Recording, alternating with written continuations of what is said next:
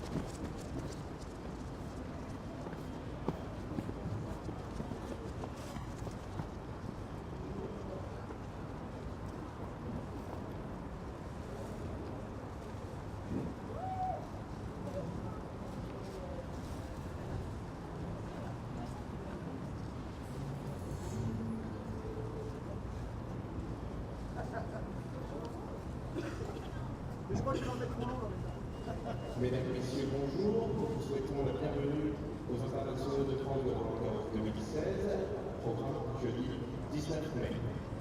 Good morning, ladies and gentlemen. Welcome to Roland-Garros 2016, Saturday, the 19th of February.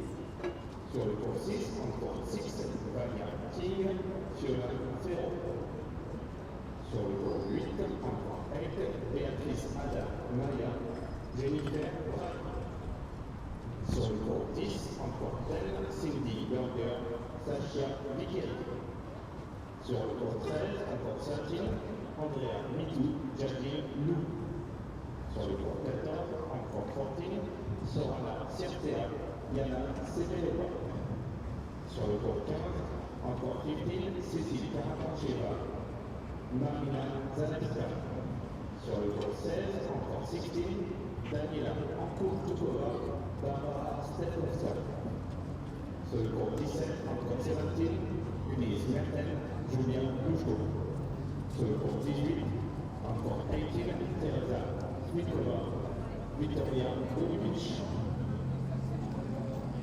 Nous vous souhaitons une agréable journée à Roland-Garros. We wish you a pleasant day in Roland-Garros.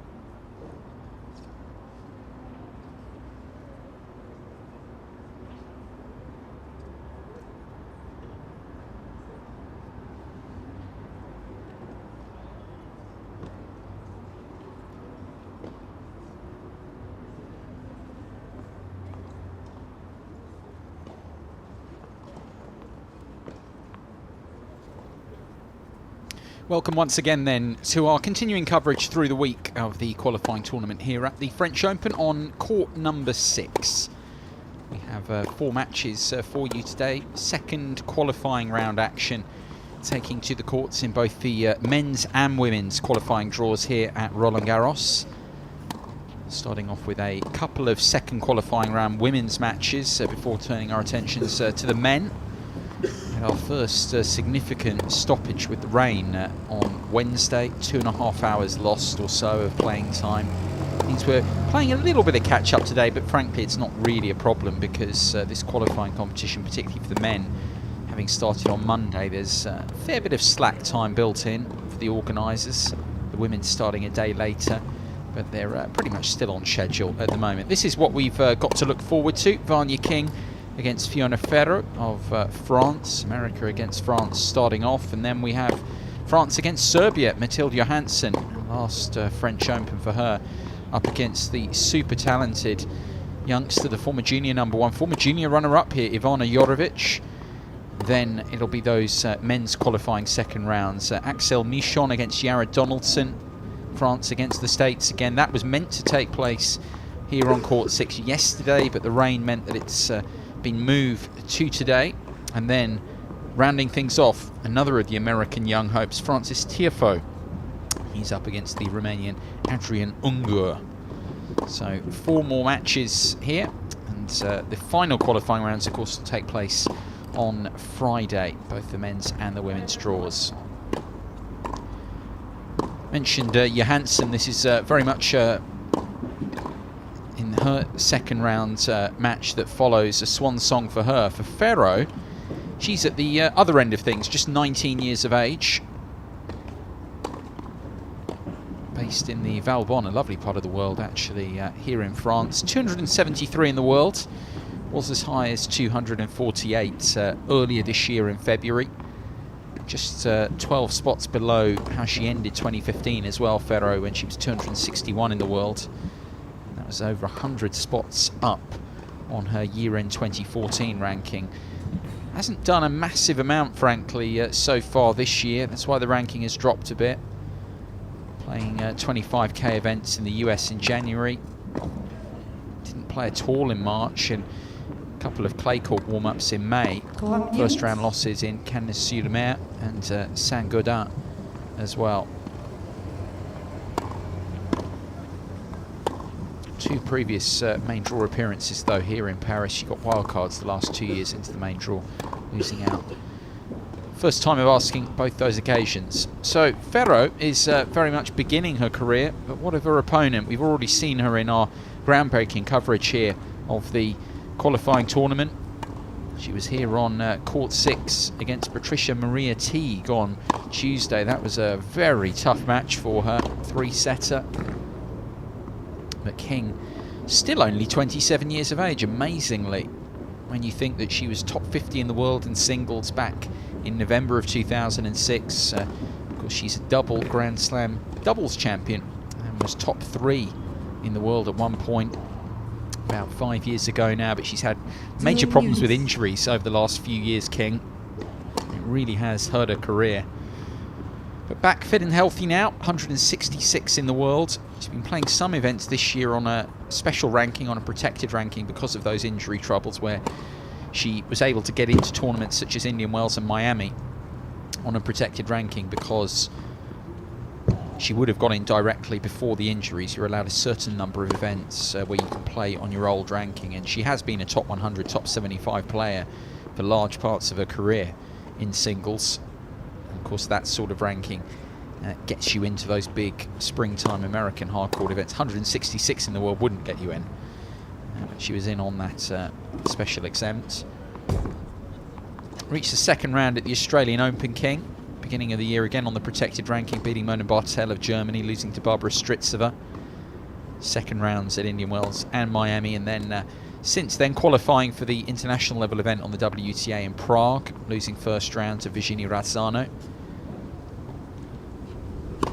And first qualifying round here, as I say, the win over Teague, the 4th seed in the qualifying, in 3 sets, 7-5 in the third. Here is the weather outlook.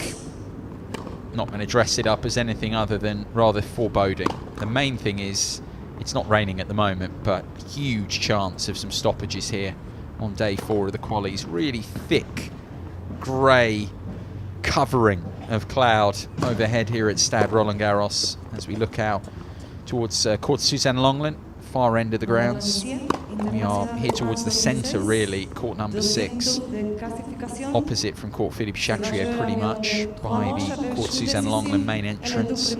Maria Fernanda Burka of Argentina in the chair for this first match of the day.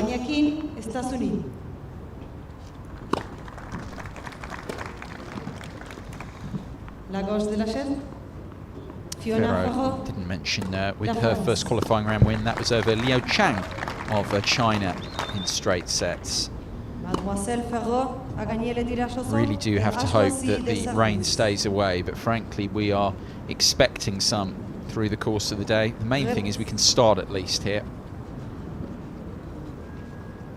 Final qualifying round berths up for grabs throughout the Thursday schedule, setting up Friday, but of course we hope the rain, the weather conditions don't play a part as well in delaying things.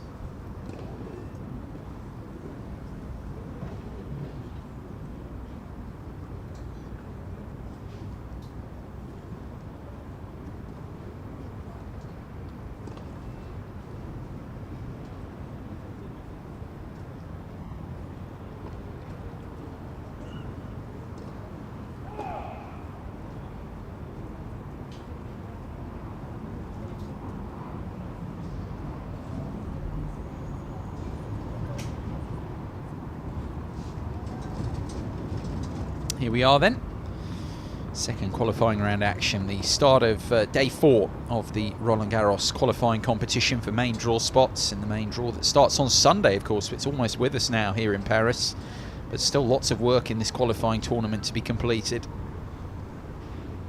Ronja King just keeping Fiona Ferro waiting here.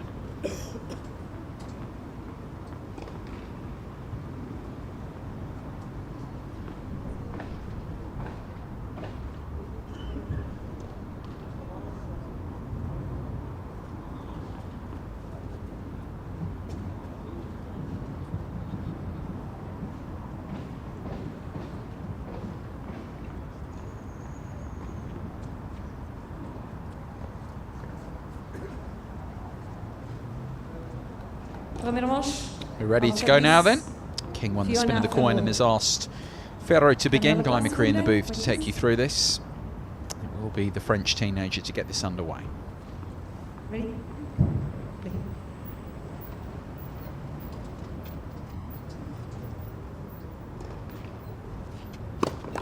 Net première séquence.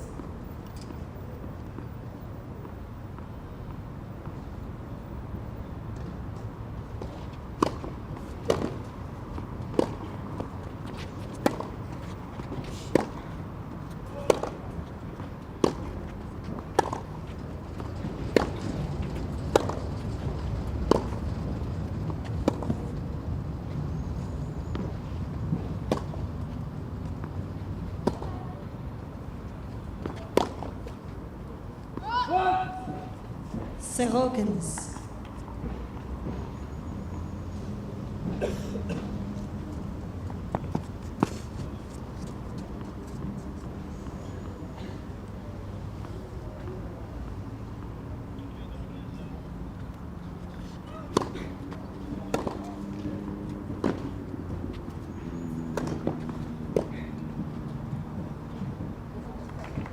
Very good return that from King early on.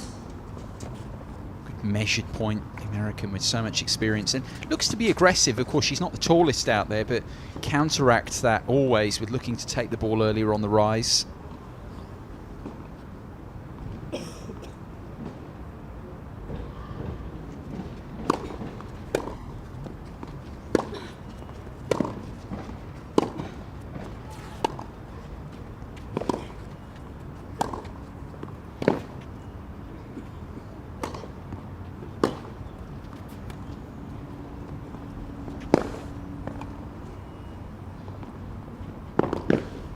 Excellent start this from the American, full of purpose. 0-40.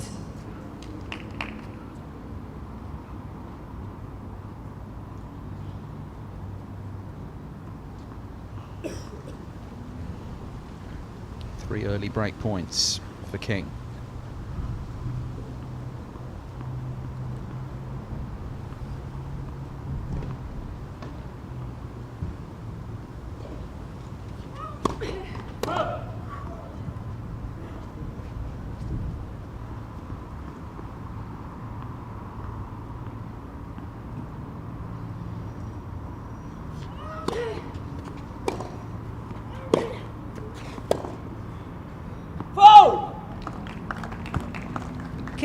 Current.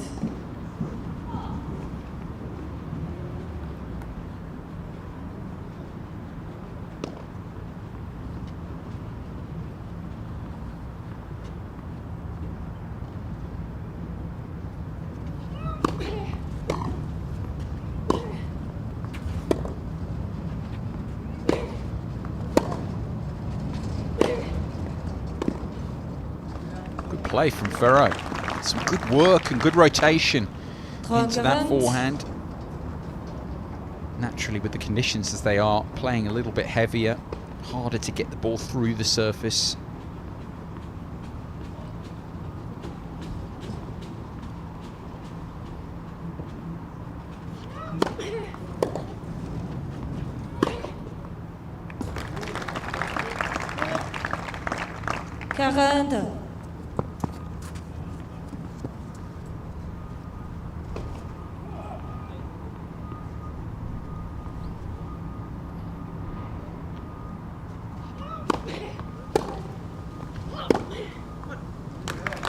Really good ball striking. Avantage Ferro. Succession of winners. King, who started the game well, but nothing she's been able to do about these last few points from the French woman.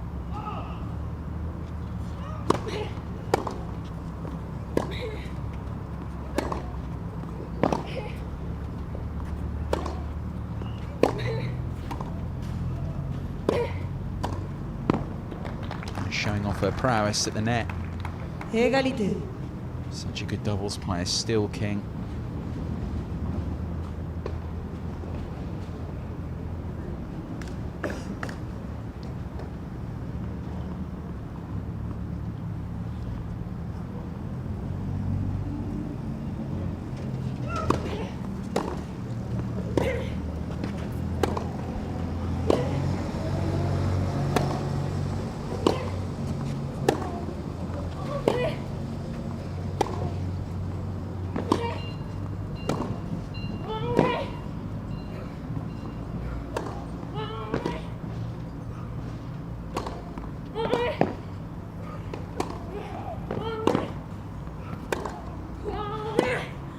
Oh, it's a shame for Ferro. She put so much into that. So many digs from the baseline. You felt like she almost deserved the point for effort at the end. She did have a chance there. Illustration again of the fact that it's quite hard to get the ball away in these conditions. King with a couple of overheads that she couldn't quite get out of Ferro's reach.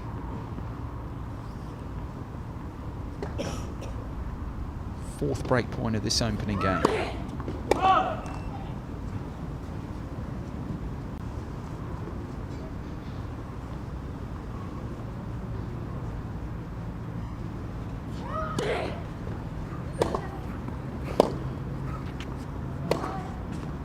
And the American does get her reward.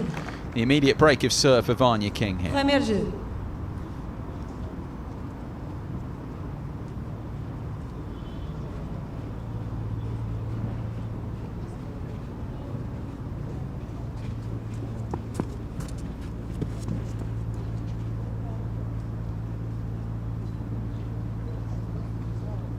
Already umbrellas up. It's going to be that sort of day, I think. It's funny actually with the weather because Tuesday, some great weather through the day, the second day of qualifying. That was when the weather was supposed to turn. It started to turn really from yesterday afternoon, Wednesday afternoon. We lost those 2.5 hours from about 4:30 local time. And then it was fantastic conditions yesterday evening. Got another match in, got about a couple of hours of further play between 7 and 9 p.m. more or less yesterday evening. Au service, mademoiselle. But these conditions Magnifique. are not nice, it's fair to say, for the spectators, for everyone. Players.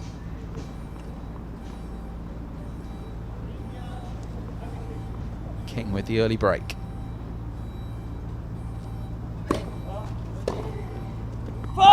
15-0.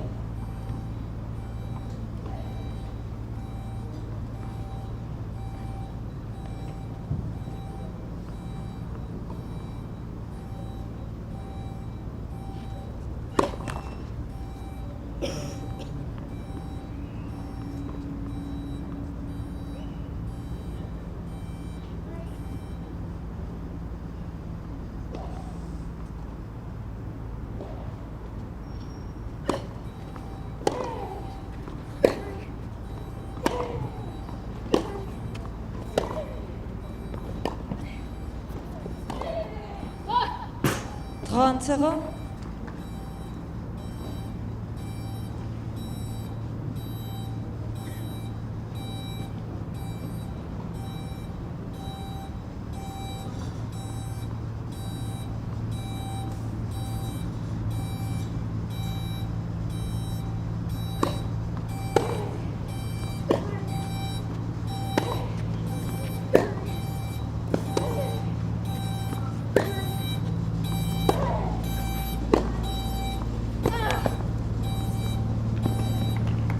Really does pack a punch on that forehand side, King. 40. You can hear probably in your television pictures some construction vehicles going by, because of course we're getting ready for the big start on Sunday. A lot of work going on around the grounds here at Roland-Garros. Doesn't just happen. Doesn't get ready without anyone putting in an awful lot of work, as the construction workers do, to get everything ready. Still, that job is going on. Mademoiselle Kinman. Rain continuing to fall lightly, but it's not stopping play for the moment, and King backing up the early break.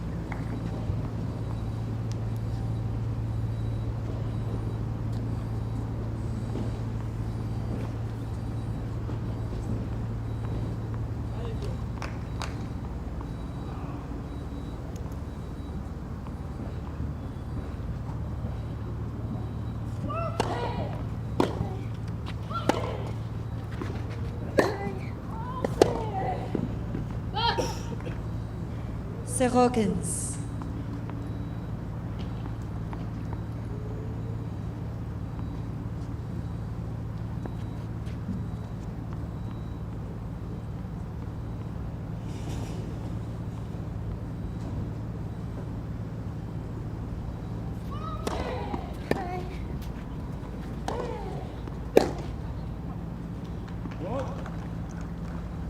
Quinze.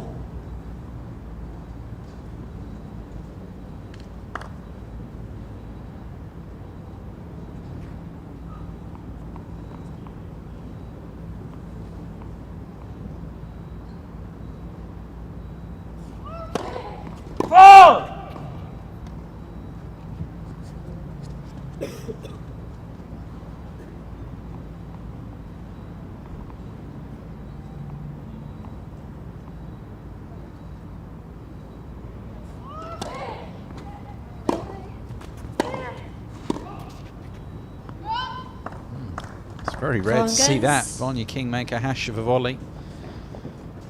Wasn't the most difficult one. Let it fly off the strings. Take another look at it here.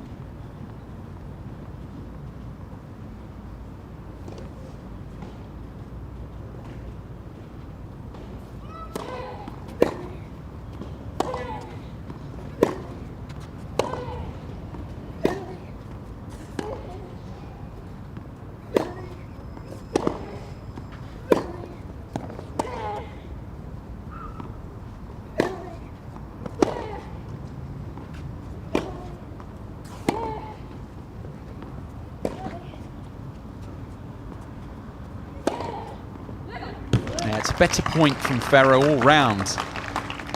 Trying to use height on the ball. Because of course King not the tallest. You can see here this ball where she's having to take it on the backhand side. And how you able to flatten it out with their next shot.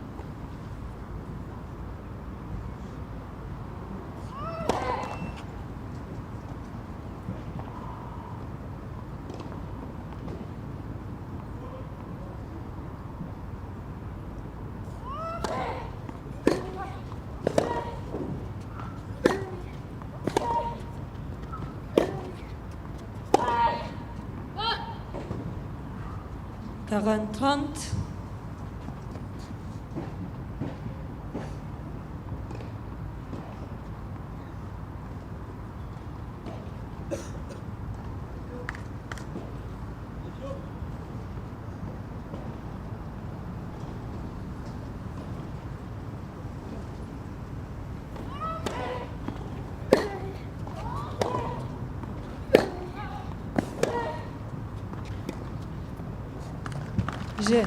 Mademoiselle Ferro on the board, the French woman here, still trailing by the early break at 2-1 to King, first set.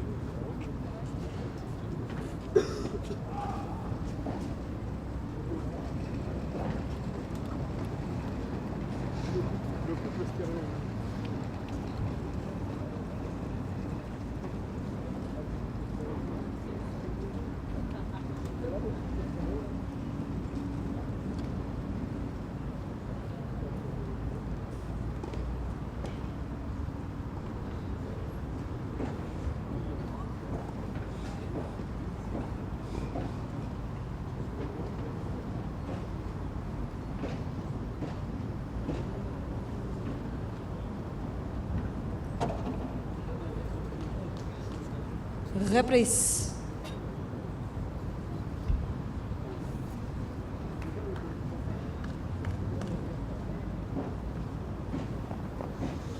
The weather continues to remain good enough to play at the moment. Just some spots of rain really over this first quarter of an hour of play here on court 6. Indeed the other courts as well, looking around, lots of second qualifying round action going on at the moment. Vanya King here, up the early break of serve. 15-0.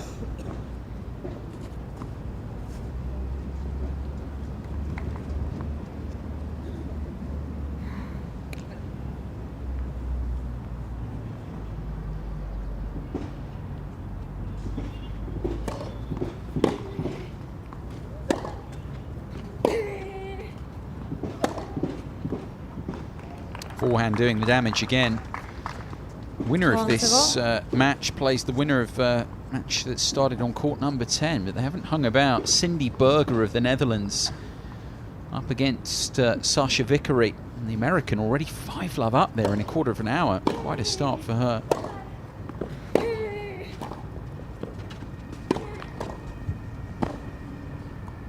Yeah, it's good. Nicely done from Ferro. Possibility, of course, Ferro and Berger, for that matter, will have other things to say about it, I'm sure. Possibility of an all-American final qualifying round there. Should Vickery continue that run of form, and this is very early on, but should King come through this, the Americans would go head-to-head in the final qualifying round.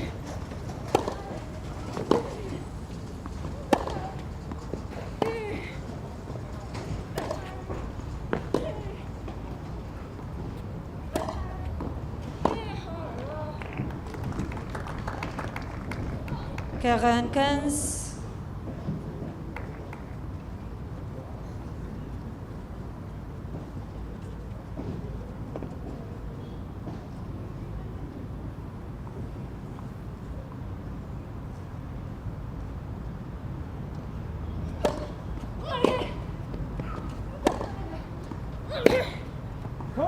Je, Mademoiselle King. Mademoiselle Kingman, 3-1.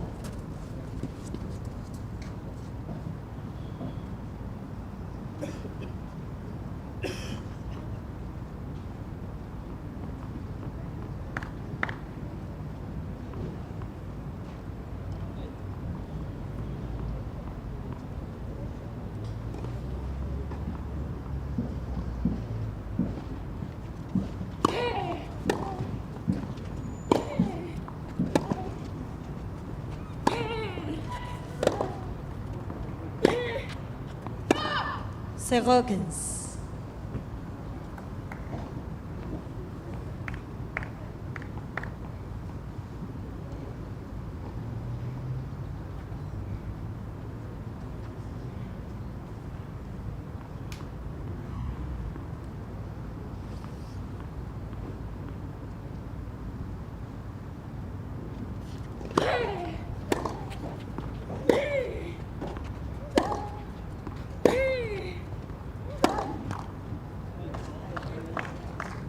Kanza.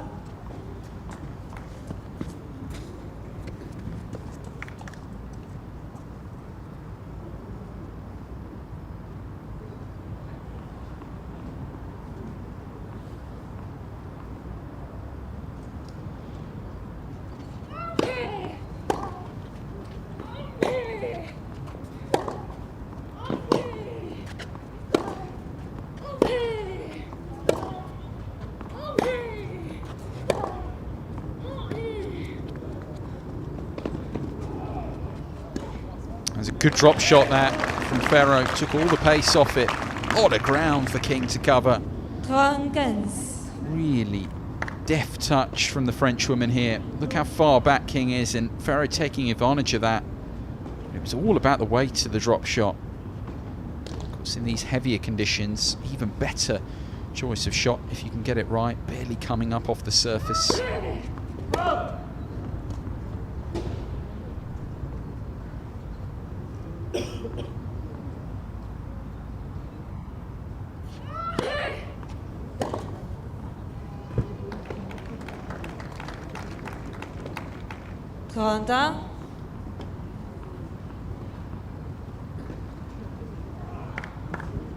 Looking for this second break of serve, King.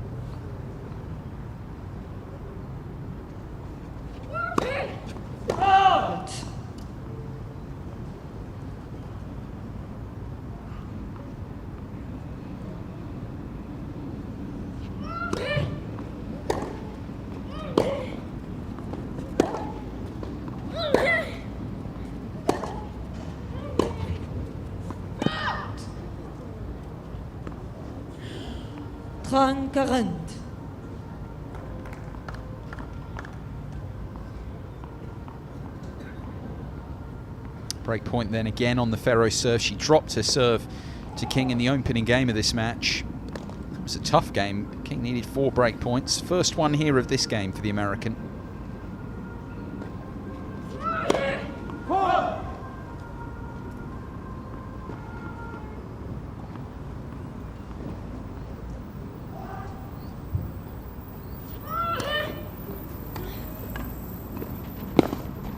Je, Mademoiselle King. Mademoiselle Kingman, 4-15. Another break of serve then for King. Comfortable now. The American at 4-1 first set.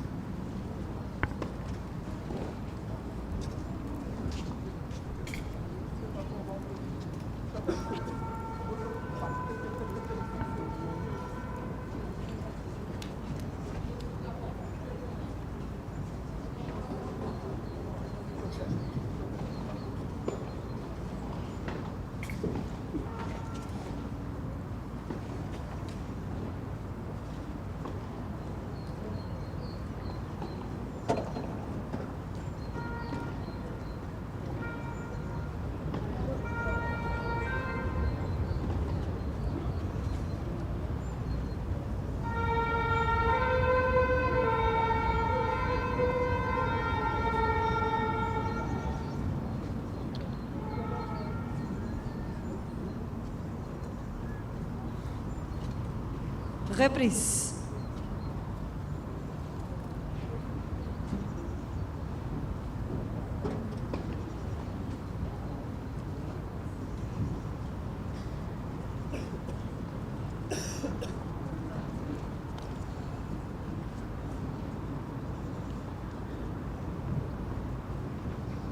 Two breaks up now, Vanya King, in this second qualifying round match on Fiona Ferro at 4-1.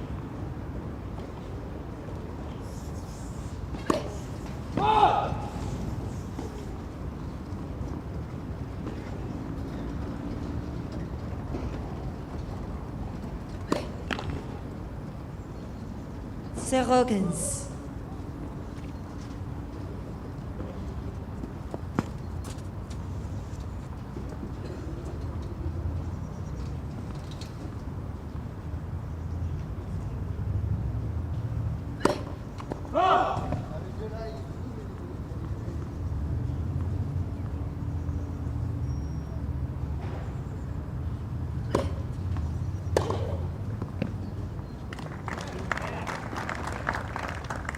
Zéro 30.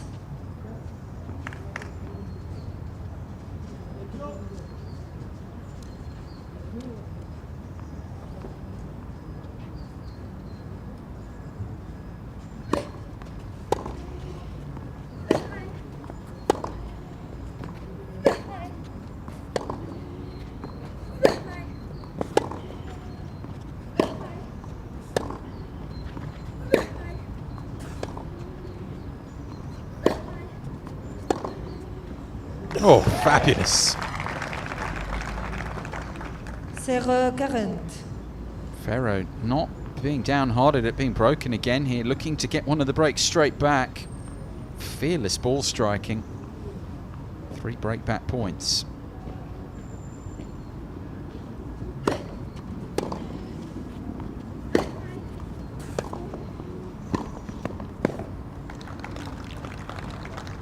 Quinze 40.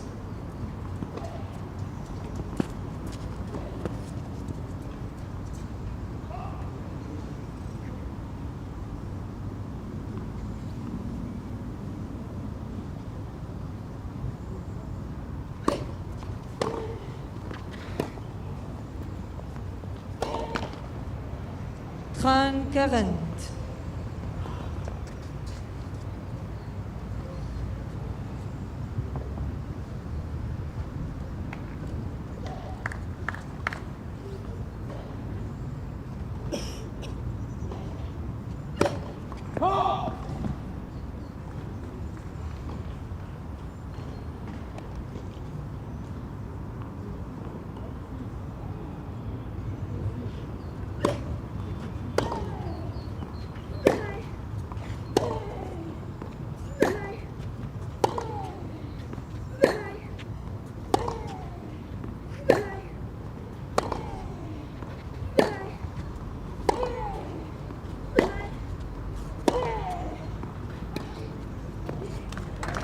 There is one of the breaks back. Ferro. Encouragement for Ferro and the French support here on court 6. Mademoiselle Still Kinman, trailing, but now 4 jeux à 2. just by the 1 break at 4-2. Reward there really for her ball striking in that game, which was excellent. Still in trouble, but a bit more hope now.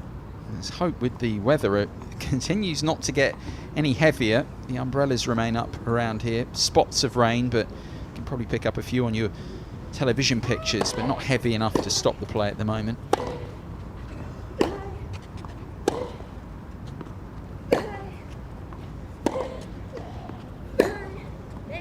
Now King responds, leans into that one. 0-15. Sitting up.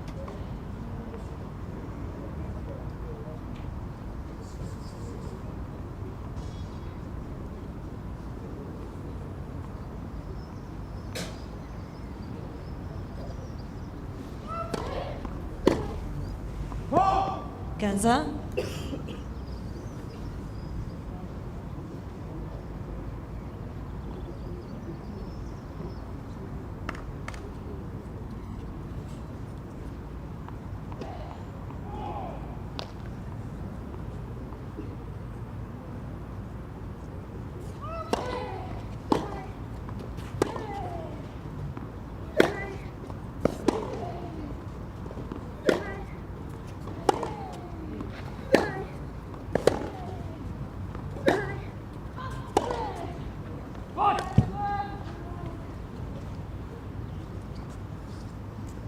Quinze 30.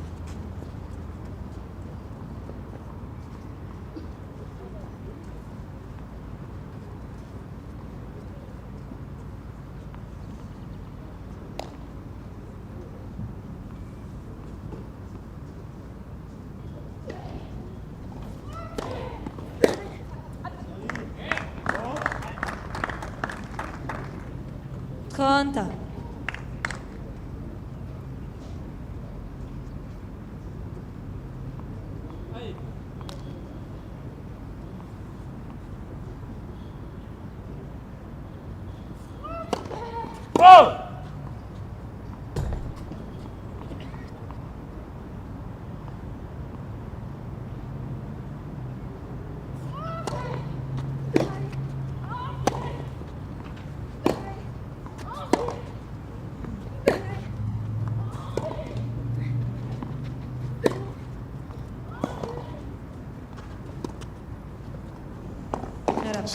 Sublime drop shot from King. A little bit of side spin on it as well. Too good for Ferro. Take another look at it here. Just cuts across this ball and therefore takes the pace off it, but also gets that deviation and gets the check in the heavy surface. Made it an even better shot. Break point.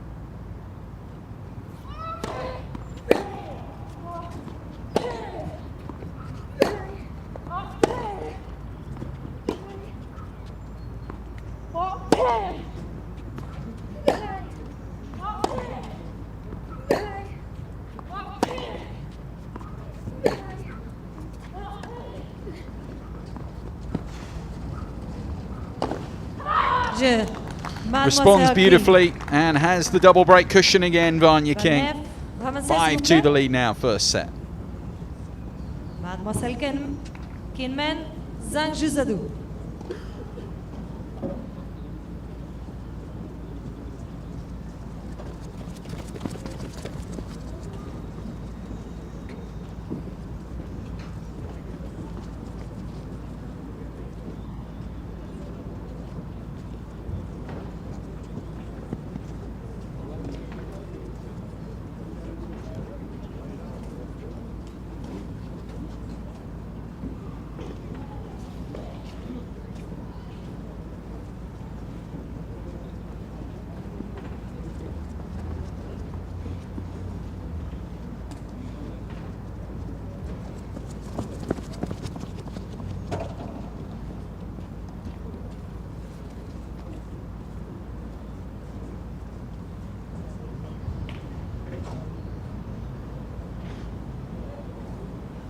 Reprise.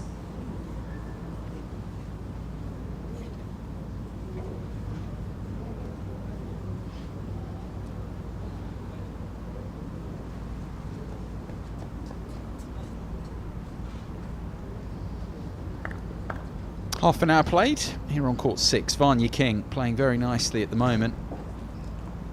2 breaks up again, about to serve for the opening set of this second qualifying round match with the new balls, of course, as well. New set of bablets.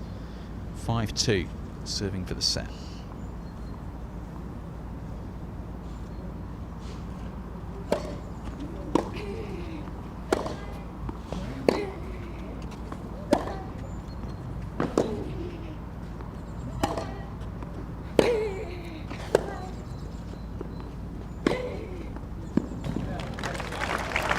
Saw from Ferro though when she was 2 breaks down at 4-1. She didn't throw in the towel by any means. Predictably, really, in these conditions, and also the nature of the players here, the matchup, likely to see quite a few breaks of serve. The 4 already.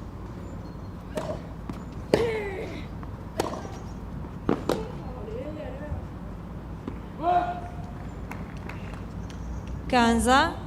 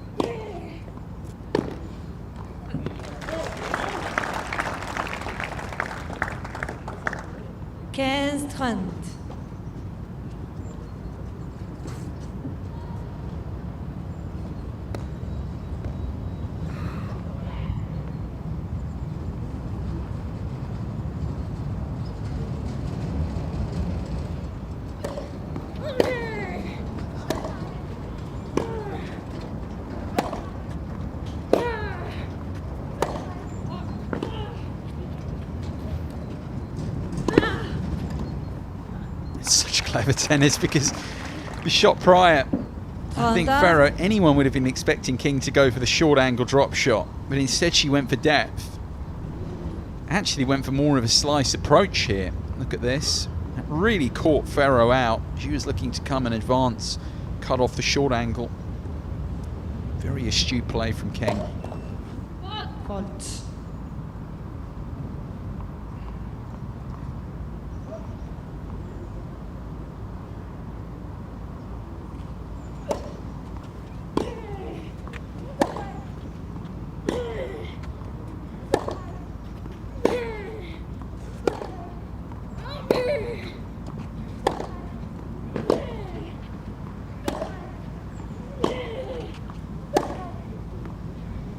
Take that, she says. Set point then for Vanya King.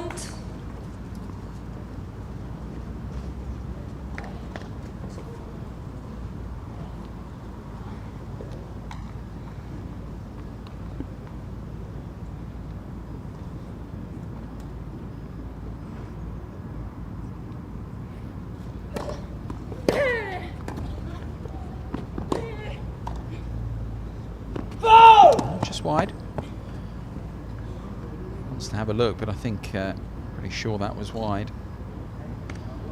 King accepts. Tell you that on court number 10, mentioned the winner of this match plays either Cindy Berger of the Netherlands or Sasha Vickery of the States. The final qualifying round. Vickery's taken the first set there 6-2.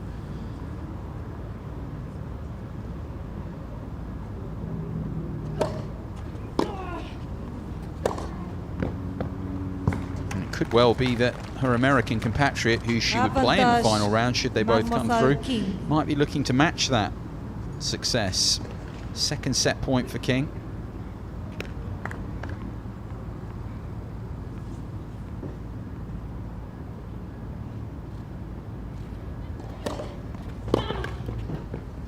And it is a 6-2 scoreline for King. Mademoiselle King. The American off and running here against the French woman. A set to the good.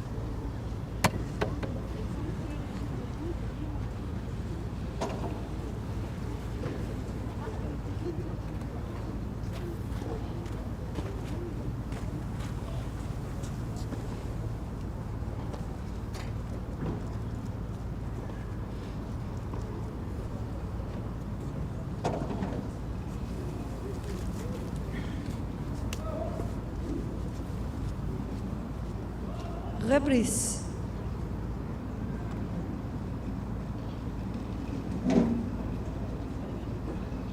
Continues to remain dry enough. A few umbrellas around on court 6, but a few of them being put down as well. The promised really heavy band of rain hasn't come as of yet.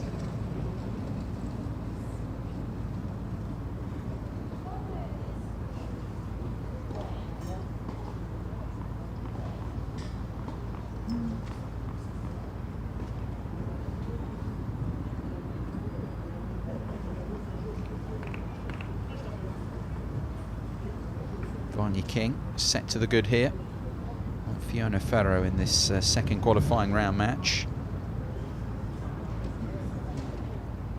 Bit of movement around at Ferro's end of the court, which is causing the disruption.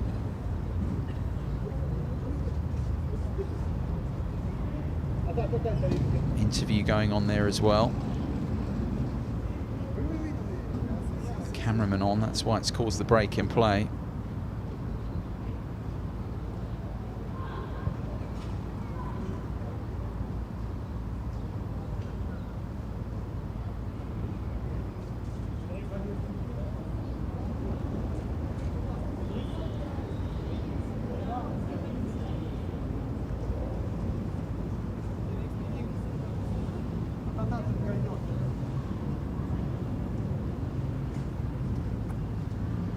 Not really sure what's going on here, why people are just being allowed to come in like this. I mean, ultimately the tennis is the main thing that should be going on. This is a broadcast interview going on at the side of the court.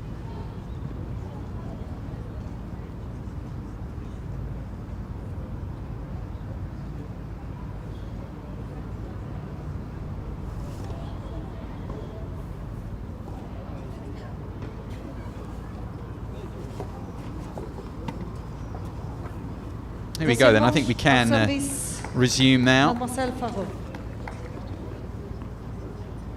Unwelcome break in play really for the players.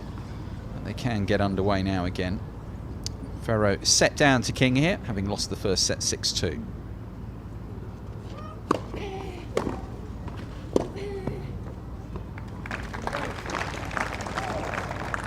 Tiafoe.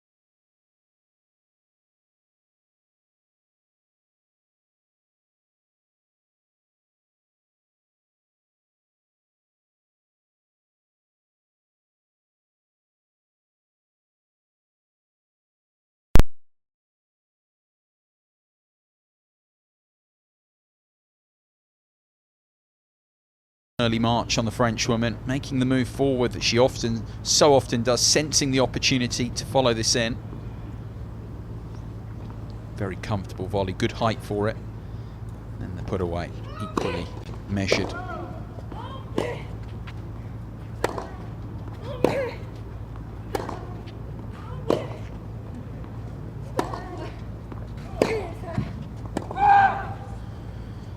Long from Ferro. And it is King who breaks immediately. Second set. Premier jeu, deuxième manche.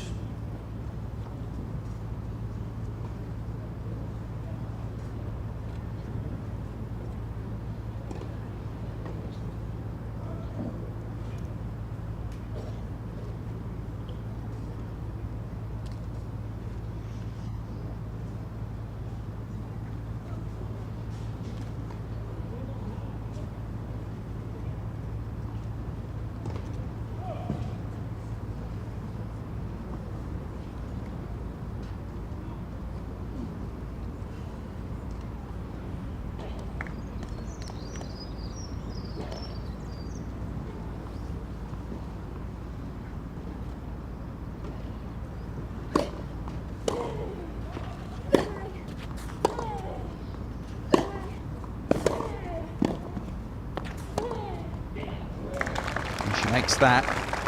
King couldn't really make the first volley stick there.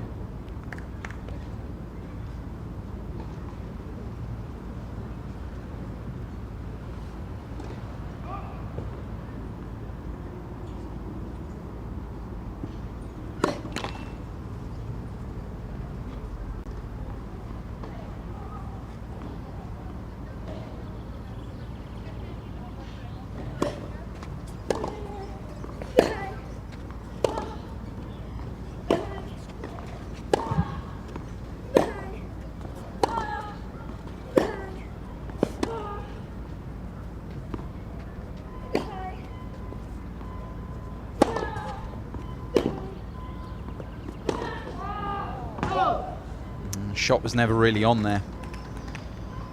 Far back and 15. that wide of the court as well. Would have been better just to go with a more percentage play, Ferro. So they're trying to go for the big line winner. Very tough shot to pull off from there.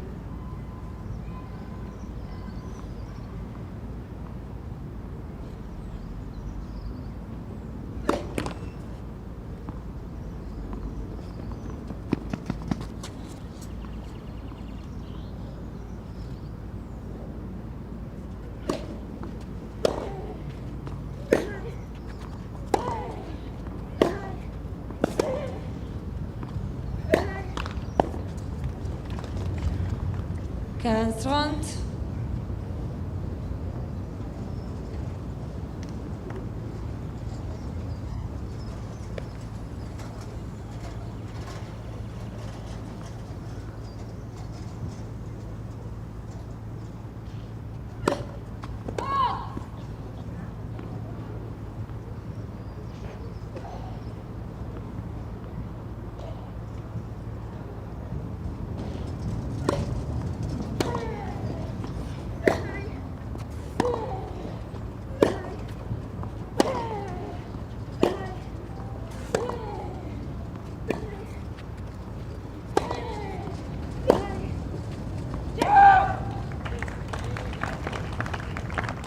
Quinze 40.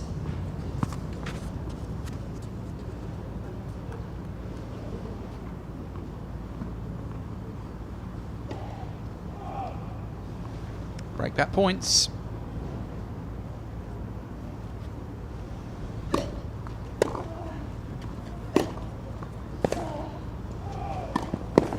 Much better from King, so incisive with the approach. 30-40. Made the volley easy.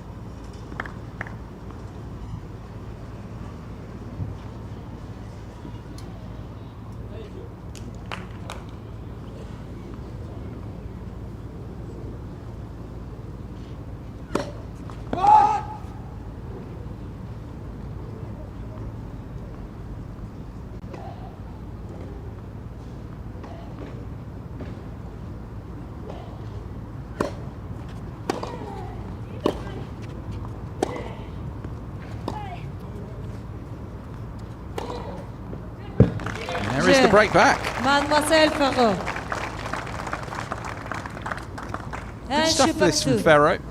Struggling on her own serve, but showing that she can create opportunity on Kings as well. Getting the break straight away back at the American their second set.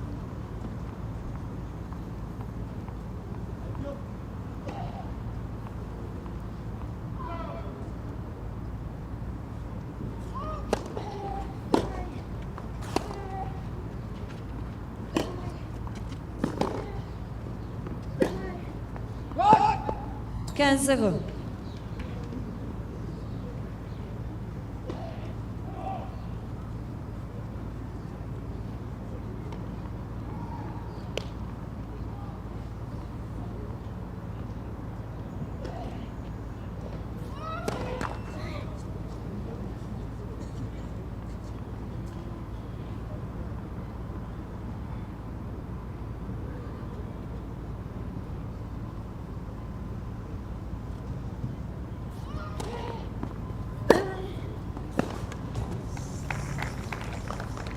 Kanza.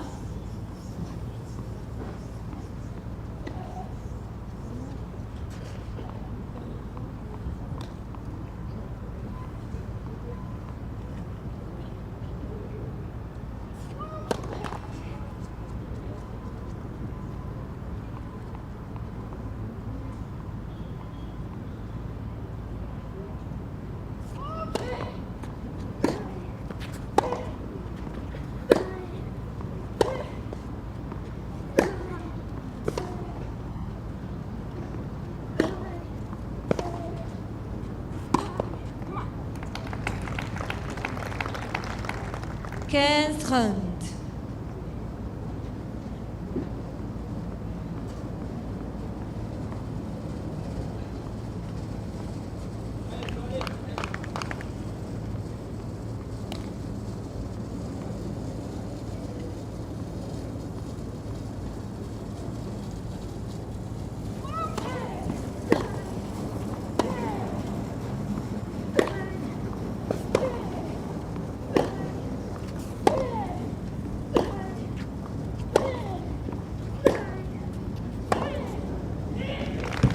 Super shot. 30.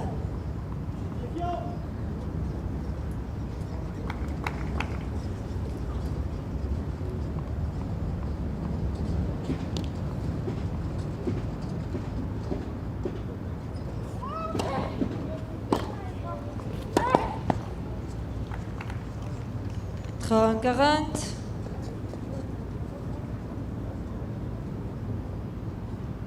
Try as she might, the problem is Ferro can't get any rhythm going really on her own service games. She's only held once in the match so far. That was the third game of the match. King having broken it the last 3 times, looking to make it 4. 40.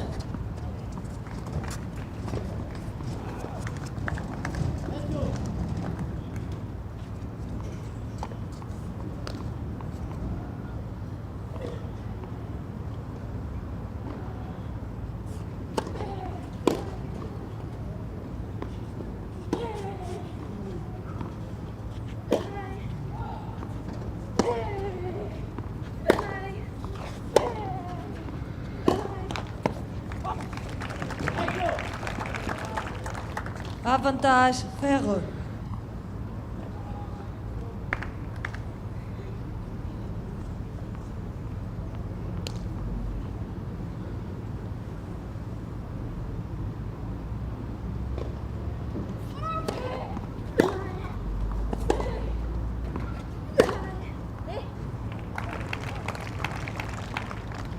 Égalité.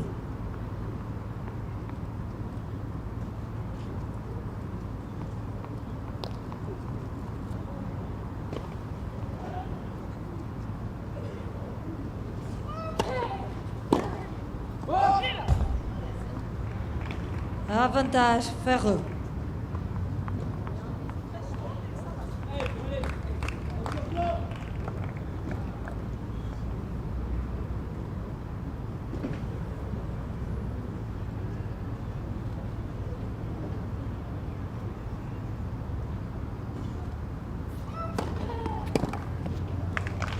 Very well done. Saves the break point, Ferro. Ferro. She leads in one context.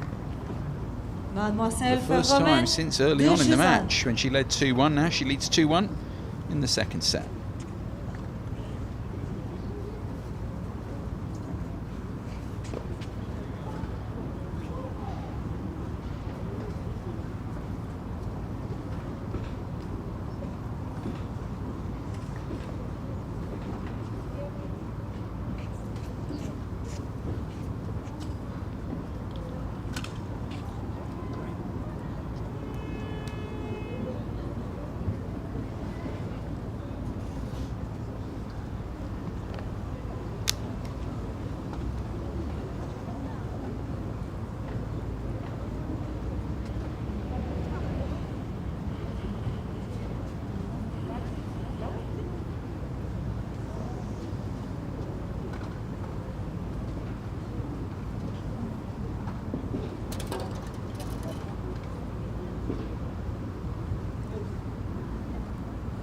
Reprise.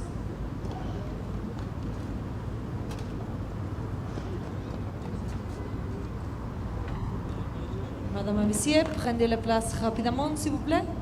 Merci.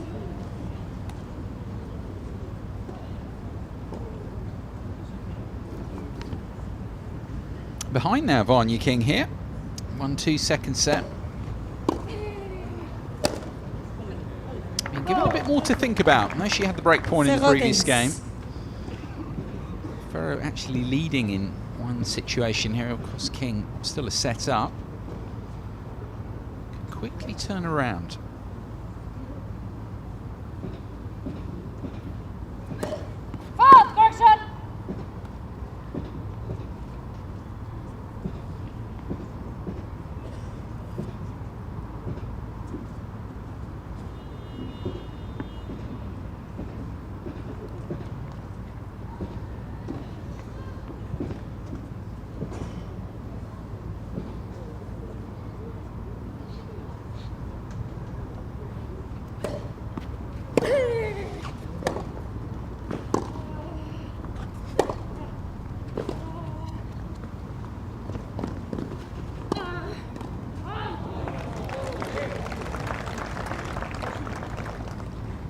15.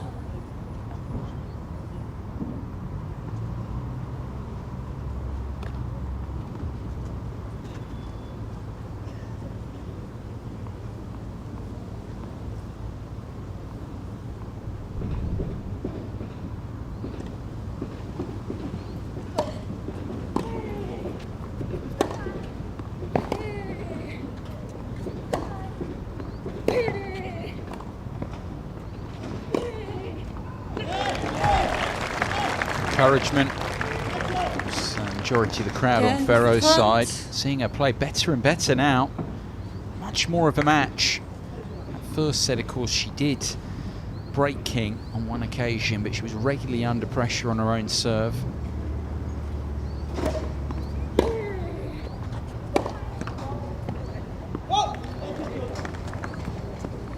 Current. Now it's an opportunity here for a third game in a row for the French woman.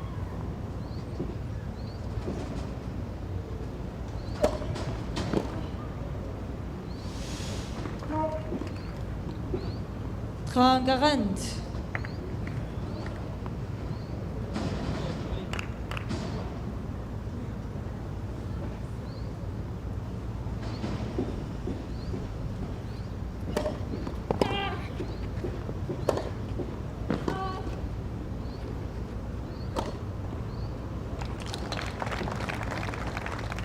Quarante.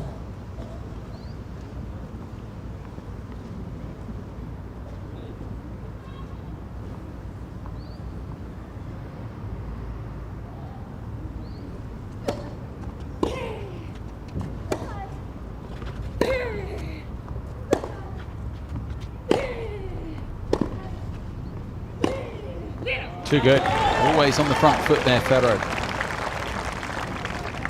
Avantage, Mademoiselle Ferro. Taking it to King. Pushing her off that baseline.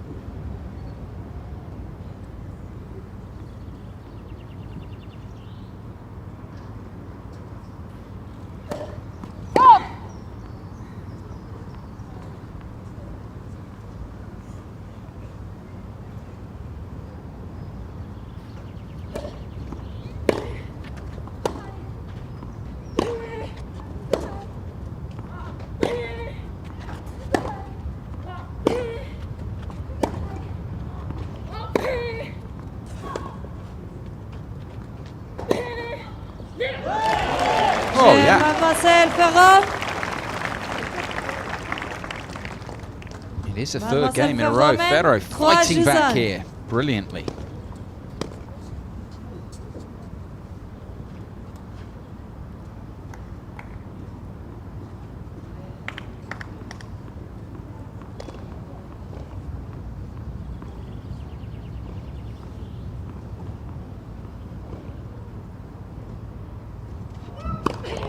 Net première service.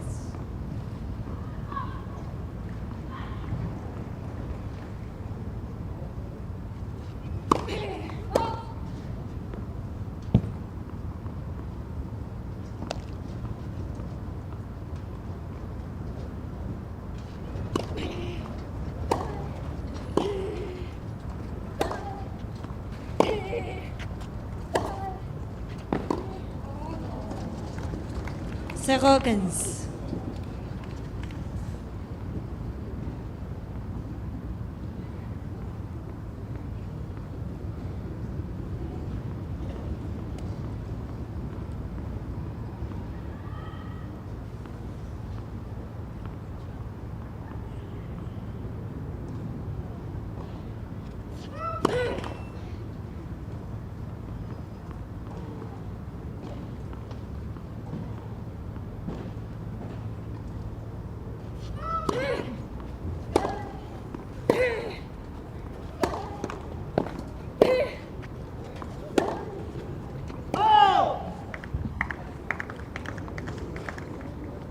Kansas.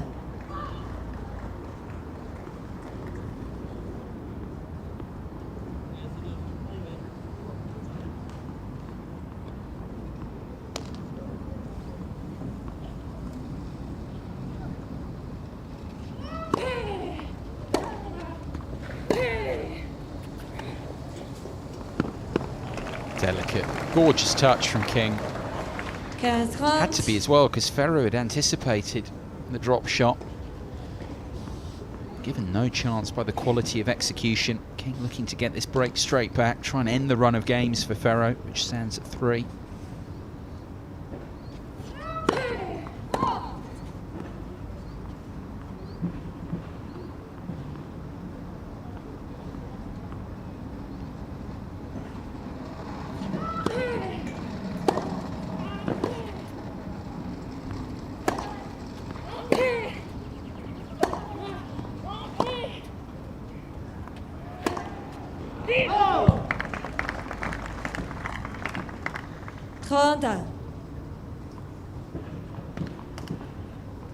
Now played then. Match in the balance. King set up, but a breakdown in this second set.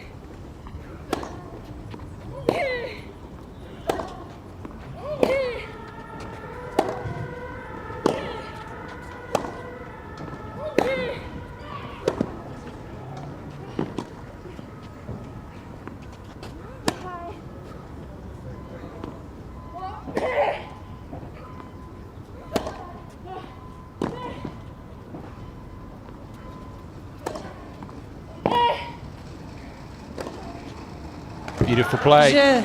King breaks straight back. Ends the run of games for Ferro at 3 in this second set. Ferro mène 3-2.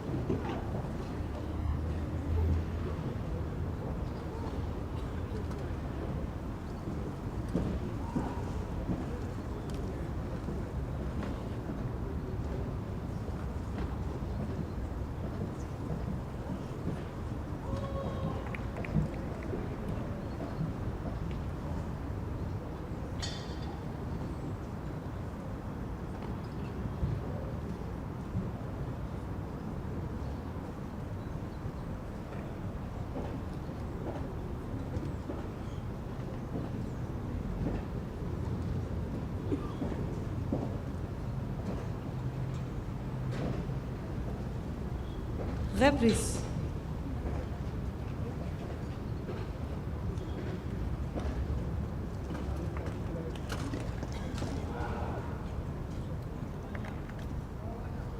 Back on serve then in this second set, Vanya King having ended the run of 3 straight games for Fiona Ferro, the French wildcard. King, of course, still set up, serving here at 2-3 down in the second.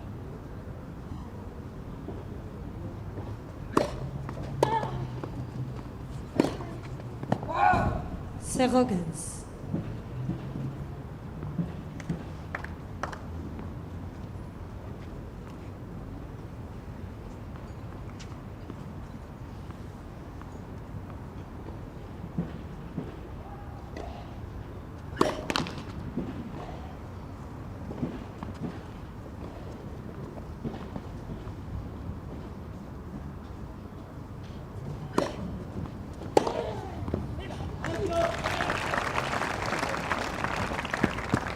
0-30.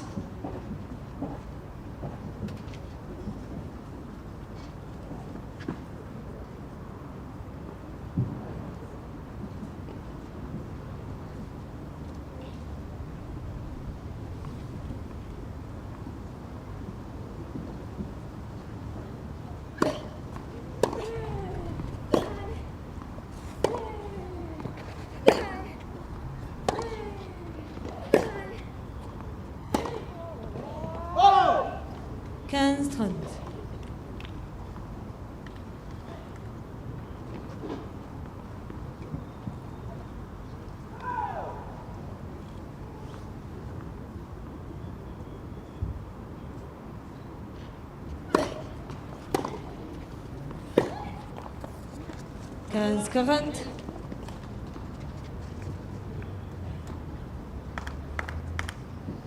And the run of breaks might be set to continue here. Did say there will be a few in these conditions, this matchup as well. Already had 4 in the second set through 5 games. Current. 4 breaks in the opening set in 8.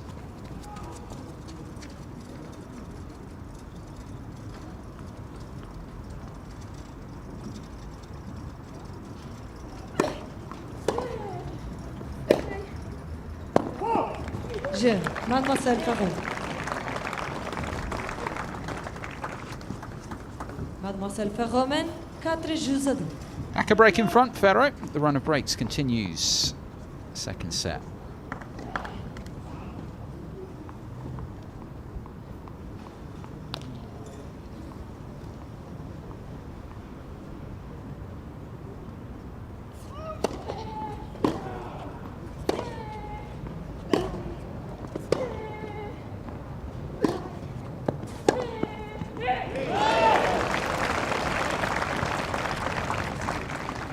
Zero.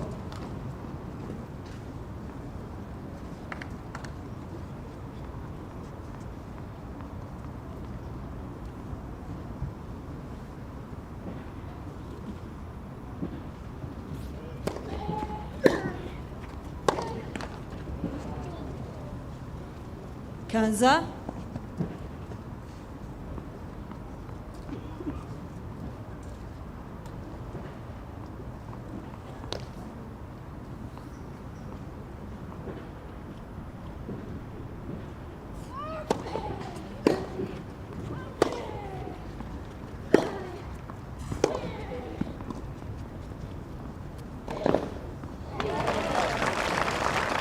Taking the attack, running that ball down as well.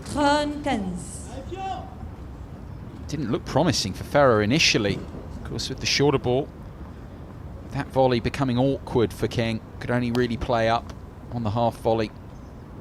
Ferro quick to pick it off. Now the ace as well. First to the match. Good for a 5-2 lead.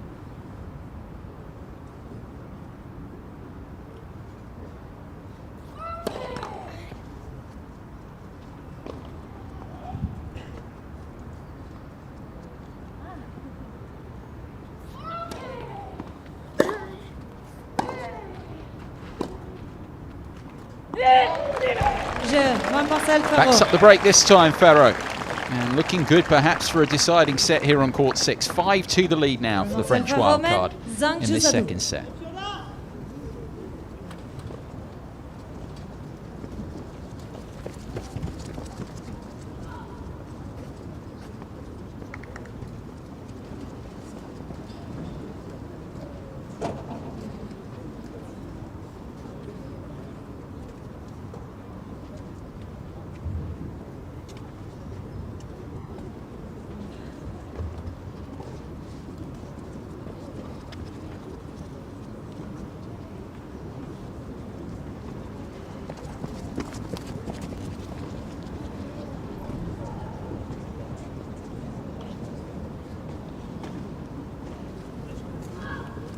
puis la fin du set là, puis après je vais déposer les cartes.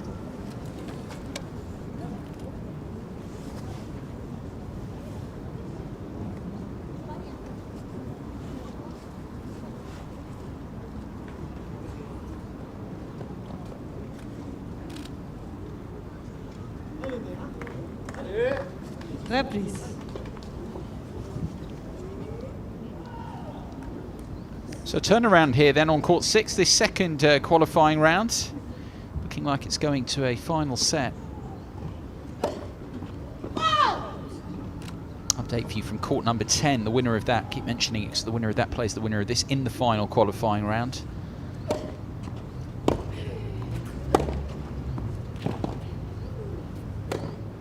Cindy Berger of the Netherlands and Sasha Vickery, Vanya King's fellow American.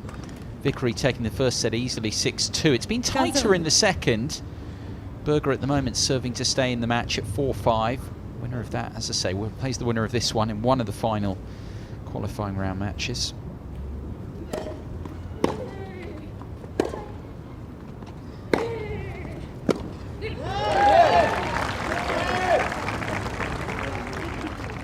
Kanza.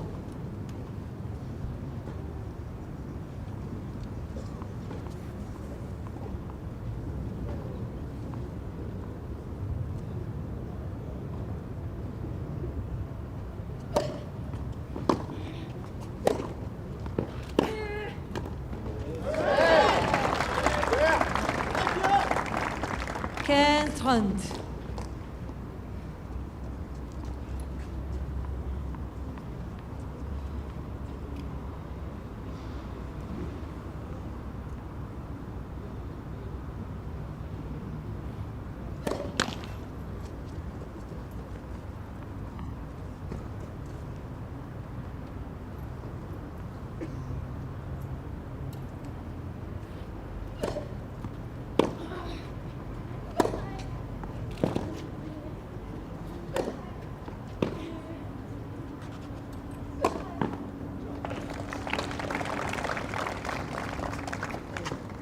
Honda.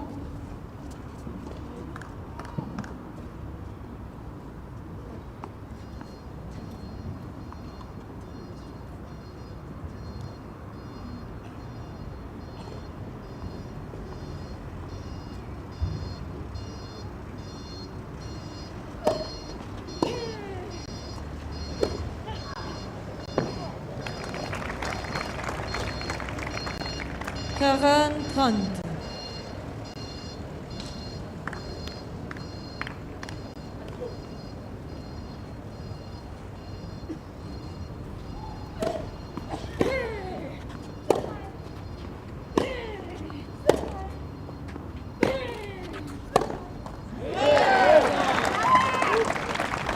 Turnaround here. I wouldn't say that King's been watertight on her serve through the match. She's always been able to play the role of aggressor more consistently than Ferro until these last few games.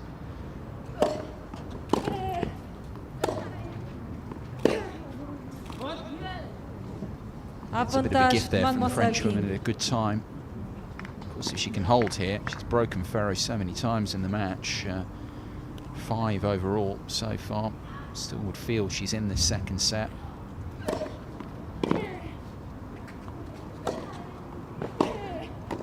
Didn't do enough with the approach, King. Punished for it.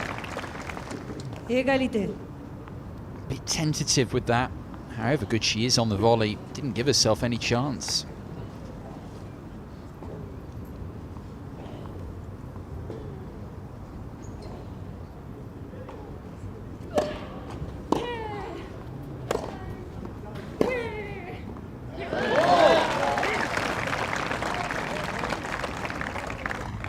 Avantage, Mademoiselle Ferro.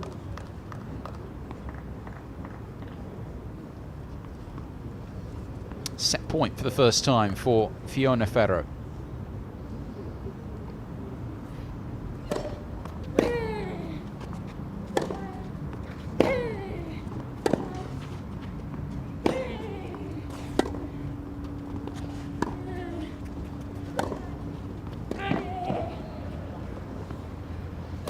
Well, she's done really well to get out of that hole, King. Didn't look promising. Et égalité. Just got a bit caught there, didn't she, on the little slice. This shot here lost her way after that. It was really a nothing ball after dominating so much of the earlier part of the rally with her ball striking.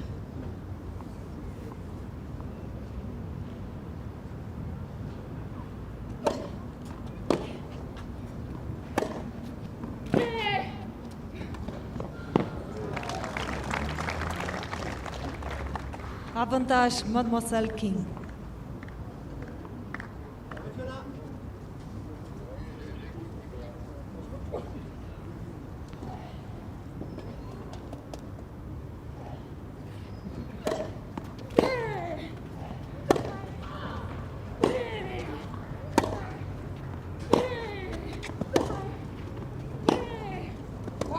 Je, Mademoiselle King. King saves the set point, keeps the Valnef, second set ramassez, alive, s'il vous and plaît. Ferro will have to look to try and serve it out now. Mademoiselle Ferro mène, Zan joue à 3.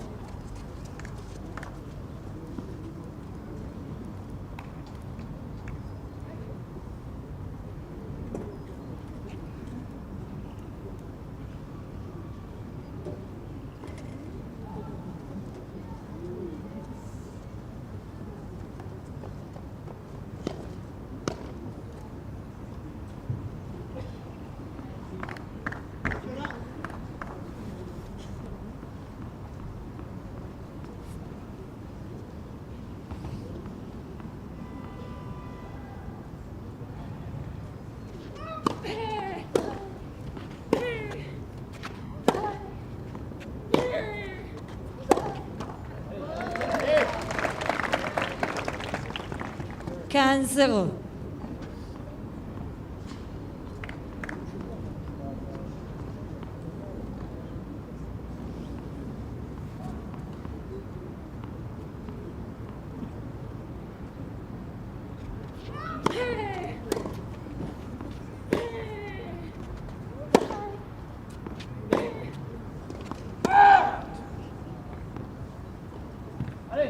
Quinze.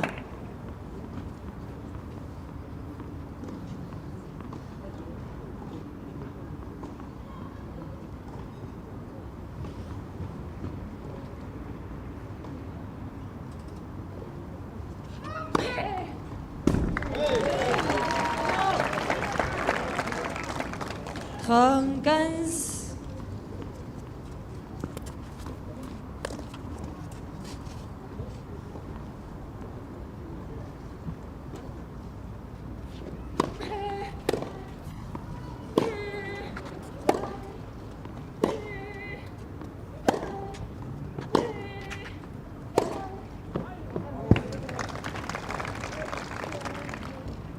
Trente.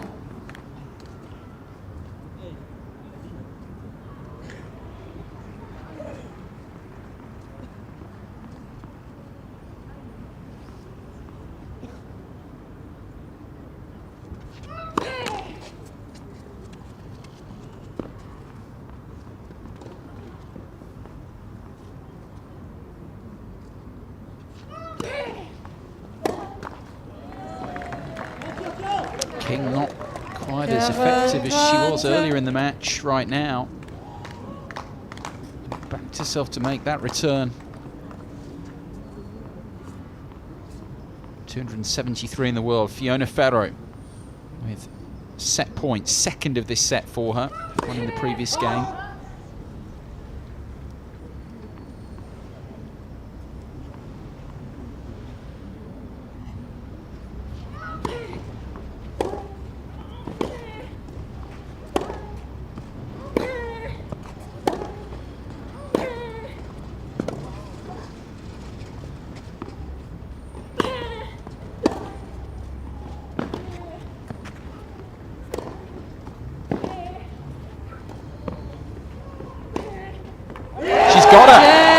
Huge roar from the crowd here on court 6. Fiona Ferro, the French wildcard, 273 in the world, levels up here in the second round of qualifying with Vanya King of the United States. She takes the second set, 6-3. Un match partout.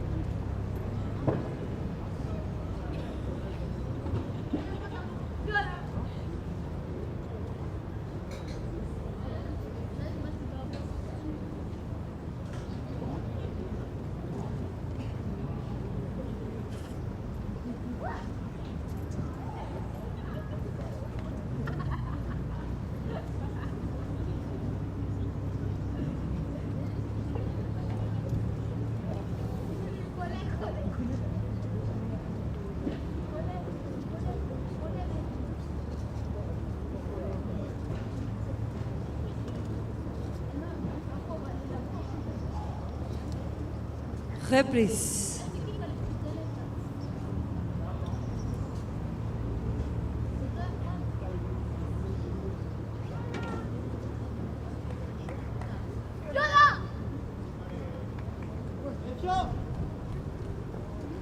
One set apiece then here on court 6, our first match of the day, second qualifying round in the women's draw. Fiona Ferro of France, the wildcard, 273 in the world, 19 years of age, hitting back to a set apiece with 27-year-old, much more experienced Vanya King, Californian, 166 in the world, of course, coming back after injuries. All to play for then, a one-set shootout for a final qualifying round berth. King to begin the decider.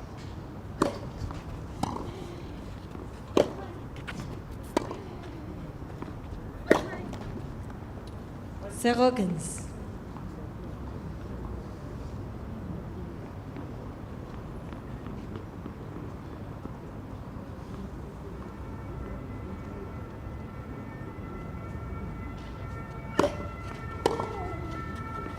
Quinze.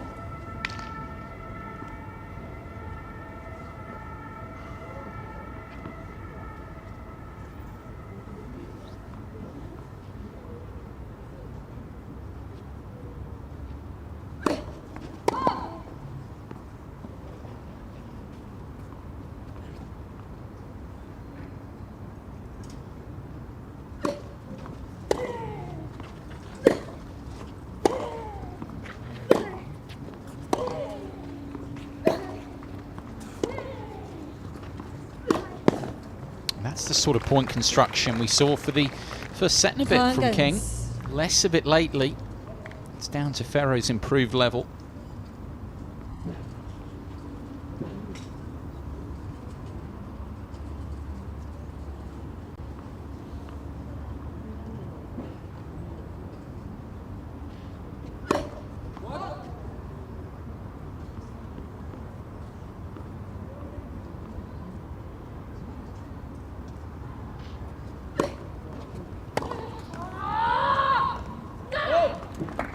Quarante-quinze.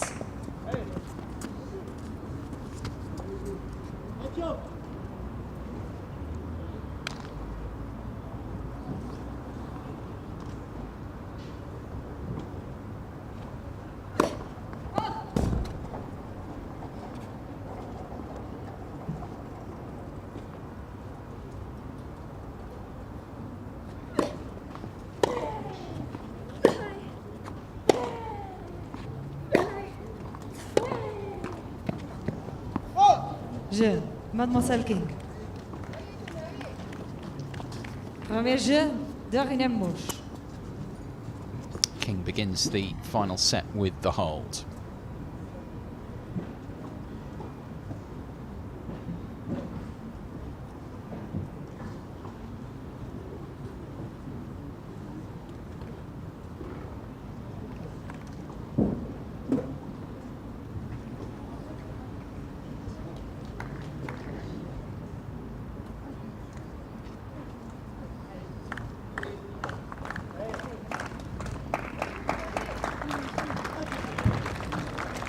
Look back at the numbers from the second set between King and Ferro there, and the improvement in all regards really from the French women, clear to see.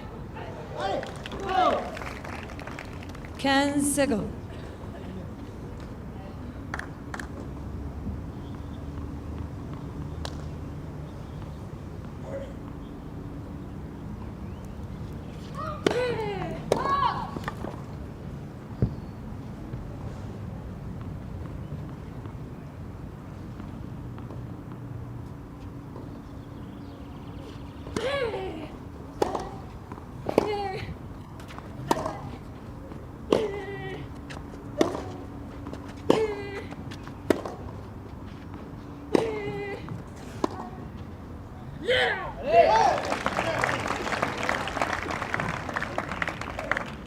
Zero.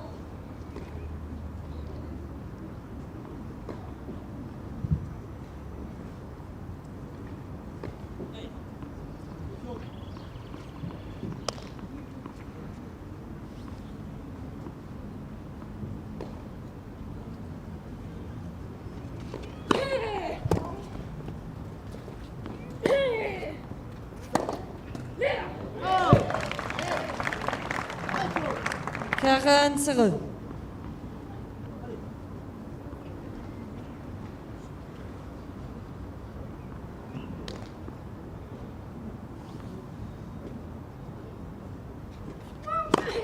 Net premier service.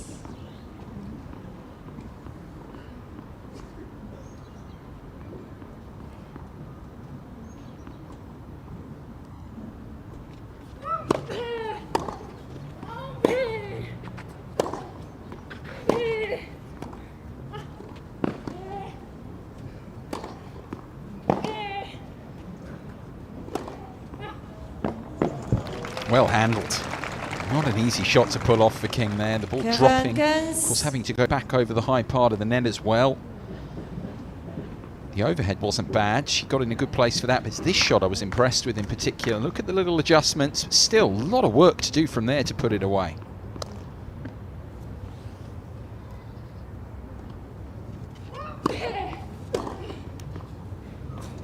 Now a solid return as well. Ferro not able to get that wide enough, that slider. Coming back in this game, King.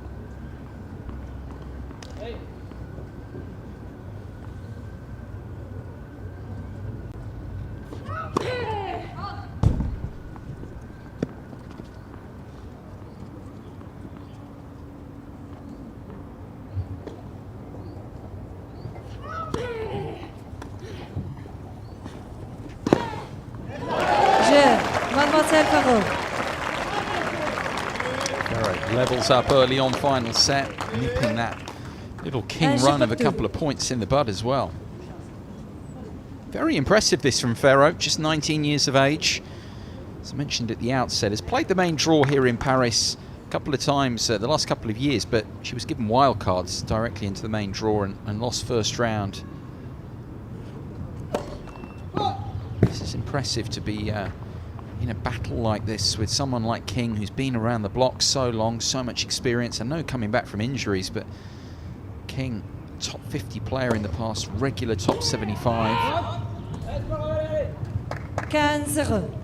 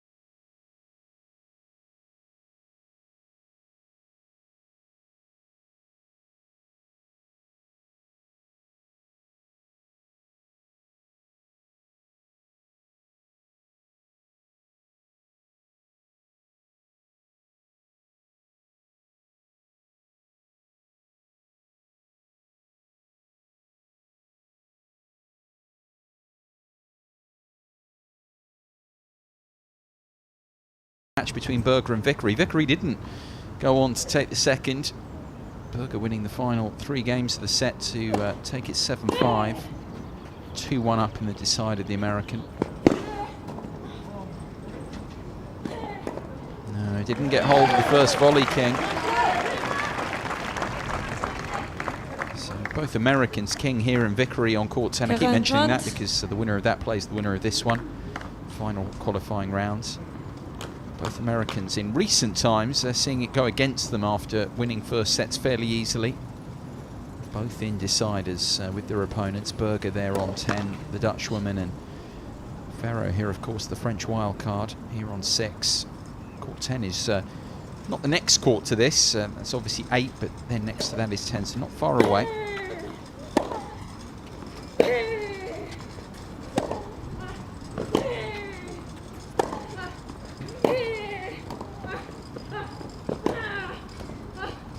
Second time around, a very good short angle found by King, and the American leads on serve 2-1, deciding set. Mademoiselle Kinman, 2-1.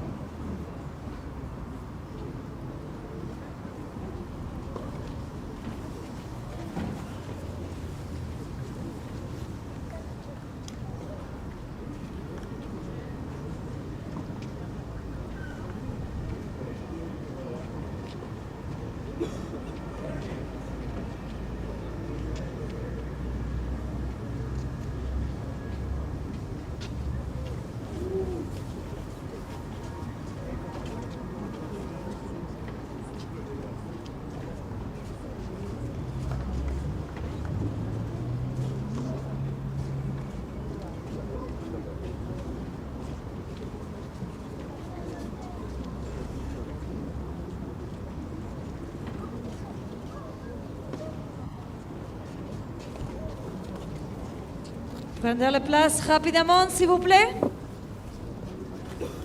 Reprise.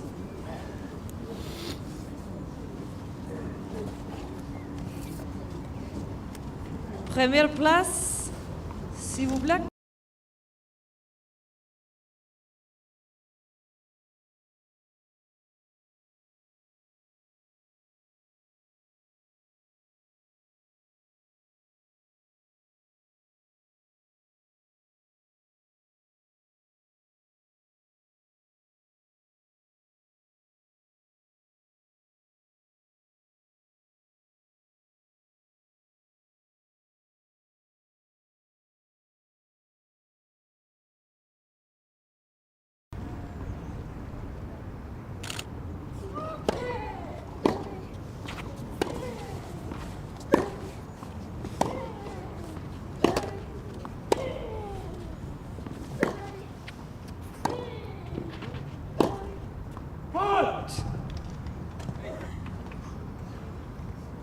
Cancer.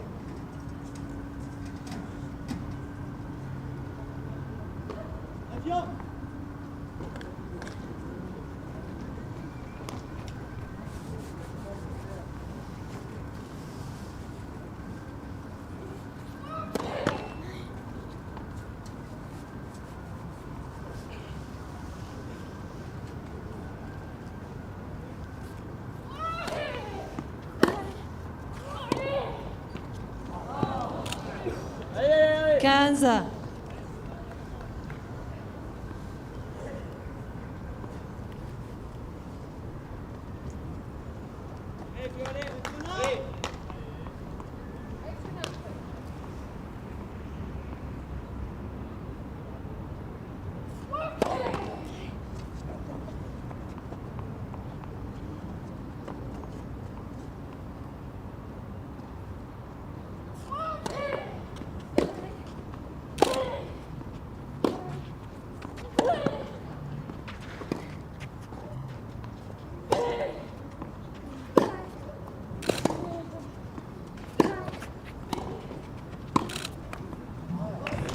Not the most conventional of putaways from King for once at the net. Cantrant. Cut across that final volley there. See it again, hopefully, on our replay. Got the job done.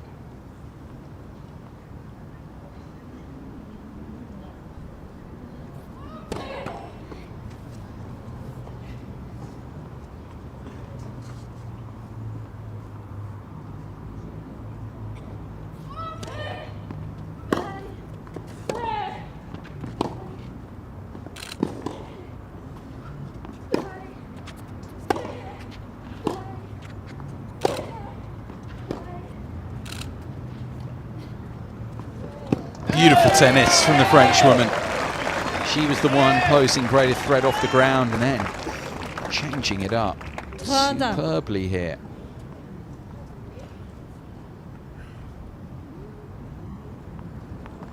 Good tussle this now.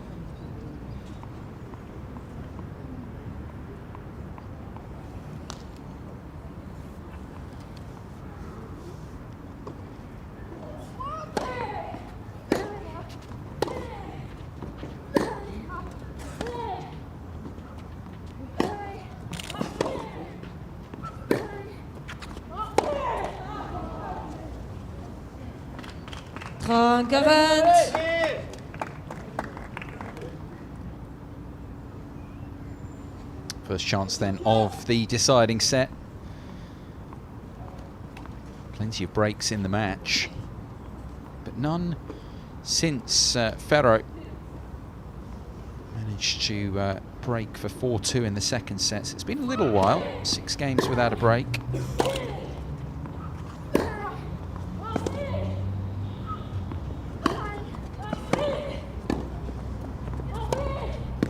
Oh yeah, didn't look like she was going to take that point. Will feel that although Ferro's done well here, she had chances, didn't get hold of that approach, didn't really knife that volley either, allowing the Frenchwoman back into the point. Break point saved.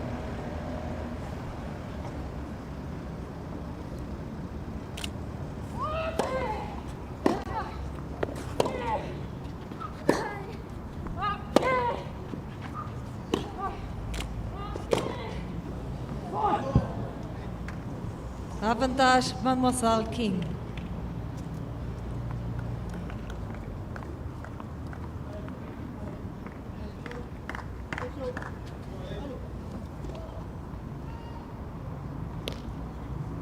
Second break point.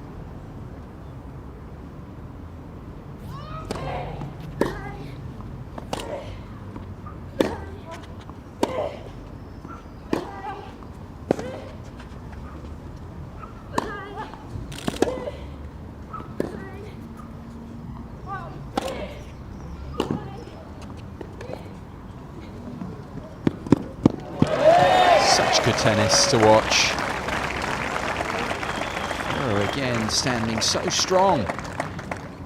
Égalité. Really putting in a shift here. Of course, Grand Slam qualifying means a lot to any player, but particularly the French players here at Roland-Garros. You can see what it means to her, how deep she's having to dig. Try and get out of this game.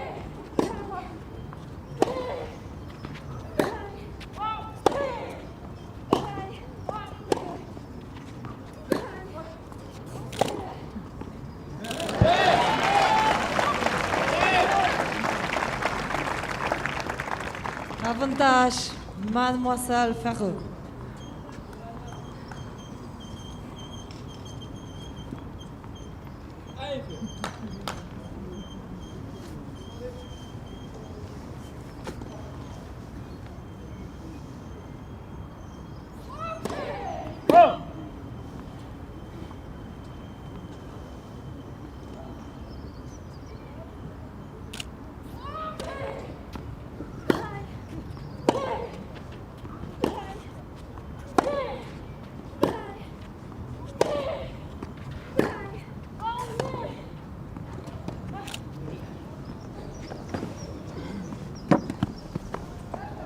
No, it's long, and that's another big hole for Ferro. 2 break points saved, the first of this deciding set. She levels up. Taking a breather, Ferro, and rightly so. What an effort that was. Especially those break points, because it's not like she won them in 2 or 3 shots. She was the one who was under pressure for most of them. The Frenchman who can use that now as a springboard. Let's go on and get a break of her own.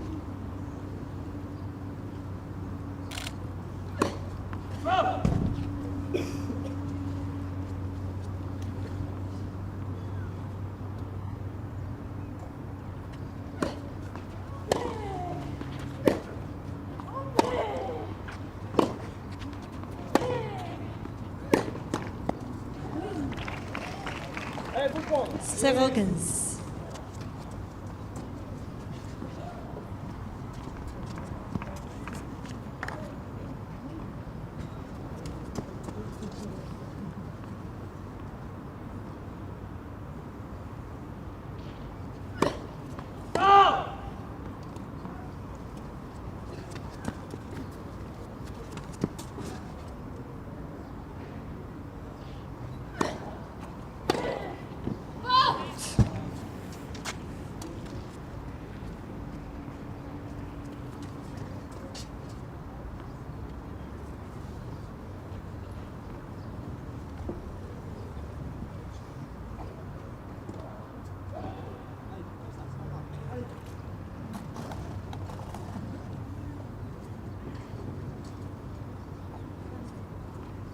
15 ans.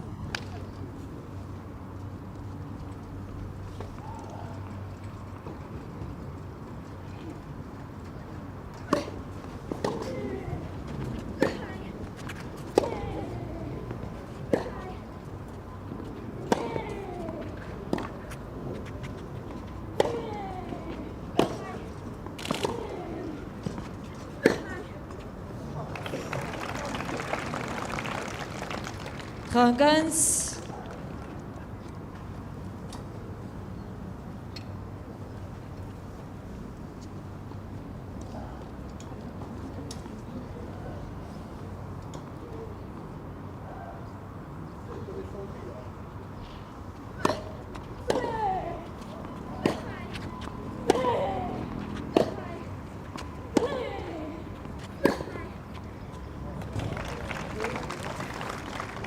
Karen 15.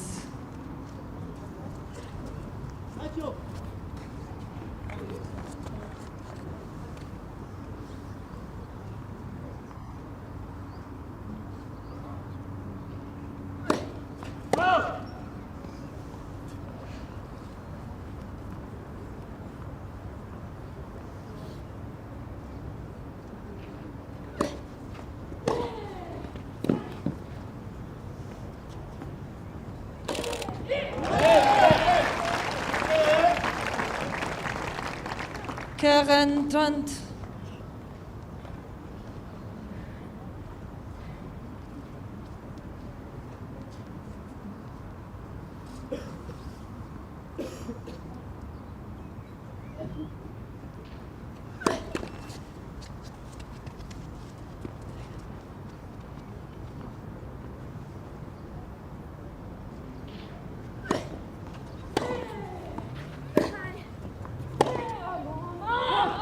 Mademoiselle King. Mademoiselle King, 3 jeux à 2. King leads again, final set then at 3-2.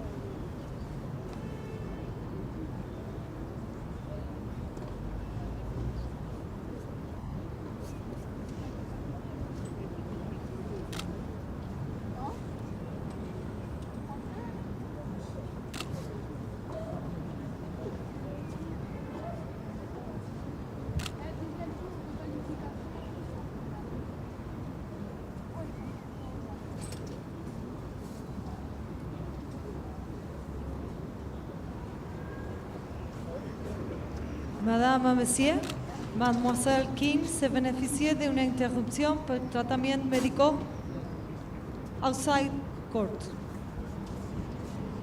So medical timeout going on here at the moment for Vanya King. As we take a look at the numbers, we'll be rejoining play in a moment, but look back at those numbers again from the second set. Fiona Ferro doing a lot better. Still a very tight set of tennis reflected in the numbers, but able to just take the attack to King a bit more often. And in that first set, a few more mistakes as well from the American at key times, proving costly for her. That's why we're in this deciding set. As I say, a medical timeout for Vanya King at the moment. Fiona Ferro made to wait in these gloomy conditions overhead, trailing at the moment to the American on serve 3-2 in this deciding set.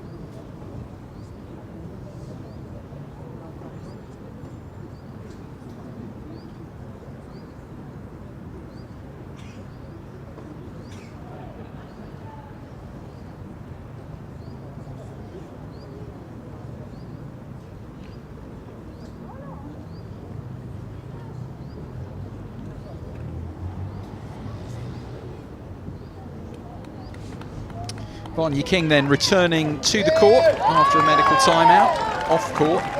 Needed to be taken off court. Not exactly sure what it was for. We think it might be a back problem.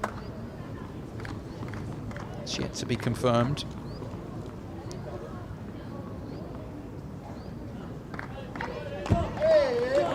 Reprise. It's the match clock now at 2 hours. That doesn't include, that includes her medical timeout as well. So it's not actually all match time. Head on serve here, Vanya King. No breaks yet in this deciding set of this second qualifying round match. She took the first set. Fiona Ferro took the second, and now the French wildcard serving at 2-3 down. Deciding set on resumption.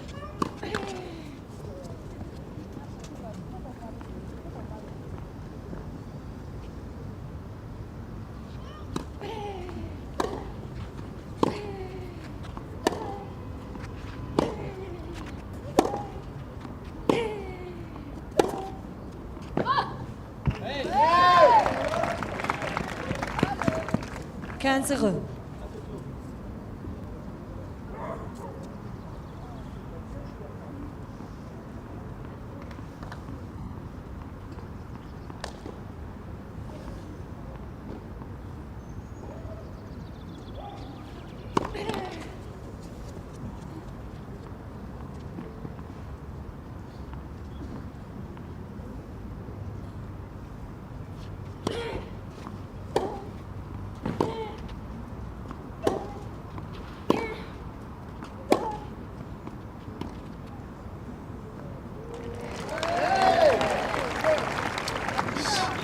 Risky to take that on, considering how far back in the court she was.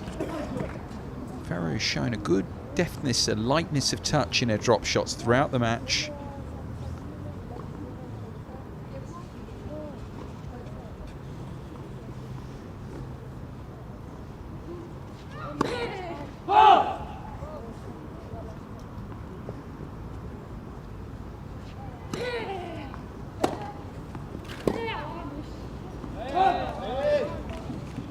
Trangens.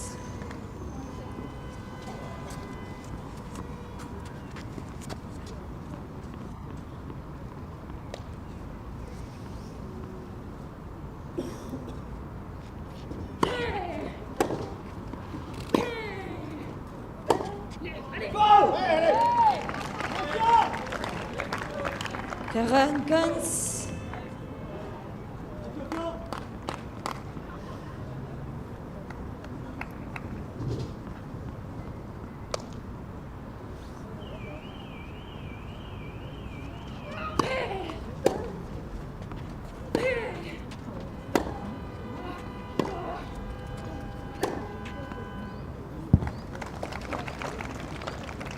Karen Trant.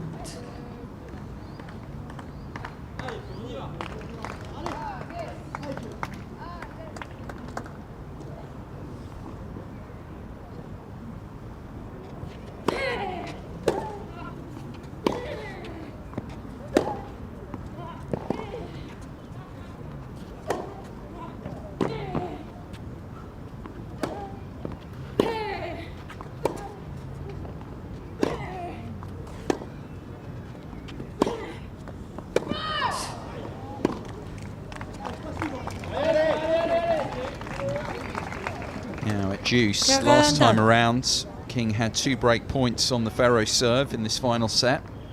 Long time ago now, of course, because she had the medical timeout, and that was the best part of 10 minutes, not the medical timeout in itself. That's only 3 minutes, but obviously going to the location and then coming back, it was a big gap in play. Can disrupt the rhythm, and there's nothing you can be done about it, but looking on resumption here to make the perfect start.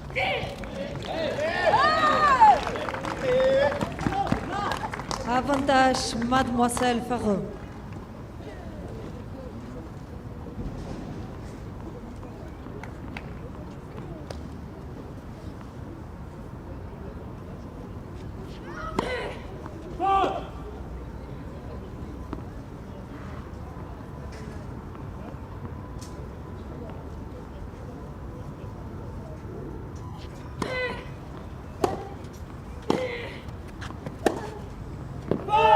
jeu. No break points there for King. Ferro. Ferro is still right in this, the French wildcard. 3-all now, final set.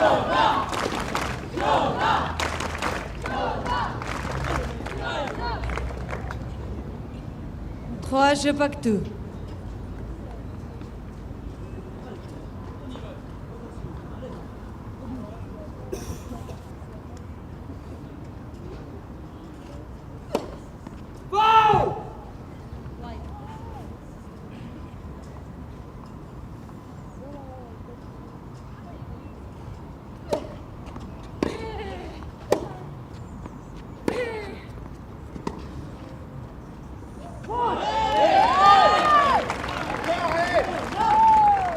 Ferro 15.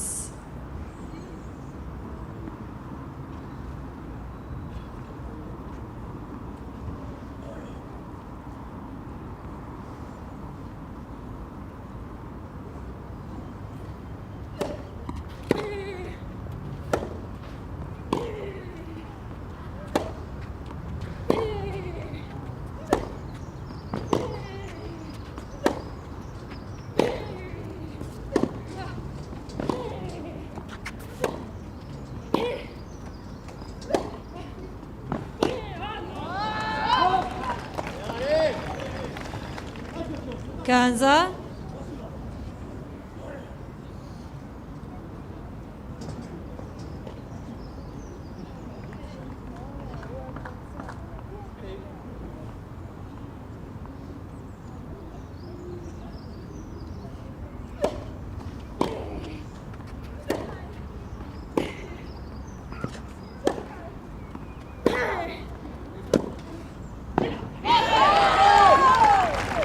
Whether this crowd can play a key role in getting Ferro through this final set. So tight between her and King at the moment, so little to choose. We look at some of the numbers, not doing quite so well in terms of the first serve return points one, but that's been creeping up as well, closer than it has been.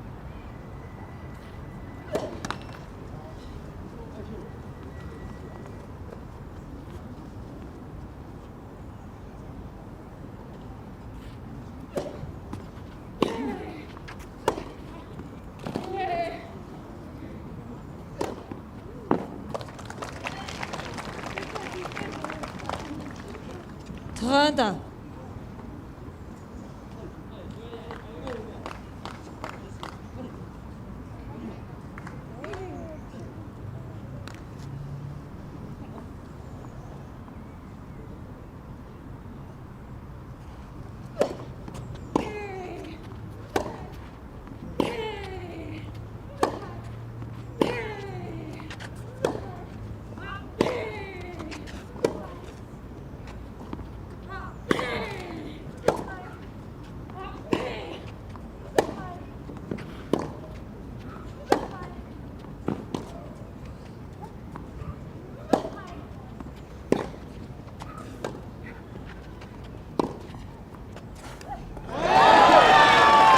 Again from Ferro, who's playing the more solid tennis and starting to take a little bit more risk, a bit more pop in her game as well than King right now. Maybe it will reflect itself, reward her with the break of serve here. King with the break points so far in this final set. Those couple that she had in the fourth game, down break point here, the American.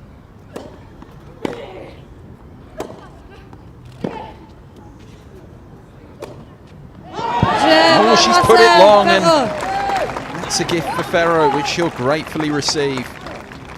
The French wildcard now up by the break, 4-3 deciding set. Mademoiselle Ferro mène 4 jeux à 3.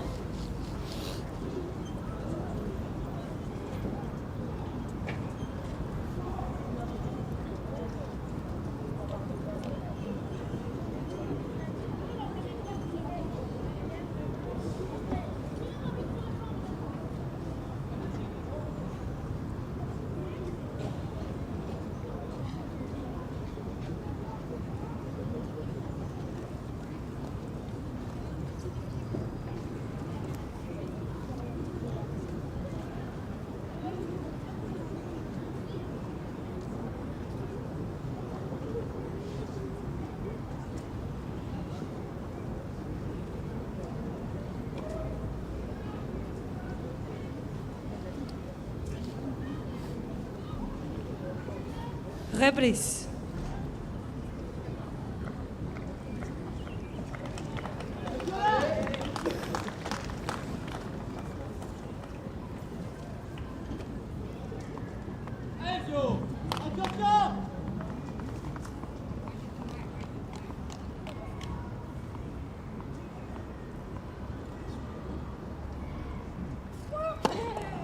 Net, première service.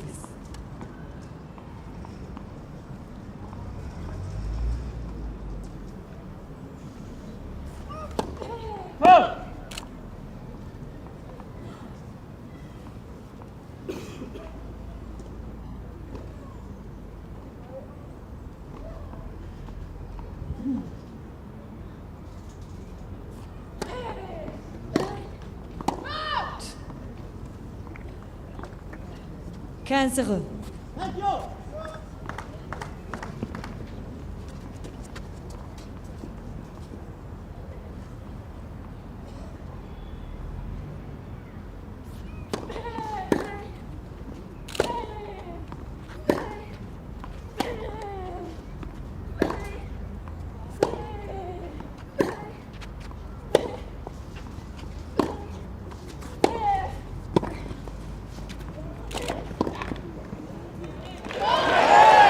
Taking the attack to King. He's been very comfortable as well coming up to the first volley in the short angles. More and more as the match has gone on. This will be a sizable result. King, of course, 166 in the world, but has made the point a few times. Better than that. She's been top 75, top 50 in the past, top 75 regularly over the last few years. Played a fair bit since the injuries now as well, has got some good wins this season. But it's Ferro who is looking like she'll consolidate the break here.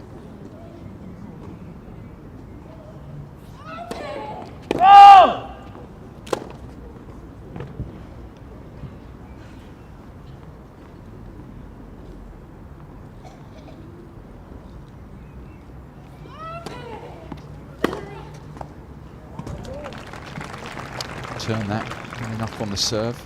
45. News coming through meanwhile from Court 10, the match we've been updating you on. Now know that it's Sasha Vickery who will play the winner of this in the final qualifying round. She's beaten Cindy Berger.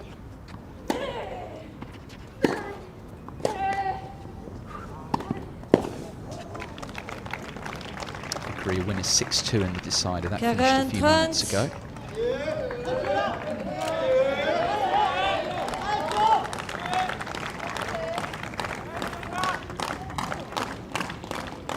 Merci.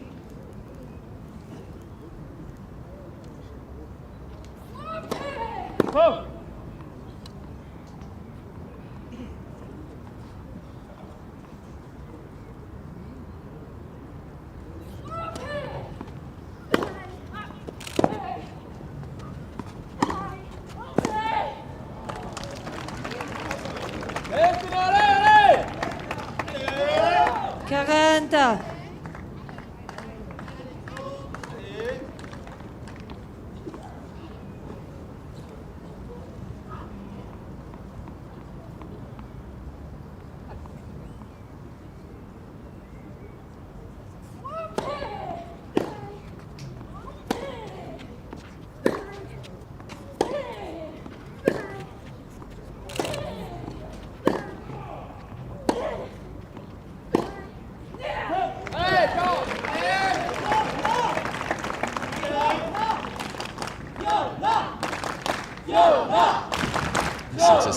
Support for Ferro. She really got going when she started to get back into the match in that second set. We started to hear the fans more and more have come in as well to cheer her on.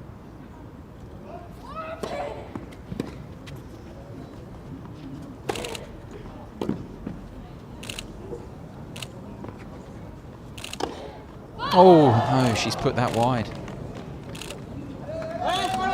Égalité.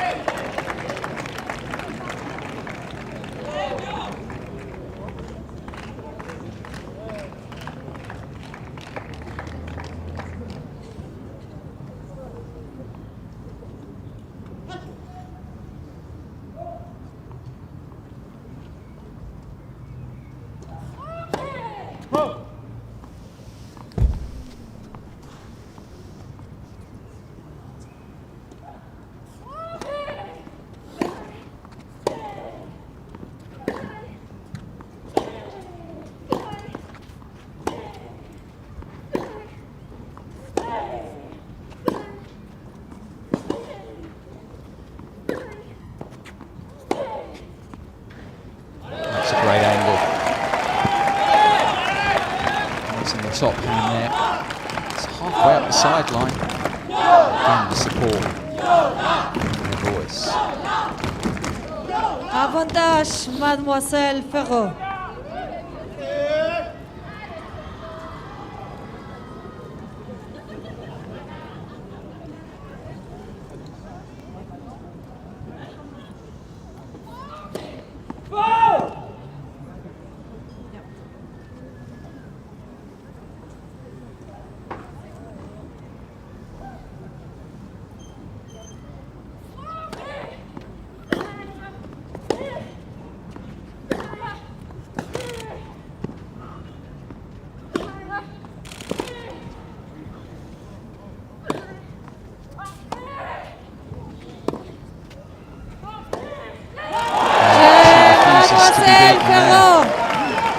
Ferro playing a more aggressive tennis there, even when she's put on the back foot.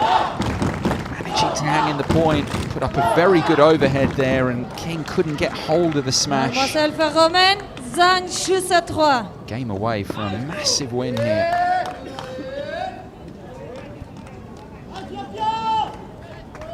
Vanya King, another new set of Babolat balls serving to stay in this qualifying competition.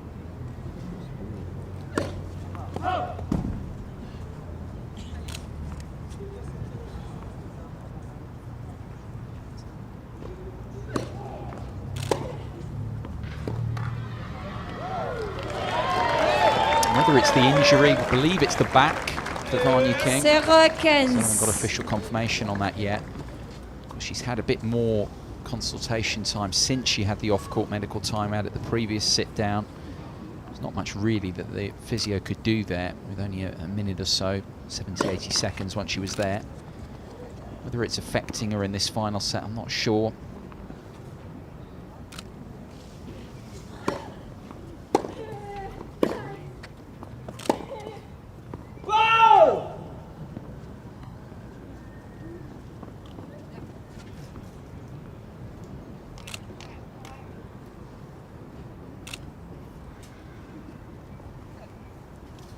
Rain is starting to get a little bit heavier here, more umbrellas up. Ferro clearly will be keen to try and finish the match if the rain's coming. 15. 3 points away from doing it.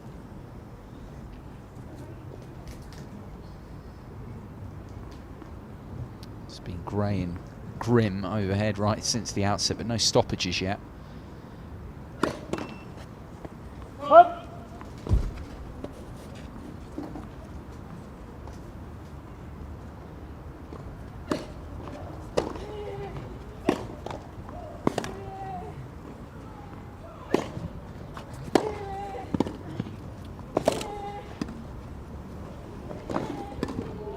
Oh, she's very lucky there, King.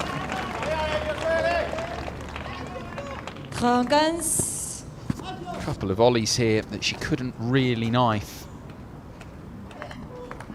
Lucky with the last one.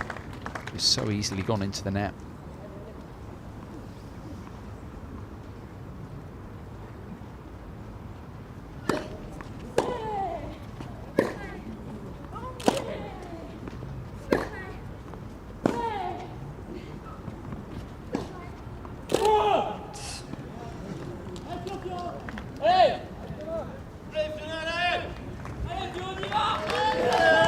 Accepts Ferro's circling of that mark.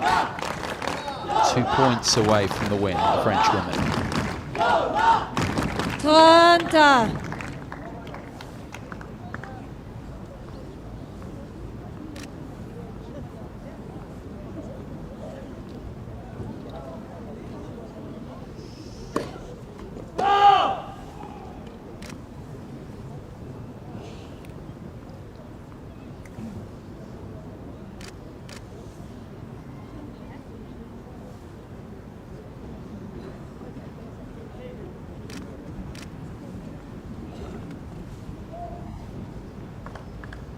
Premier service.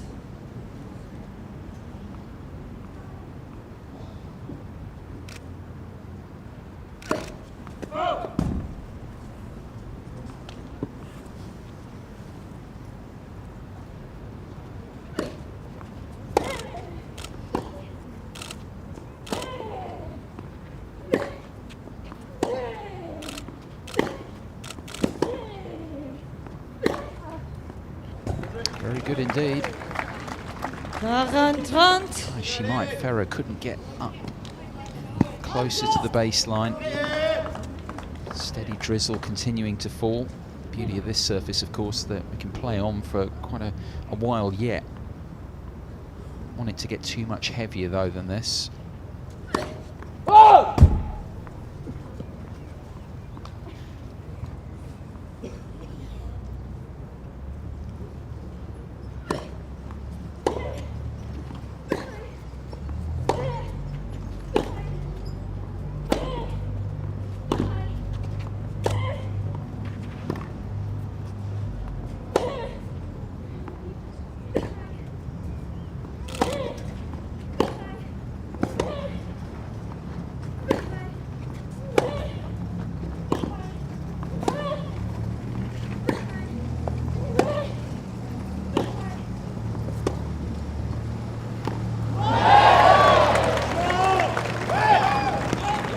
Conditions now are getting a little bit heavier. That ball didn't come through as King was expecting. So keen, the organisers would, to try and get this match completed. There is a look at the surface. Of course, it can take moisture, but it's been steadily drizzling now for 10 to 15 minutes or so. And we had the rain earlier in the match. It's very good at absorbing it, but again, you wouldn't want it to get much heavier than this. It's extremely clever as well from King in these conditions to go for the short angle. It's the lines, as with any court, that become the biggest problem first of all. Less so on a clay court, just with the what they use here, the ingredients, as opposed to a hard court, for instance. The lines become very slippery very quickly there. King 2 points from defeat, but asking Ferro to try and serve it out here at 5-4.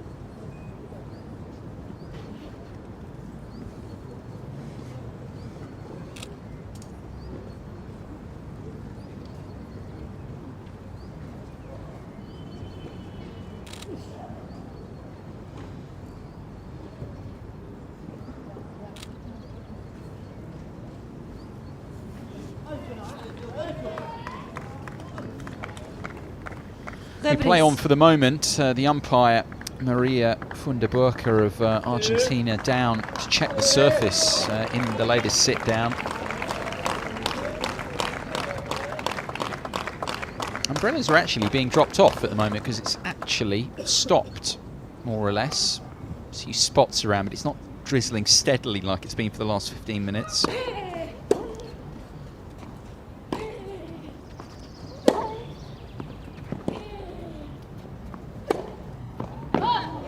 See the tactic here from King. We saw it last 2 points of her previous game. She was 2 points from defeat. Trying to really go with angle rather than pace because of the conditions.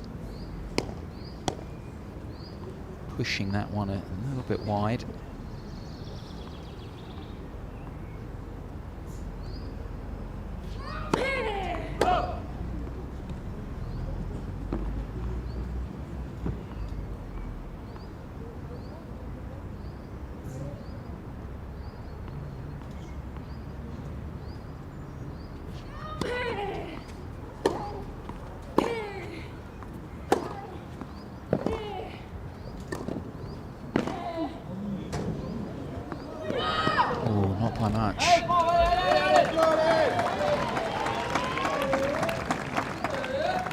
15.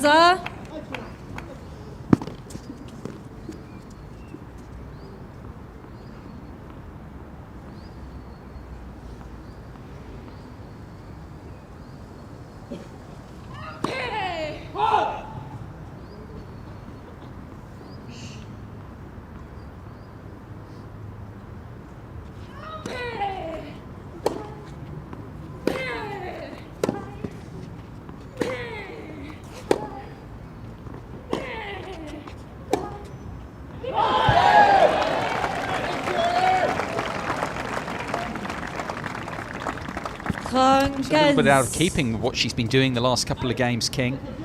She's been trying to just play with height and with margin. Tried to go flatter there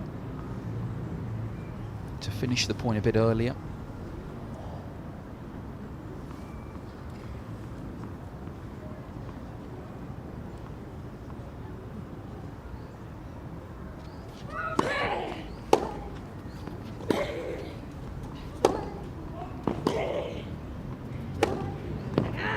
Much better. Full control of that. 30.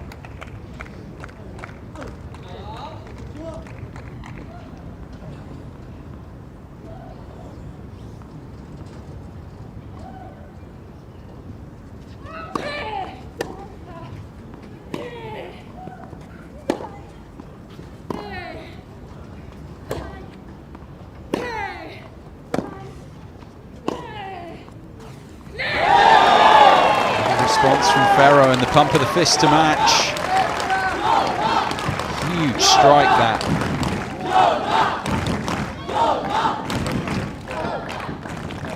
Match point for the first time for the world number 273.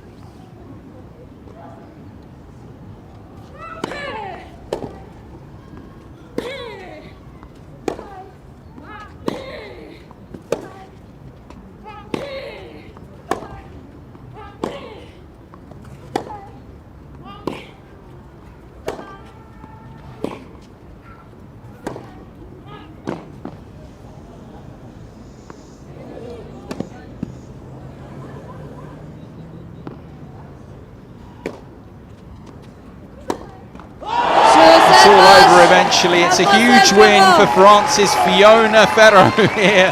The wild card, 273 in the world, just 19 years of age.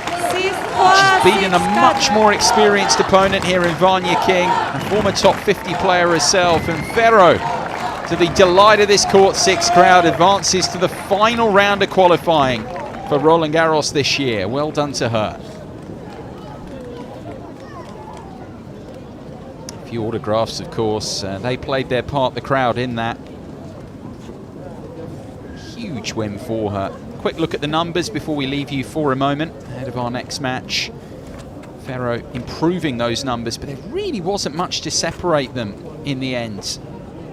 You'll see 2 hours and 27 minutes. In reality, it was a 2¼ hour match because he had that medical timeout. Wonder whether that was a factor for King in the final set. In truth, take nothing away from Ferro, who advances to play Sasha Vickery in the final qualifying round. Another American for her to face, because she was a winner over Cindy Berger of the Netherlands earlier on Court 10 in a 3-setter as well. But Ferro is through for the French to the final qualifying round.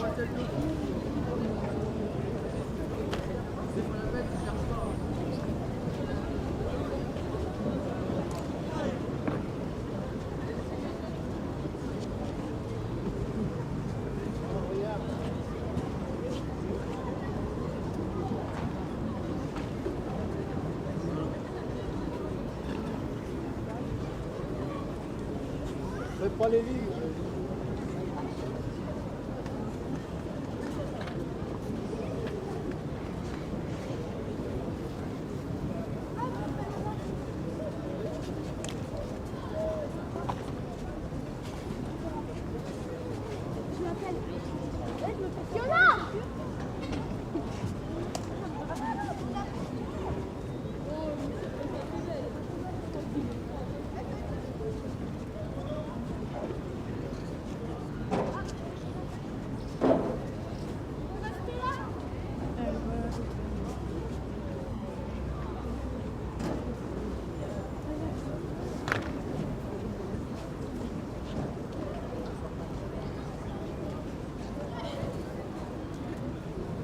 sur le 10, ils ont arrêté. Ils ont arrêté le match? Ouais, pendant 5 minutes. Après, on a passé le football.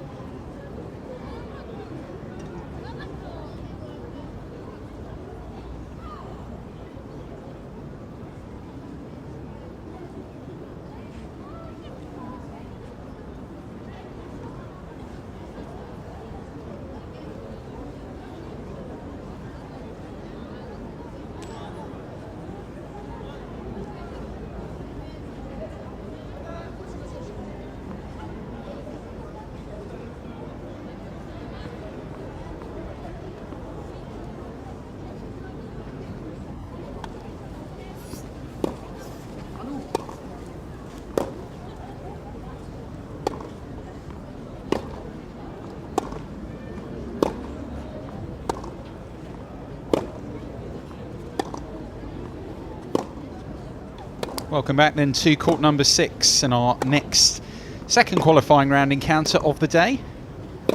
Mathilde Johansson of France, 31 years of age now, of course. Johansson warming up here for her match with someone at the other end of her career in Ivana Yorovic of Serbia.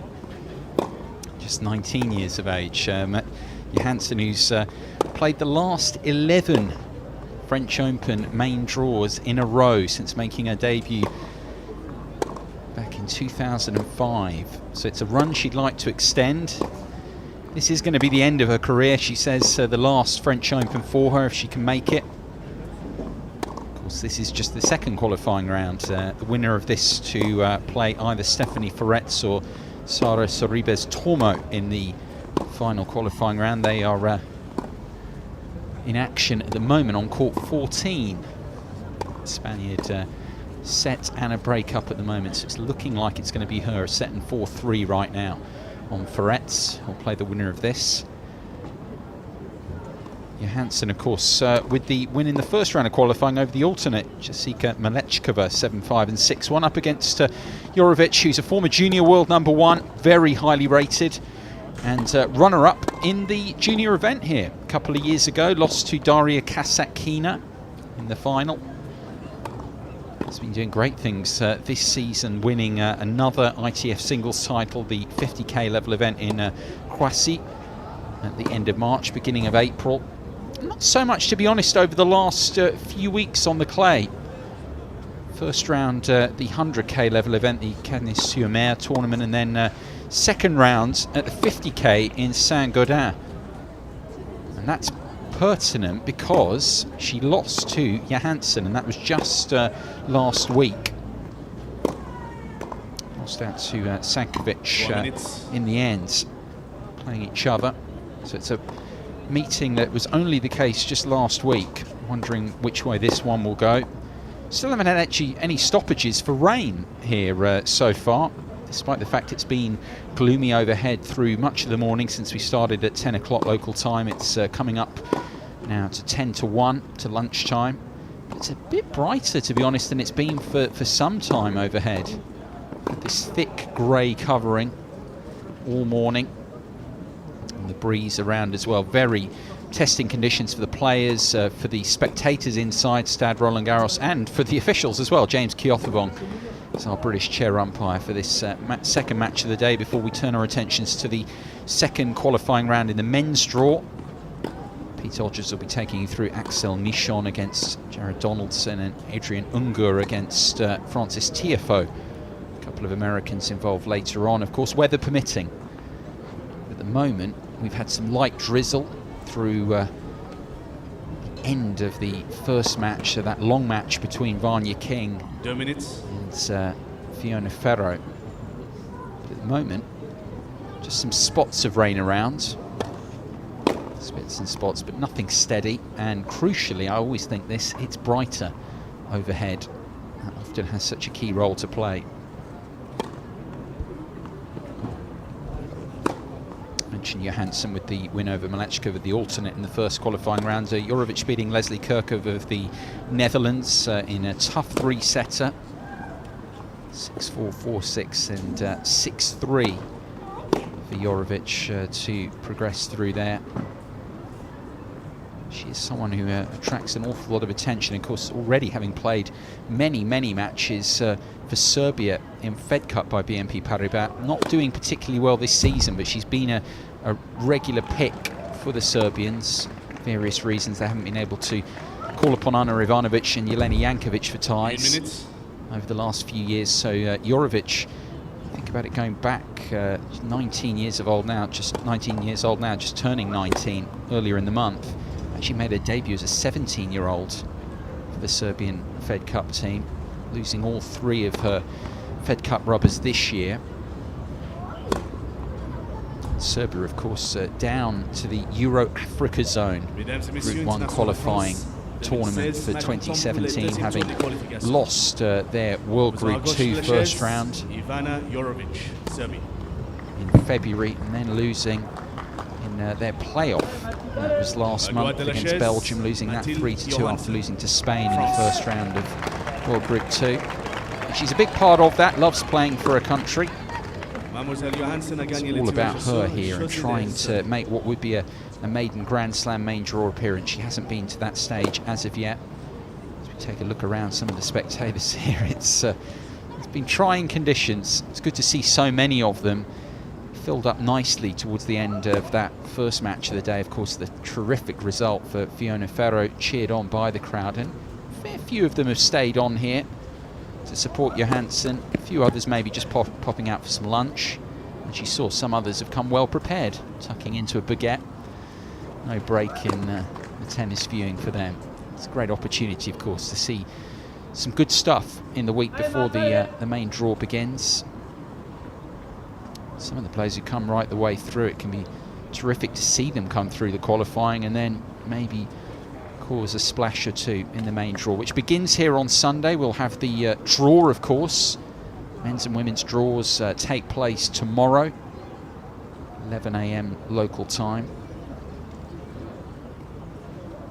Then we'll have the kids' day on Saturday. Hopefully the weather's going to be a bit better for that than it is at the moment here. Can't imagine Bob Sinclair on court, Philippe Chatrier DJing with the rain pouring down, but it isn't at the moment.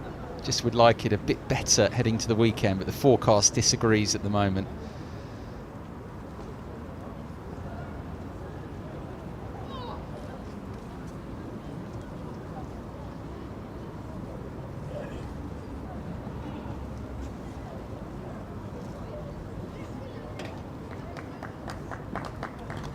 So here we are then, second match of the day on Court 6, our televised Court 6. Week-long coverage of the qualifying tournament here at Roland-Garros for the first time for you, whether it be on our official YouTube channel or broadcast clients all over the world taking this coverage, Europe and the States and much else besides. Good to have you with us. Johansson of France to take on Ivana Yorovic of Serbia. French woman to begin. Again, Zil.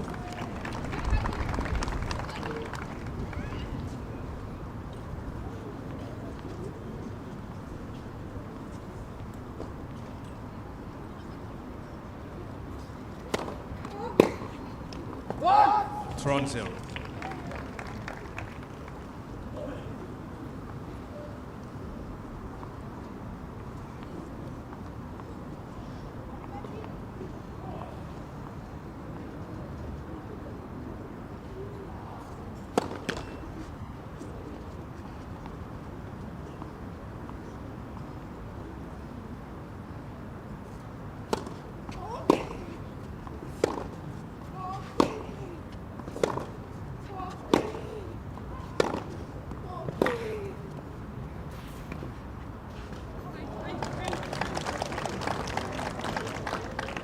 Kens.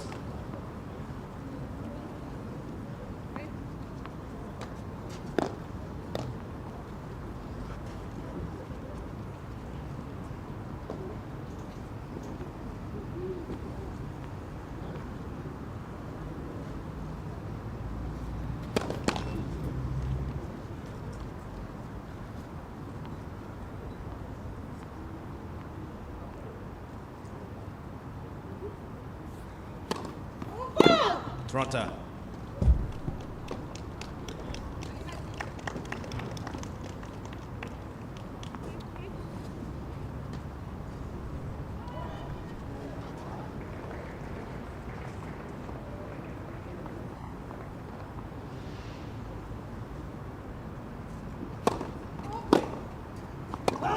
Caron to Toronto.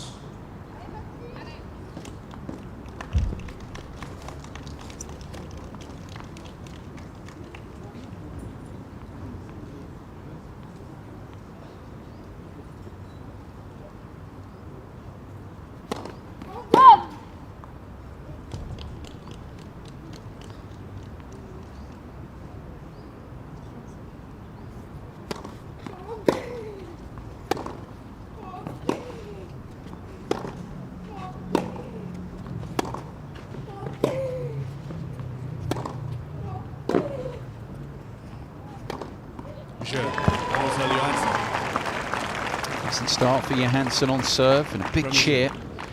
She has so much support. She's been a big figure actually in French women's tennis over the years. Not one of the top performing players, but here at the French, as I mentioned at the outset, has played the last 11 years consecutively in the main draw. Best third round run 4 years ago. That was memorable because she had a couple of epic three-setters along the way. I remember them well. Eventually perishing in the third round. 26 Grand Slam main draw appearances in all, so it's been a good career for her. 14 ITF singles titles, probably most at home on this surface. She's got some good results actually on hard courts in her career, but 10 of the 14 titles for her at the ITF level have come on this surface. Yorovic already with 9 ITF singles titles to her name at just 19 years of age, including that success earlier in the year in Croatia.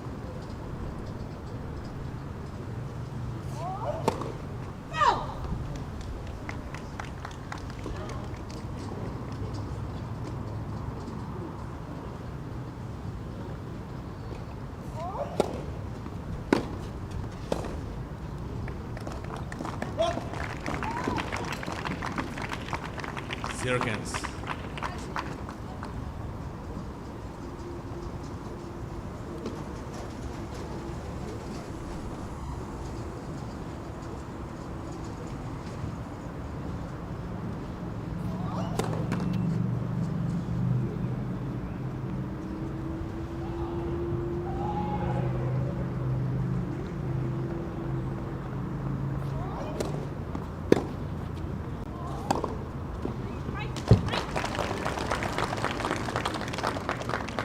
Cancer.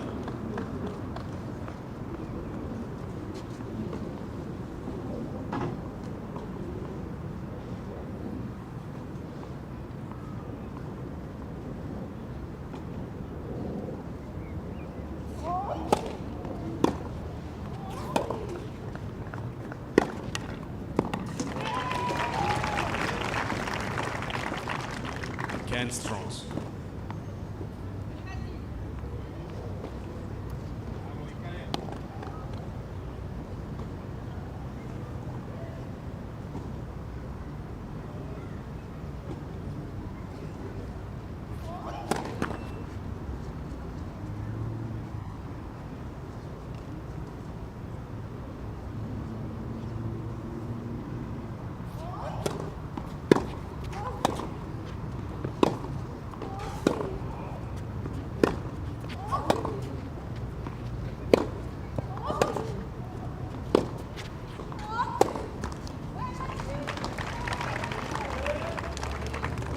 Counts.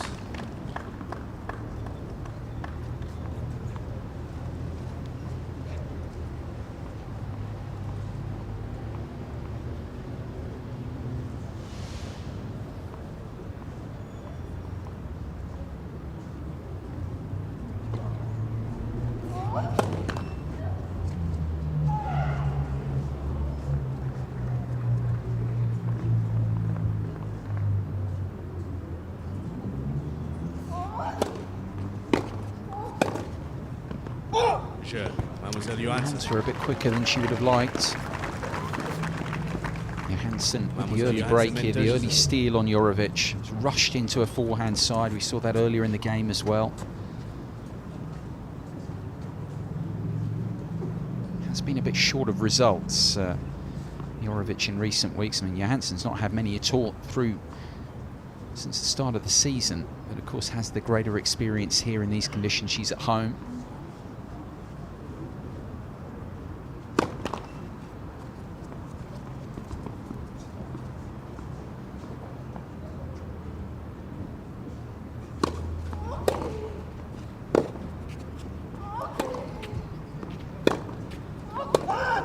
Zirkens.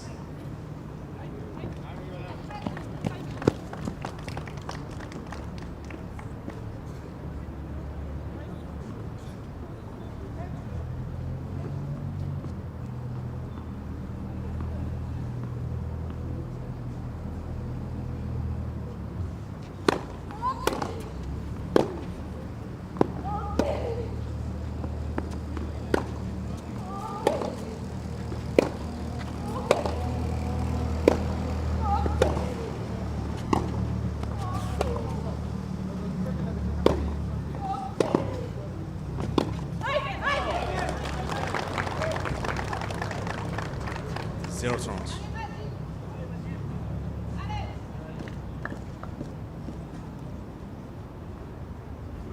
Very confident personality, Yorovic. You can see that already if you haven't watched it before these first couple of games. Full of fist pumps and cries of "come on."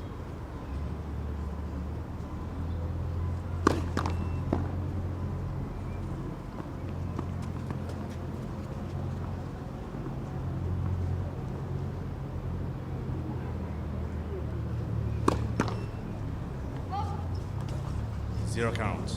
Second double already for Johansson.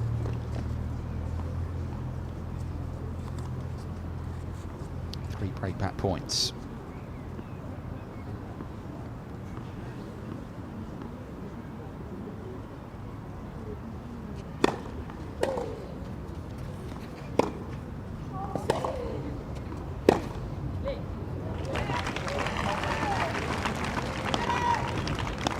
Again counts.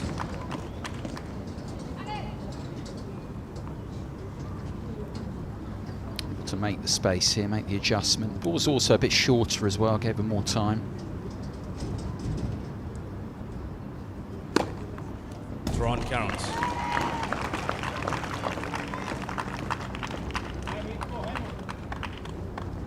First ace, 2 of the 3 break points saved now.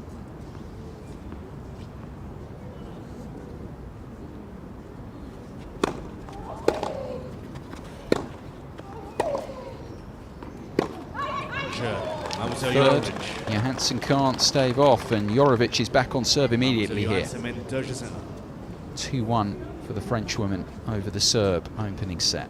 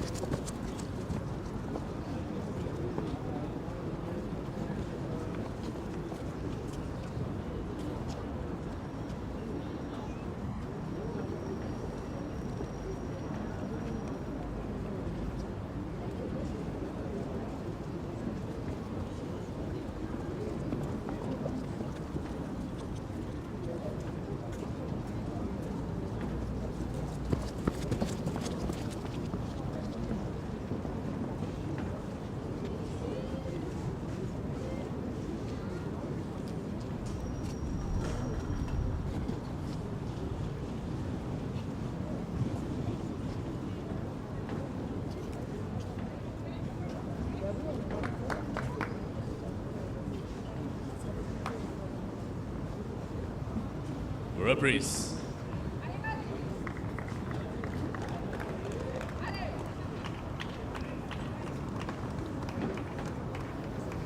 Break of serve apiece then, so far here on court number 6, this second match of the day. Matilda Johansson unable to back up the break, and Ivana Yorovic back on serve at 1-2.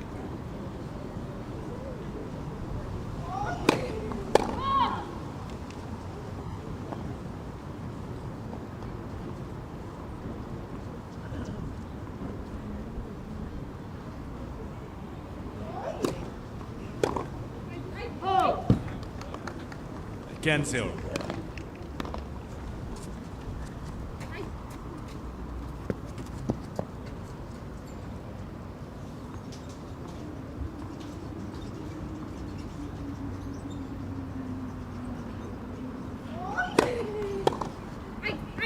Toronto.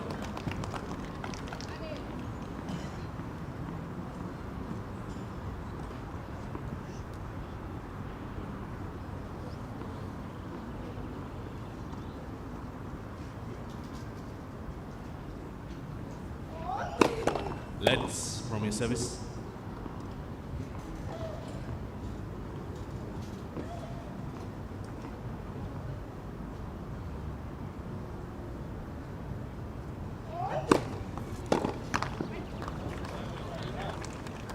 Caron 0.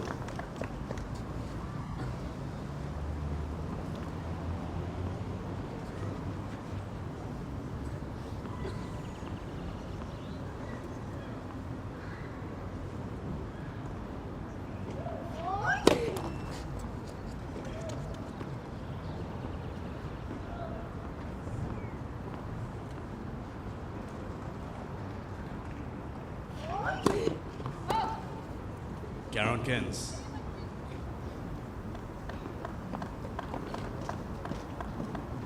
Building away into this match, of course, after the slow start, Yorovic finding a greater depth of rally ball these last couple of games.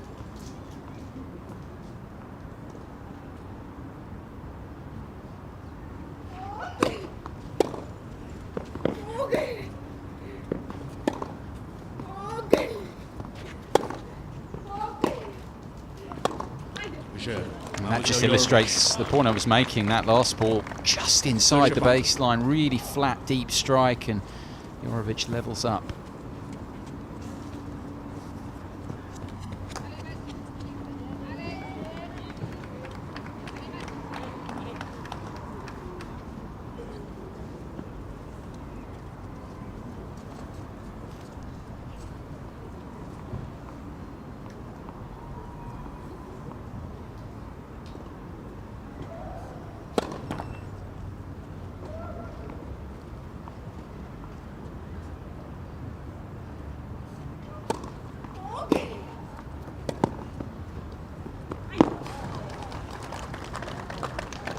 Zero cans.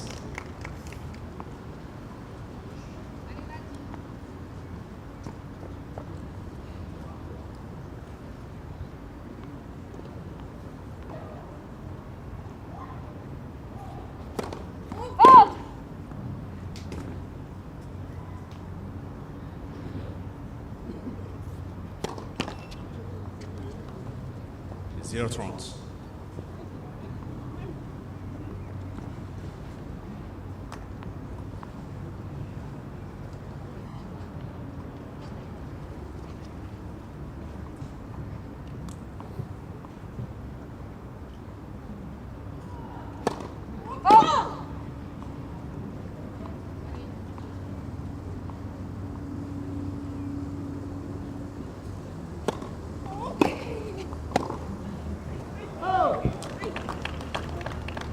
Zero counts.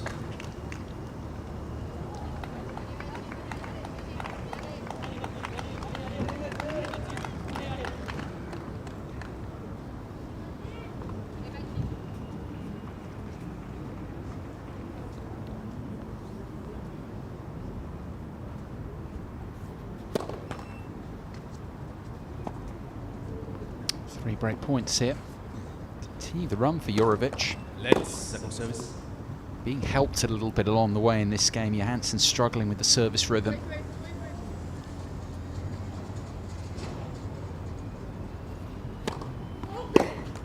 Gets that one right. That was a good deep serve. Yeah, it's out.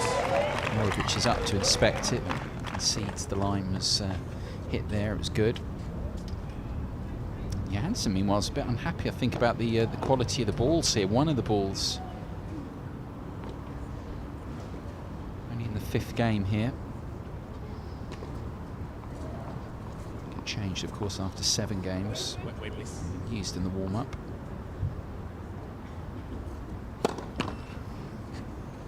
Let's for service.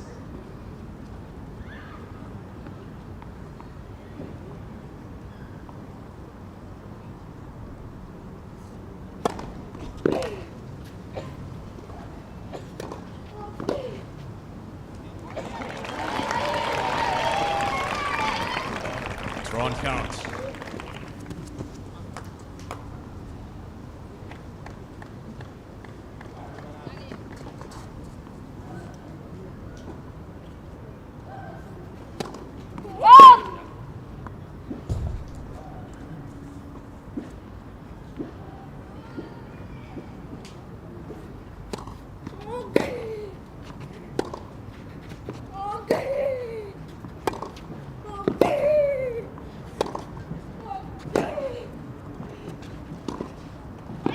Clever response from Yorovic, and it is a 3rd game in the row for the Serb here. 3-2 the lead.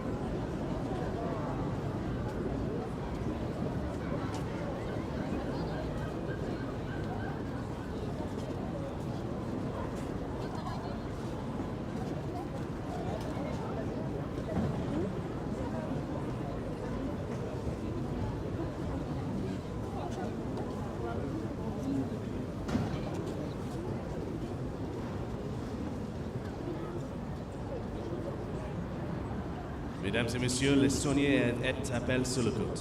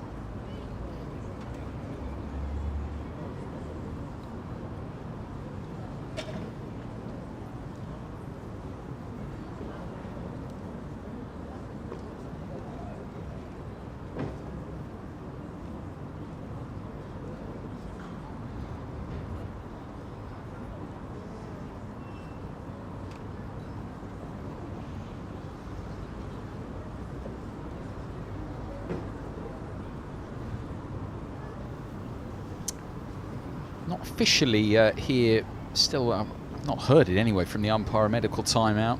Sort of approaching that. I think this is still the initial assessment period.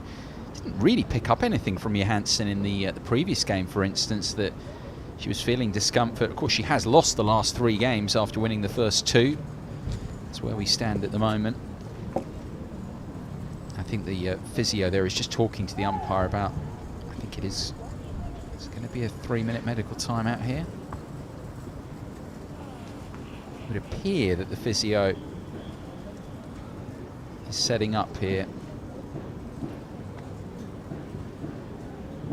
Mademoiselle Johansson Seems to be the shoulder, isn't it? The right shoulder, whether she felt discomfort in the last service game where she was serving.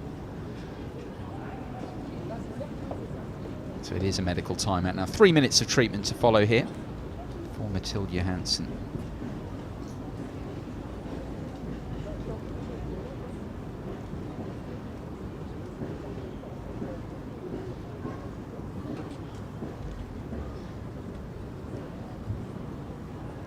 While Johansson receives treatment, gives us a chance, and while Ivana Yorovic goes out wisely, I always think this is good of a player to go out and hit some balls. Of course, she is serving, so naturally favours to do that. She'll be looking to back up the break, but in these conditions, it's still a bit cool. Try and stay loose, stay warm. Don't really ever understand why players just stay in their seat for the whole time. She's wisely there at the other end, looking to stay loose while Johansson's medical timeout continues. Some results for you. We've already looked at the section, of course, with that great win for Fiona Ferro, and she'll play Sasha Vickery. Discussed that earlier. Vickery, a winner over Cindy Berger. Wins as well in the second qualifying round of the women's draw for Jennifer Brady, the American. Another American success. Also victories for Andrea Mitu, seeded 9. And for Sorana Castella, who's done great things in the main draw here in the past, the Romanian coming back from injury this year. 6-2, 6-4. That was a rough second round for both her and Jana Čepelova of Slovakia, but Castella looked like a comfortable winner there on 14. Also victory for Sara Sorribes-Tormo of Spain over Stephanie Ferretz, and Sorribes-Tormo will play the winner of this in the final qualifying round. And elsewhere, Daniela Hantikova, evergreen, with another victory in straight sets through to the final qualifying round. Her rankings dropped, of course. That's why she's having to come through the qualifying, the Slovak. Zanevska as well of Ukraine, 3-set win for her. Also for Elise Mertens over Yulia Glushko. Victoria Golubic did big things for Switzerland in Fed Cup last month, ultimately in a losing cause. She was a winner over Teresa Smitka of the Czech Republic, and Klara Kukalova, the 22nd seed in the qualifying here, the Czech, a winner over Mandy Minella, 6 and love.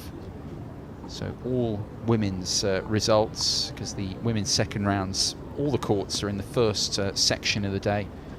We'll have the men's second qualifying round matches taking to the courts as we head into the afternoon, and of course that is all weather dependent. It remains pretty bright overhead at the moment. Weather forecast is not good, but it's been proven wrong already, because Tuesday was meant to be much worse than it turned out to be. We didn't have any stoppages. We lost 2.5 hours yesterday. But the organisers, I don't think, will be too displeased with the situation if they can get a good day's play in here, get the final qualifying rounds on court in the men's and women's as scheduled for Friday. We'll just see what happens, really. The weather forecast has been wrong before. Hopefully it would be again. But the forecast is actually not good into the early part of next week.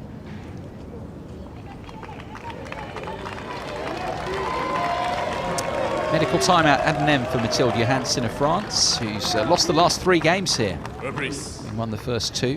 Ivana Yorovic looking to back up the break at 3-2 first set.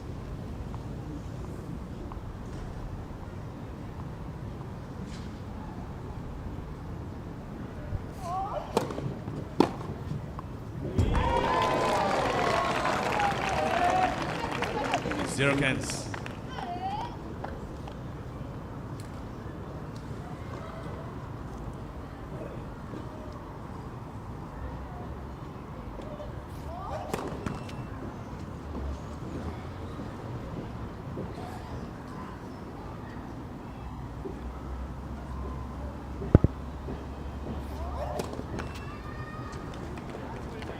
Zero trunks.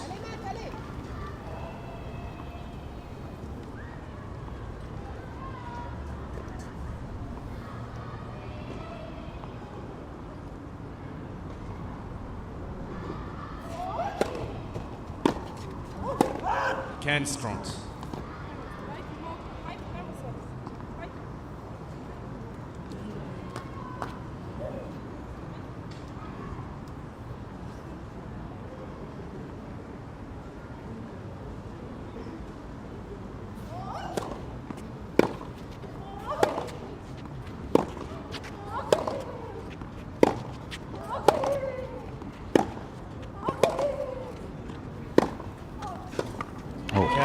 Perfect from Johansson, who's rejuvenated since the medical timeout for that shoulder problem. Bit of treatment. Really striking the ball well here, the Frenchwoman. Got through that, rotated beautifully. Break back points.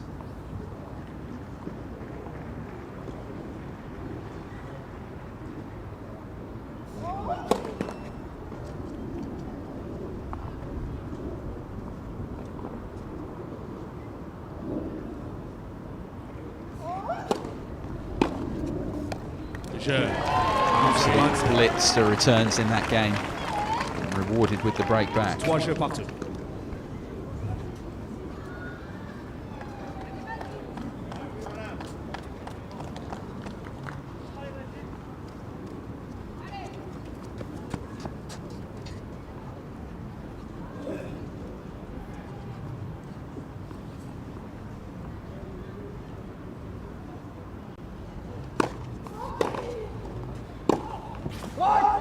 Zero cans.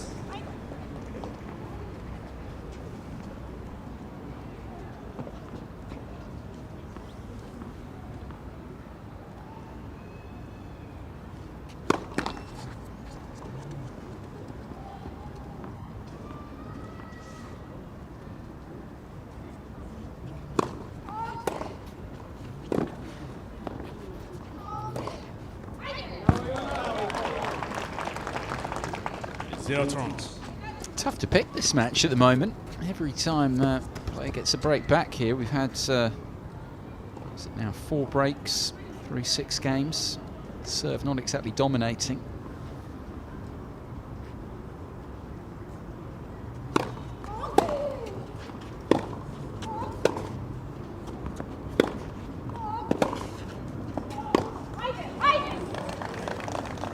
And that last point, notwithstanding, the key aspect in this match is actually who can get that ball through a bit flatter and rush the opponent, because they both like time in their shot preparation.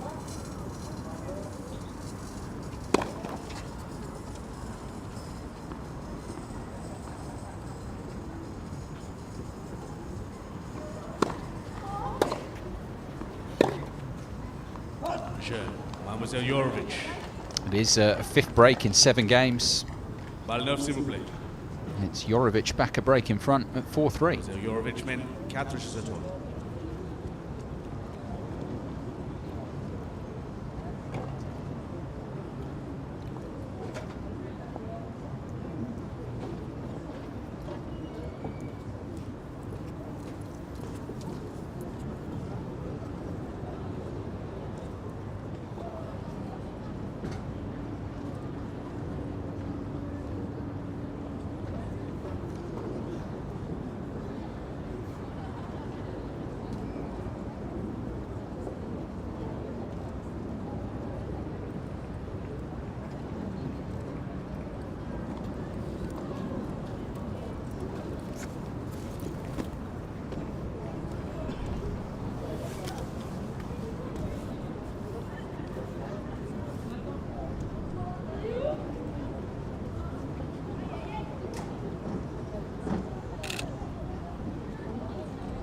Reprise.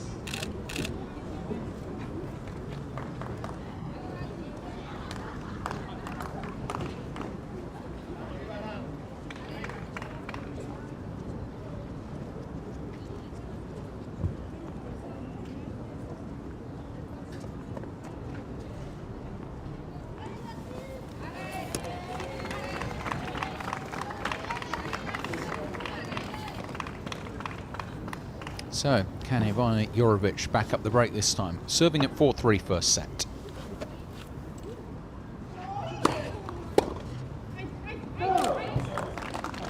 Cancel.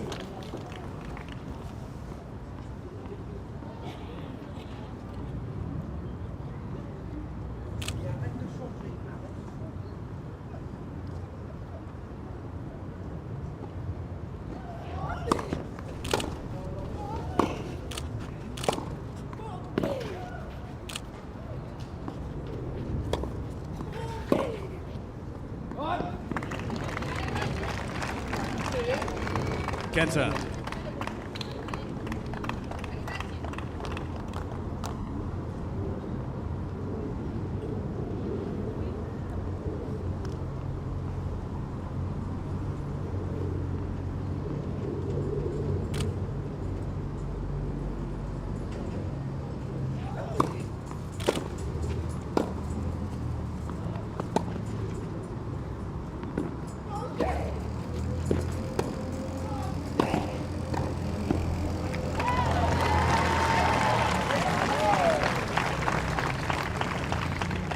Strong.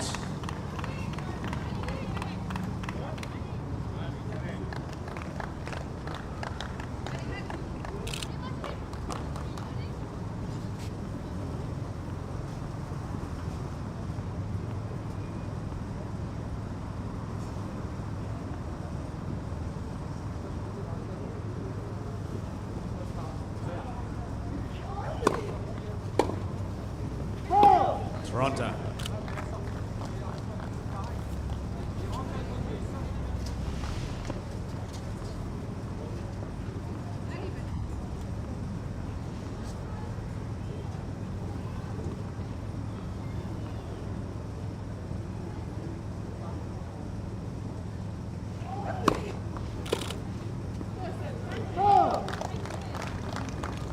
To Toronto.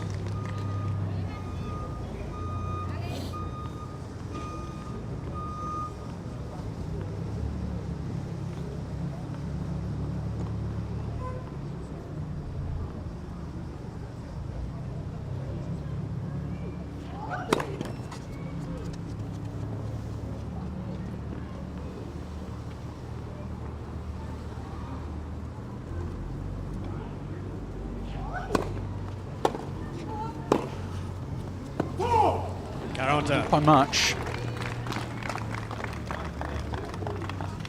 Opportunity for the time being comes and goes for Yorovic there. Had the opportunity to close out the game.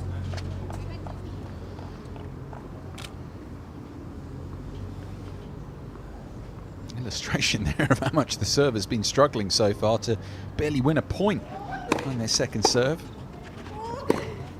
That's a super shot, lent into that one beautifully. Avantage, Mademoiselle Yorovic. Fantastic setup. She's very good technically, Yorovic. When she's given time like that, really can be deadly. Leaning through it as well. Good weight transfer.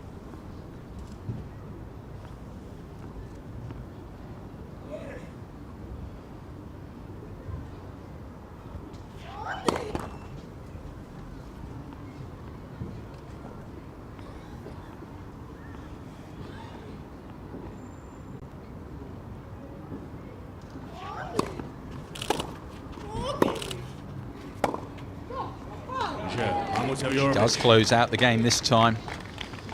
The end of the run of breaks. Yorovic a game away from the opening set at 5-3.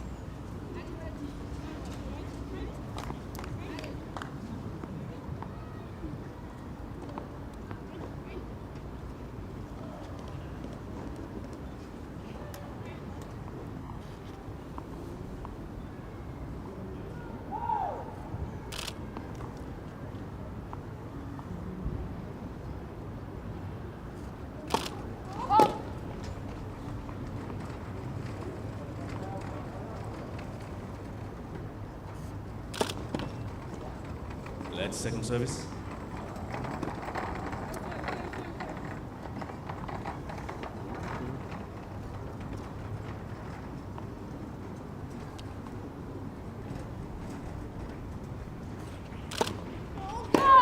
Zero cans.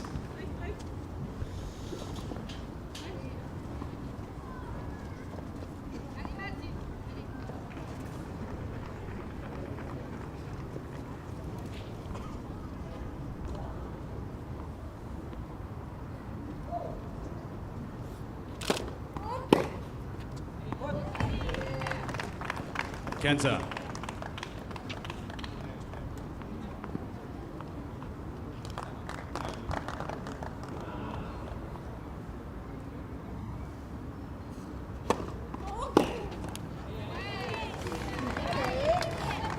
Ron Kens.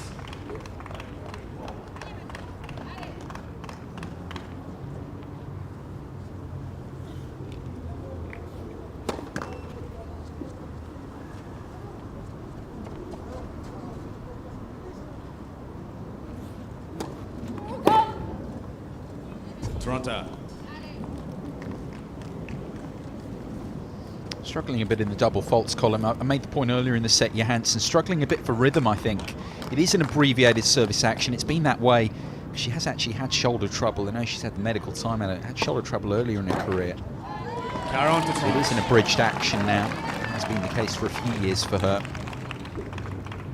When she gets it right, it can be a very effective serve, especially on this surface because she can hit her spots, but she does struggle for rhythm. Getting the contact point right all the time.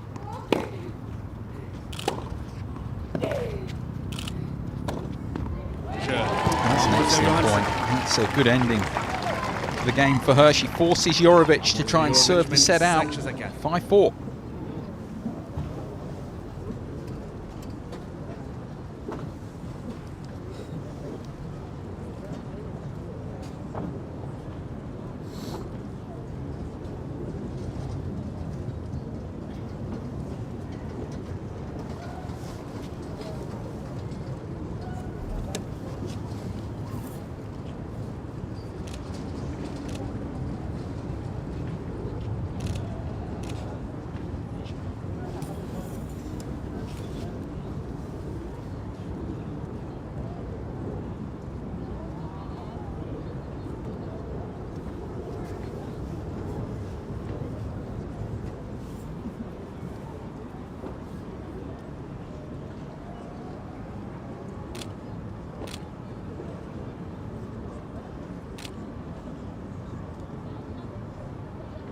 Reprise.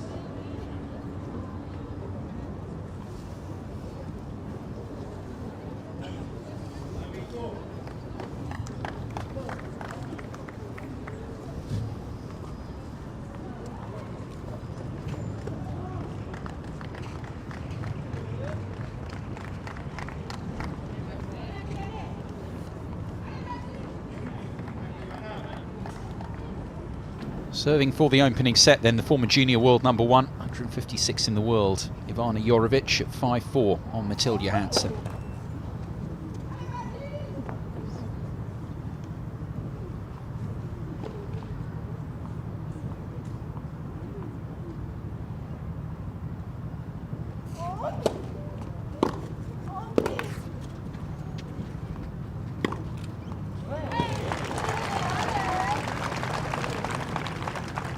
Zero-cans.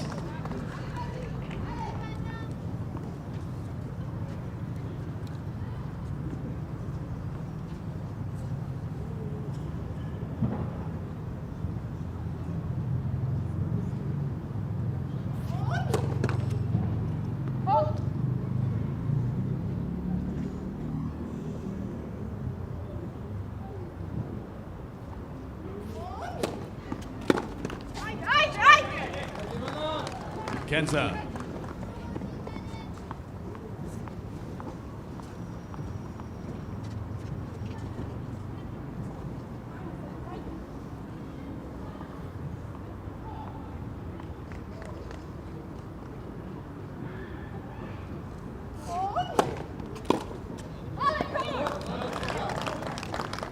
Roland-Garros.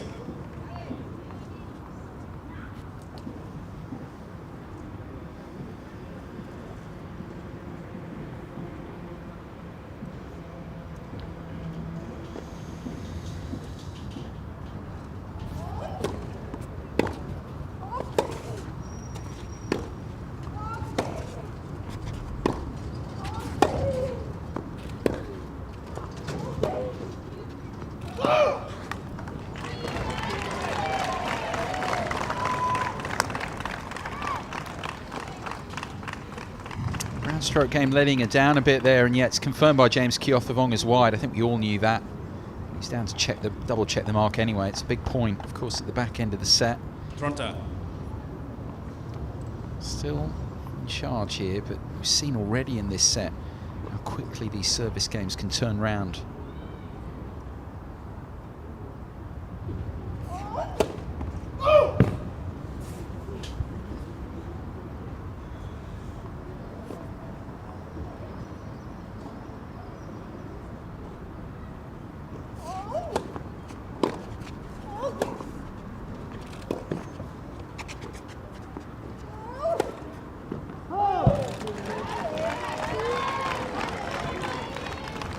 Run counts.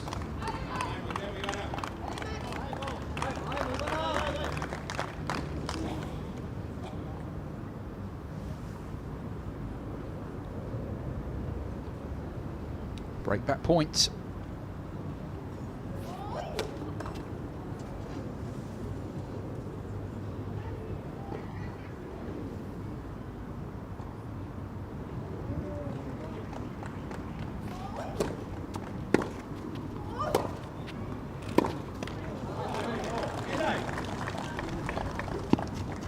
Counter.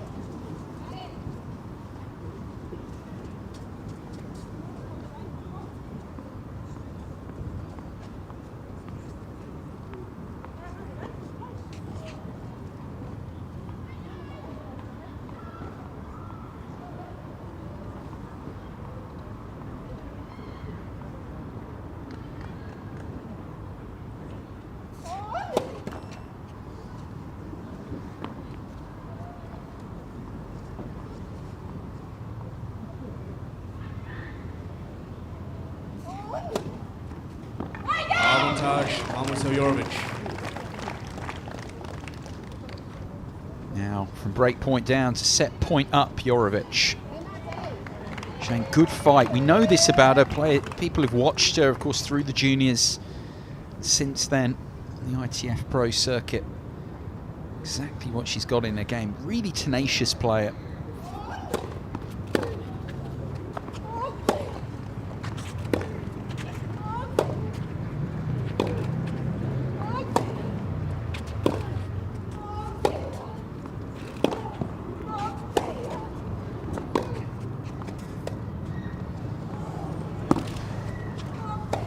It's a great change up, a beautifully constructed point from Ivana Yorovic, and She takes the set with it off Mathilde Johansson, 6-4. Really creditable effort that from the Serb to move in front here.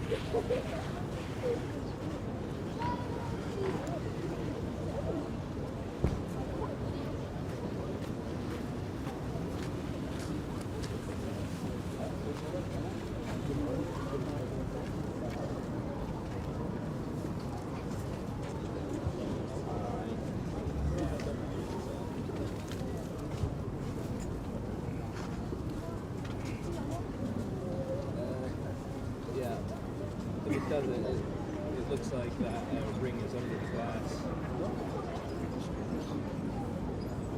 Yeah. Would it be? You definitely be able to tell if there was one on there, right? Reprise. Yeah.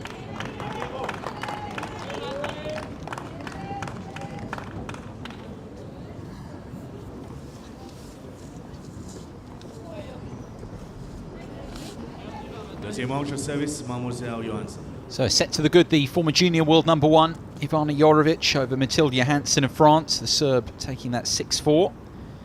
Johansson to begin the second.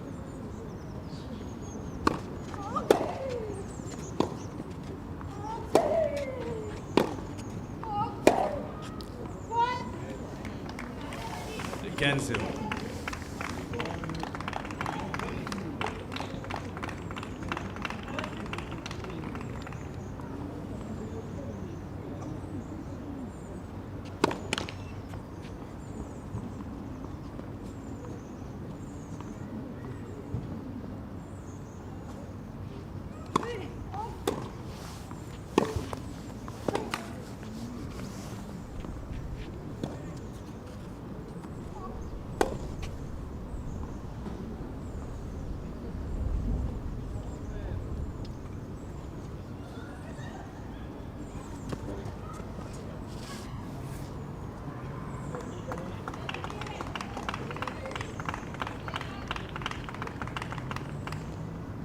Toronto.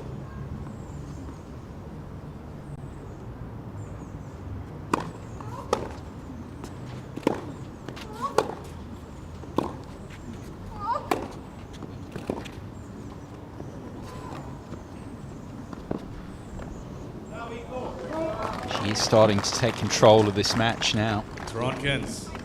She's lost the first couple of points of the set. Just sensing Yorovic's belief that feeling she can do more damage now in these baseline duels.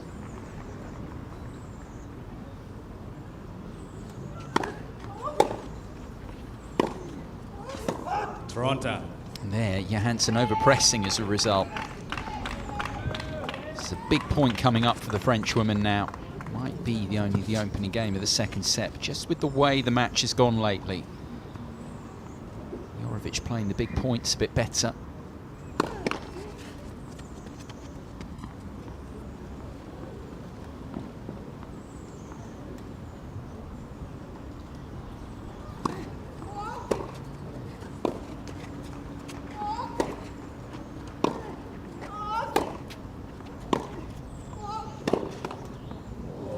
And that just illustrates it. That is a fabulous shot from Yorovic. Full stretch on the run here.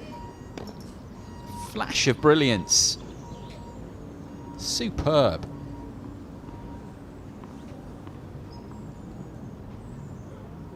Break points.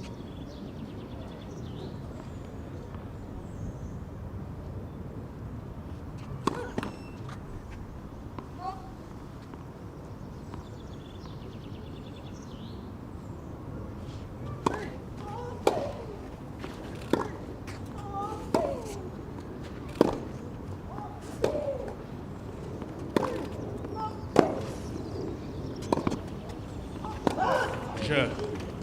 Mademoiselle Yorovic. Premier jeu, deuxième manche. Yorovic gets just the start she was looking for to the second set, building off taking the opener with the early break.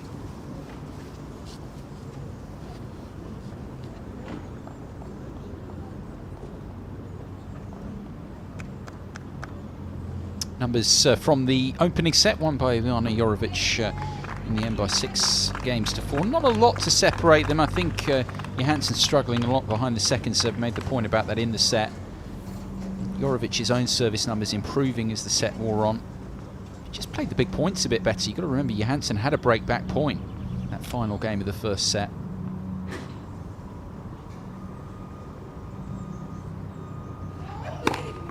Cancel. First ace for the Serb, and has taken control of this match now.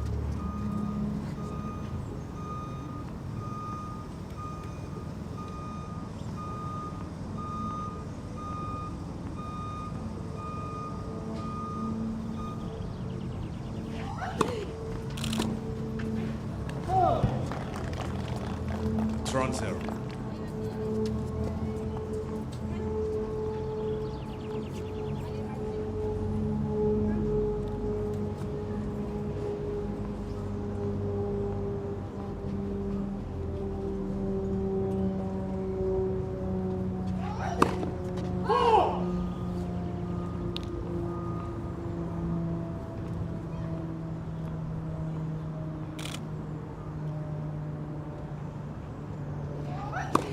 Let's second service.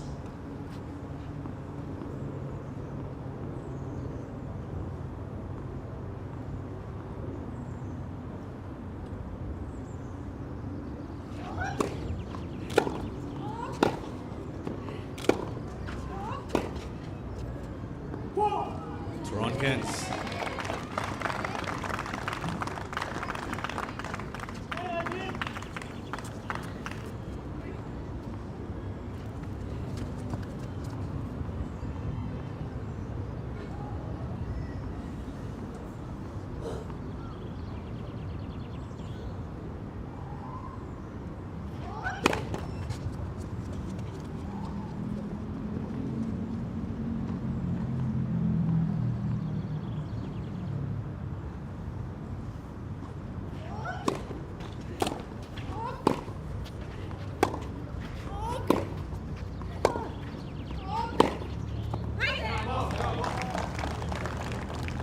Karonkins.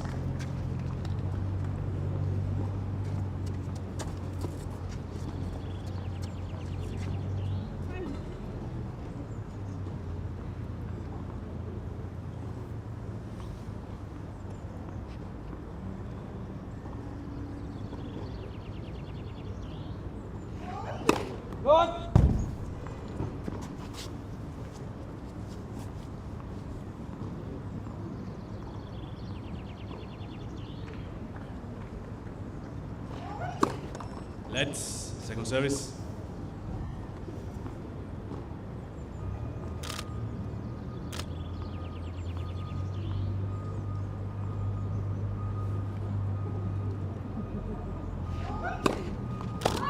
Caron to 20.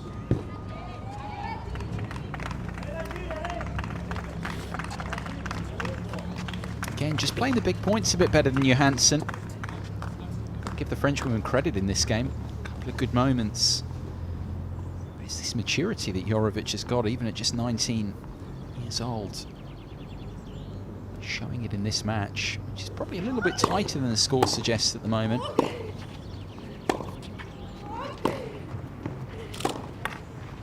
That's a big shot from Johansson. A little slip there from Yorovic, just behind the baseline, giving her much of a chance.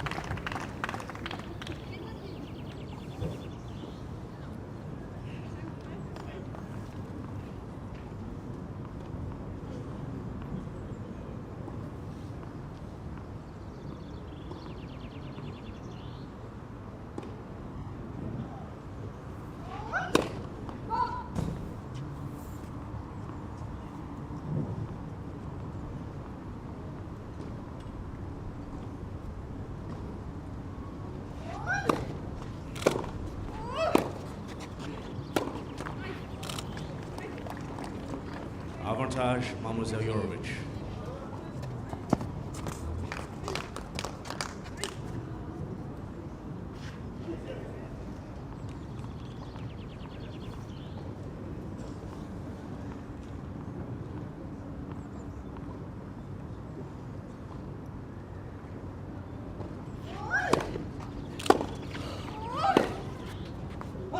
Égalité.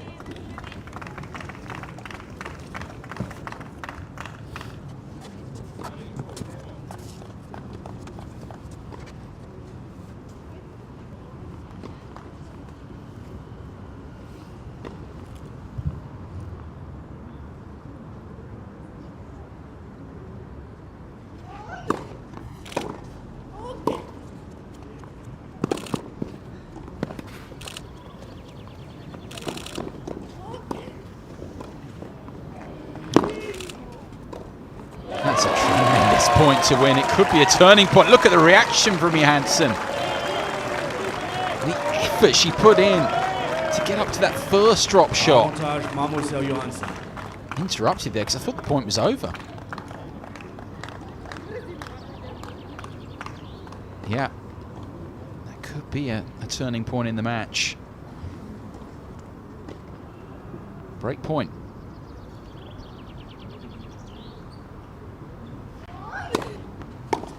Égalité. It's a very good serve. It deviated off the line. Again, it's an illustration. Yorovic playing the big points so well in this particular match. Finding the first serve.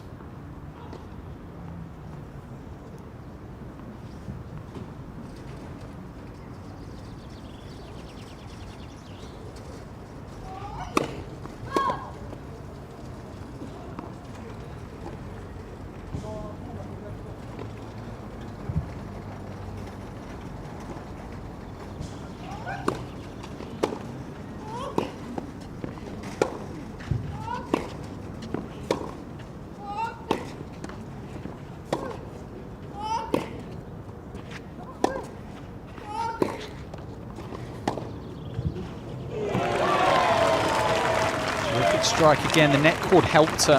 Took a bit of pace off that ball. Avantage, Some extra Mademoiselle time to set up Johansson. for Johansson there. Second break back point. There's that flurry of breaks midway through the first set. Was the one to begin this second.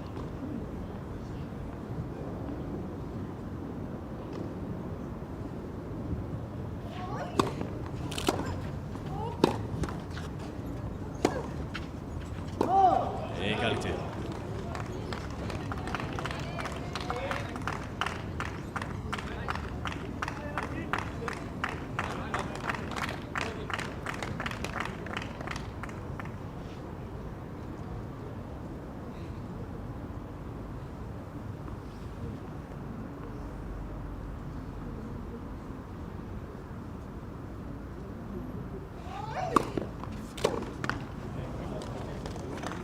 Avantage, Mademoiselle Yorovic.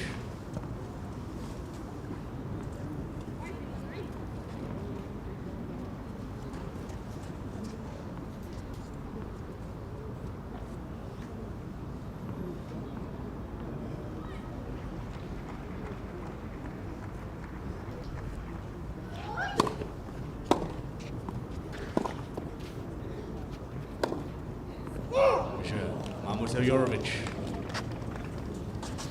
Mademoiselle Yorovic mène 2-0. More evidence. Keep making the point of how Yorovic is playing the big points better.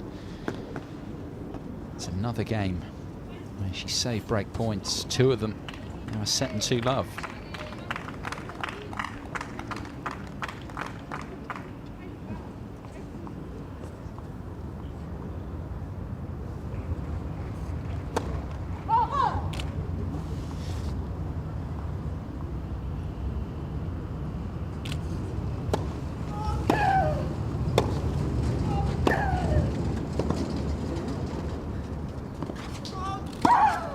Previous ball so early, the serve. 0-15.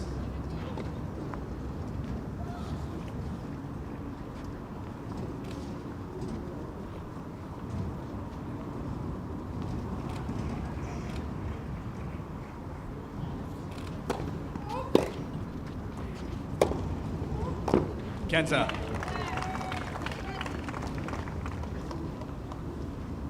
On the line, that one. It's the importance of the first serve again for Johansson. You saw the points won behind second serve flash through. It's 17% over the match. Much better behind her first ball.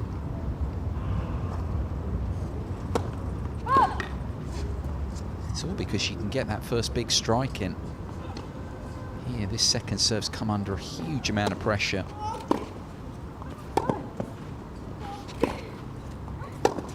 And there again, see how far she is off the baseline. Yes. Pushed off it immediately on her third ball.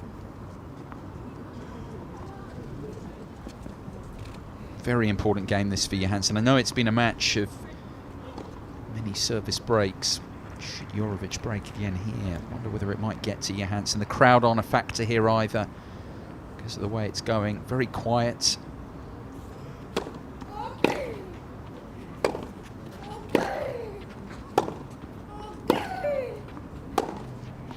Great shot. It's the one that she's hit best today. Off forehand.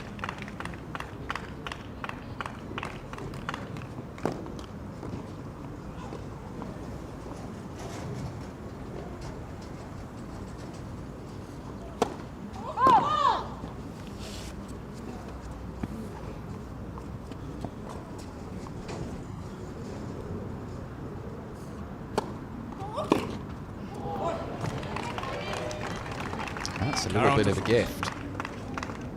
Talked about her barely winning a point behind second serve, and the serve was decent, but Yorovic putting it well long, and massive for her to get out of this game.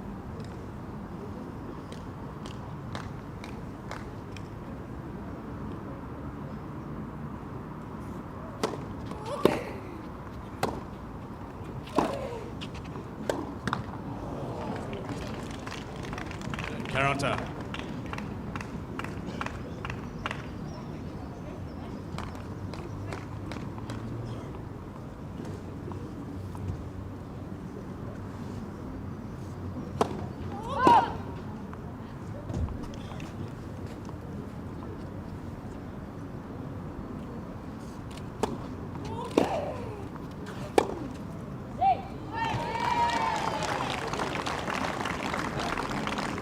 Avantage, Mademoiselle Johansson. Low percentage shot going back behind the run because you can see her body weight is actually going away from the ball there.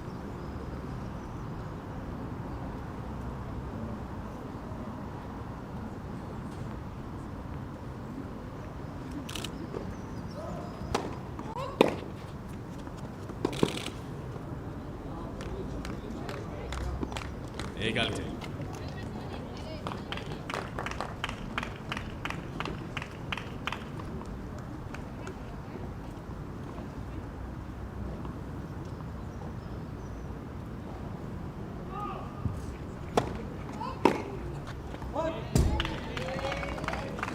Avantage, Mademoiselle Johansson.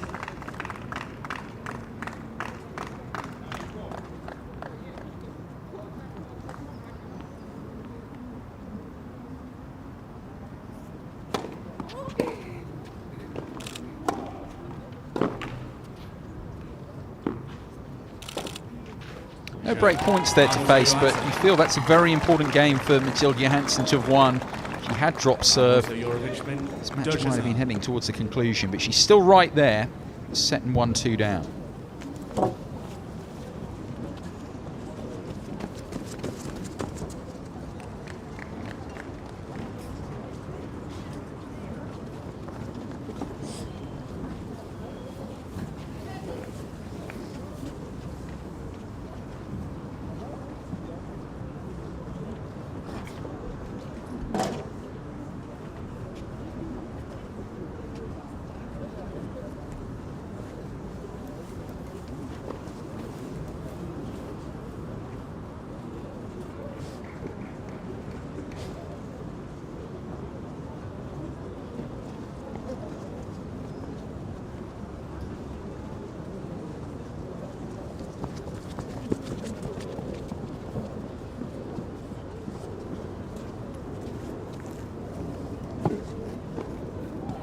reprise.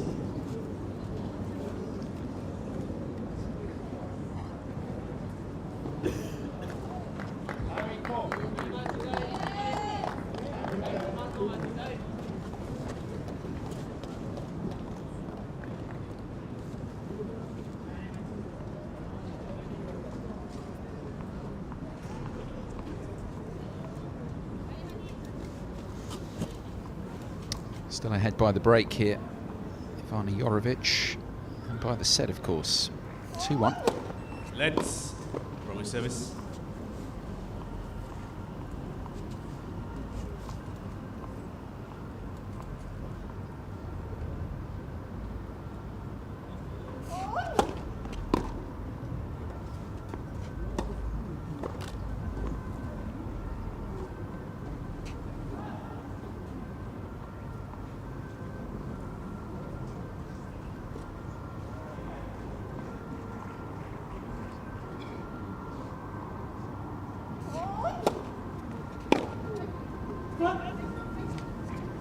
Cancel.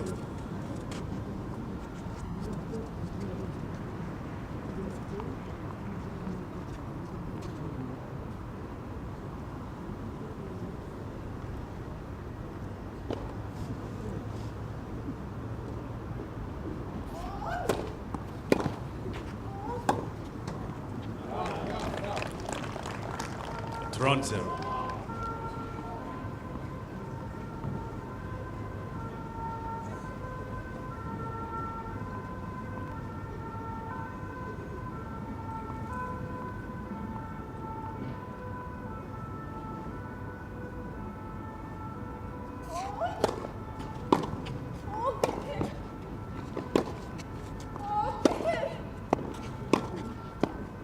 Response from Johansson. You heard Yorovic trying to open up the court, but that actually played into Johansson's hands there.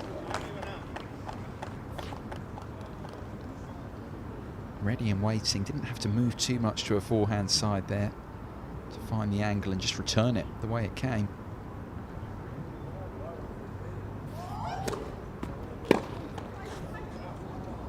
Caronkins.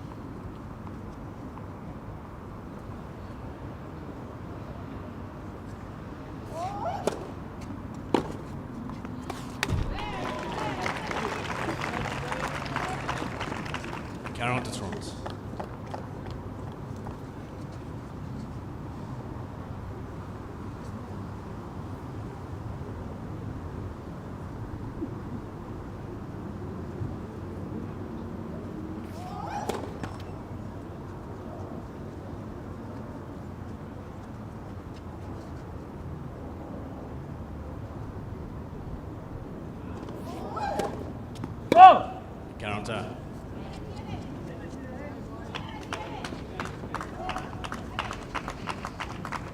Smile from Yorovic after the double fault. One of her best efforts, that.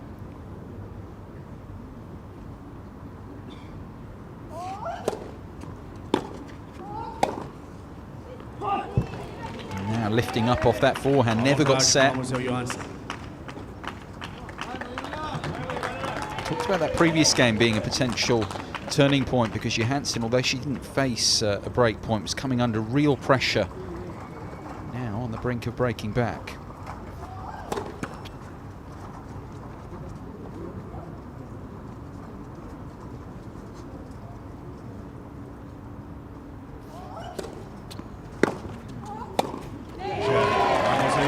And there is the break back.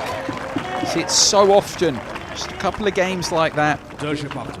Both were very tight, both going Johansson's way, and she's back to parity second set.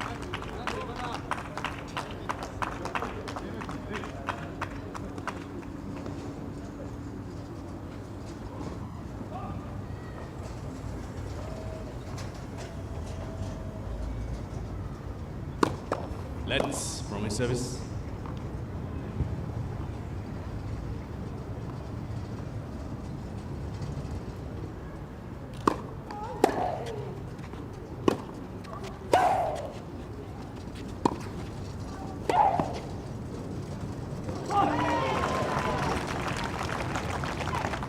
Backhand 0.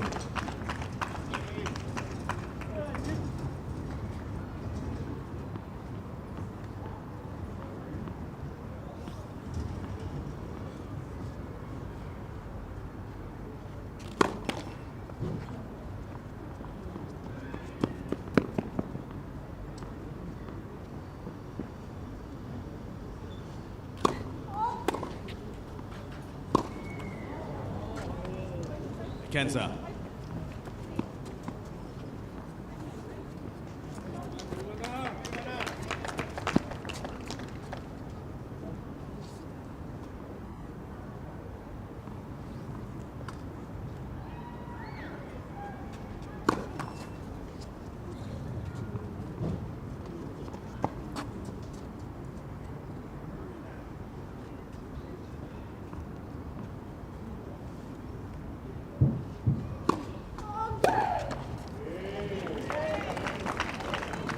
Broadcast.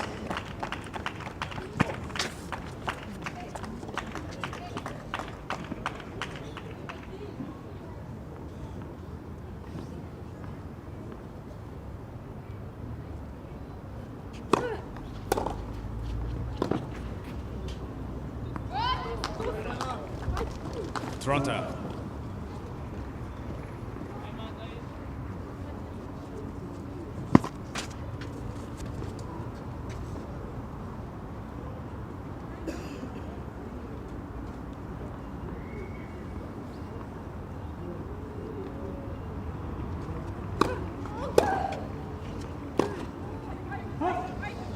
Johansson's turn to try a shot there that wasn't really on. Fired back at her, no angle to work with. Couldn't get out of the way to hit the off backhand. Can Yorovic restore the advantage?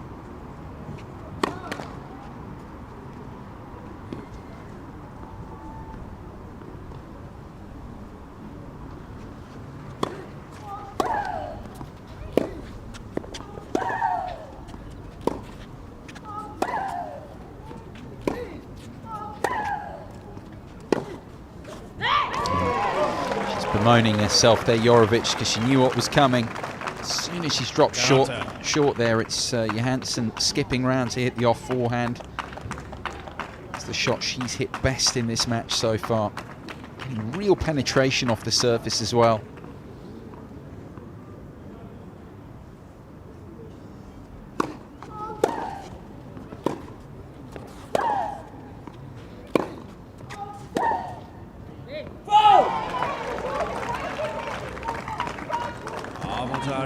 Johansson.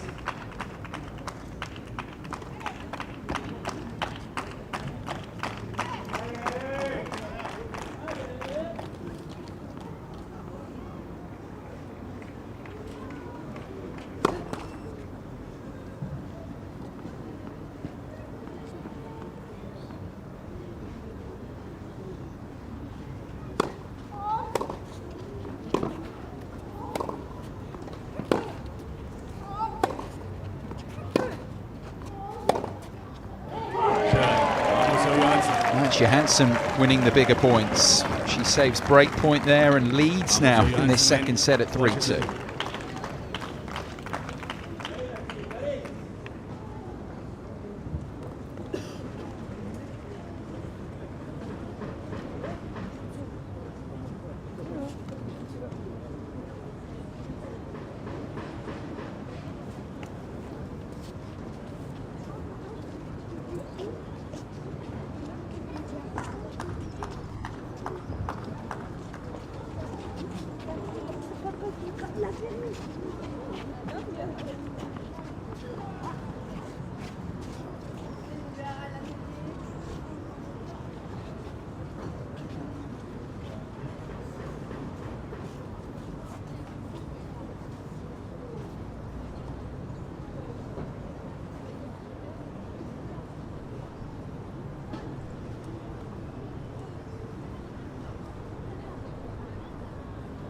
Reprise.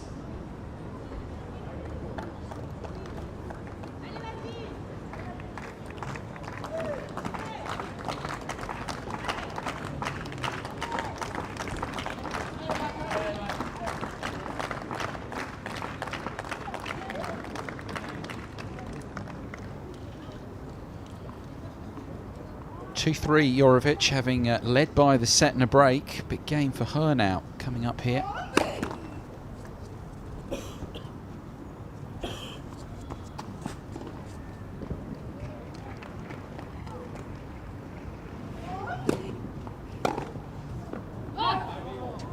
Cancel.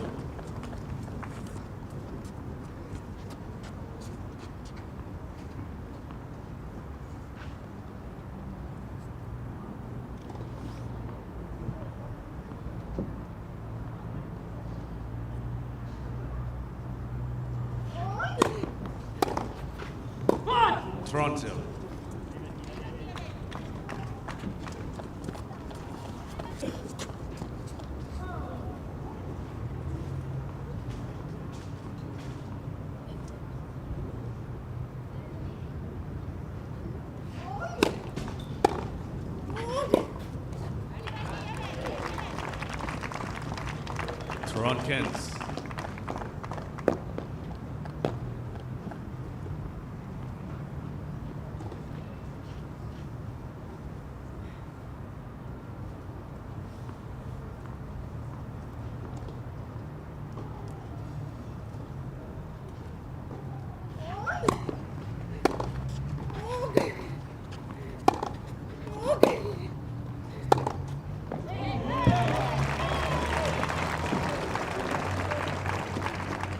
Toronto.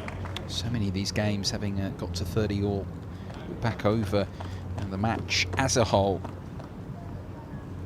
hasn't actually been a love service hold in the match yet. Just illustrates how tight it's been.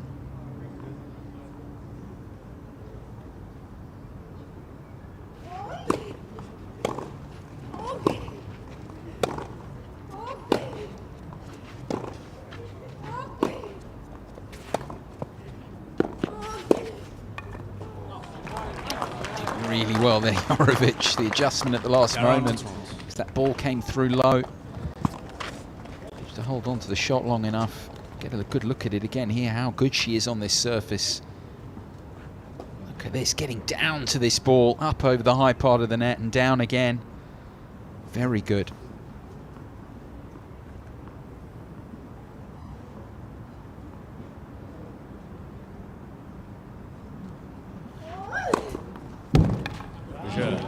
Monsieur Yorovic. Balle neuf, s'il vous plaît.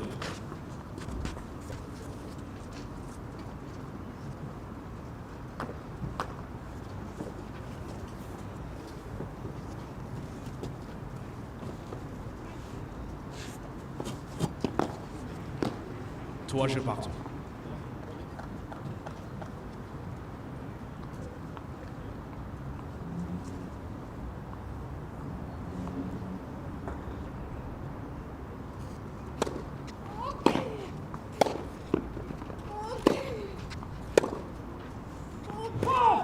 Zero cans.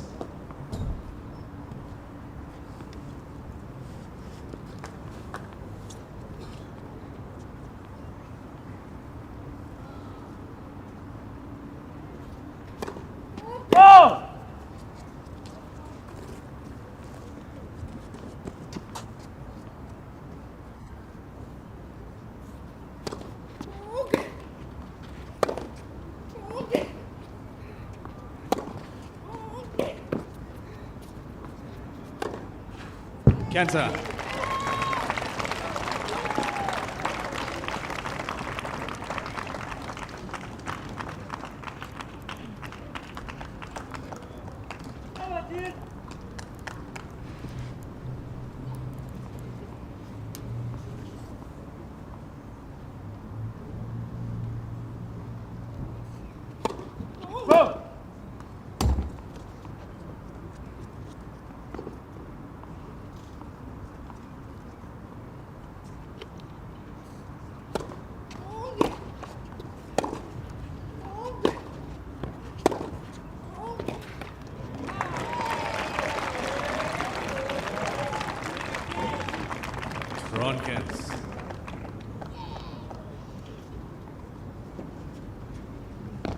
It's familiar, really, when she's been able to bring this forehand into play. even a bit more time as well, because she has got the shot preparation she needs.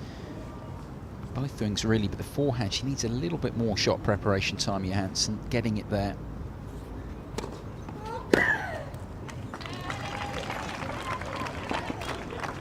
Kens.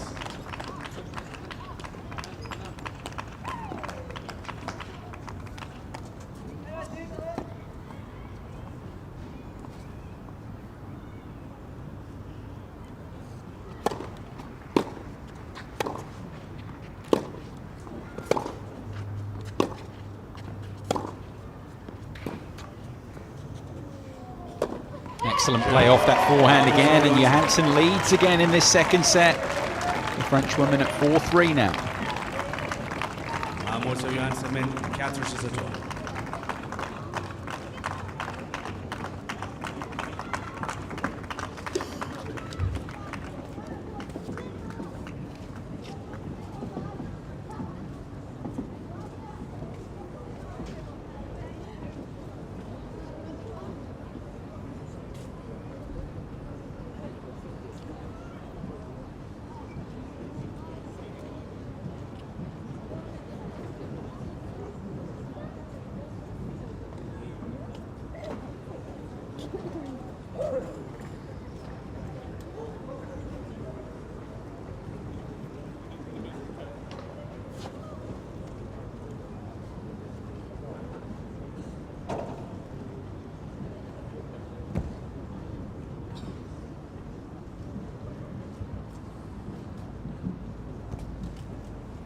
Reprise.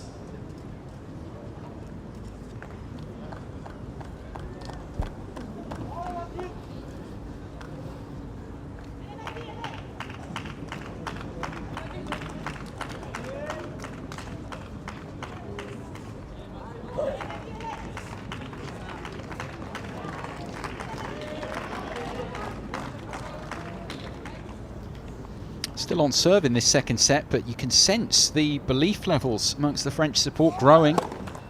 Yorovic here at 3-4 with comparatively little experience in these situations, of course, for all her talent. Johansson much more experienced in that regard. And that's what she's got to look to bring into play here. Second serve too short.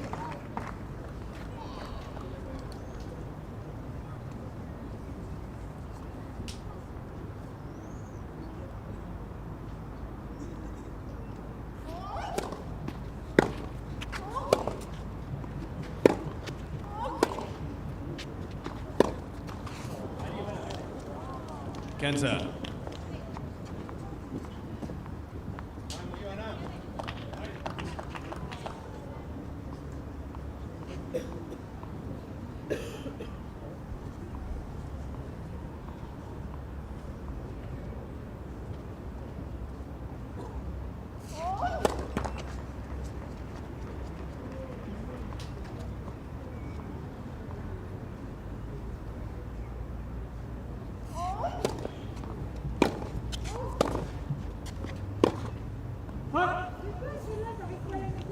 Kens.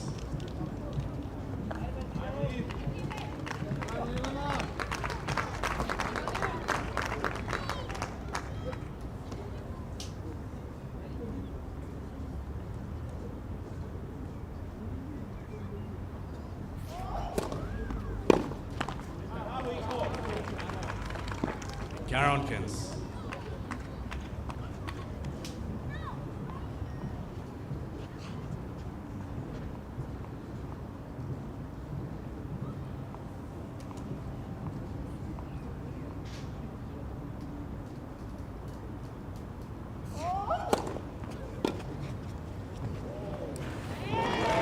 A little bit lucky with the return. Didn't get the cleanest of contacts. 40-30.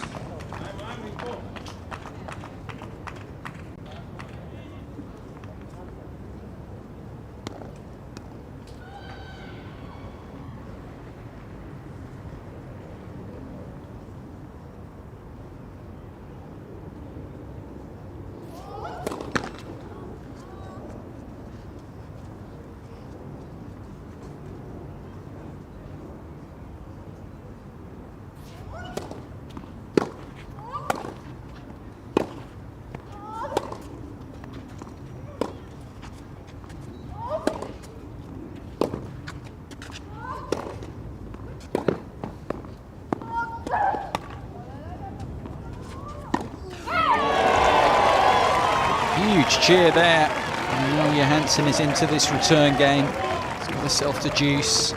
He's leading scoreboard pressure as well.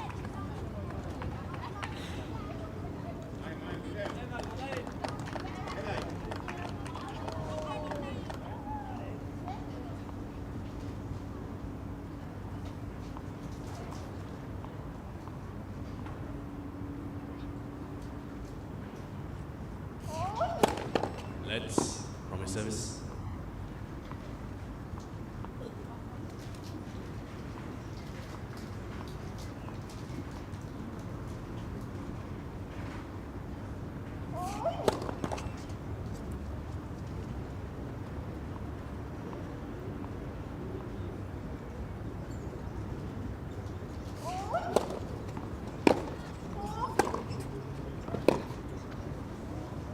Excellent depth on that from Yorovic. Avantage, Mademoiselle Yorovic. That's been the key feature in this match for both, really, when they've managed to get that ball through. Said it a couple of times, through flatter. They both do enjoy having extra time to set up, especially on the forehand side. So you can rush that ball through, take time away from them, draw those errors. Oh!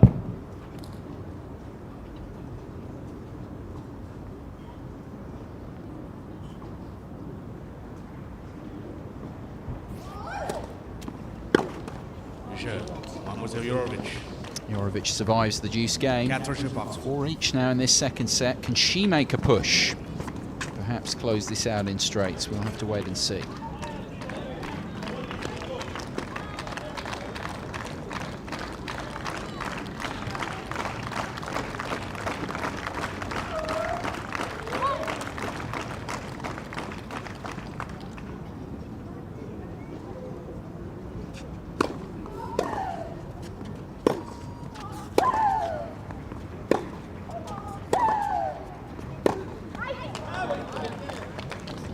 Zero cans.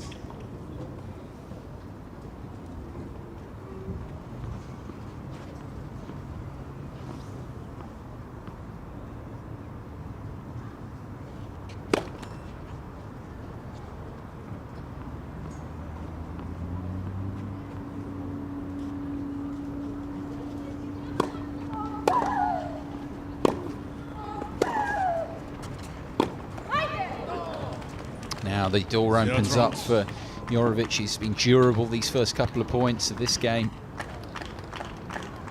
Johansson forehand breaking down there.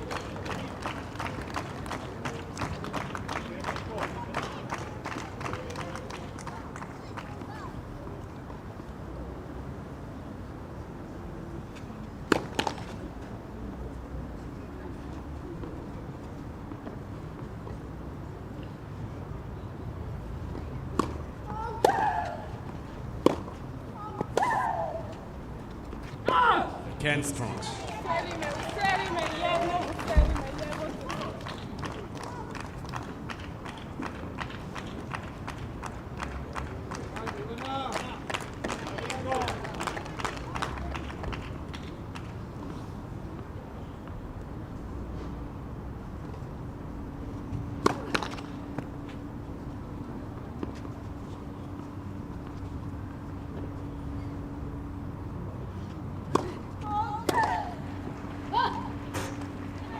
Toronto.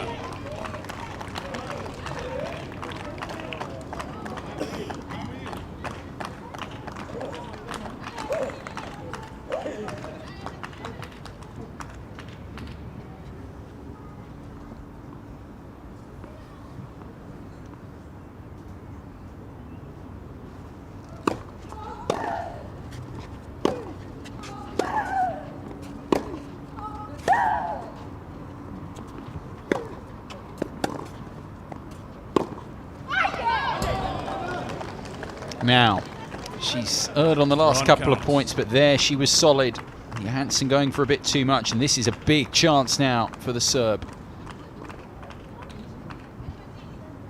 Led by a break, of course, earlier in this second set. Got that immediate break. Johansson breaking back, and maybe it's just been ahead of her the last couple of games without getting another break.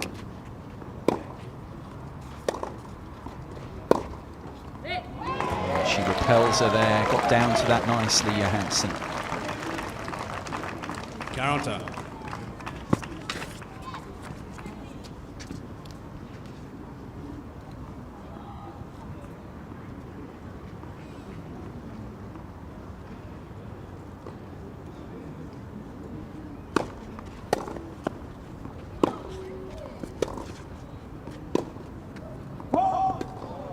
Avantage, Mademoiselle Yorovic.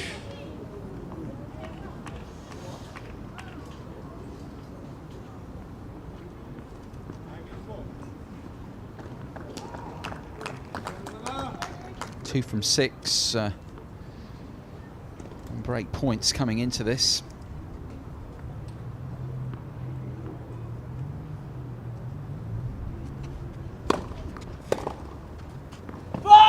Égalité. Can't make that one.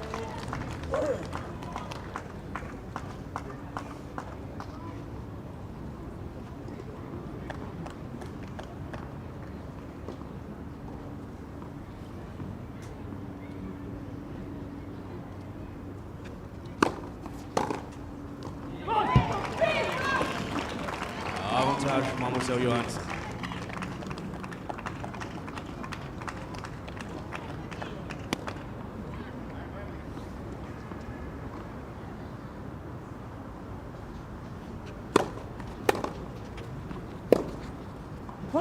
Égalité. Game continues. A couple of break points already. 2 from 6 was over the first set, and 2 from 1 from 5 in the second. 4 from 11 overall. Back to juice again. Creating a lot of opportunities, it has to be said, Yorovic.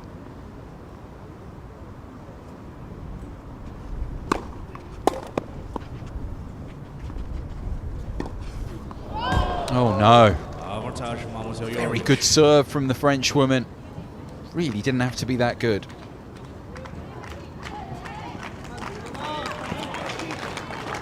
I'm surprised she put it so far long as well, because Yorovic had already gone very early to cover the cross court. Having gone line. No idea why she tried to go for the line.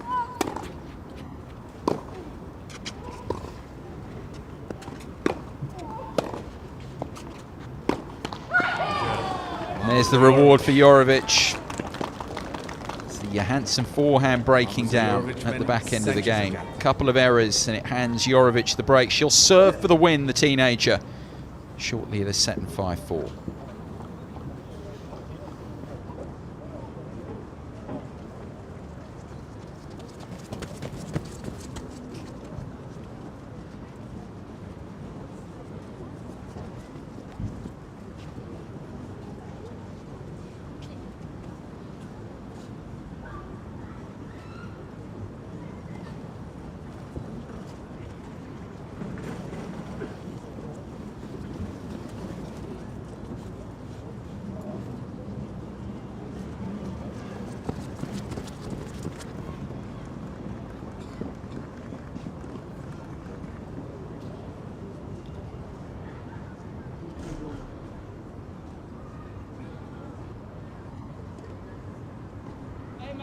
Reprise.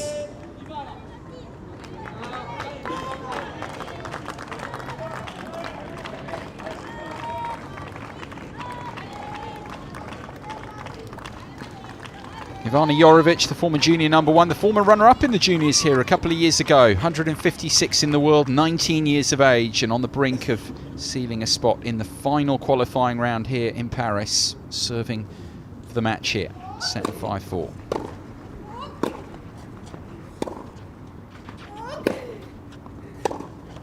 That's not what Mathilde Johansson would have been wanting, because he's going to surely look to try and put pressure on Yorovic here, try and make a lot of balls, be difficult to beat. Yorovic did reach the final qualifying round at Melbourne earlier in the year. Lost to Nicole Gibbs there. Final round of qualies for the Aussie Open. So it's not like this is uncharted territory in general for her.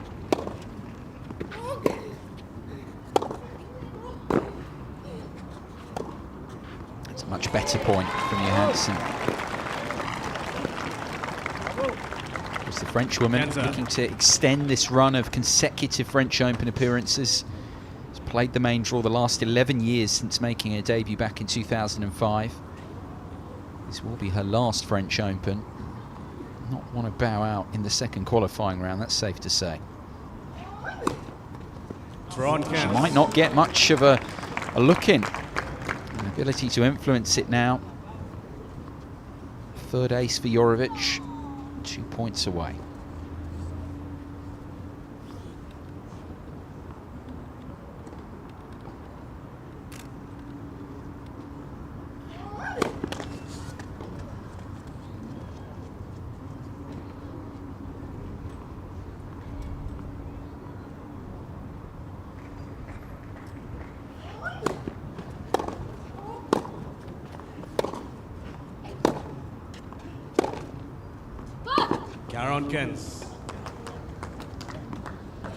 She wants to go up and have a look at it.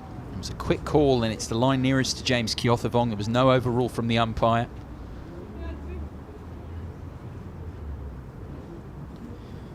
Accepts the circling of the mark from Yorovic.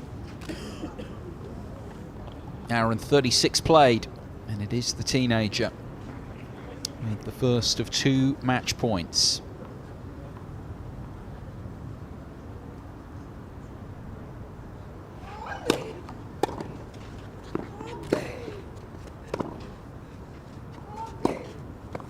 That'll do it. What a win for Ivana Yorovic here. She ends the hopes of Mathilde Johansson. It will be no 12th consecutive French Open main draw appearance for Johansson. She's gone out second round of qualies here. And Yorovic, the former junior #1, the former junior runner-up here 2 years ago, continues her quest for a spot in the main draw. She is into the final qualifying round in straight sets.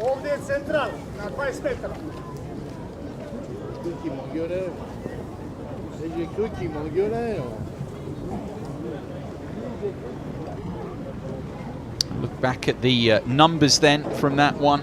Yorovic doing just a little bit more. There were plenty of breaks in the contest, 8 of them. She edged it. And overall, just doing a bit more damage at key times on the return of serve. Very tight for most of that second set. Credit to Johansson for making it that way. But in the end, Yorovic, having got the break, solidly closing it out and sealing her spot against Sara Sorribes Tormo of Spain for a spot in the main draw here at the French Open. There we are then, 2 matches completed. We'll turn our attentions very shortly to the men's second qualifying rounds. The first of those 2 matches, Axel Michon against Jared Donaldson, the 29th seed from the States. France against the States. Pete Odgers will be taking you through that and the remaining match to follow between Adrian Ungur and Francis Tiafoe. We'll be back with you soon for that third match of the day.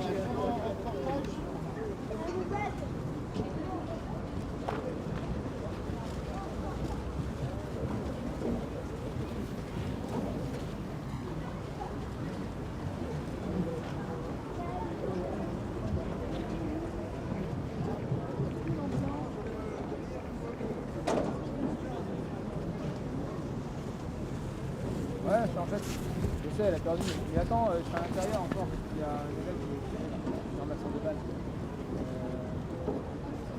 Attendez, je sens. Je suis à côté d'où, côté d'avant le décor. Je suis rentré là. Je suis rentré à l'opposé, le côté où il y avait le cours 6 là au fond. Le mec il ouvre le truc et il peut rentrer direct dans le décor. Putain, j'en suis sûr que si j'avais retrouvé là-bas, bon, en fait, on a vu là de l'autre côté sur l'extérieur.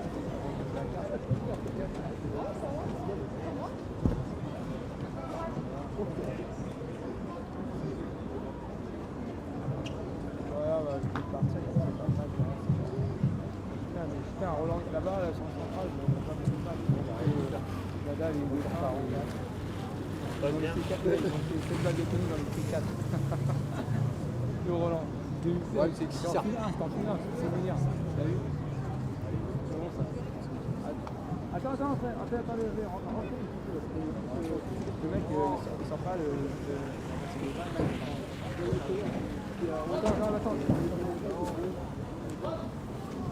Faut pas tenter le diable. Faut pas tenter le diable. Je préfère avoir des bords un peu plus blancs. Les bords blancs. Est-ce que t'as les bords blancs? Hein, ça va ta troisième jambe? C'était le bord blanc.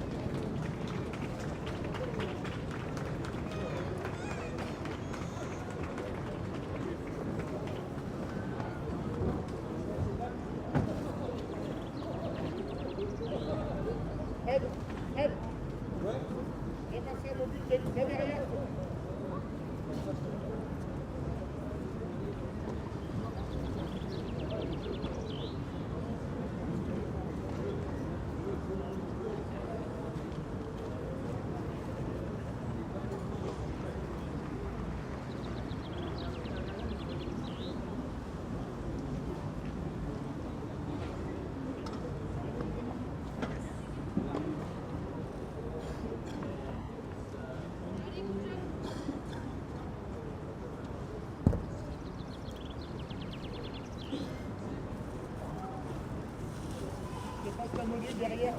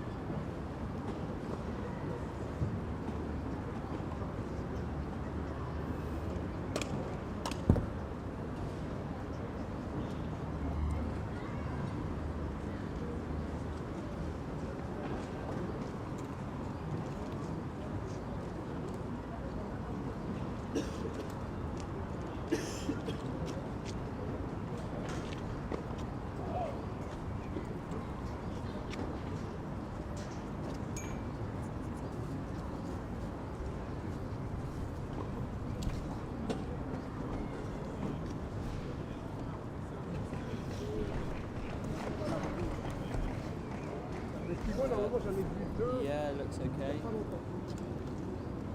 So, no problem.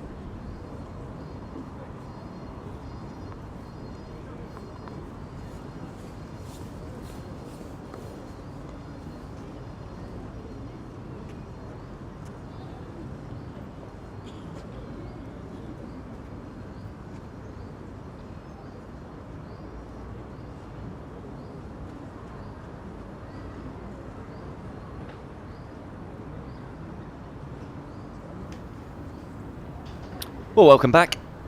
Peter Dodgers now in the commentary box to talk you through the last two matches of the day on Court 6. Court 8 is French Open qualifying. And what a chance for both of these players. This one, incidentally, was meant to be played yesterday, but with all the late rainfall, got moved on to today. So it's still a second round qualifying matchup. Axel Michon, the Frenchman, against the man in your picture, Jared Donaldson, one of the next-gen talents. A young American, only 19 years of age, currently ranked 140th in the world, only 7 places off his highest ever ranking, which he achieved at the back end of last year, to world number 133 from Rhode Island. And has really made a splash on the circuit, was a decent junior. Actually moved out to Buenos Aires to train on the red clay over there. So you would arguably say that clay is his strongest surface. Certainly knows his way around on this type of a court. Reached the third round of qualifying last year at the French Open, but has never qualified directly for a Grand Slam. He's made a patchy start really to 2016 after an excellent 2015, but did reach his second Challenger Tour final of his young career in Savannah just a few weeks ago. Was runner-up there, and it meant that he ended up just missing out, in fact, of getting a wild card into the main draw, being the highest USTA Pro Series winner on a clay court. But he had some terrific wins in Savannah, all of them against top 200 players. Beat Ryan Harrison, Andriozzi, Meltzer, and then a fine performance against Donald Young, who is ranked 84th in the world. He was maybe a little fortunate in the first round, didn't have to play too much tennis against Dems Molchanov. He was 5-4 down before Molchanov retired in that one.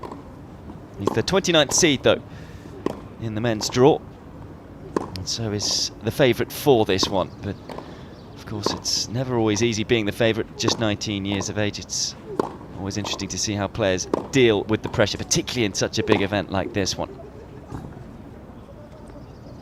His opponent today, Axel Michon, 25 years of age, ranked 233 in the world now, former world number 177. That was his highest in July 2014. Started this year very strong. Was runner-up in a 50k Challenger event on the clay of Mendoza. Bagness there, but since then has really struggled, particularly when he's moved back onto the clay. He's pretty much played all of his tournaments on this surface, but he had lost 5 in a row, the majority of them coming in Challenger events. Knocked down in the first round of Savannah, Tallahassee, Rome and Bordeaux, but ended that run with a good win over Kudryavtsev in the first round, 6-3, 7-5 against the Russian. So at least feel that the rot is over. He's had success though here at the French Open before. Won a first round match of the main draw in 2014. That led to his highest ever ranking. Beat Bradley Clarn of the United States before losing to Anderson in 5 sets. In terms of the weather conditions, as you can see, it's pretty cloudy today. It's relatively chilly too at 15 degrees Celsius. There's a bit of a breeze, not as windy as yesterday. And so far, we haven't had any stoppages. As you can see, there are some dark clouds out there though. There's been a little bit of rain, but it wasn't enough to stop play. Thomas Sweeney is the Australian umpire for this one.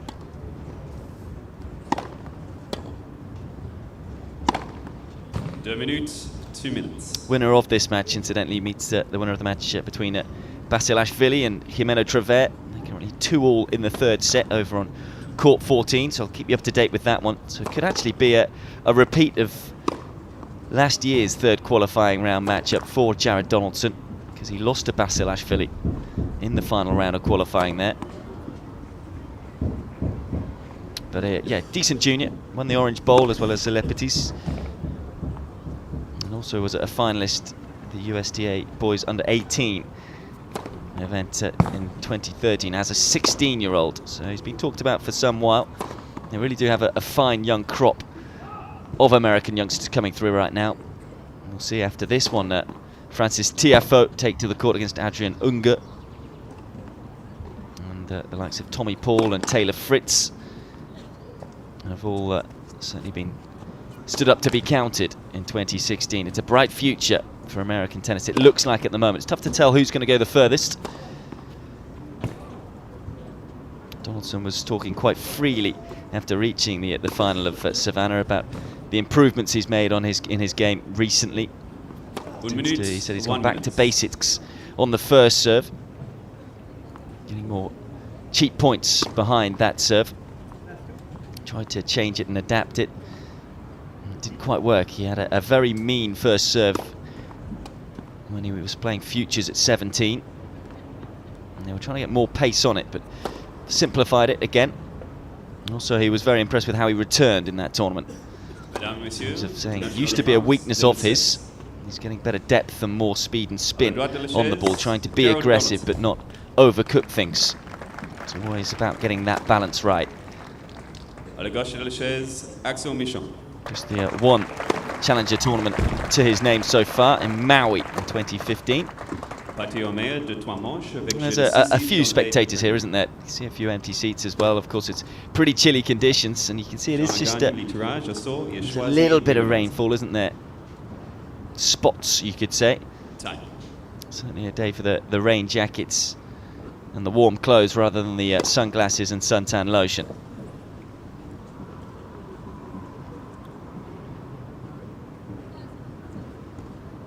Both players have never qualified, incidentally, for a Grand Slam event. Donaldson has played a couple of first-round matches at the US Open, but he was a wildcard for both of those.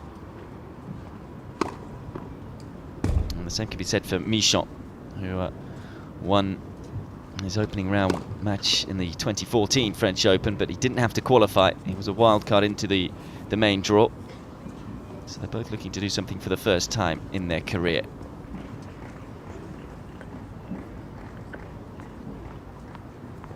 Donaldson is up and ready, nice and early.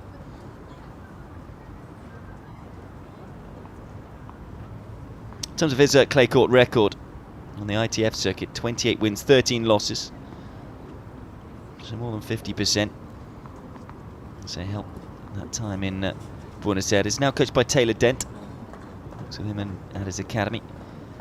So he's gone from being adapting to the clay court to being coached by someone who was exceptional at serving and volleying. So he does have an all-court game, Donaldson. And maybe we'll see some of that on show today.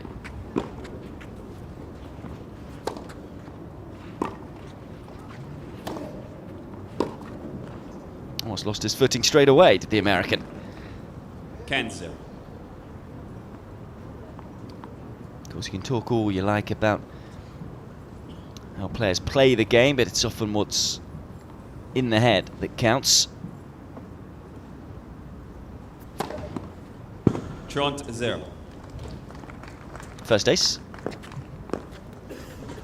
There's the early signs of what I was talking about in terms of the improvement on that first serve.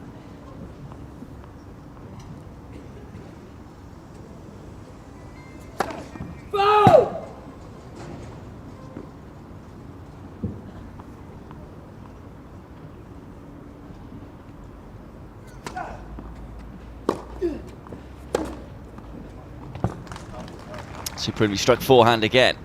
40-0. That is the wing he likes to attack from.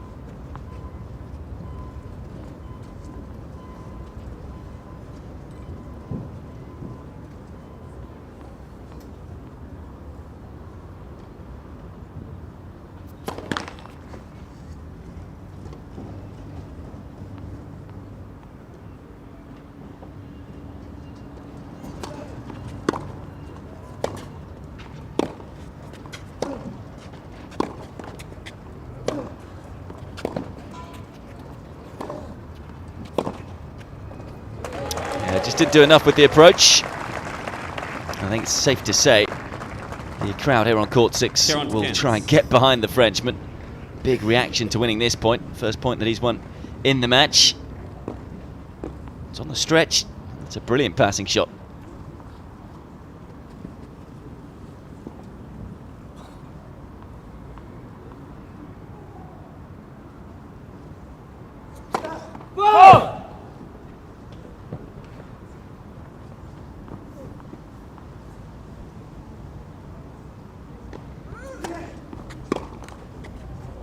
Donaldson then takes the first game of the opening set. He'll have to deal with the crowd as well, no doubt being against him. So all these really good experiences for someone who is just still a teenager at 19. Comes from a pretty humble background. Dad owns a construction company and mother was a social worker, so usually with these tennis players you tend to find that one parent or the other has had some sort of sporting background. Not the case with Donaldson, as I say, from Rhode Island as well, not a place known for producing tennis players. But it is the home place of the Hall of Fame, the International Tennis Hall of Fame.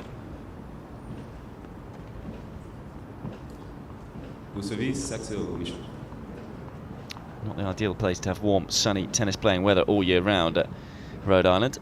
But they've done a good job.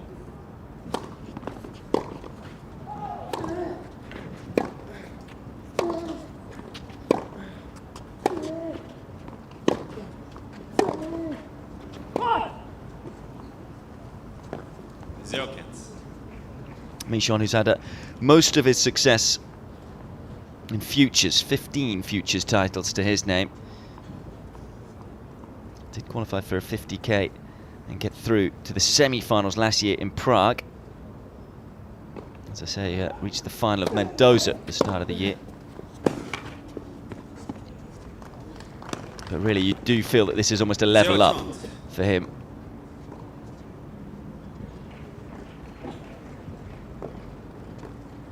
Good clay court record though, 292 wins to 153 on the ITF circuit. So it's a surface that he is best suited to.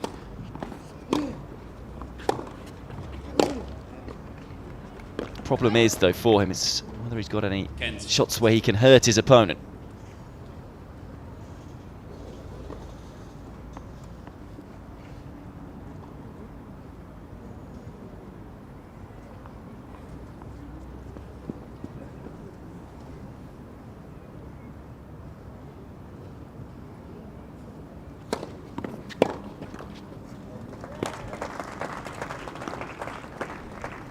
Toronto.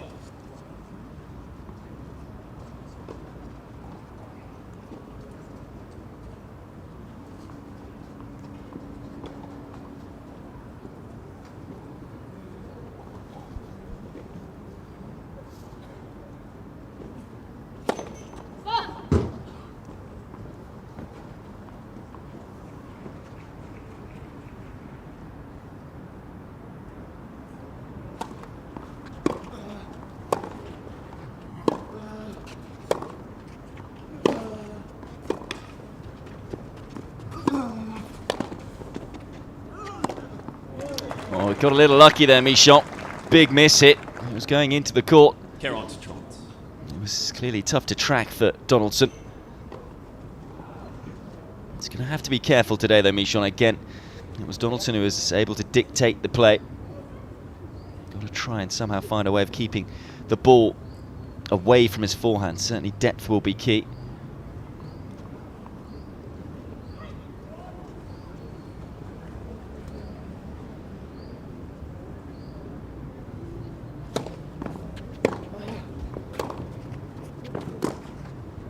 That's a good service hold from love 30 down. Michon. So levels things up at 1 game all first set. Putt. Well, I said I'd keep you up to date with everything that goes on, particularly over on court 14, because the winner of that match plays the winner of this one. And Basilashvili is in a good position now, 5-3 up in the third set against Jimeno Trevert. As we take a look over the skies. A lot of white cloud, and a little bit of blue sky there as well. Forecast, incidentally, is to remain dry for most of the afternoon until very early evening, and then could have some more showers then. Of course, with it being a clay court, it can take a certain amount of moisture, more so than a grass court or many other courts around the world, but not too much. As I say, it did rain for a relatively long period of time earlier on, but it wasn't enough for the players to come off.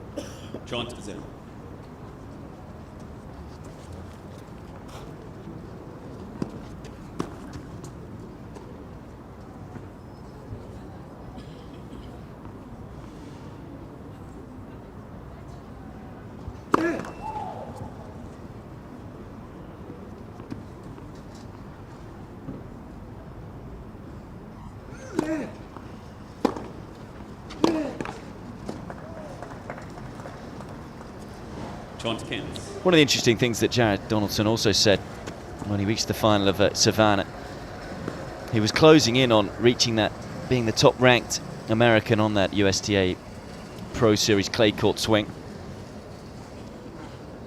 But he said he actually wanted to qualify for the French Open through qualifying.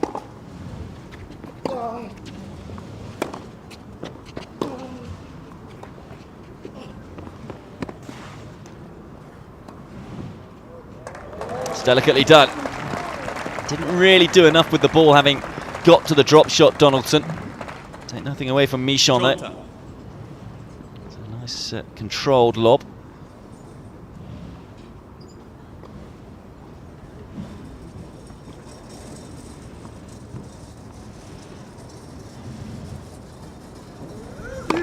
Let's listen.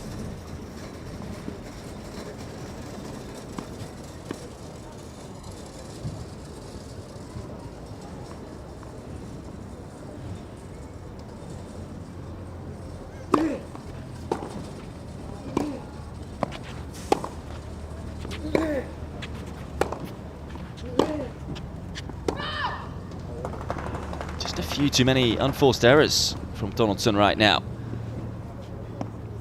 So it's always interesting to see how a player adapts to the pressure. More likely to feel like the hunted rather than the hunter at the moment, being the favourite for this one. Coming under the radar the last couple of years, facing an early break point.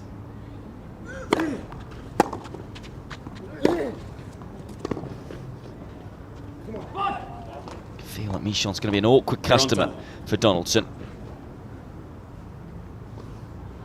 Forehand is the big weapon, but Michon, someone who likes to get a lot of balls back in play. Only 5'9", so not a big wingspan, as I say. Doesn't really possess a big shot.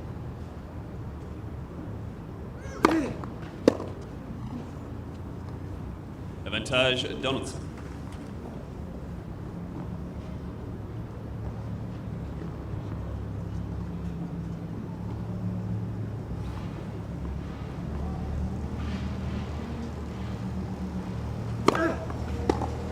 Had to save the break point, but comes through the game, does Donaldson. We're on serve so far in this first set. It's the American who leads by 2-1.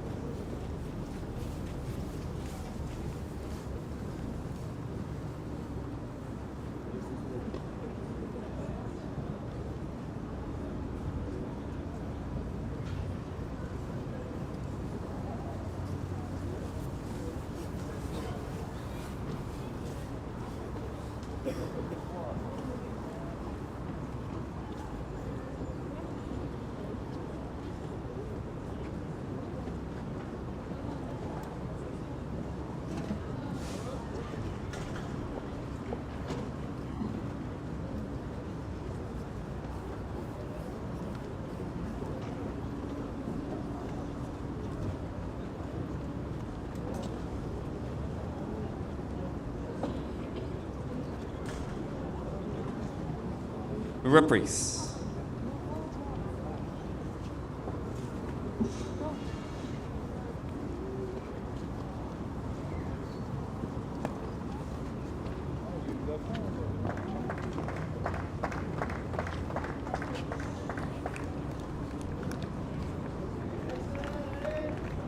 Prenez place, merci.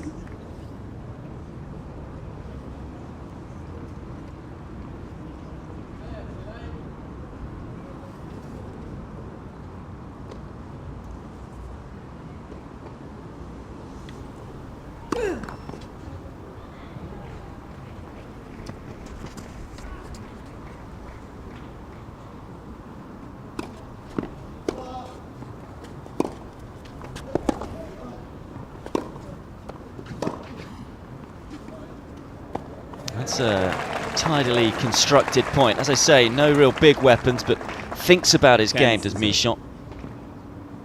Nice touch around the front of the court too. Very much at home on this surface.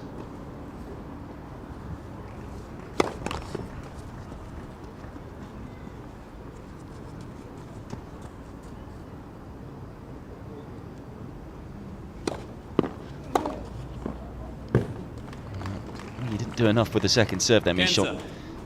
It's almost easy for Donaldson just to stroke that forehand away.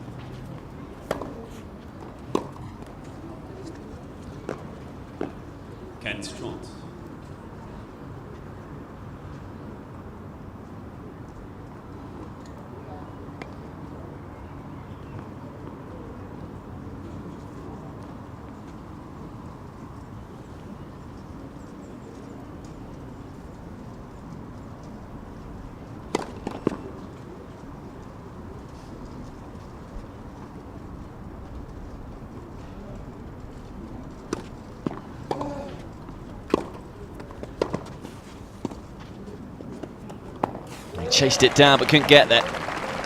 Just did enough with the volley, Michon. Tronta.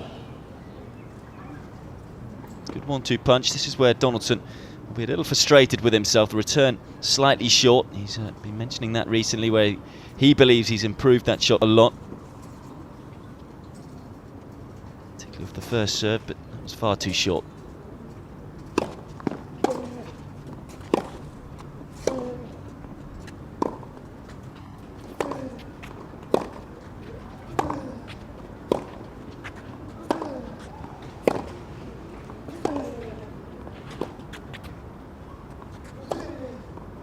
That's quality tennis.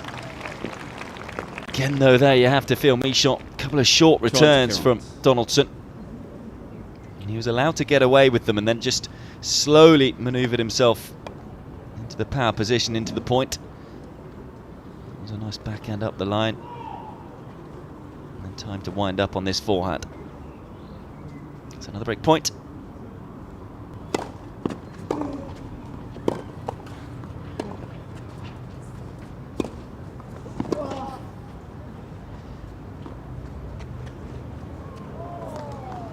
Oh, I think Michon thinks this one's wide.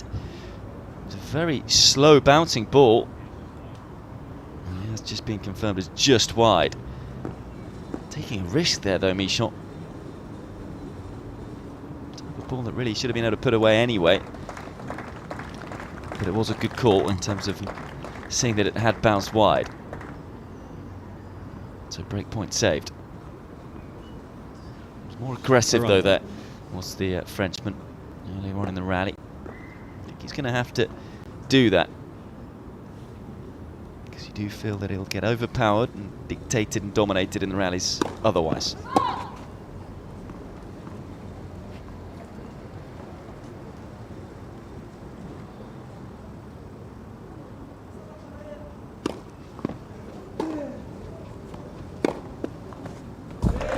taking it early. It's as if he was listening to me. Again, though, Donaldson not finding the depth of the return. Avantage, Michon. Incidentally, this is the first time that they've met on the tennis court.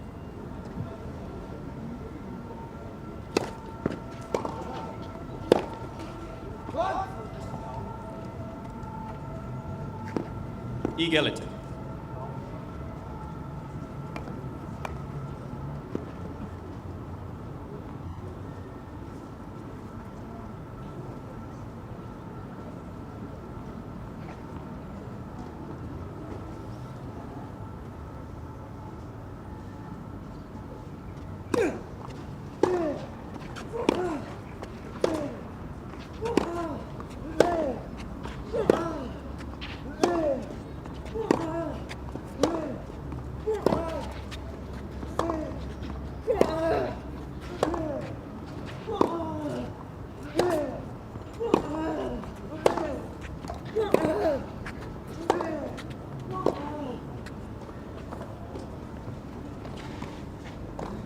Oh, it's a fantastic rally. And a wonderful way to finish it too from Donaldson.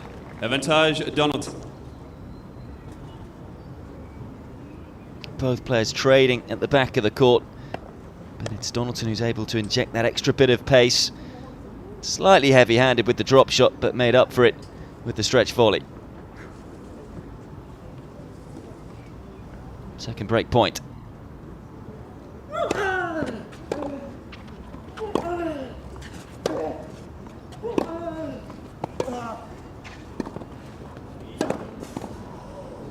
Oh, he's missed it. Jeu Donaldson. And Donaldson has stolen the point and with it, stolen the break. Donaldson mène par 3-1. Silence descends on court 6 as the Frenchman Michon goes down an early break. Donaldson now leading that 3-1 first set.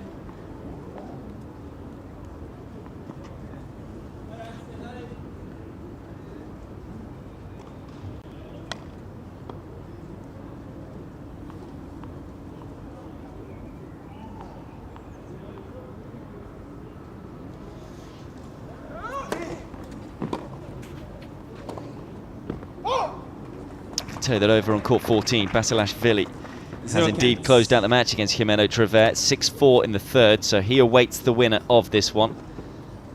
And with the way that this one started too, there's a high chance that could be a repeat of last year's third round qualifying encounter here at the French Open.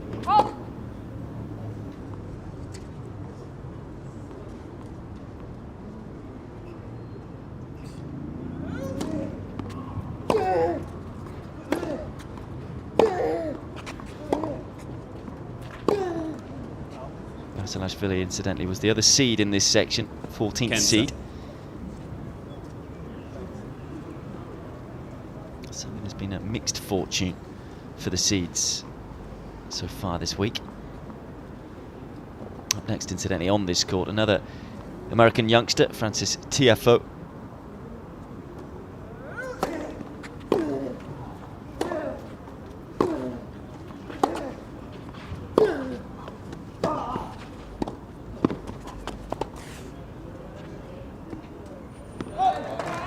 Manoeuvring Donaldson around from side to side. Yeah, incidentally, Tiafoe will take on Ungur. Ken Stront.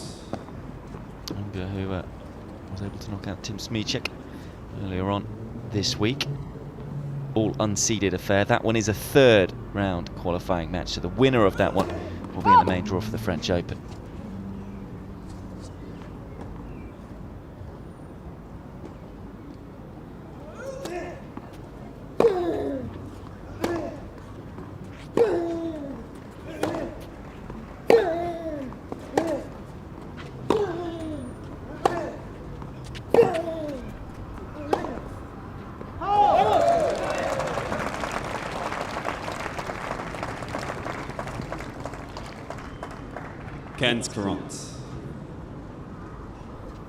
Just slightly over-forcing on that occasion, Donaldson, and a chance here for Michon to get the break straight back. 2 break points.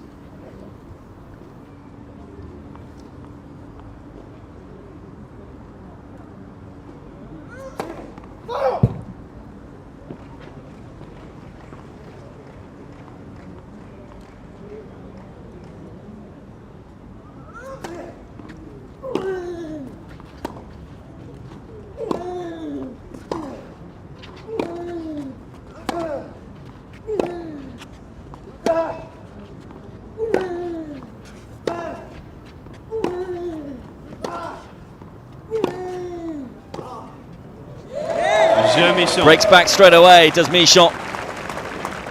Quality ball striking once more from the Frenchman to Donaldson delight the led by crowd 3-2. here on court 6. Well, it is Donaldson who still leads by 3 games to 2.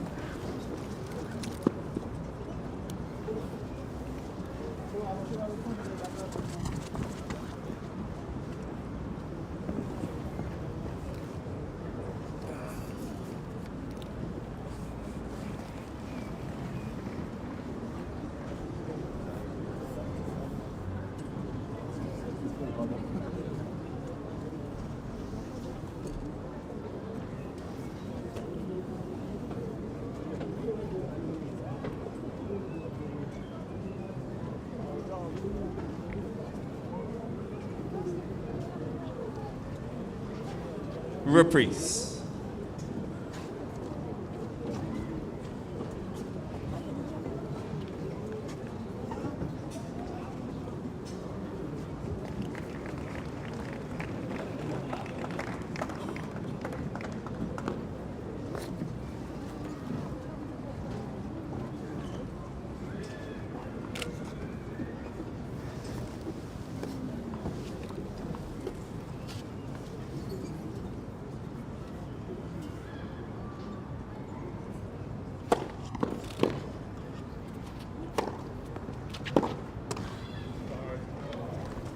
Quick to apologise, but 0-15. when he hit it an inch higher, it would have just flown past Michon.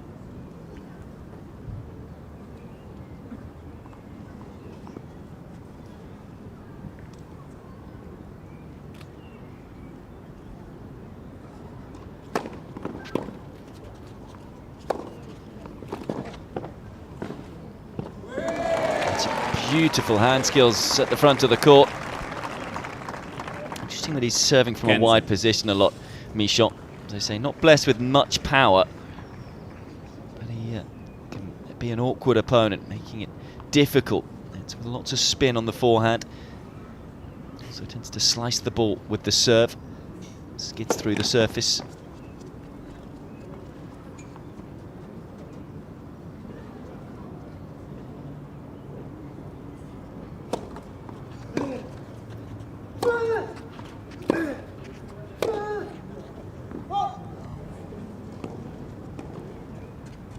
Tront.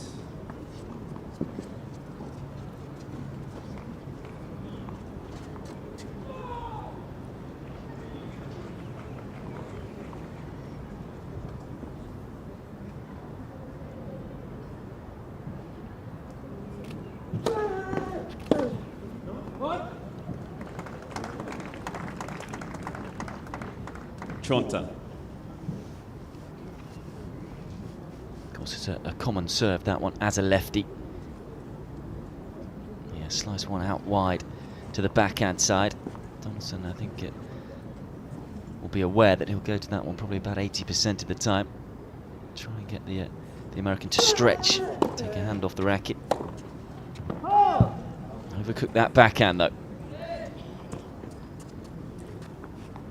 Tront, Carol.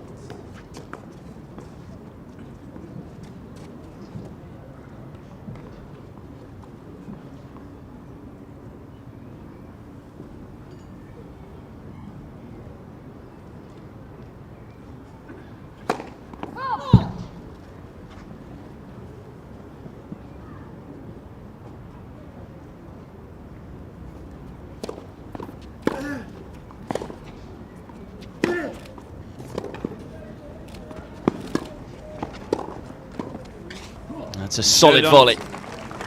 And Donaldson breaks again. Donaldson men par 4. Right on top of the second serve return. And from there, never let go of the point. So 3 breaks of serve in a row. Donaldson re-establishes the 2-game cushion. 4-2 first set.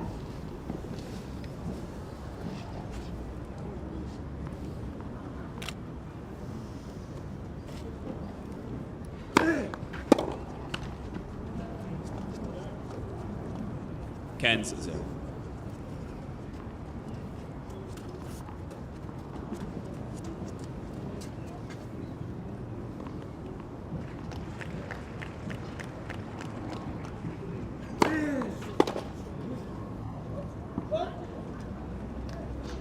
Trent 0.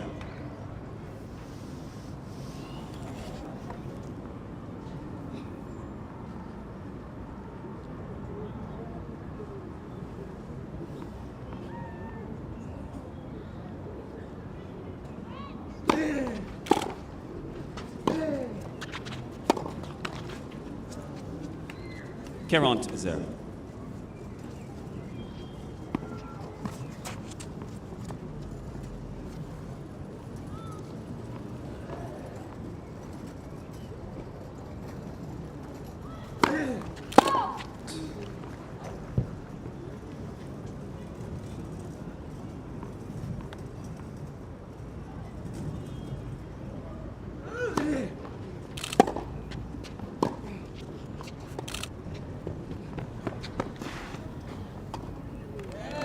Superbly well played drop shot. Donaldson doing well just to get something on it. 45. Nice deep return from the Frenchman. There's a fair amount of height on it. It was very close to the net when it bounced. Able to control the volley away.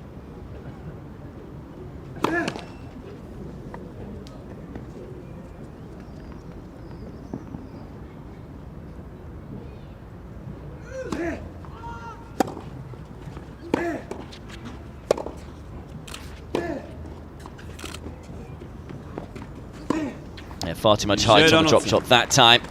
Donaldson up the court swiftly. And this time, the American is able to consolidate the break. And is now a game away from taking the first set. Leads 5-2.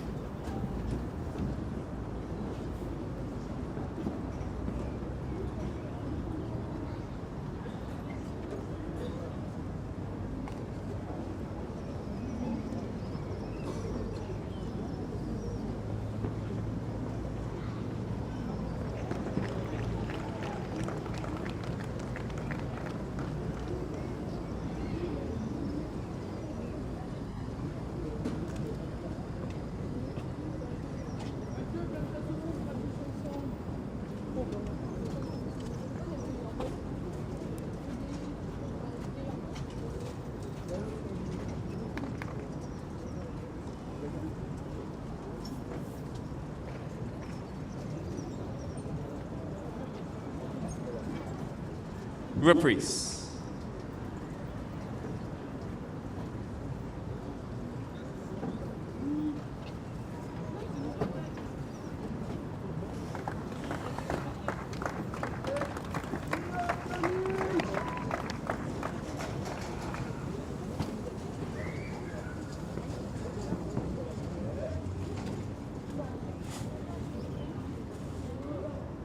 Wait.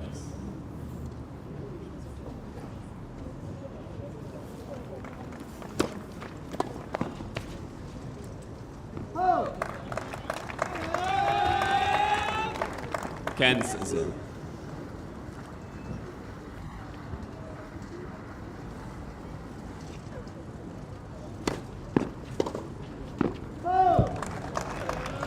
Trent 0. He's having to stay in the first set here. Doing a good job of it so far. A couple of cheap points for Michon.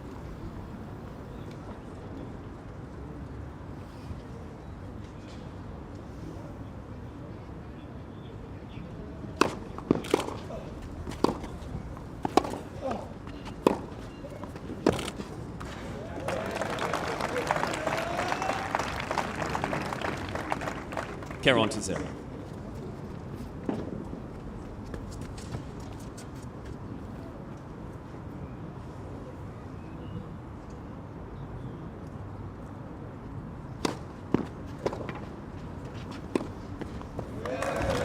When can you miss it?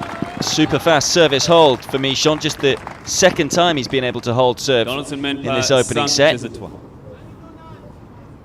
And the first question is answered as far as he's concerned, but can he break again? Donaldson serving for the opening set.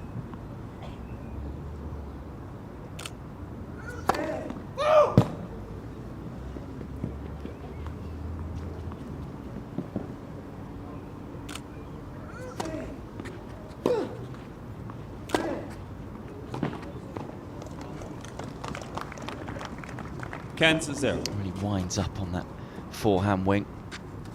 As I say, it's pretty well suited to a clay court. Hits with a lot of topspin. Kicks off the surface.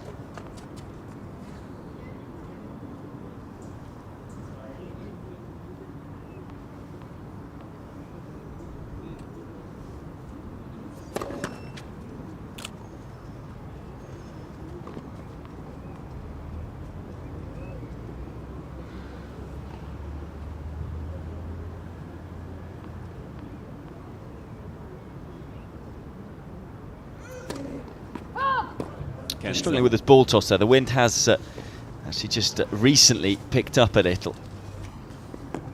A little sigh there. So maybe feeling some nerves trying to close out this first set. As I say, it's always tricky for young players when there's expectation on their shoulders. As I say, expected and the favourite to win this one. As an example of the wind.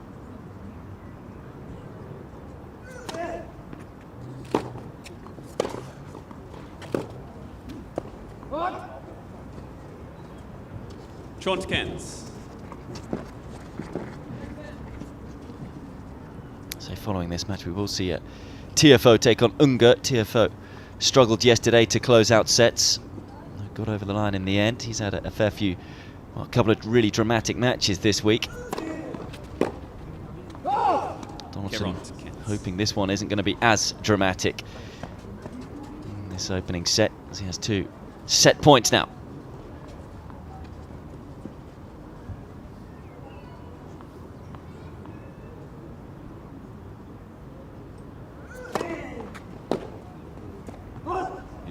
Solid set of tennis from the American. Very much job done. 6-3. Takes the opening set by 6 games to 3 in 34 minutes.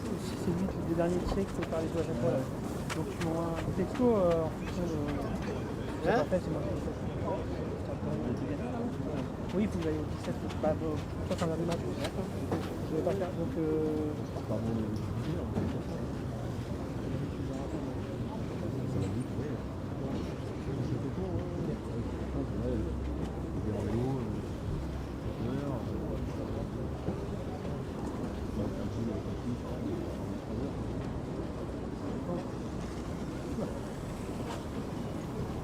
Pour la gaufre.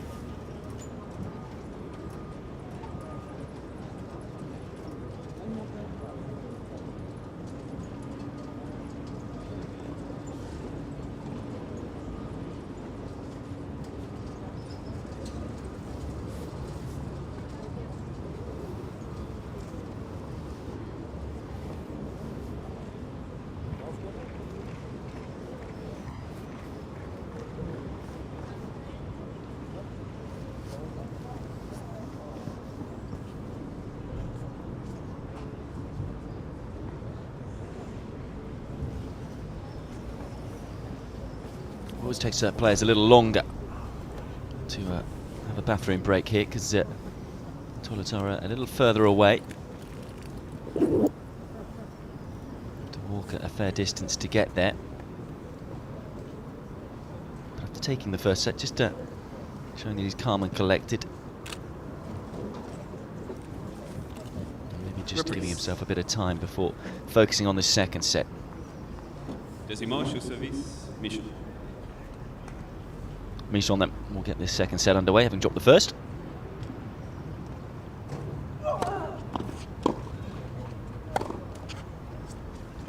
Incidentally, a few men's results to give you. Ilhan has knocked out the 10th seed, Stakowski, 6-4, 6-4. And he'll meet Andriosi in the next round. Good win for the Argentinian against Gallo.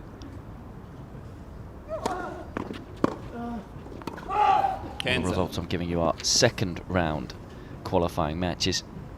Player who's in fine form at the moment, Andrej Martin from Slovakia. He's dropped just the 4 games again, second day running that he's only dropped 4 games. Defeating Blancano.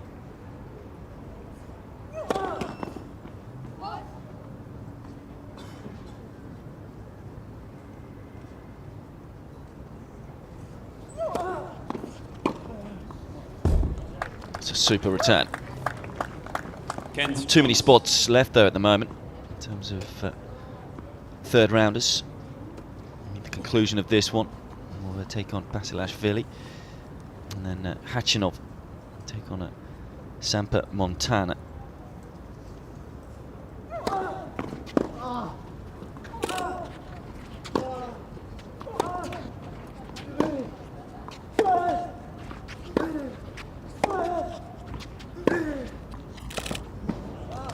Big hitting from Donaldson. Just outclassing Michon really at the moment. As I say, the Frenchman doesn't really have too much of an answer. Has to be deeper than that, otherwise he's going to get punished.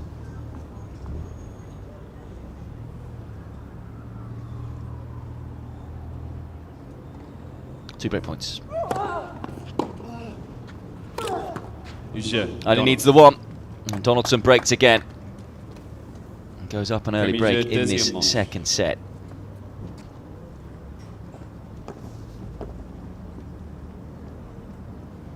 Other players in action at the moment. Also women's matches going on in qualifying. Top seed in the women's has dropped the first set to Slovachkova, Luisa Troico, who, if she wins today, is through to the French Open main draw after Wozniacki's late withdrawal, but she's lost the first set 6-4. It's 2-1 up in the second. So we take a look at the statistics from the first set here. Michon with a very high first serve percentage, but he doesn't have a big weapon really with the serve, and Donaldson's getting in some decent returns.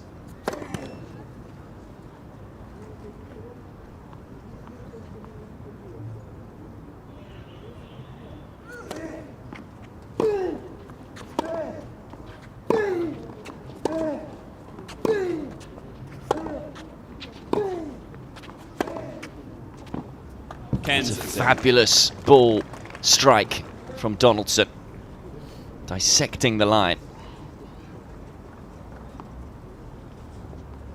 So he prefers to attack off the forehand, but the backhand can be dangerous too. Michon wasn't expecting that one to go there.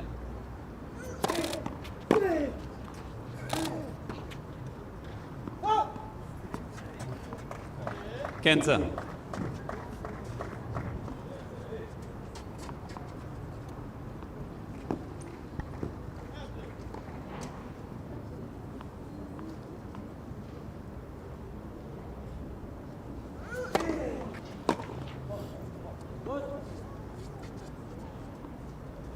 Kent.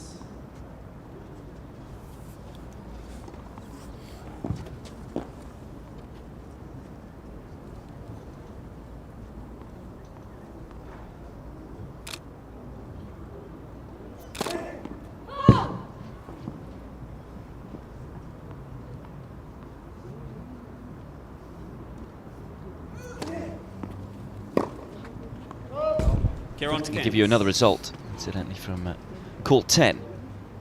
Bit of a surprise too. 12th seed, 12th seeded Russian, Karen Hachinov, who we saw just the other day on court 6. Impressive Russian, but he's out. Samper Montana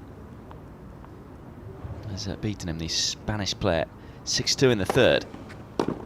Donaldson. And also a second qualifying round matchup. Samper Donaldson Montana will now de take on Karatsev for a place in the main draw. Donaldson consolidates the break. All going to plan right now for the young American. 2-love up in the second set.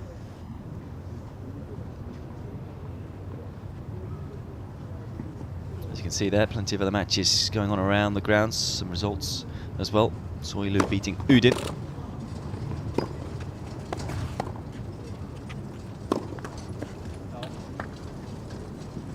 Zero cans. It's really only once you get here that you realise the quality of the qualifying matches as well.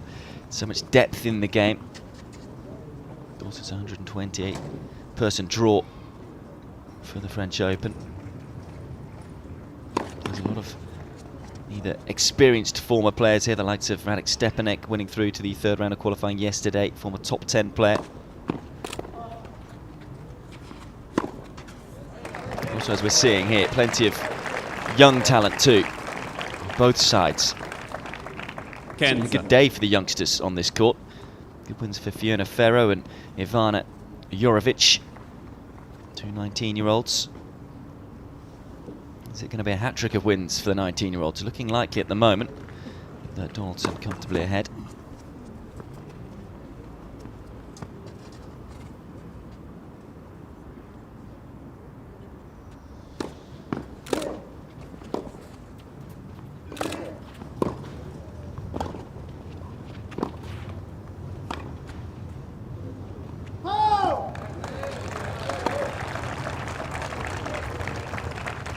Got to keep his head here, Donaldson. Not get too frustrated. Just consider the scoreboard.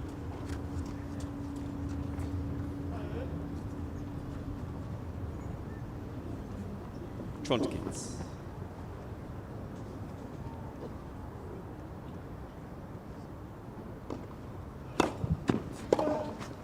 Kerontkins.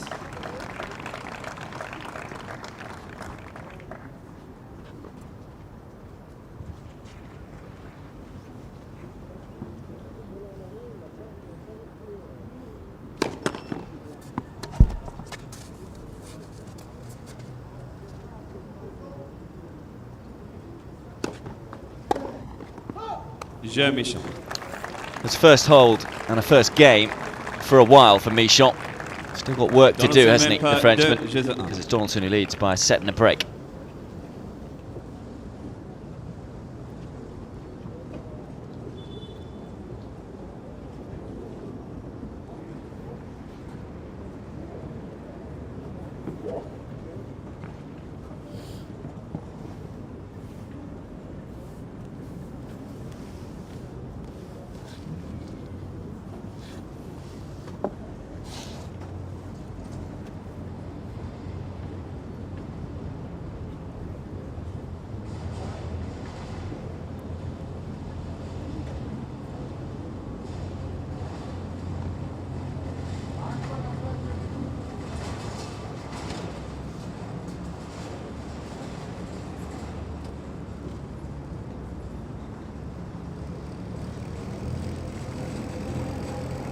Reprise.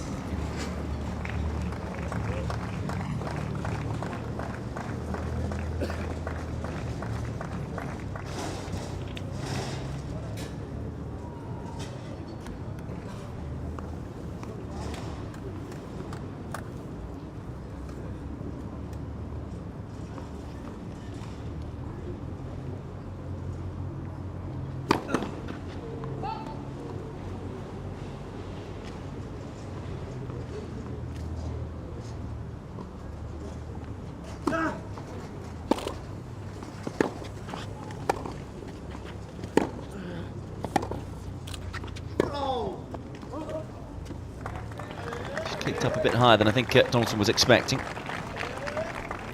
Plenty of results to give you today. I'll just run through some of the winners. First we'll start off with the women's side of things. Ferro, Yorovic, Brady, Siniakova, Sasha Vickery won as well, as did Soilu.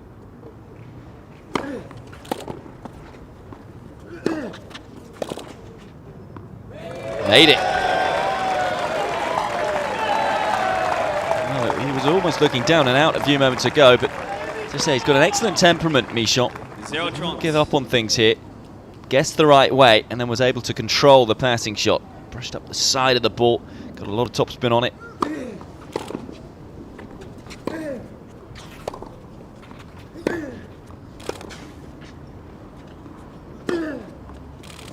That's excellent tennis, though. Nice way to respond from Donaldson. Continue my rundown of the winners today from the women's side. Andrea Mitu was a good winner, straight sets over Liu. Sola Espinosa also through, beating Savchuk. Sorana Kostea continues her comeback and continues her form as well, defeating Yana Chepelova. What a match that is in qualifying. Talking about two players who used to be on the WTA circuit. Sorribes Tormo, a winner as well against Ferretz.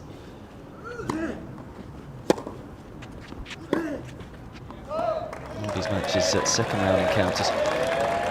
Marina Zanevska, Karatancheva, Hanchikova, and Kuchova, both winners. Mertens, Kozlova, also winners. And good wins for Golubic and Kukalova. Plenty of names I'm sure you'll know there. Shows just how tough it is.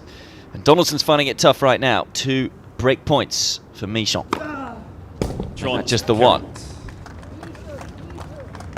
Seen too many aces today.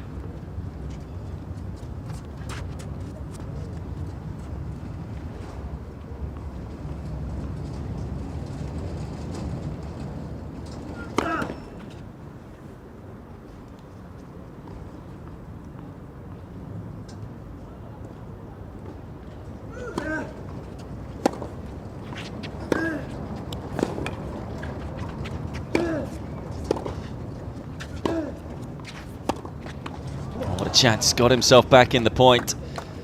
Geronta. To say, Michon seems to be reading where Donaldson is going to go on the forehand side.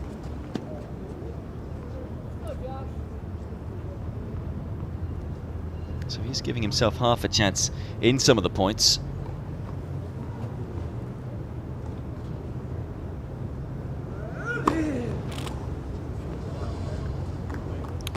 Call from Michon saying it's long.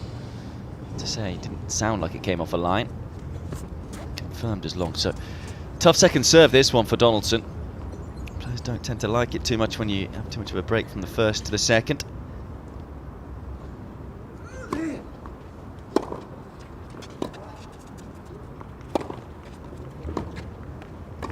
That's a brilliant point from Michon.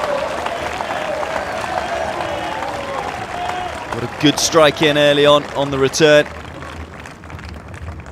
And then took this one supremely early, took the time away from Donaldson, got him on the stretch. And then a nice solid volley out in front. Another break point. Again though, American finds a first serve. Égalité.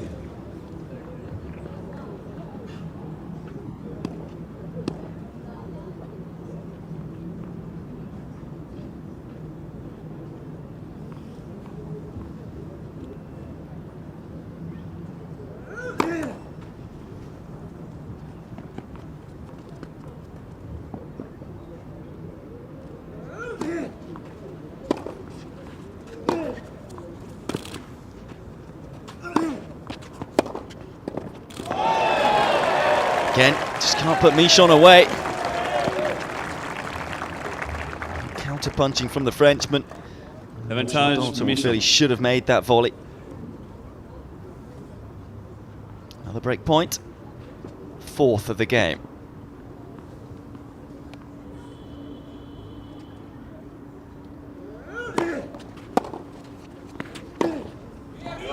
Blazes the forehand long. And Michon gets back to 2-all.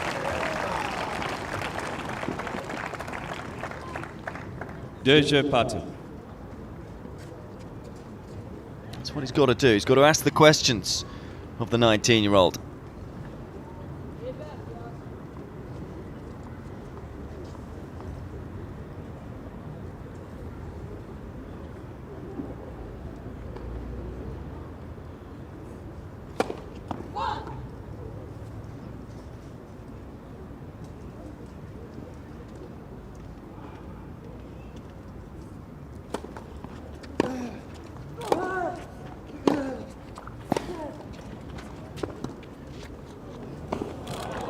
Beautifully played. 0-15. Actually played this drop shot with a little bit of pace. Wanted to not float it too much. A lot of side spin too.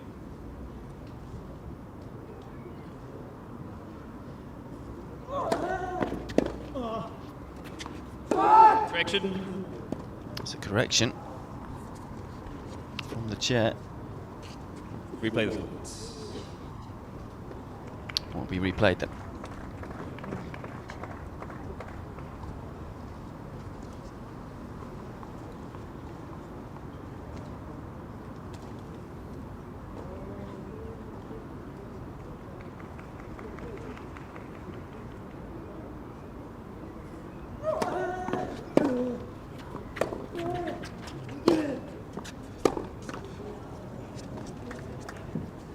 Zero chance.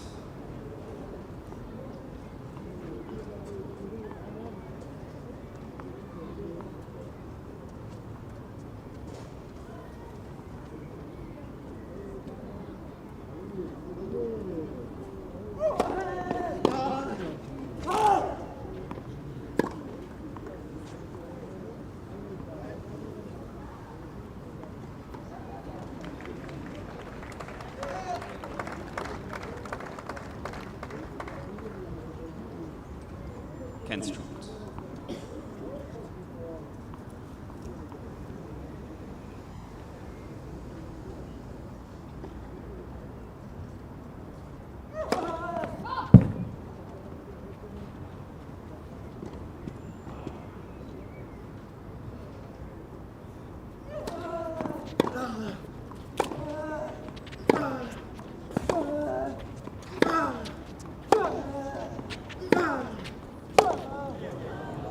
Yeah, again, just struggling to get depth. You do just wonder whether this second set is going to follow a similar pattern to the first. Michon, who was able to break back almost instantly in that first set, but then was broken straight away again. It's in danger of happening once more. 2 break points for Donaldson.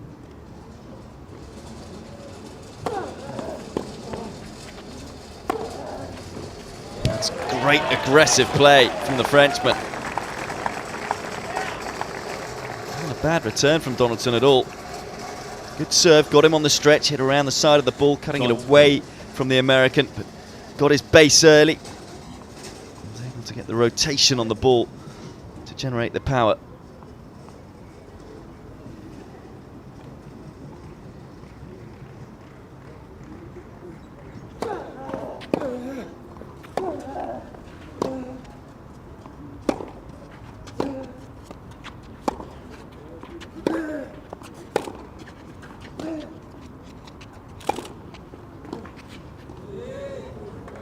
It's a high quality rally.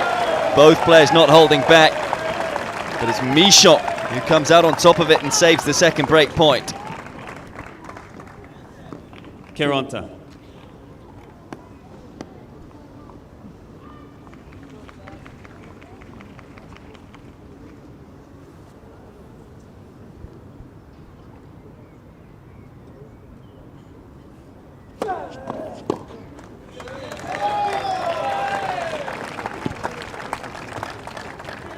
Avantage, Michon.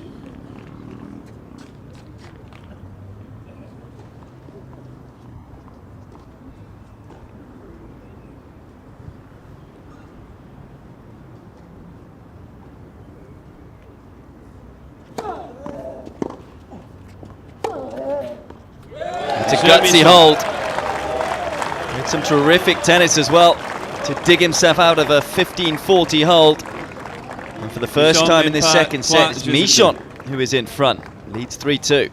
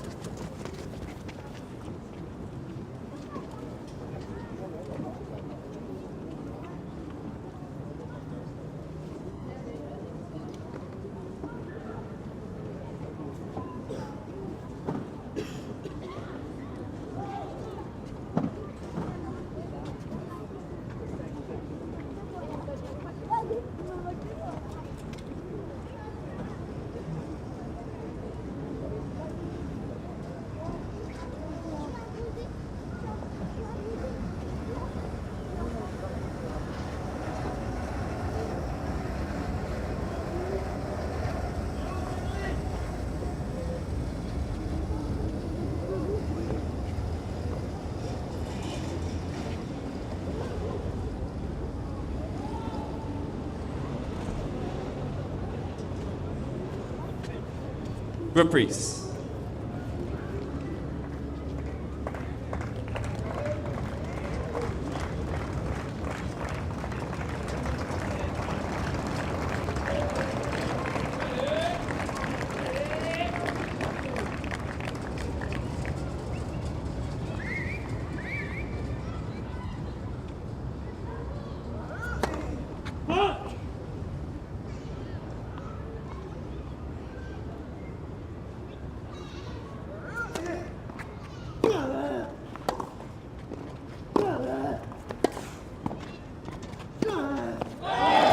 Michon with all the momentum right now.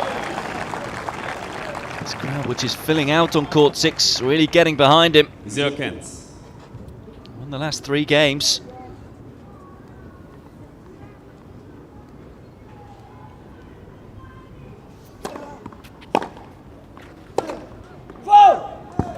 Really, the American's just lost his way a little. 0-30. Too many unforced errors. Just took his foot off the gas. Serving for a 3-love lead. Double fault to start the game.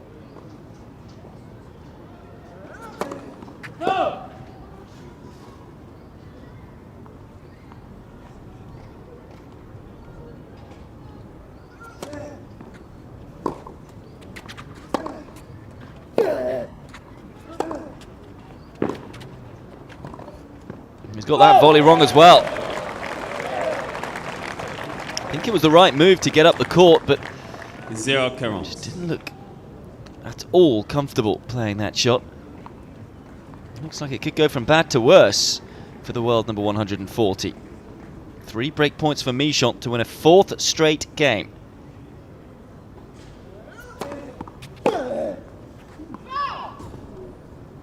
Needs to find some more first serves, really, Donaldson. First serve percentage has certainly dropped recently.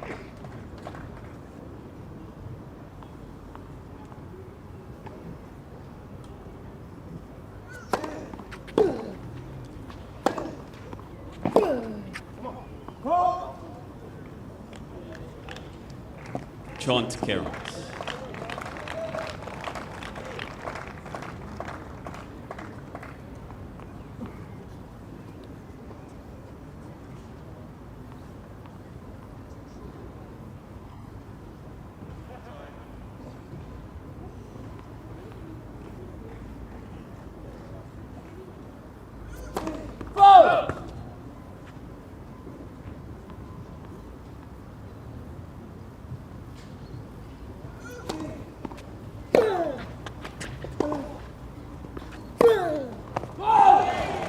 Called wide, opened up the court, couldn't take advantage of it. How crucial could that miss be when push comes to shove at the end of this set? Caron.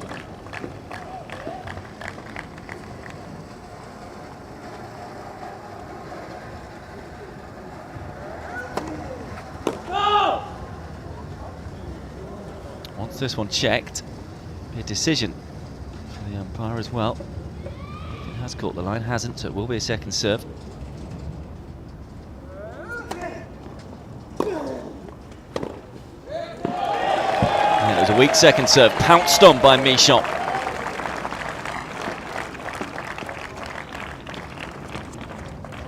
Avantage Michon. 4th break point of the game. Doesn't have the best break point conversion rate. Hoping to make it a little better here.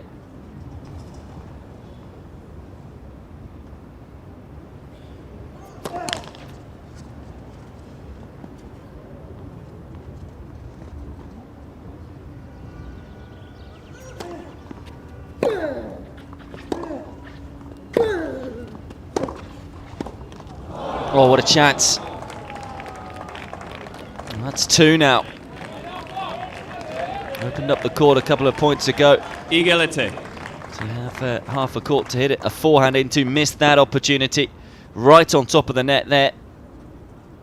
Okay, Donaldson was in relatively good position, but again, you'd expect the Frenchman to put that ball away. Donaldson, though, still can't find a first serve all that often anyway.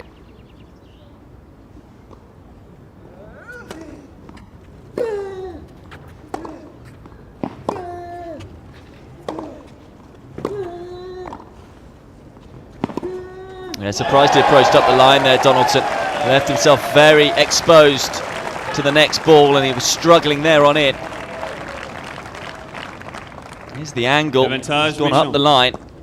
Wasn't good enough. Didn't get Michon on the stretch. Nothing away though from the Frenchman. Final passing shot. 5th break point that Donaldson has faced in this game.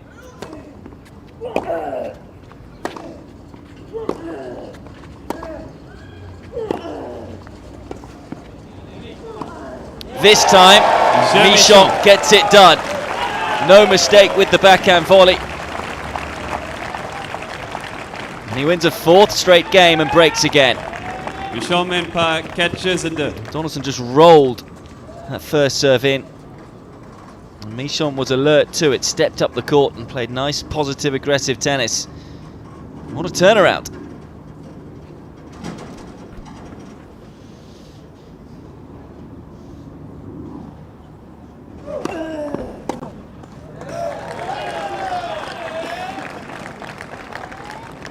Ken's 0.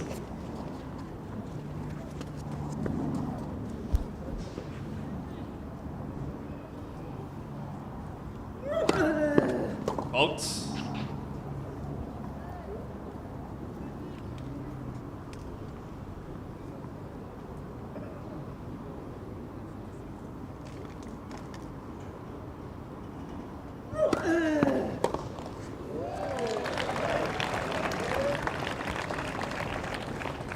Johansson.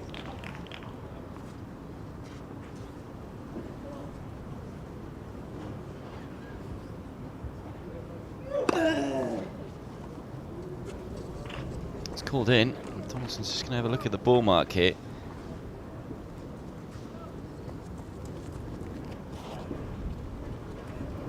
It's just wide, so it'll be a second serve. Groans and boos as well from the court 6 crowd.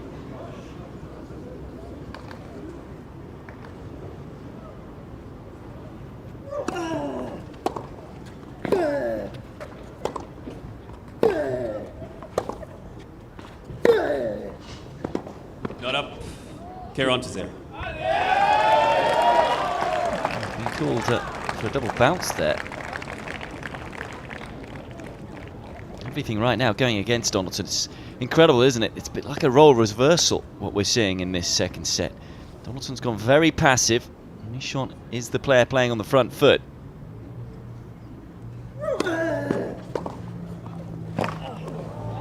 That'll help the American. Far better return. Good use of the angle. Caron to Kens.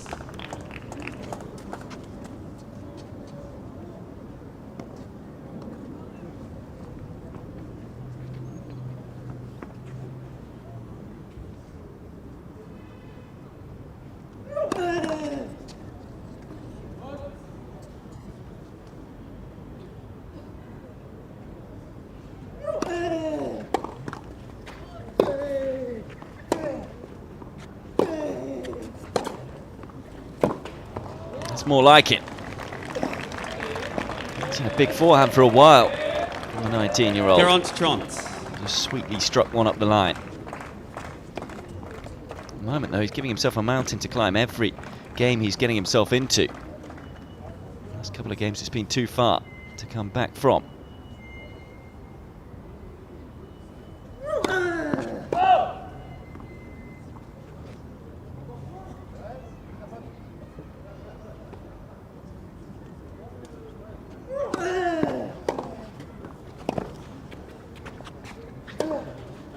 That's great play.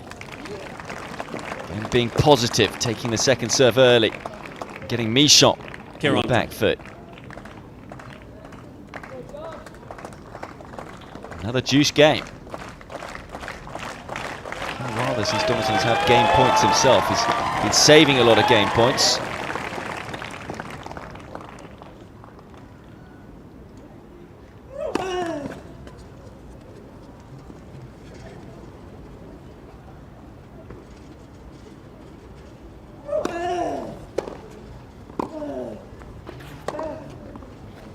That's a glorious running, angled backhand.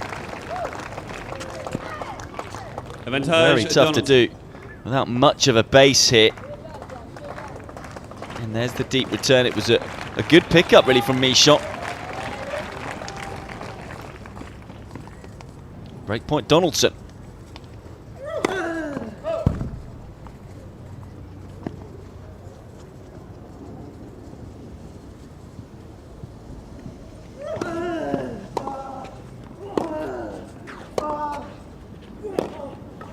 This second set takes another twist. Michon 40 love up in the game, but it's Donaldson who breaks. Michon. Although it is the Frenchman who leads 4-3 second set.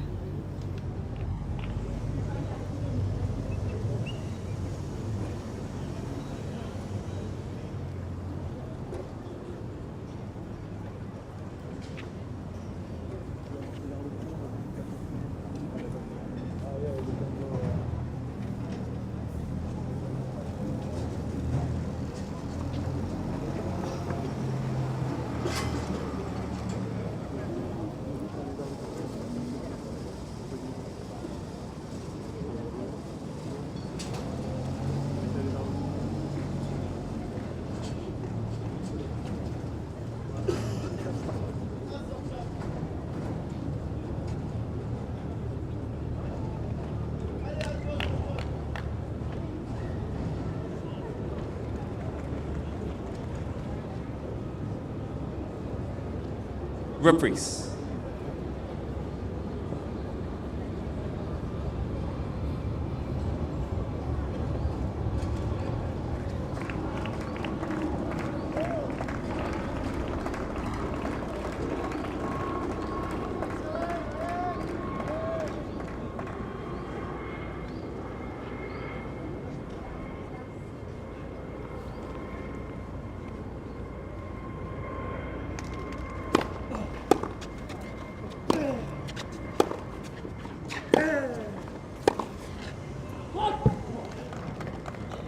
Kansas.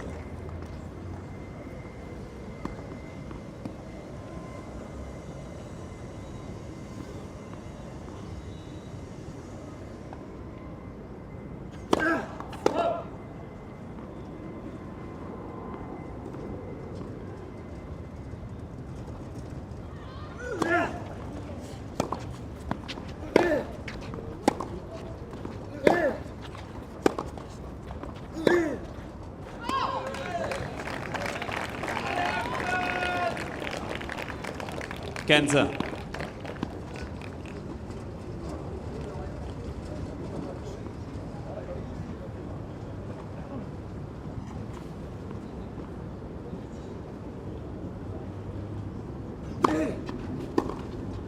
Come on.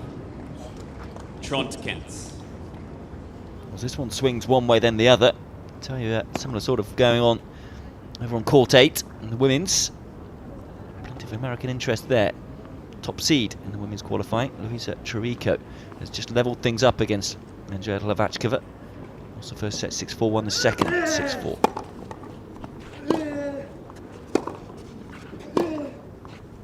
Keront Kents. Brutal hitting.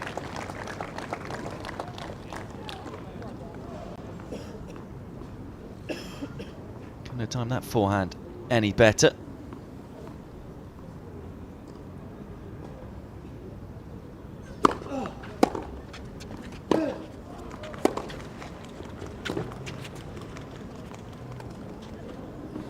Yes, made it.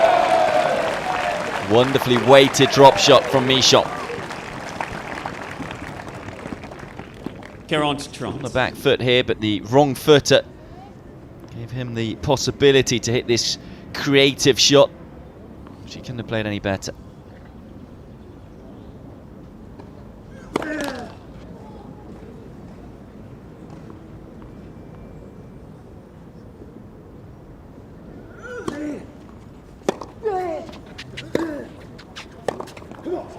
Donaldson. Big hold for Donaldson.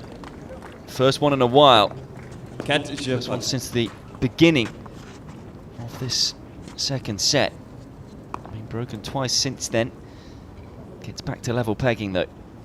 Having been 2-love up, then 4-2 down, now 4-all. Which way is this set gonna go next?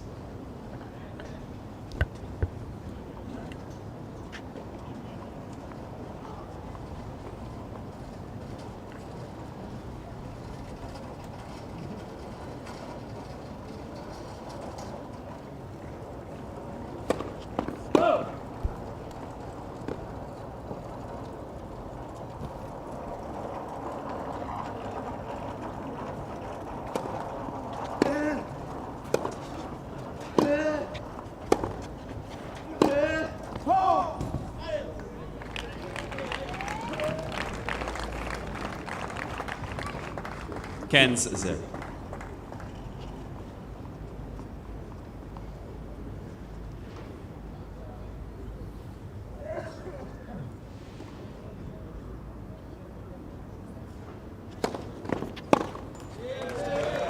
Trent 0.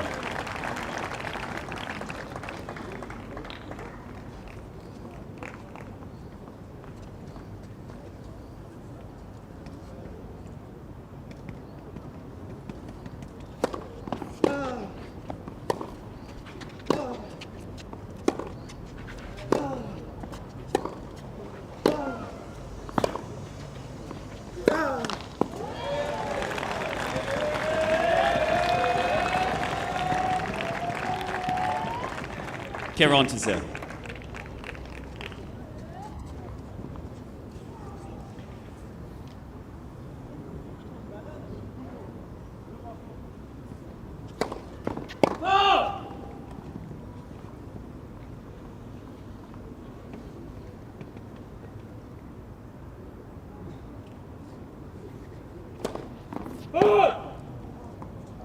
Caron to Kens.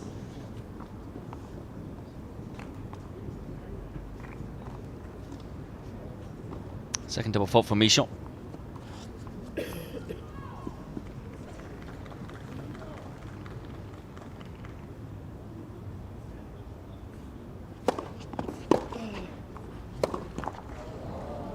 And the result to give you incidentally from the women's second round qualifying.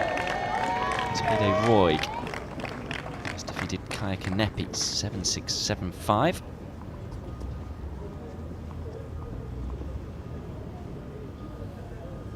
So Bia Kakchai a winner. It's Petra Martic 6-3 in the third.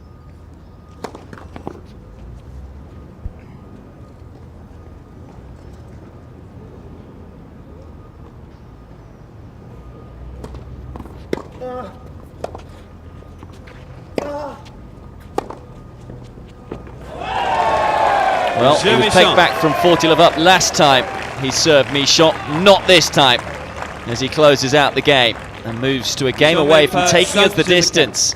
It's the Frenchman who leads in the second set by 5 games to 4.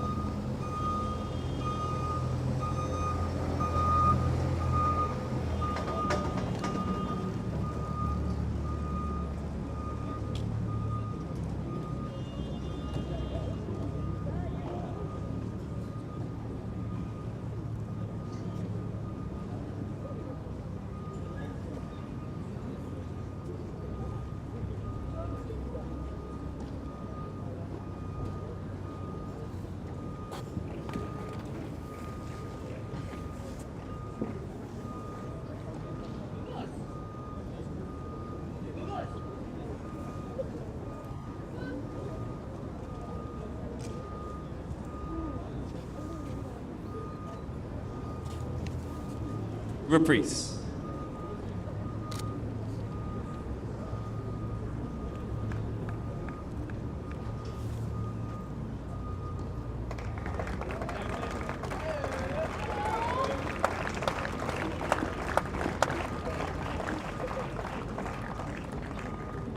Serving to stay in the second set, Donaldson hit 4-5.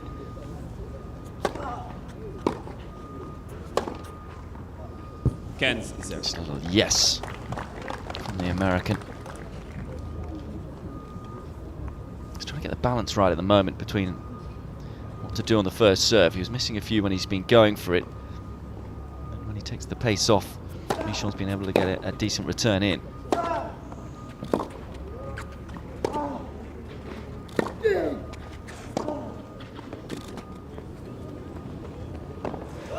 It's a lovely switch up from Michon. Plenty of pace on the ball from Donaldson. Michon with the clarity of thought though here to realise that the American was a fair way behind the baseline and he really wasn't expecting it.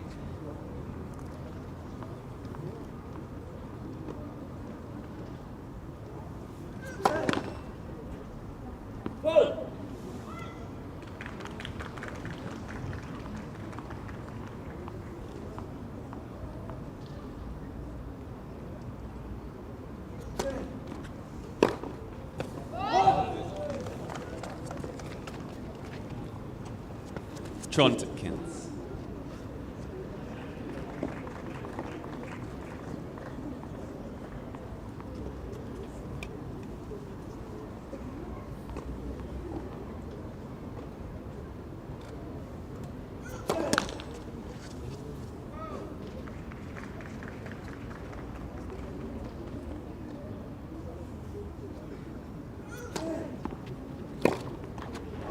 Got away with it. Second Kieran serve was Kens. very short. Maybe perhaps a touch shorter than Michon was expecting it.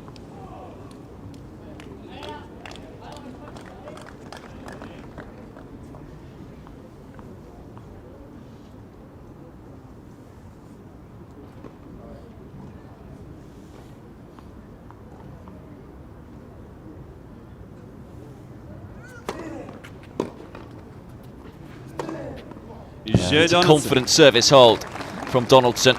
Under pressure there. He's broken twice already in this set. Drops just the 1 point though. And we're level at 5 games all.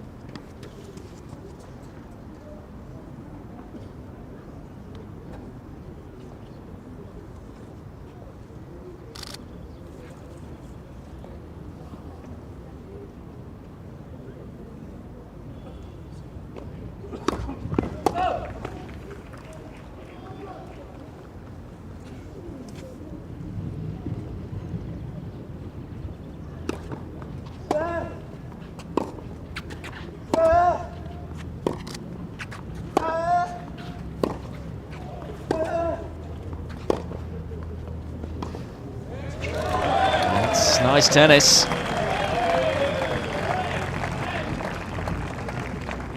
Kens 0. Getting louder from Donaldson, but I'm not sure whether the ball's being hit harder.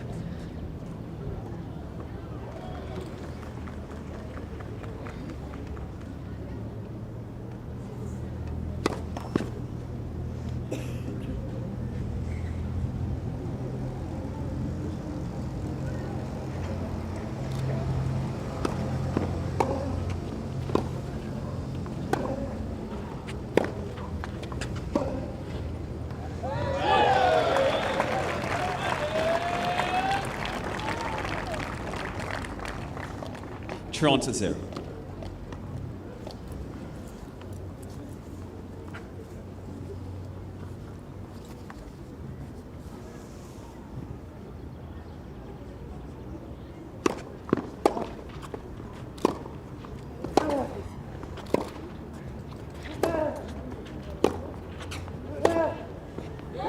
Didn't time the first forehand and didn't time the second at all. And for the third Michon service game running, he gets to 40 love.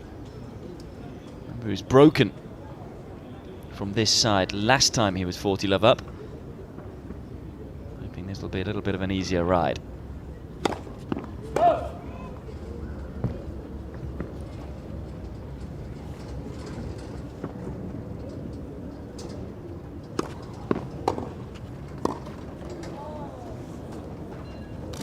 Kieran Kens.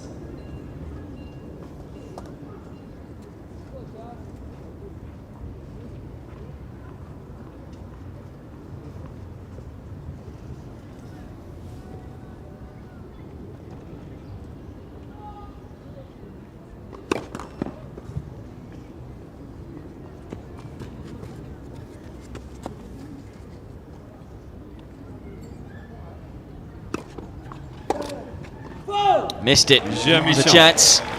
Michon survives. And again is a game away from taking this second set. Leads 6-5.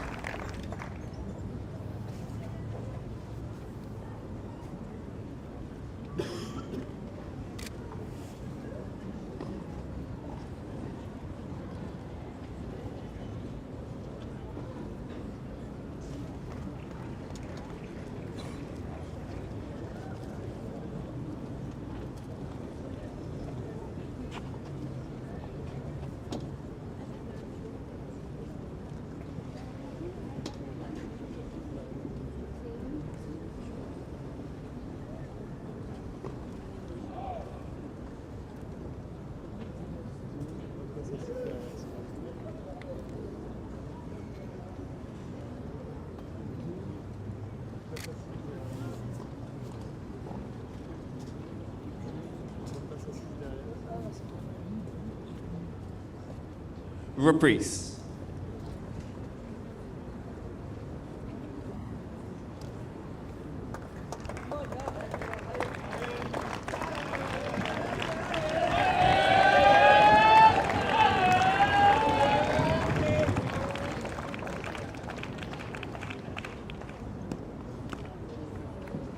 Both players have very similar serving statistics.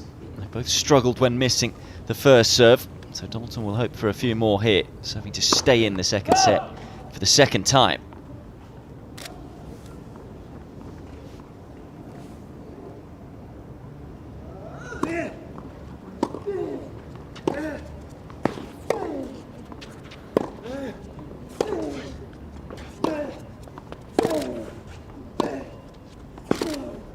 That's good depth. Taking the ball very early, Donaldson. It's not always easy to stay positive when you're serving to stay in the set. It's been a tight match, hasn't it? 6 points the difference.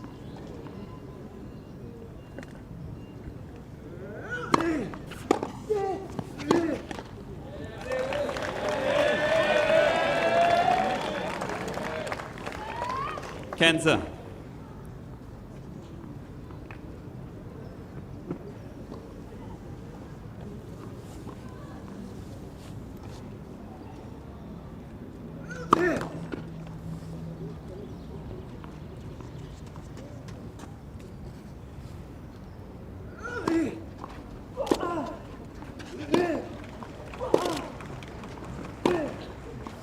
Oh, that's a gutsy shot to go for, and he's made it. Well wide, not much margin for error here. Super winner though, on the run. Look at that, he hit it almost outside the outside tram line. Absolutely nailed it.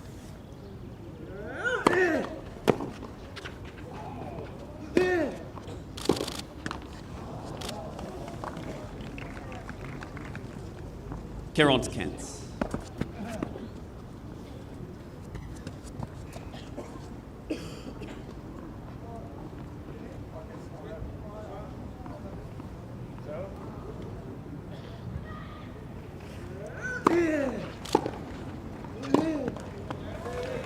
Opened up the court nicely, but didn't really move his feet for the forehand. Trant.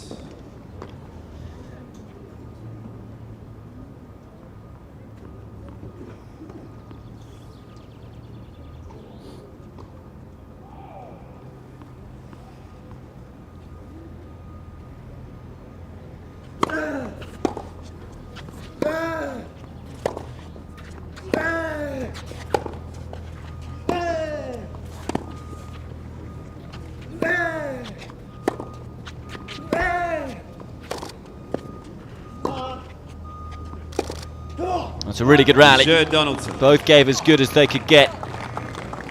But it's Donaldson who wins the point and wins the game. So this second set will be decided on the breaker.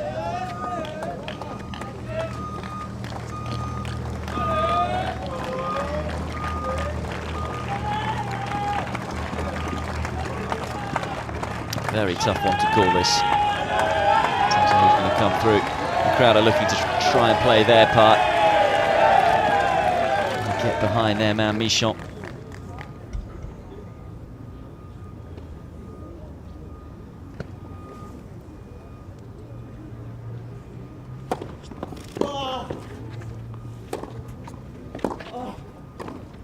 That's a really composed start.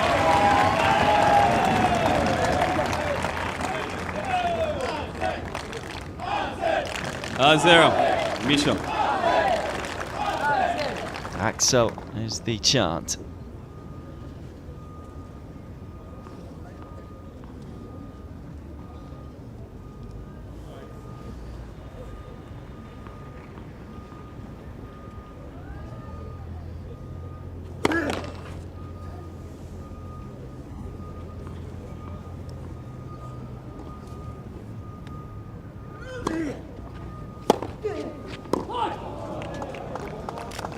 Good second serve from Donaldson.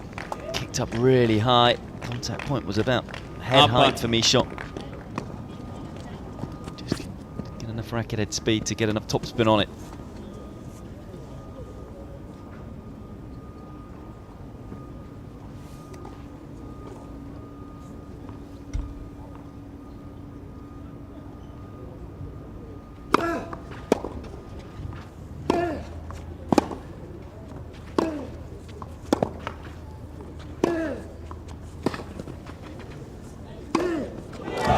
Couldn't control the drive volley. Donaldson is left a frustrated figure. Dominant point, but Michon just hung in there. First mini break to the Frenchman. 2-1 Michon.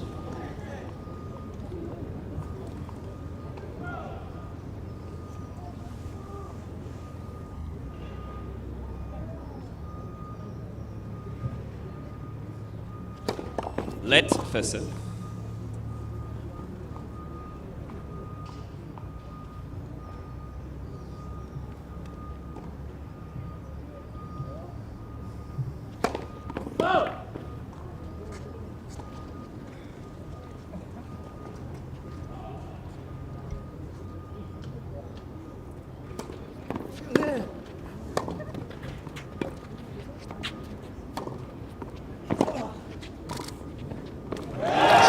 Donaldson almost just gave up on that last ball. And again, take nothing away from the Frenchman. It's another really good point. 3-1 Michon. It's around the side of the ball here. But Donaldson hitting, then sliding, which meant he had a long way back to try and cover.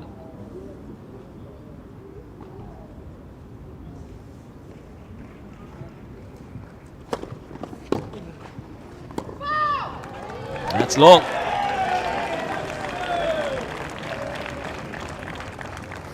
Really healthy lead then for Michon.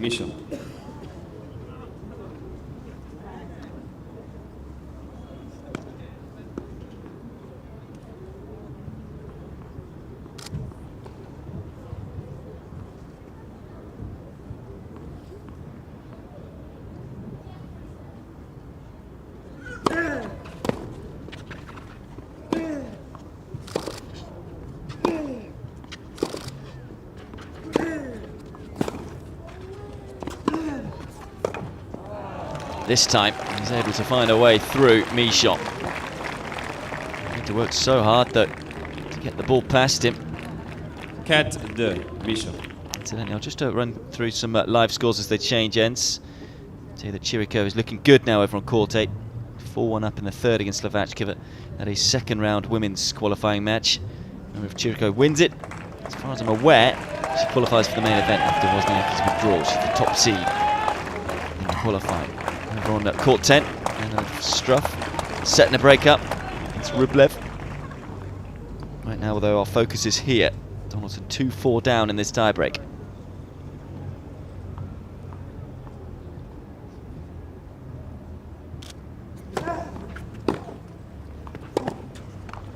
Great return, and gets another mini break.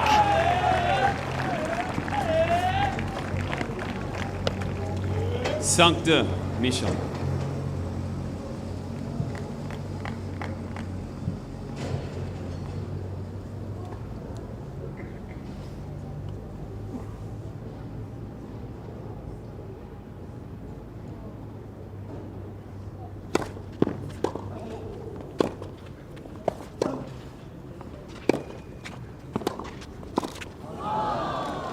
This time it's Donaldson's turn to win a point against the run of play, in terms of who was in control of the point.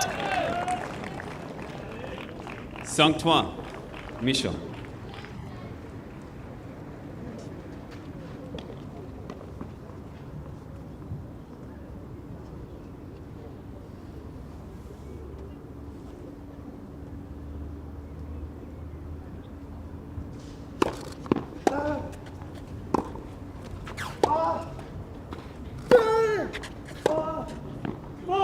He's missed it. And it'll be 3 set points for Michon.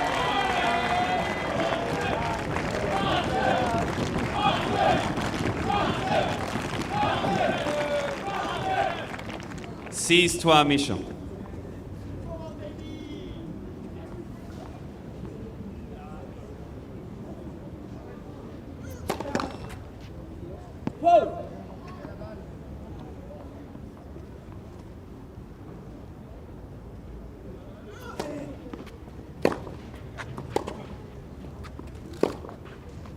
Went too big.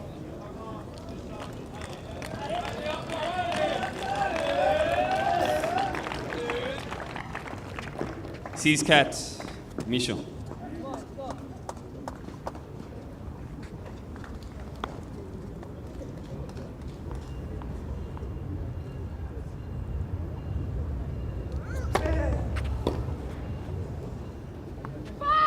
Had very few cheap points behind the first serve. Umpire very quick to have a look at this one. Confirmed as long, so 3 set points become 1. This one is on the Frenchman's serve.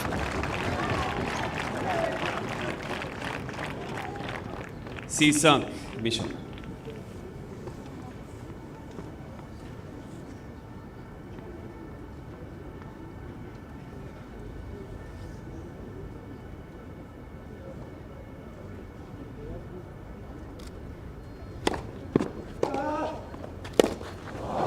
Which he can't take.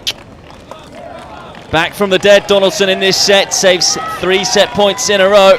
You can understand his reaction. As they change ends, it's 6 points apiece. Incredible, really, Michon. A few times in this set, it's been 40 love up and been pegged back. Comes to haunt him again, being 3 points up. Can he just press the reset button here, though?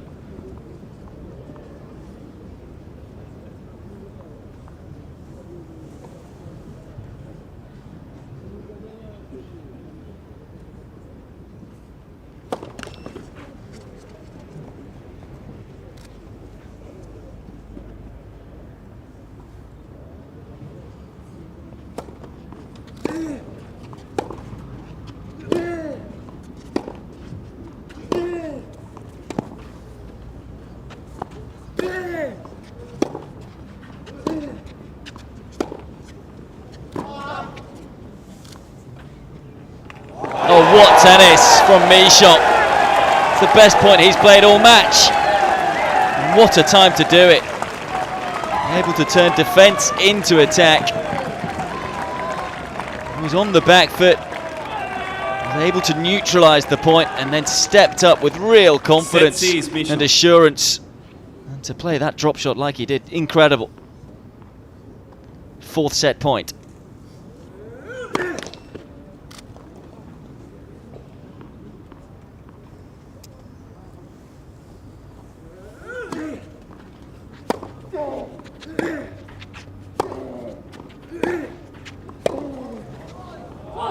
It's just long. Got to give credit to Donaldson. He's still having to hit through and hit hard. Set partout. Certainly not gone into his shell, particularly when he's had to face the set points. Play positive tennis. 2 points away again.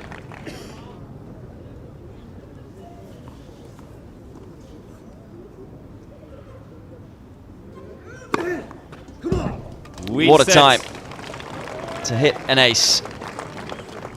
Just his 4th ace in the match, and it brings up a first match point.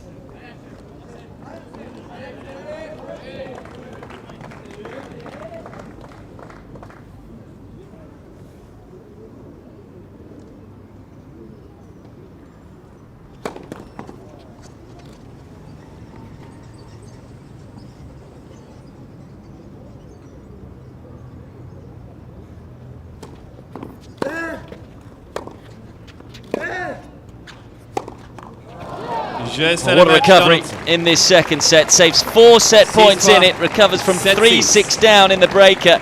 But it's Jared Donaldson who moves into round 3 of qualifying here at the French. Fine win for the 19-year-old. He's defeated Axel Michon 6-3, 7-6 in an hour and 42 minutes.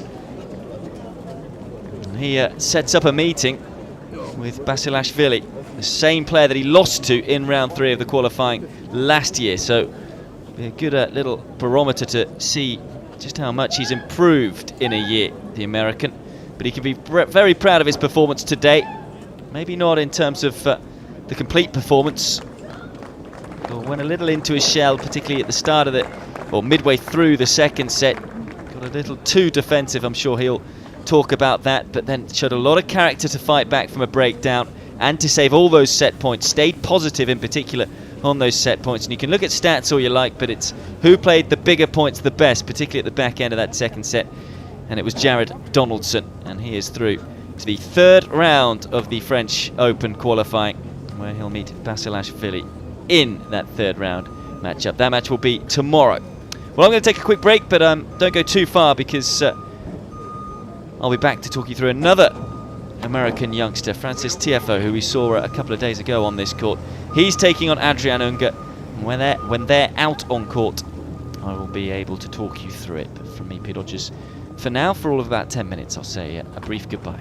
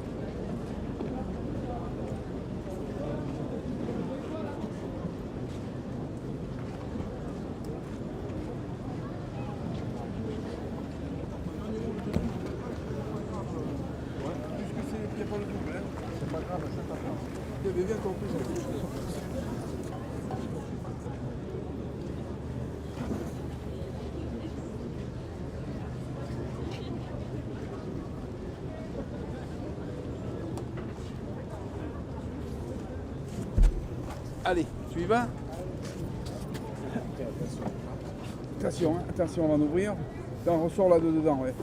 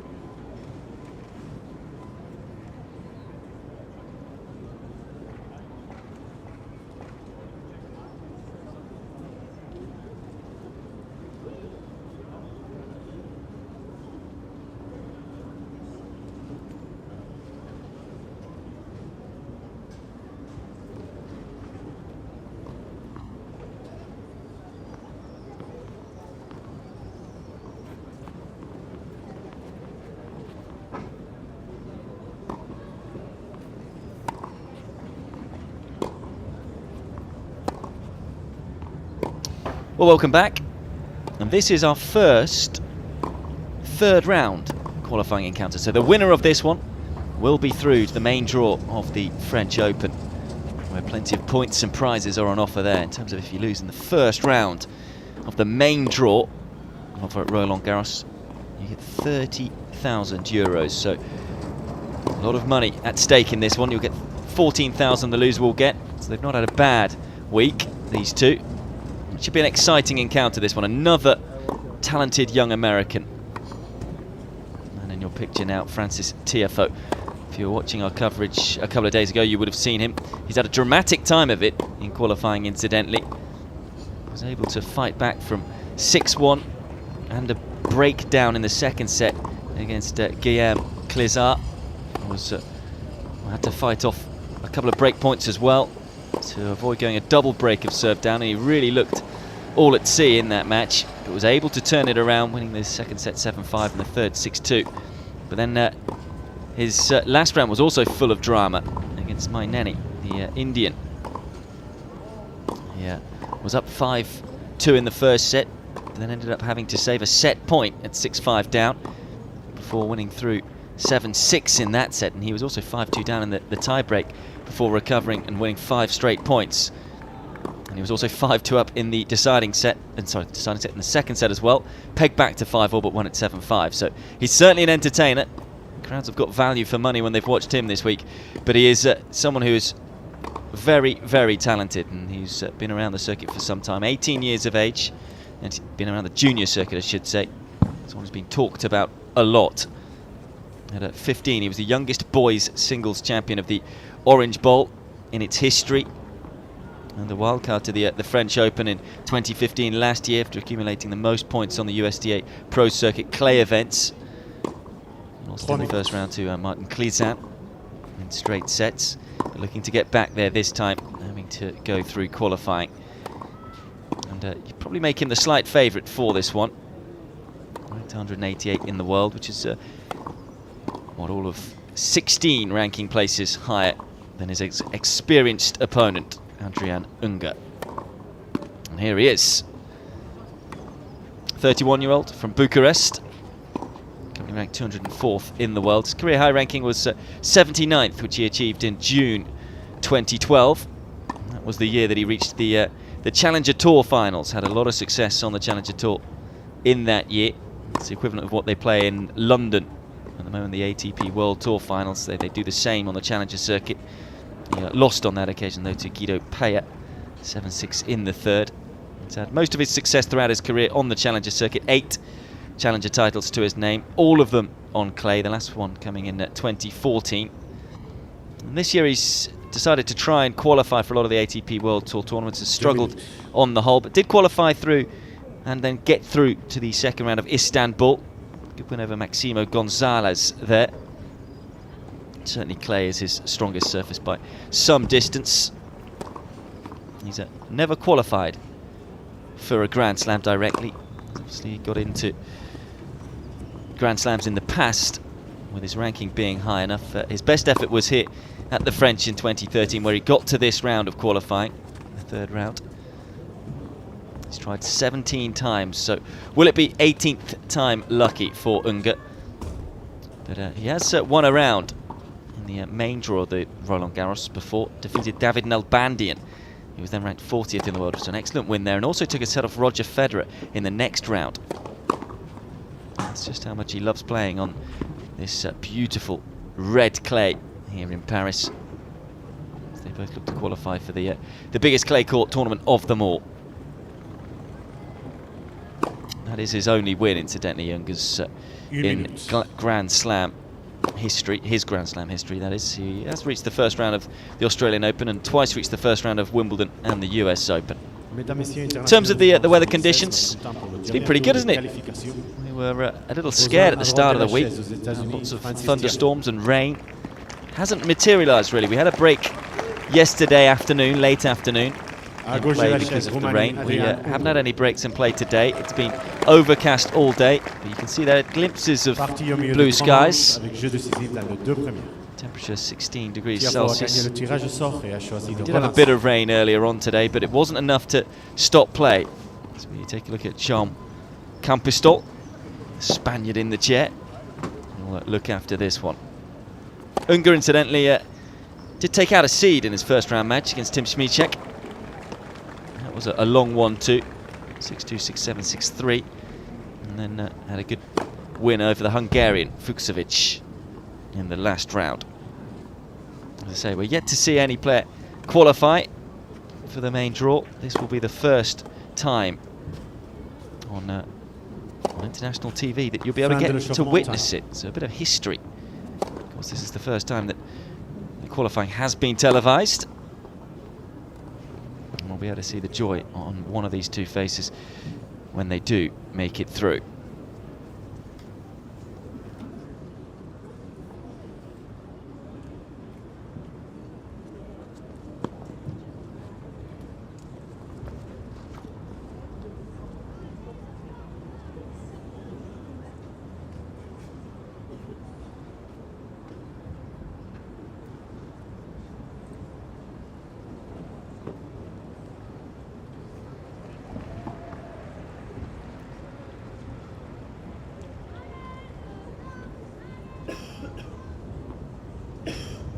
So it's Adrien Ungur against Francis Tiafoe for a place in the main draw of Roland-Garros. This is the third qualifying match, first one that we've seen on court 6.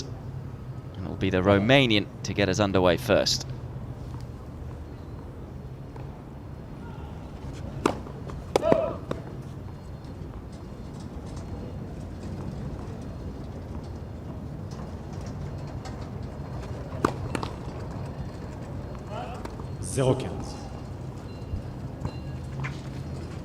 Not the way that Ungur would have wanted to start.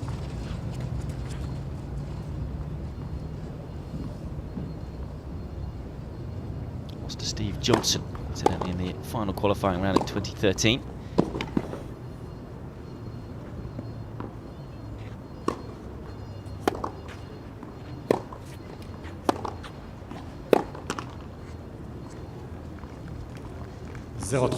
Very much is the case of youth versus experience. Won his first ATP World Tour doubles title last year in his home city of Bucharest with Copil.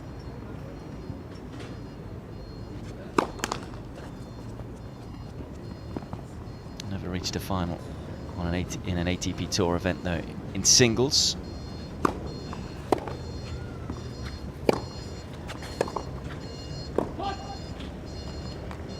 We'll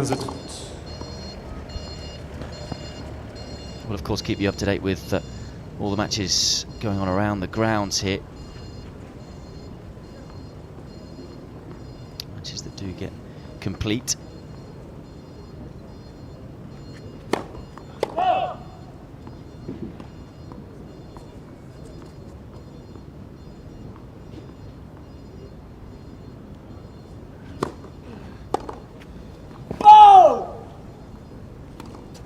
So just a few moments ago, if you were with me, Jared Donaldson winning through to the third qualifying round. Good win. And over Axel Michon. And more good news for the Americans. Top seed in the women's. Luisa Chirico safely through. And as far as I'm aware, because of Wozniacki's withdrawal, I think that is enough to secure her a spot at Roland-Garros, because she is the top seed in the women's singles event.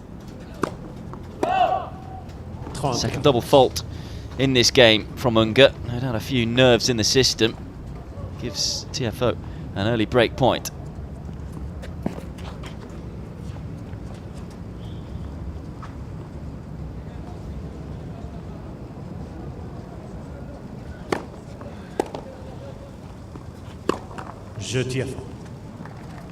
Well, a sloppy game, really, in truth, from Ungur, and it's a bit of a gift for Tiafoe, who breaks in the first game. There's a fair few spectators on court 6. So many talented young Americans, of course, coming through the ranks right now. As I say, we've just seen Jared Donaldson, seen the likes of Tommy Paul as well in this event. Taylor Fritz has had a superb year.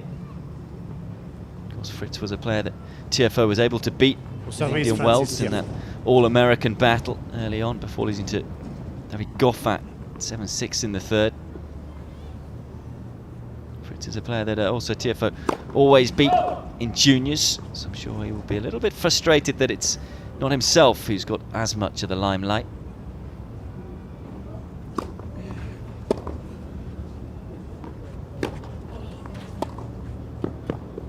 But it's very difficult. Tough to tell who is going to transition well from juniors to the senior tour. Obviously, a lot of it comes down to hard work, committing to the sport.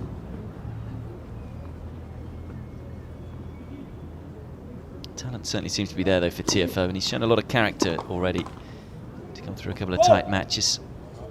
30 seconds. That is often the most important thing, what's in between the ears. So not buying into the success too early, having been successful as a junior.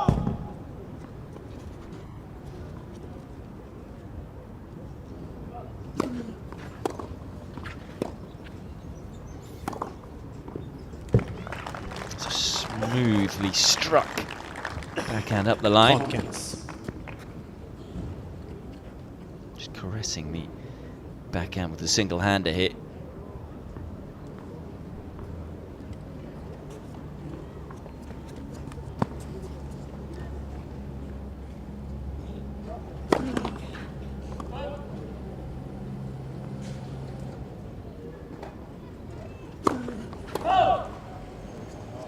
It's a little contagious. Saw 2 double faults from Ungur in the first game. Now 1 from Tiafoe.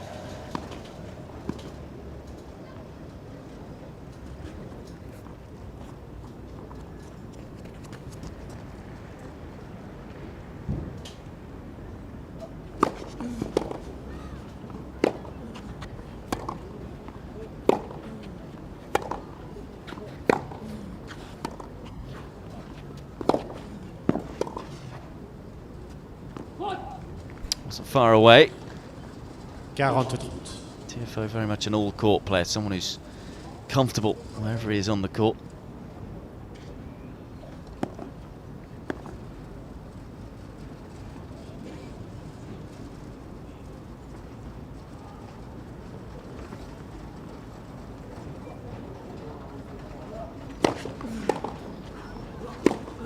It's a super 1-2 punch, and it'll come on from the American. Tiafoe mène He 2 closes out his first service game and consolidates the break to move to 2-love up in this opening set.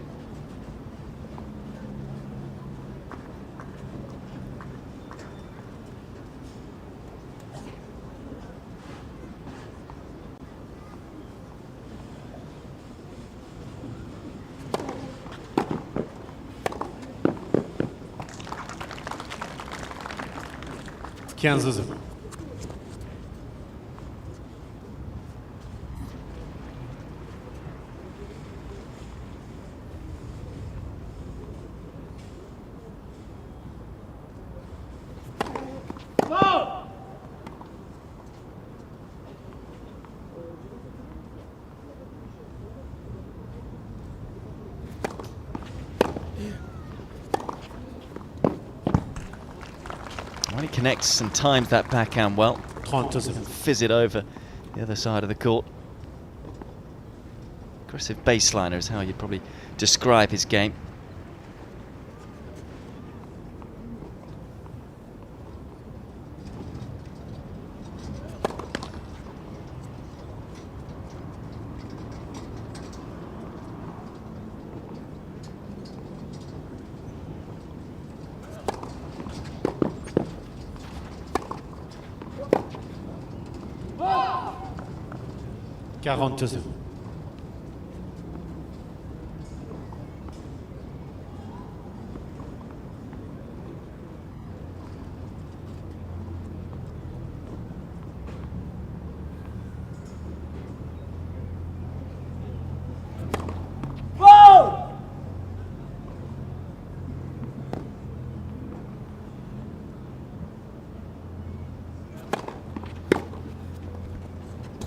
It's a super return. Not a bad body serve, but just able to angle angle his body there, Tiafoe. Taking it early.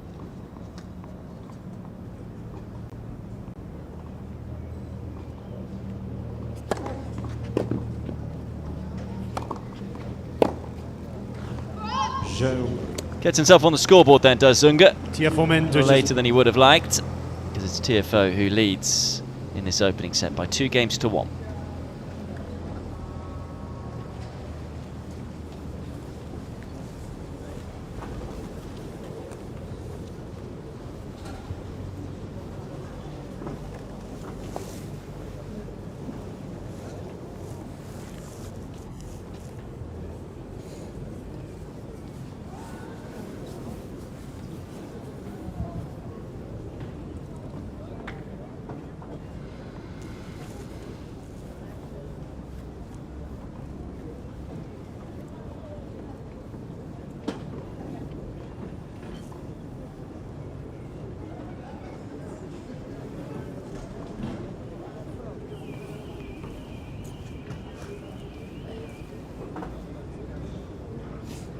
Reprise.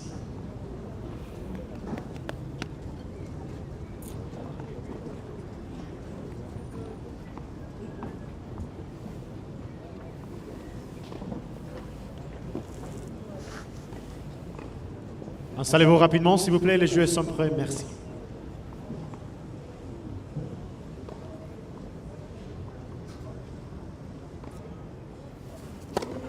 « 15-0.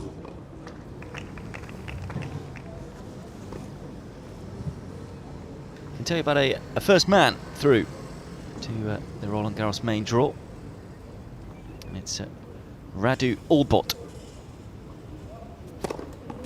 Good win for him. Just a few moments ago over on court 17. In fact, against Golubev. 6-love, 7-6.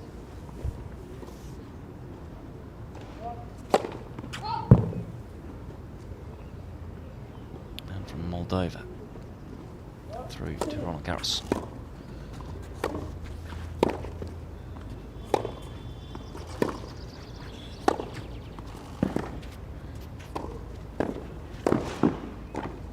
Oh, I don't think he needed to hit it. I think it was going wide. And he just lost his bearing slightly. 30-15. Just about to say it was a good backhand volley where he cut around the side of the ball just to cut it away from Ungur. And yeah, he knows that was going wide. We do always say, if in doubt, hit it. I think the fact it was that much of a tough shot that probably should have left it. Definitely should have left it in hindsight.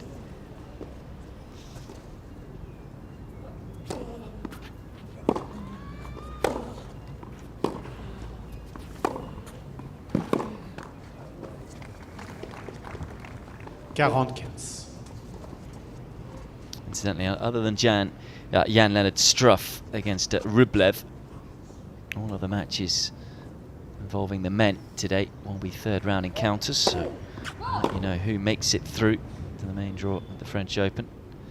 Of course, a lot of them will be concluded tomorrow, the third round encounters. Tiafoe able to hold again. And re-establishes the 2-game cushion early on in this one, 3-1.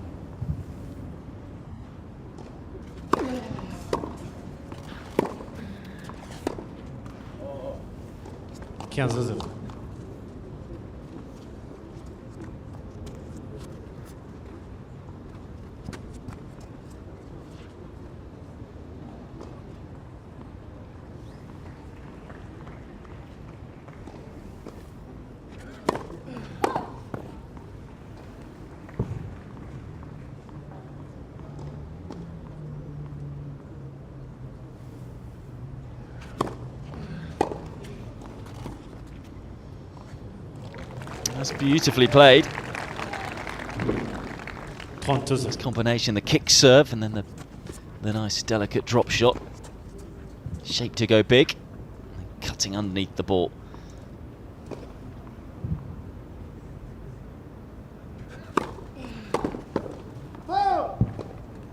40-0.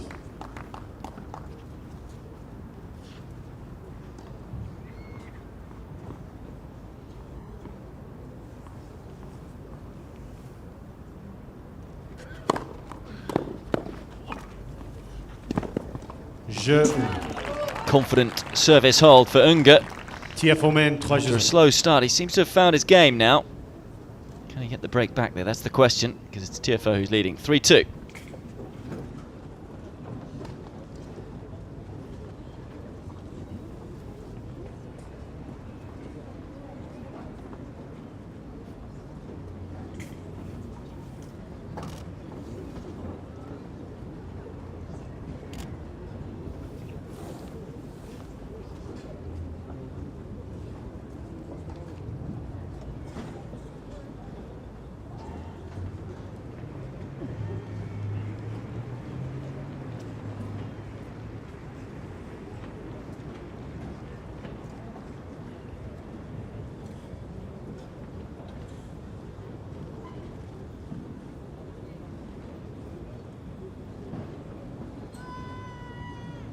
Reprise.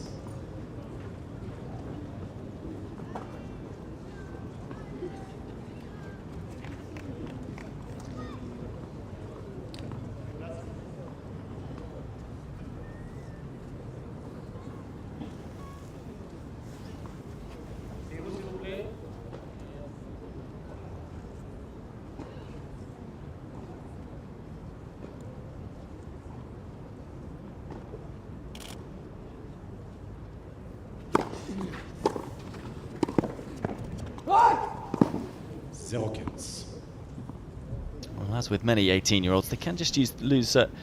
He can just lose his concentration every now and then. Tiafoe. It was a very up and down match, both his first and second round encounters. Luckily for him, I think he just is able to tune in at the right times. It certainly looked like he was running out of time in the first round. He has the added advantages, of course, today, having played on this court already.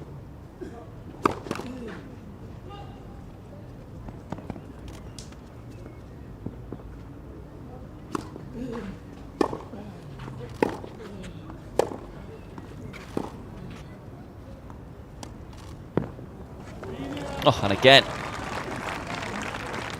Couldn't have played it any better. 15-30.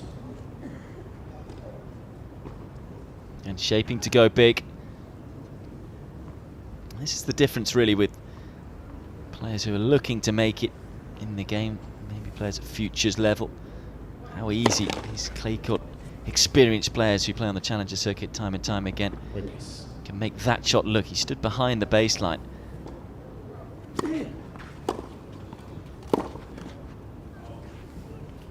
Again, it's been a shaky game, this one. A couple of unforced errors from Tiafoe.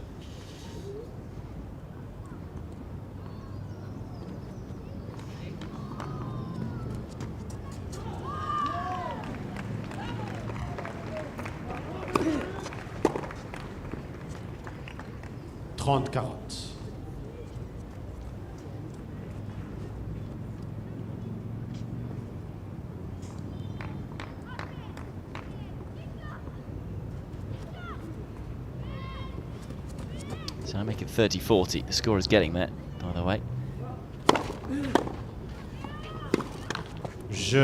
And that is the game, and that is the break for Ungur.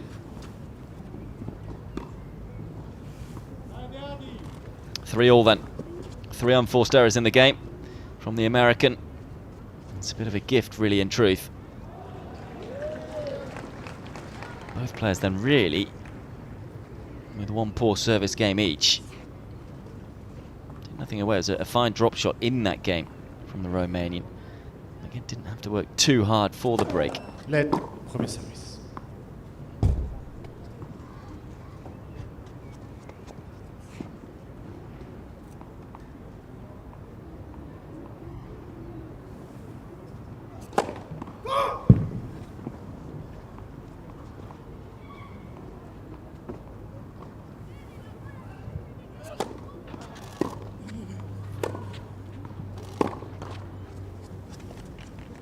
Quinze 0.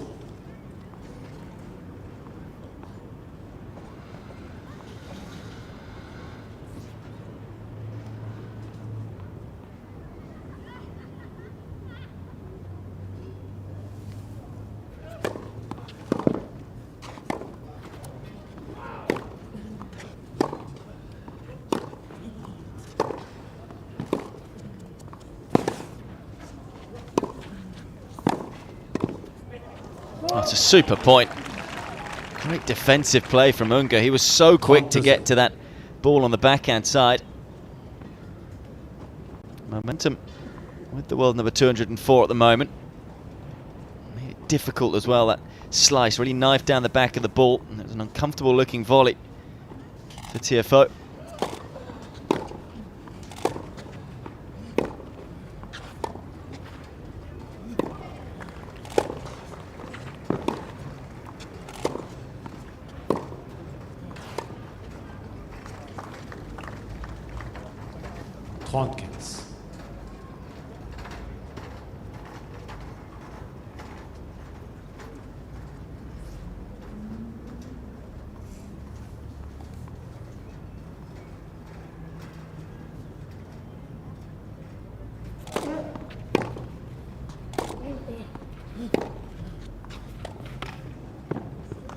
And another. And that is the shot that is causing Tiafoe all types of problems. And he's got to make sure when he goes to that backhand side, it's got to be a little better. Right now, it's almost as if he's got the ball on a string. It's a great service game. 3 games in a row then for Ungur. He's certainly raised his level in this first set and is in front for the first time at 4-3.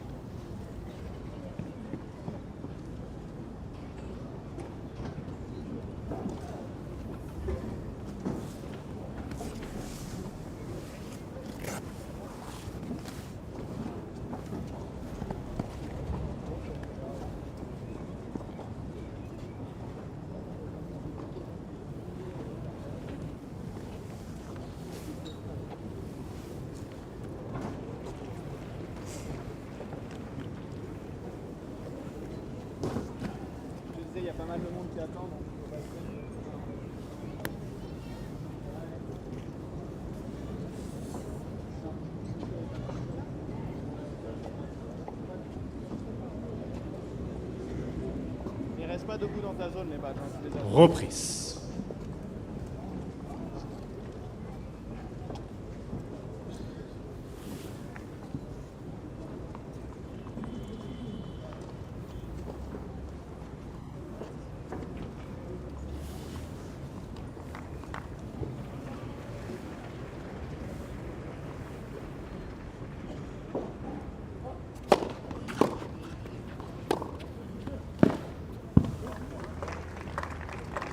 More like it. Well,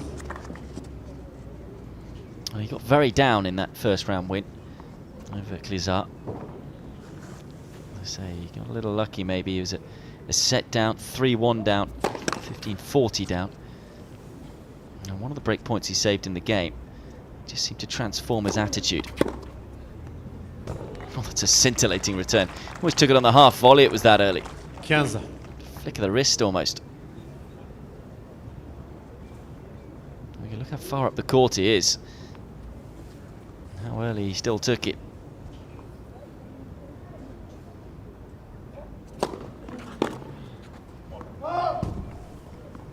But yeah, he was head was down, shaking the head a lot was Tiafoe at this point. Shoulders were down. Moving very slowly in between the points. Pretty much looked like he'd almost given up.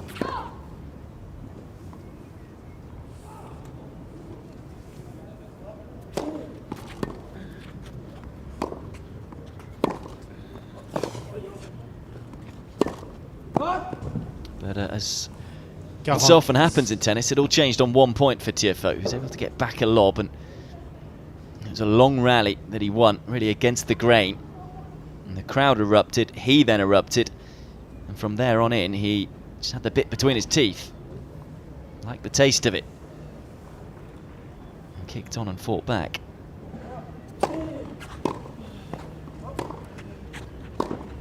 Tiafoe. So Tiafoe stops the rot there. 4 jeux. First game in 4 for him. Levels things up at 4 games all. First set.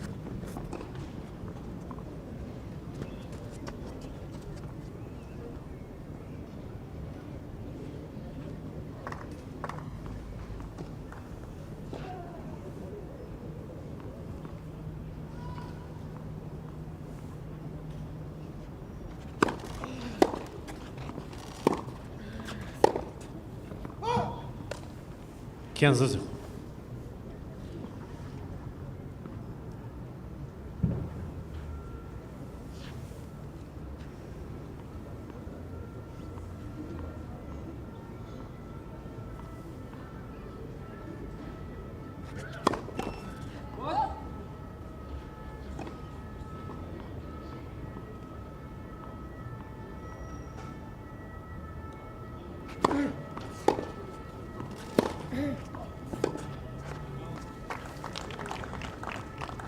Trente-0.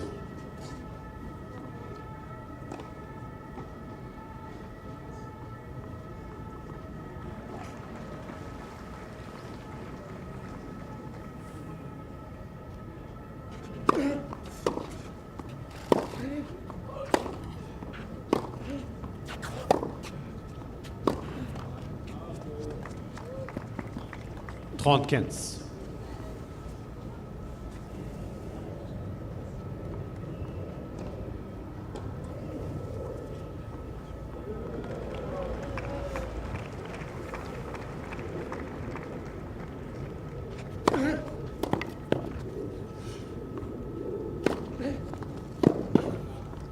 That's good serving.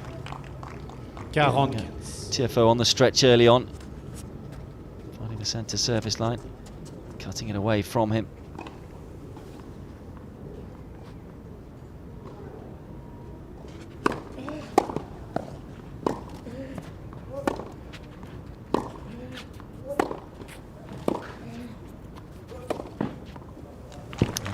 Has the ability to do that, Tiafoe, just to suffocate opponents by taking the ball so early.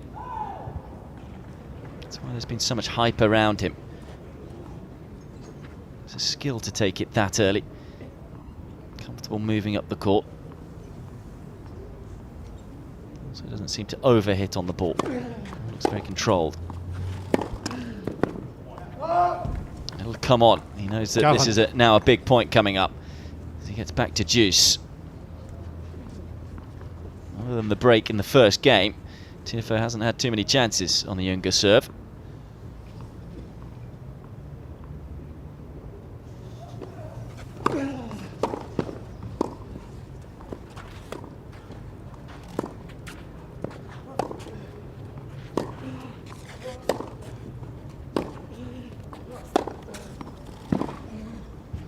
That is fantastic play. Tiafoe springs to life. Avantage Suddenly Tiafoe. has a break point.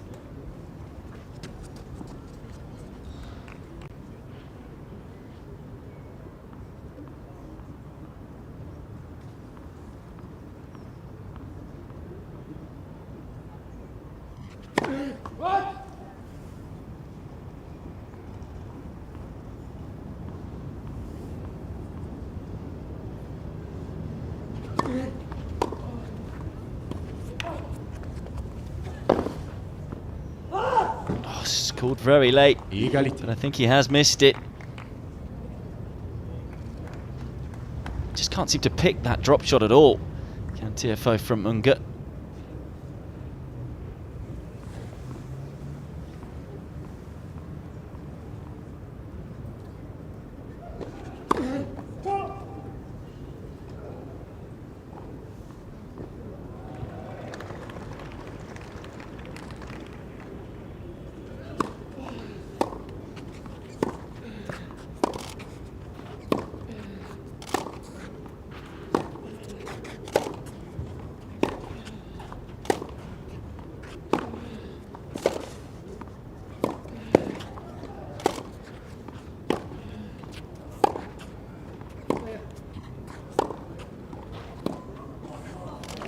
Just lost his footing momentarily in that rally, but got himself back into it. Tiafoe. It'll be another break point for the 18-year-old.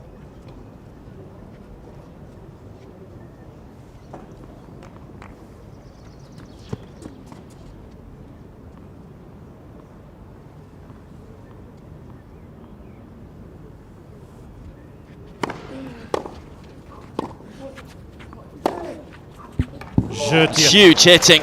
And Tiafoe breaks again, seemingly just able to raise his level at will. And in a few moments' time, we'll serve for the first set. 5-4.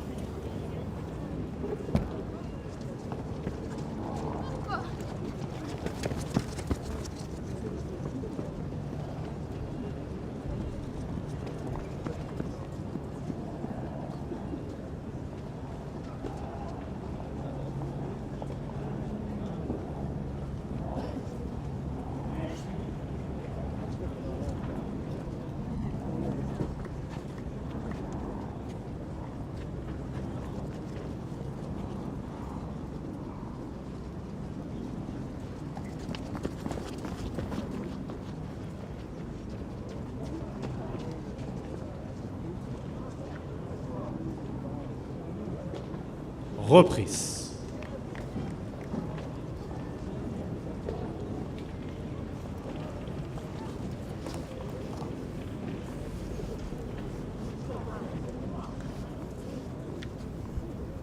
Well, it was a scintillating game. Previous one from Tiafoe to break for the second time. Now has the opportunity to surf it out. 5-4.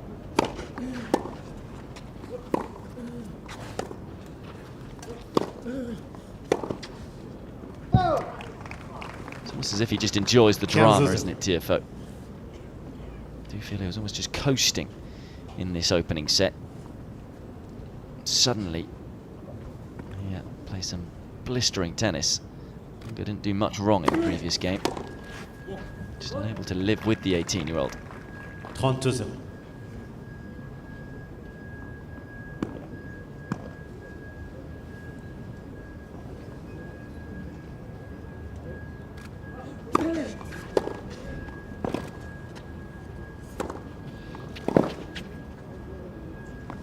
Tiafoe, who's never gone through the official qualifying process for a Grand Slam, in terms of actually got through it and qualified. He was the second round of qualifying at the Australian Open.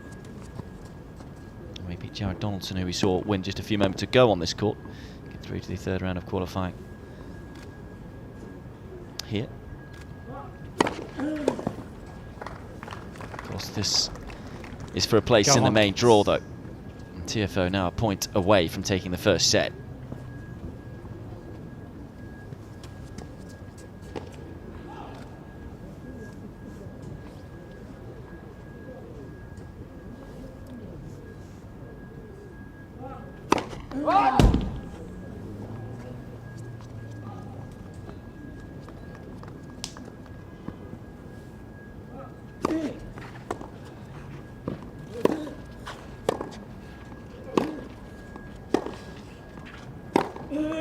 That's a monstrous way to close out the opening set. This boy has some talent, no doubt about that. Francis Tiafoe takes the opener in 32 minutes by 6 games to 4.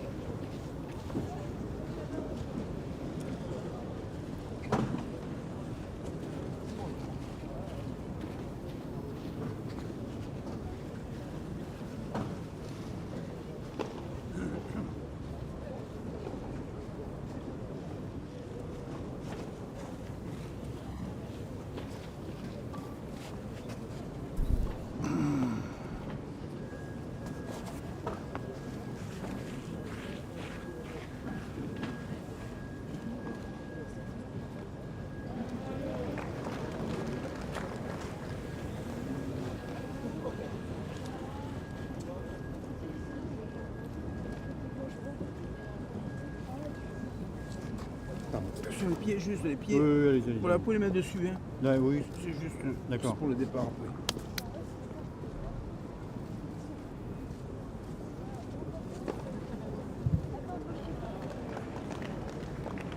Reprise.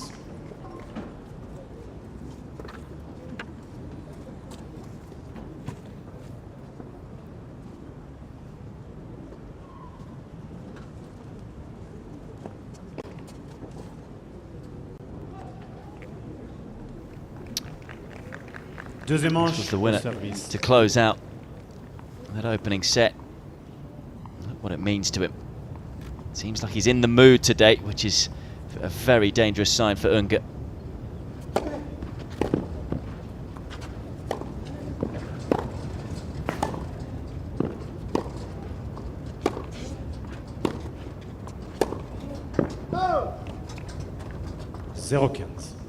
It's got to be a bit of a body blow, really, for the world number 204.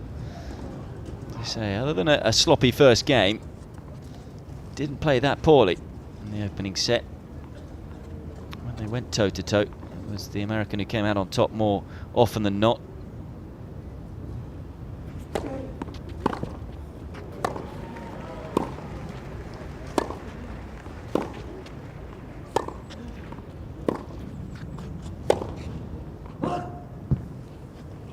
0-30. Has to be careful here, Ungur. As I say, would have been a little wounded by dropping the first set. Doesn't want to continue that hangover into the second set.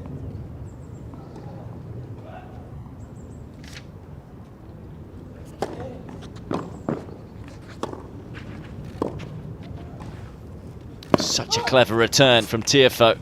Made it awkward for Ungur. On the stretch, able to knife down the ball. And it's 3 break points.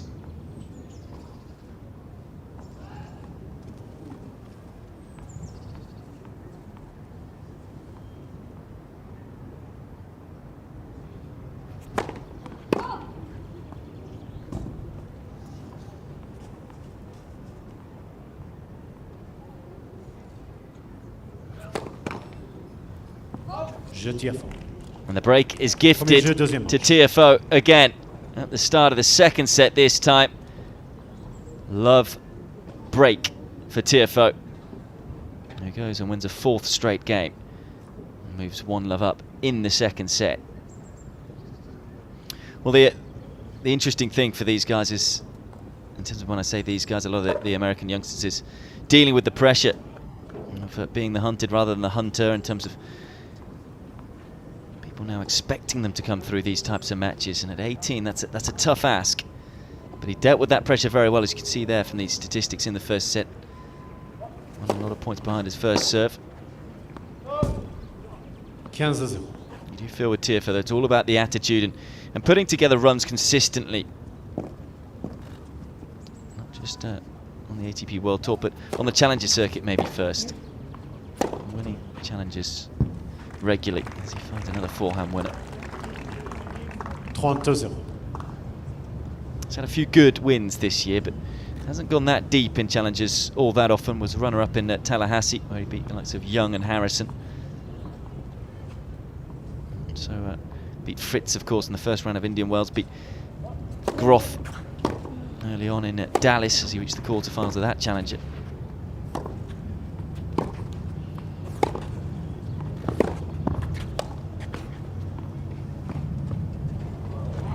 Cleverly done.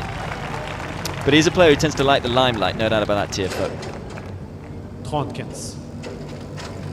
Just an American player to play in the main draw of the French Open last year since Michael Chang. And we all know what happened to Michael Chang.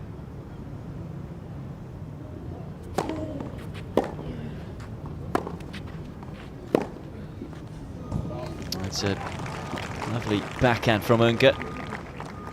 This is the thing, he's used that the slice backhand and the drop shot quite a bit, Ungur, so it's quite tough to pick now. And he's going to roll that backhand down the line. Needs to find a few more of them, though, because he's been swimming against the tide for the last quarter of an hour or so.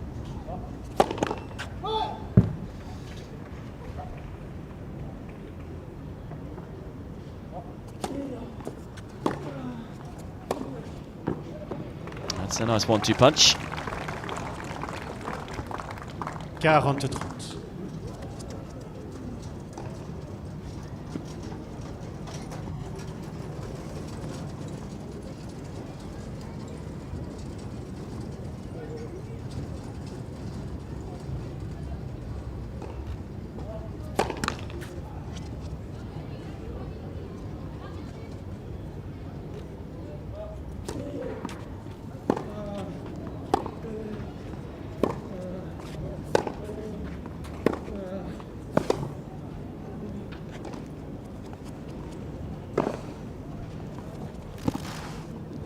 Well, he's so quick around the court, Tiafoe. He was well back behind the baseline, left himself exposed to that drop shot, but was able to get there. But credit to Ungur. Look at him just very quickly move up the court, and having got there, the competency just to nudge it down the line. As I say, has to keep his concentration here, Tiafoe, not to get overexcited, play in the moment. That is what he's doing. Take each point as it comes. Setting the break up. You can certainly see the first round of the French Open in front of him.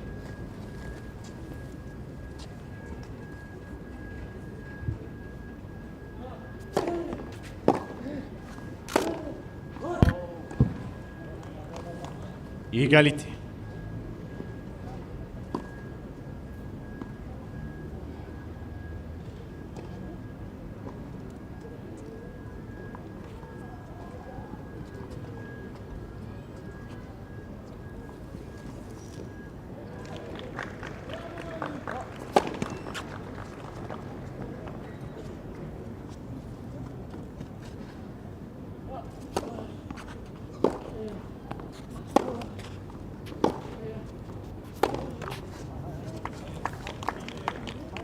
Avantage Ungur.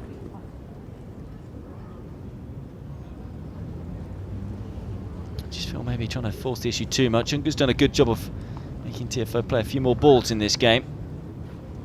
So far, pretty clinical on the break points. 1 from 1. Can he break again? Led. Premier service.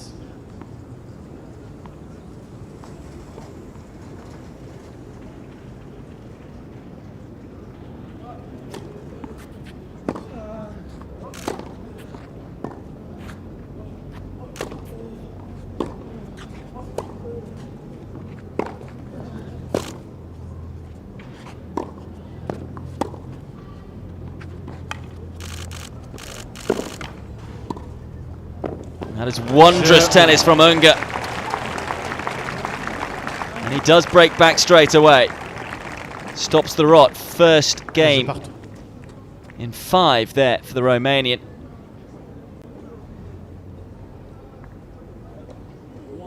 It was terrifically controlled play.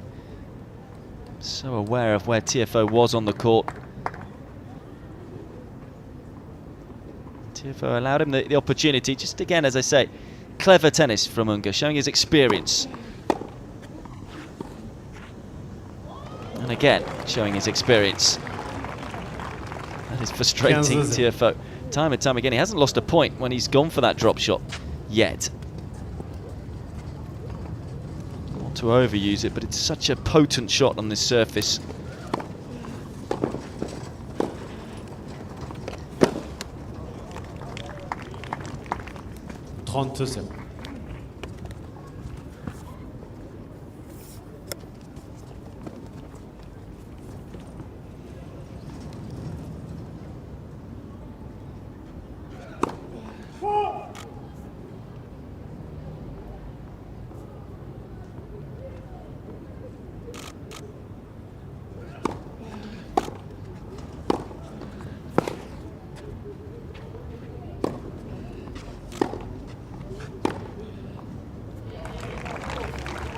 Still too short. Ungur's turn to raise his game.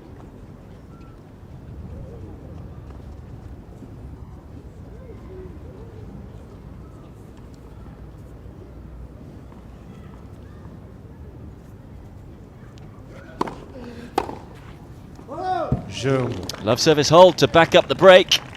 And it's the Romanian who moves in front for the first time in this second set. 2-1.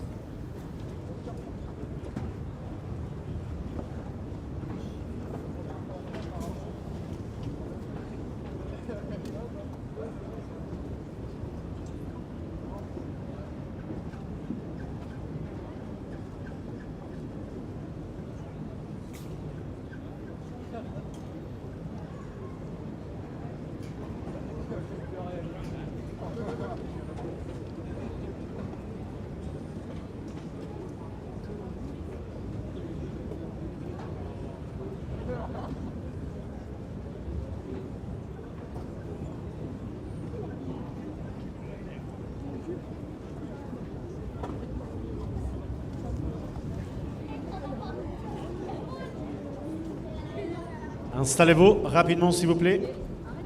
Reprise.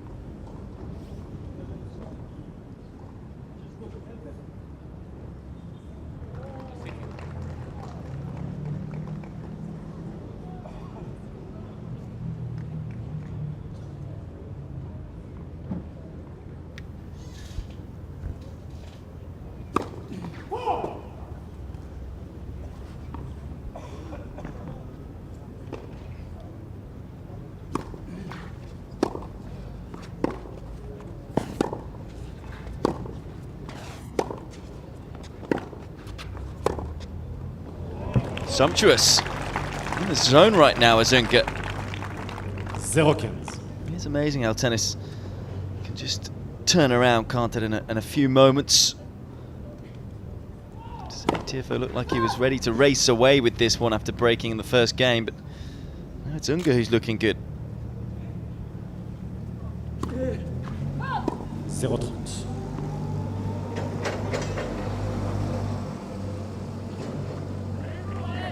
Second double for Tiafoe.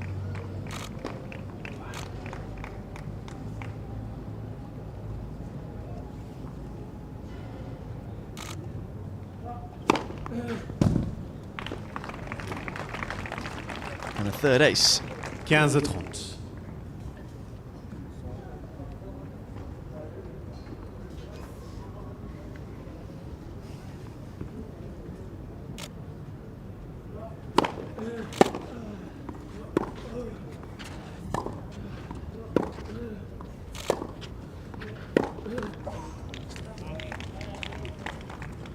15-30.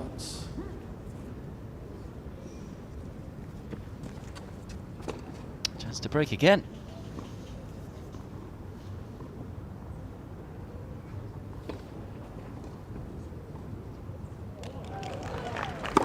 Let for service.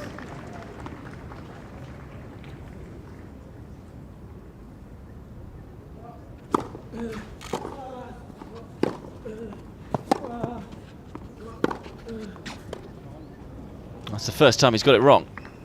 Got it wrong by some 30. distance, but got it wrong all the same. Sure, it won't be the last time we see him go for that shot. First time as well that he hasn't been able to take advantage of a break point. Still has another one though.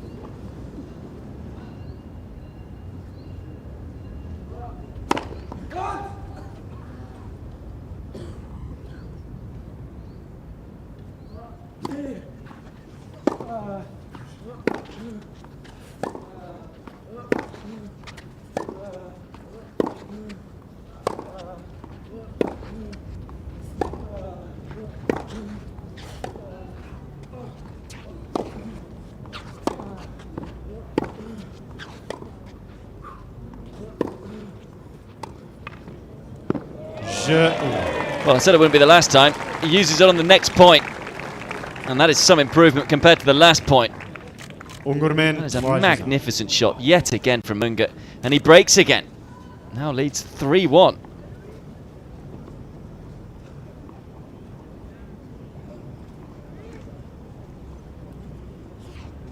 Almost getting silly the amount of times that he's used it and the amount of times that he's got it completely right. No chance for Tiafoe, who is very quick around the court, incidentally. It's not a slow coach at all. Particularly moving forward. 15-0. Just seems at the moment that Tiafoe is unable to hit through Ungur. Earlier on that was happening, particularly towards the back end of the first set. Maybe he's just trying to overforce, overpress. Ungur's maybe beginning to read where Tiafoe is going with his ground strokes.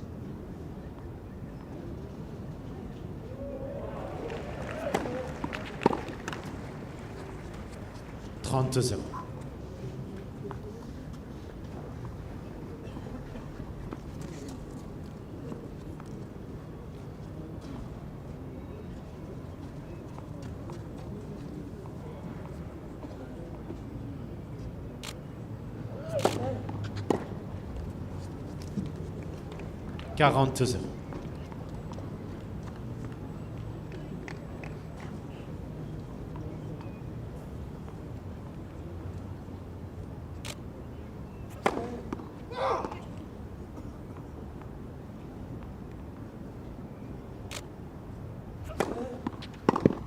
$40.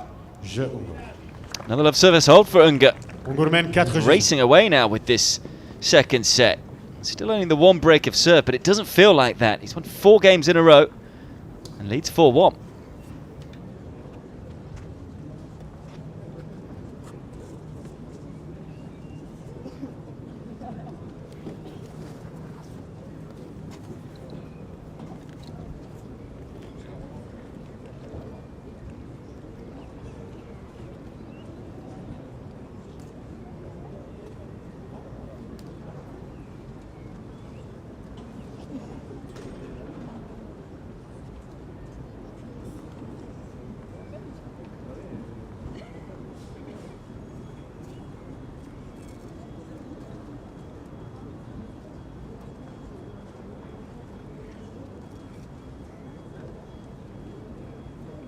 Reprise.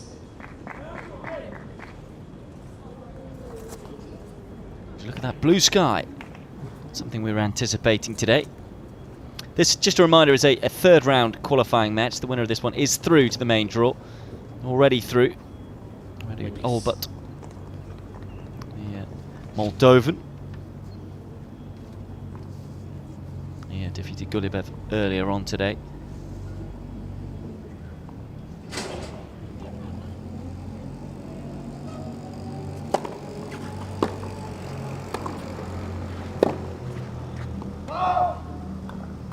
$15-0.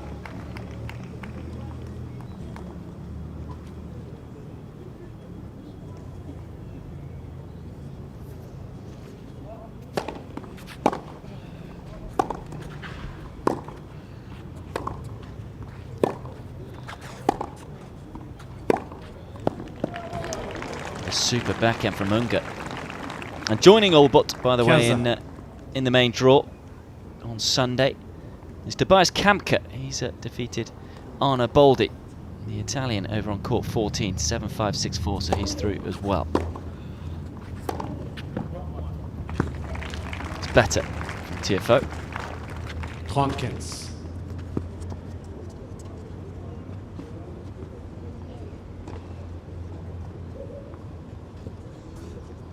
Release.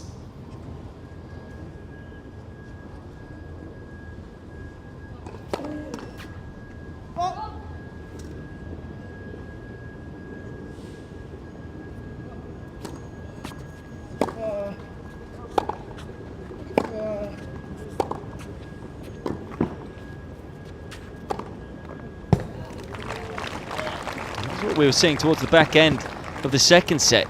As I say, he's just gone to his shell a little bit. Ungur certainly seemingly reading it a little more, but it's a bit more conservatively, Tiafoe. Getting up the court quickly in that point.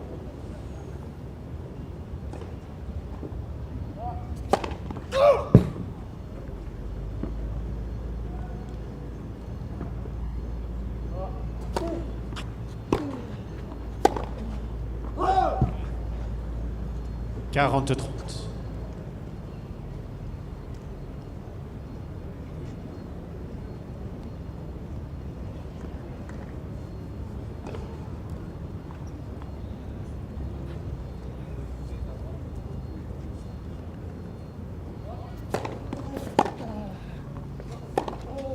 Je Tiafoe. Changement Closes out the game. First game in 5 for Tiafoe. New balls, please.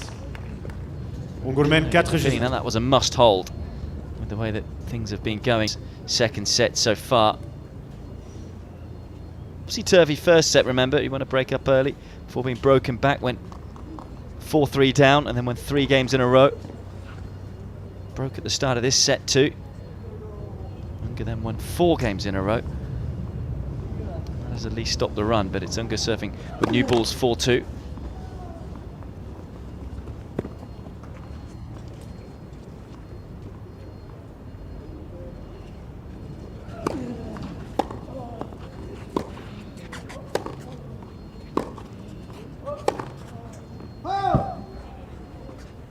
$15-0.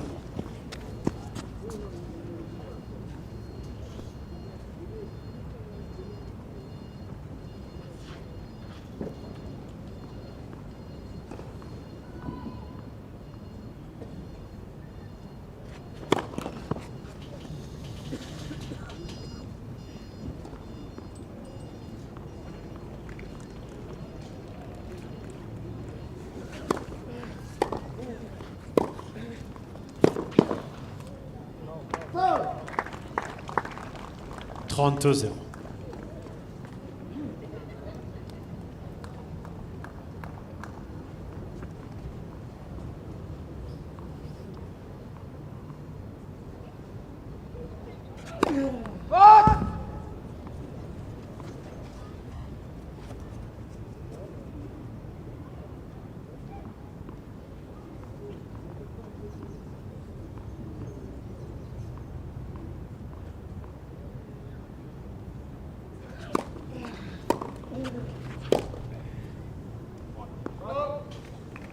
Depth on the return.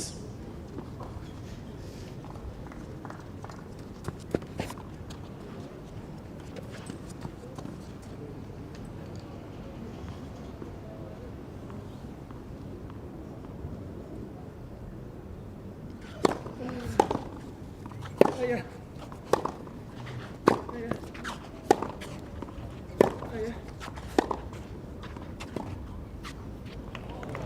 how many times is he going to do that? Tiafoe has no answer to it. Losing track now. There's the big topspin forehand to set the point up. There's the finish.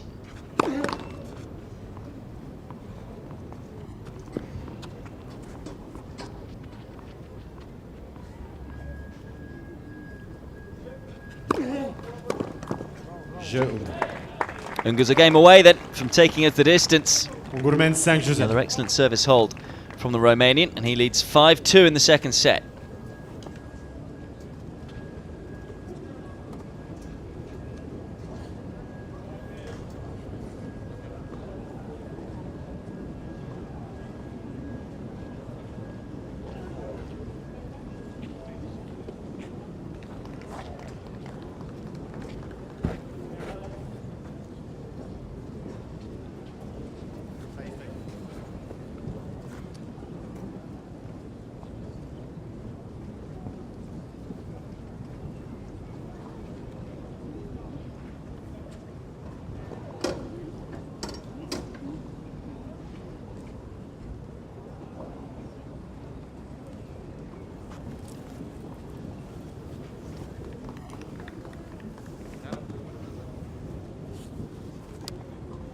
Reprise.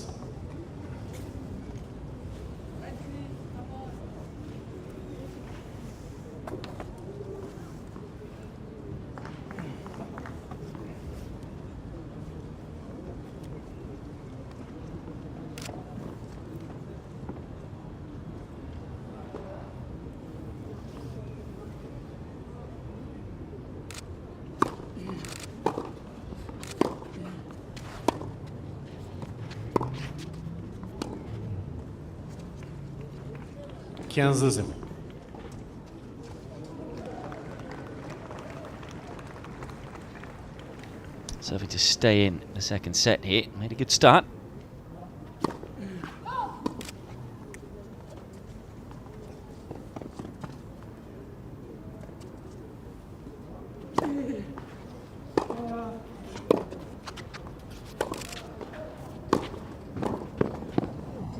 Oh, it's a great pickup.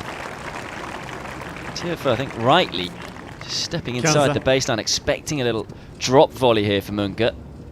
Showed a good strength of wrists here, just to be able to get down to it, pick it up and put it in behind the American.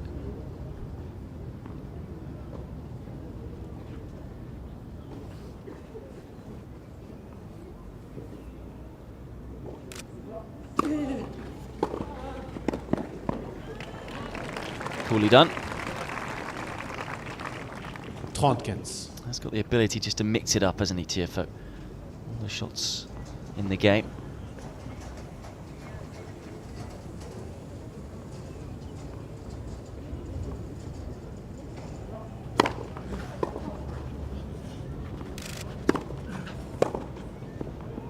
Yeah, went the wrong way, Tiafoe. And Ungur just says, thank you very much. 30. Backhand has been working well for him today.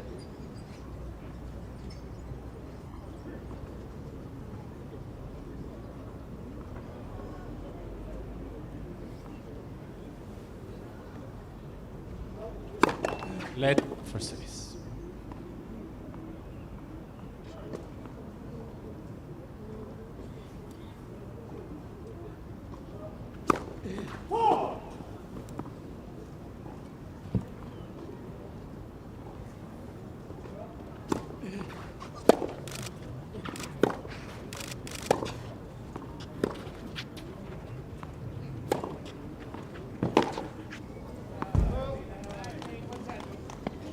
Just wonder how significant this could be if Ungur could break here to close out the set. It means he'd be serving first in the third, which could be vital. Remember, there's no tie break either in the third. Has to be 2 games clear. Set point.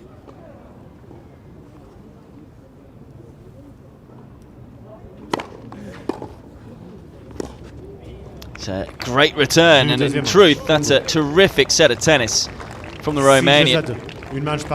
Tiafoe looked in control after winning the first set and going a break up early in the second, but Ungur has roared back, taking the second set by 6-2 in 27 minutes.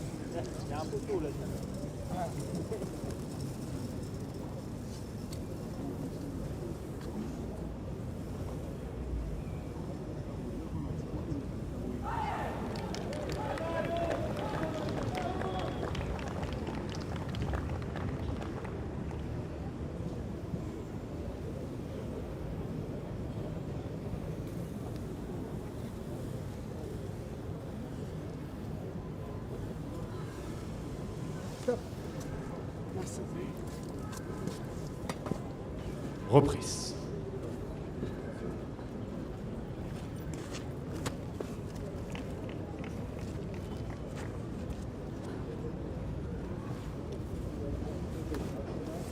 It's not rain on the lens, incidentally. The court has just been sprayed with water because the sun is out. Who would have predicted this? Well, certainly not the weatherman, or myself or Guy.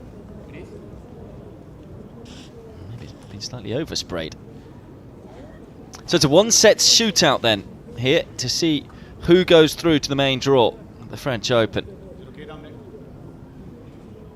It's the first year that qualifiers have ever been televised.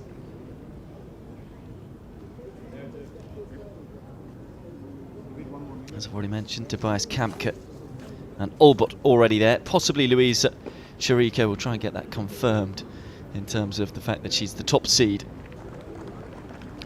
And Wozniak is already withdrawn, so she is likely to be through, even if she wins or loses tomorrow in the third round of qualifying. But just maybe a little concerned that it's been oversprayed. She had a bit of moisture today. There was rainfall earlier on. The players just, well, both of the players just a little unhappy that I think it's got a little too much water on it. 6.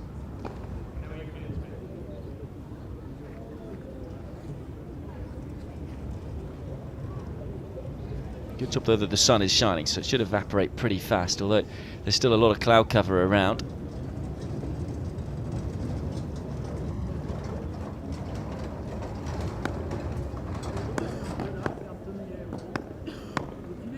I think there will just need to be a bit more clay added to the court here. Of course, they are the best clay courts in the world in Roland-Garros. Rome might argue different, but it It's like playing on silk. To get things just right.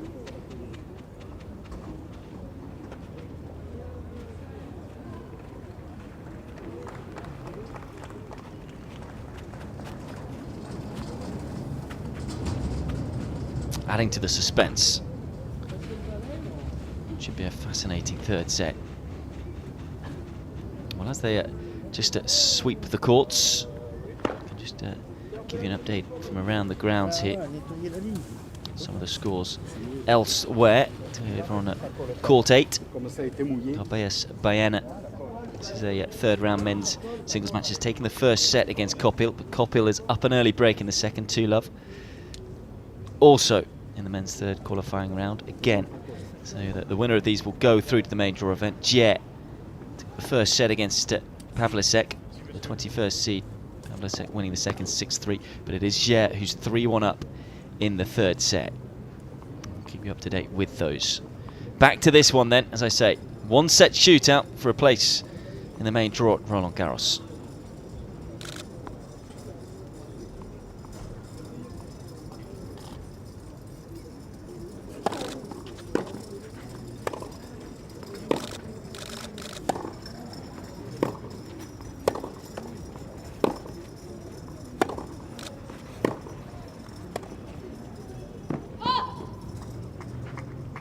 $0-15.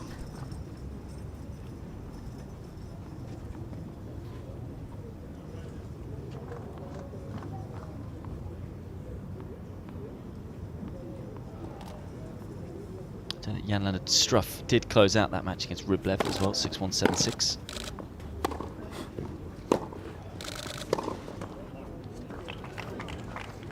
That one was a second round encounter though, so Struff through to play Martin. Shaky start to this game from Ungur. Has to be careful here. We've seen early breaks in both set 1 and 2.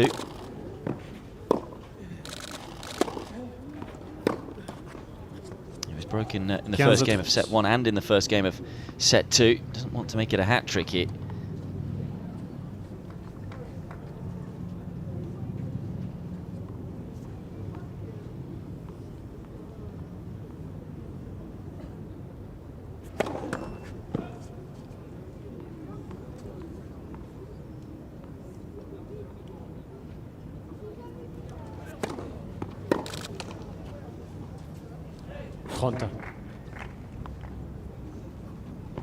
Now the women's singles result to give you. Haas has defeated the 5th seed Vogele in straight sets. That's a second round encounter, so yeah. Through to the third round is Haas.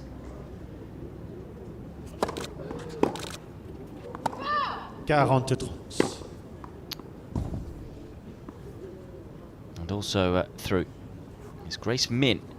Good win for her. 7-5 in the third against Bonaventure. Again, moving into the third round of the women's qualifying.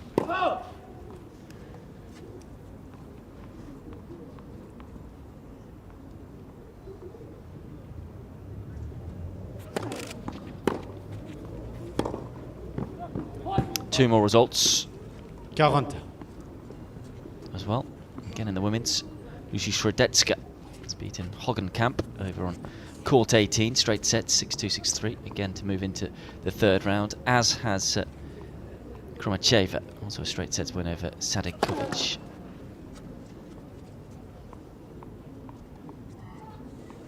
Up to date now you are. Let's focus on this one.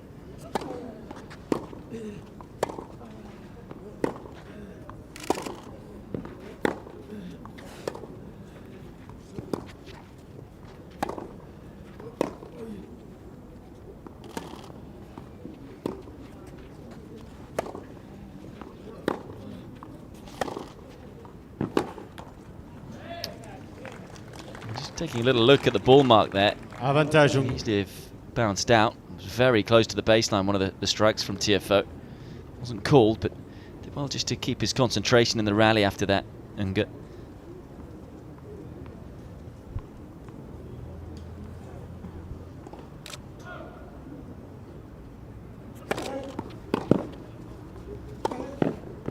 Terrific 1-2 punch Back in behind Tiafoe. And unlike set 1 and set 2, this time Ungur is able to hold in his first service game. Continues the momentum from the second set. To say, looking to make it through qualifiers for the first time in his career. Has played at every Grand Slam before, but has always qualified directly through his ranking. Of course, a former world number 79 is Ungur. So we take a look at the second set statistics. 9 more points than Tiafoe. Look at the difference as well between the first and the second serve points won. That's very strange. 75% of points he's winning off the second serve, which is more than the first. Tends to show you how much Tiafoe prefers pace on the ball, speed on the ball. That's why the drop shot's been very useful today.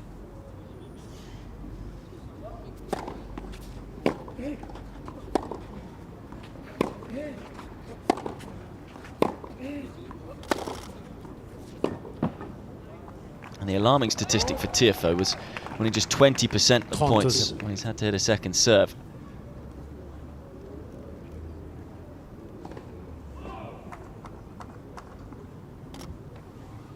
Be interesting to see if he puts a bit more venom on that second serve, takes a few more risks.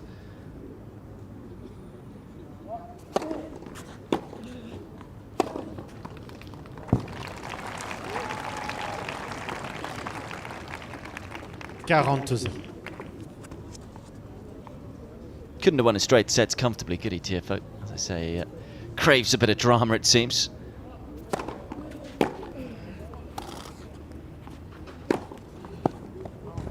And a slight miss hit. Ungur able to pounce on it.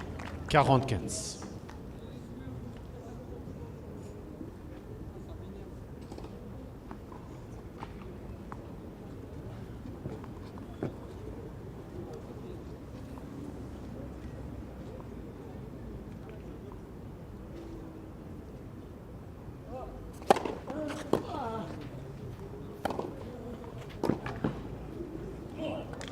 Got nice and low to the ball. Just shoveled it down the line, the backhand, kept it low over the net. A big shatter come on. That was an important hold, particularly with how things have unfolded out here on court 6. Ungur has certainly been in control for the last half hour or so.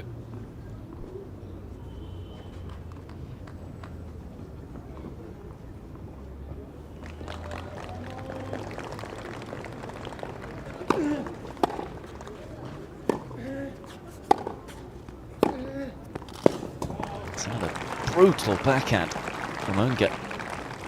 15-0. Certainly not playing like someone ranked 204 in the world. It's been impressive so far, has the Romanian.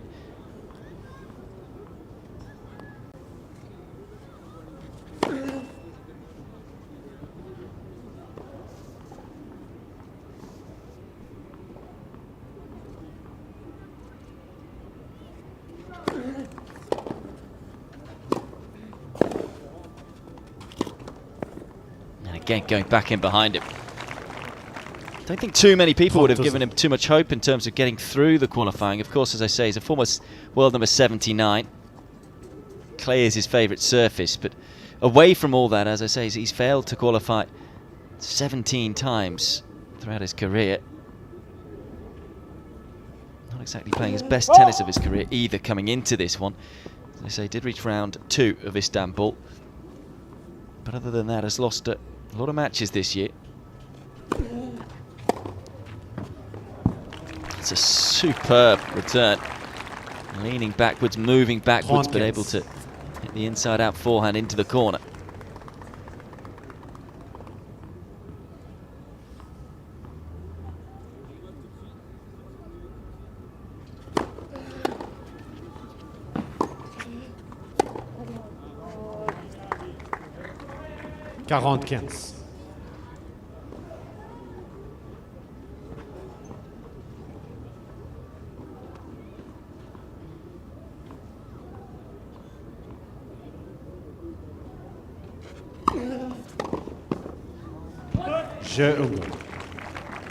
On serve, third set. Ungur in front again, 2-1.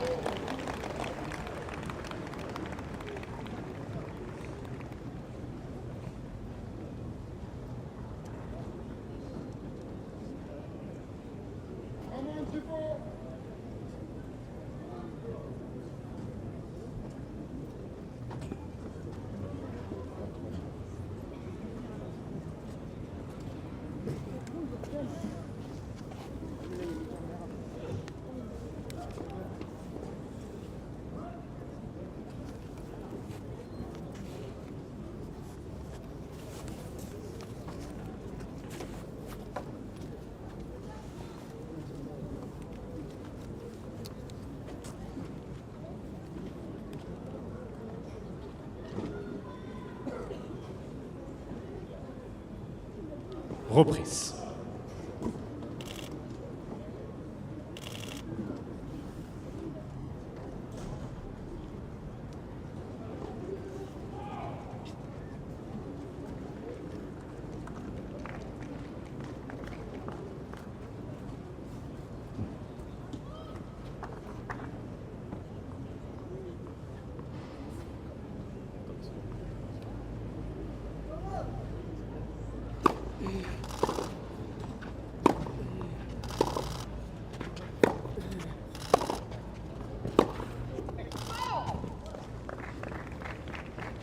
$0-15. Well, he was being able to hit through Ungur in his purple patch in the first set. Been able to do that really for a while. Ungur, as I say, seemingly getting a read on where Tiafoe's going. That's a nice variation though from the American. Looking clearly, showing something different. 15.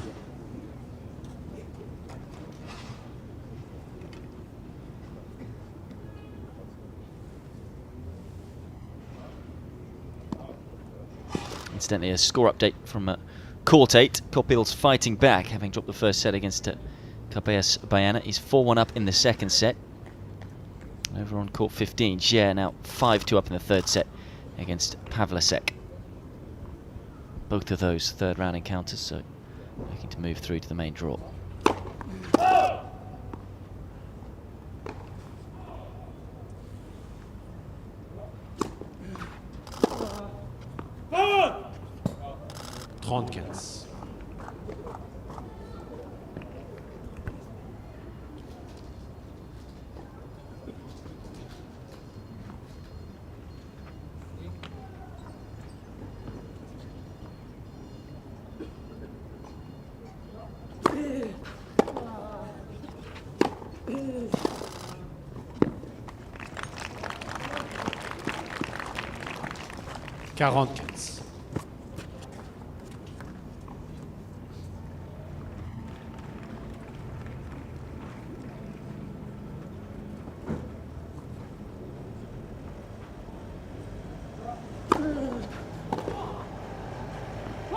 Tiafoe. No sign of a break so far then in this deciding set. 2-all.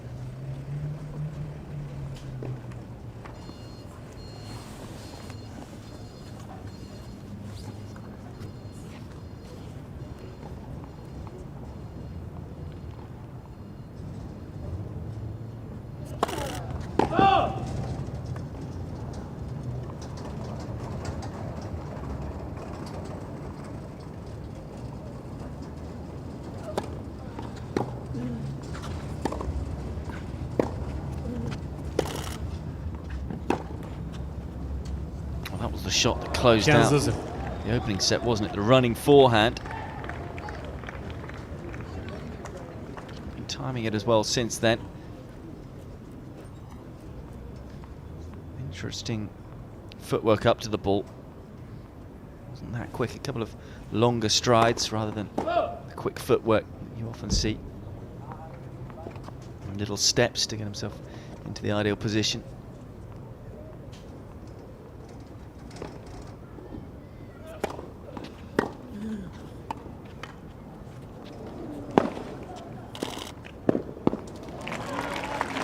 He's almost making Tiafoe look silly, isn't he? The amount of times that he's playing that shot and how much success he's having with it. Tiafoe just doesn't know where to go, even if he does get to it. He just undercuts it, doesn't he? Has to keep the racket head speed up when he plays it. Has control with the half volley as well.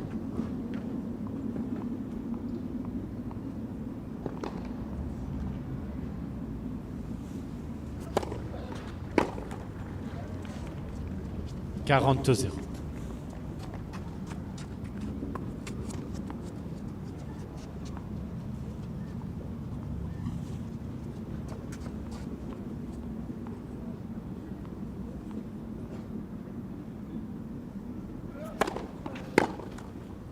Jeu.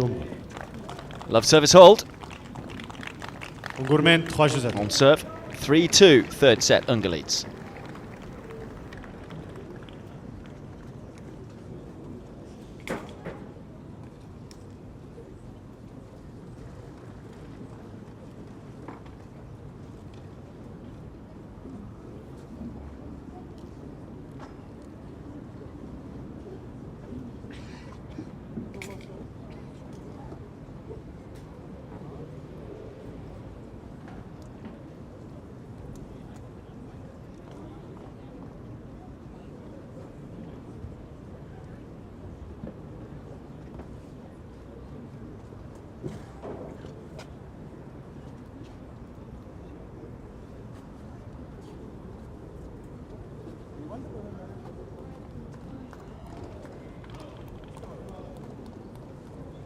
Reprise.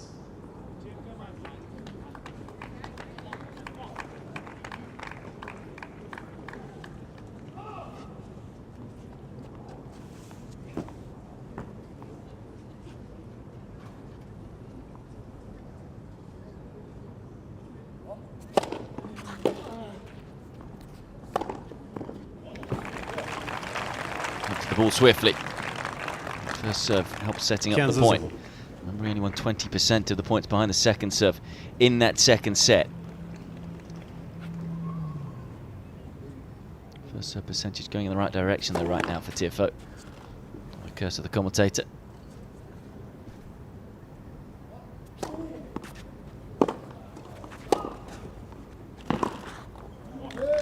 That's good scurrying. It's a fine strike by Ungur. The danger by going down the line with that backhand return is that you leave yourself exposed to the open court then, and the cross-court ball.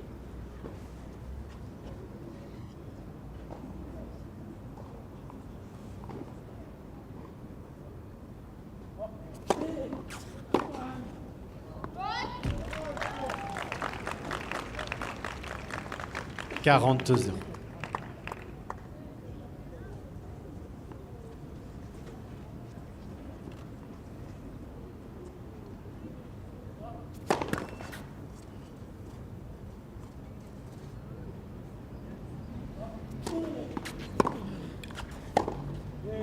Answers Ungur's love service game with one of his own, Tiafoe. 3 jeux partout. After seeing a fair few breaks in the first two sets, haven't even got close to one in this third set. Very few points going against serve.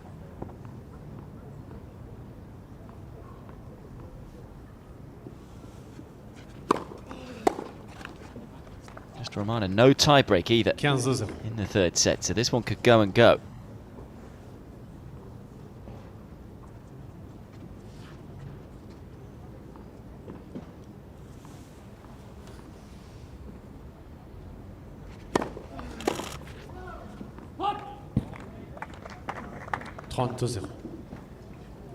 These guys are playing it like it's a grass court right now, seeing so few points against serve.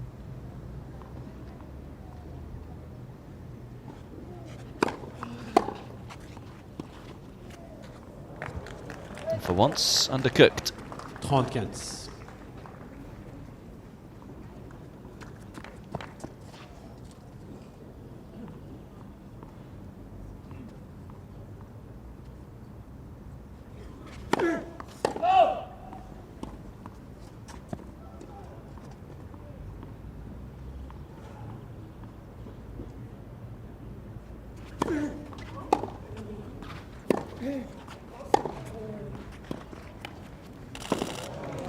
Just too good.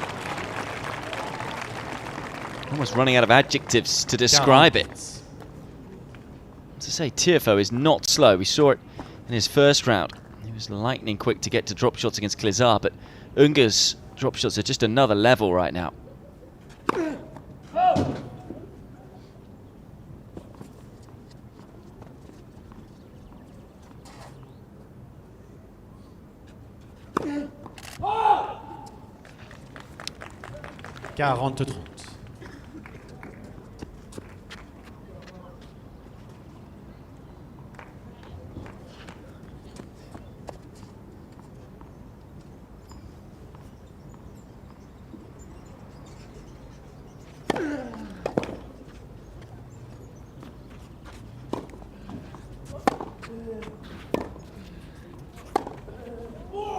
Straight up the court and straight up the line with the backhand.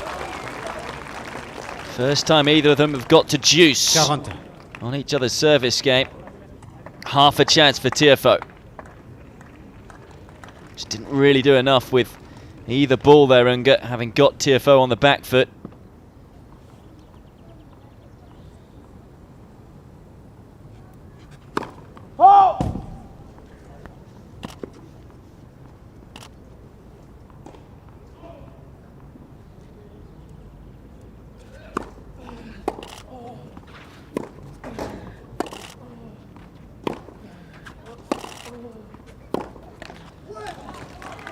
Maybe the pressure of the situation slightly getting to Ungur. Avantage Tiafoe. Shake of the head. All the energy right now you can see is coming from Tiafoe's side of the court. First break point of the third set. It's to the American.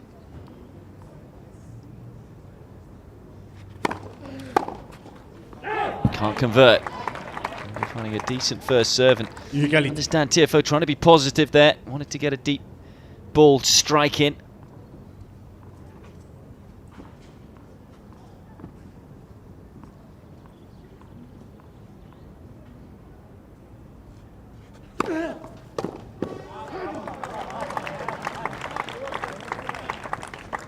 Avantage Ungur.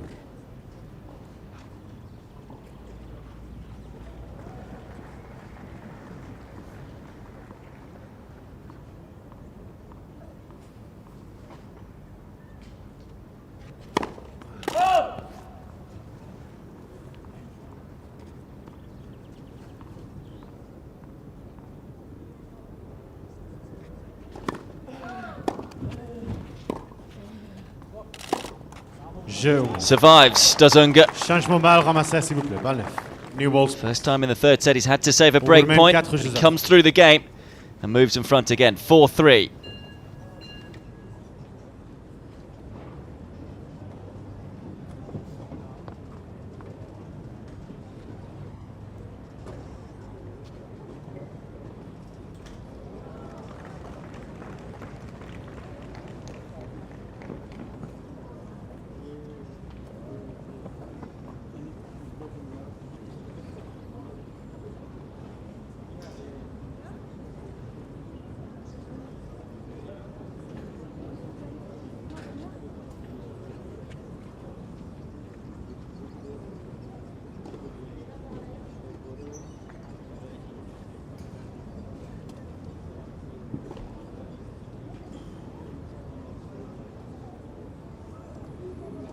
Reprise.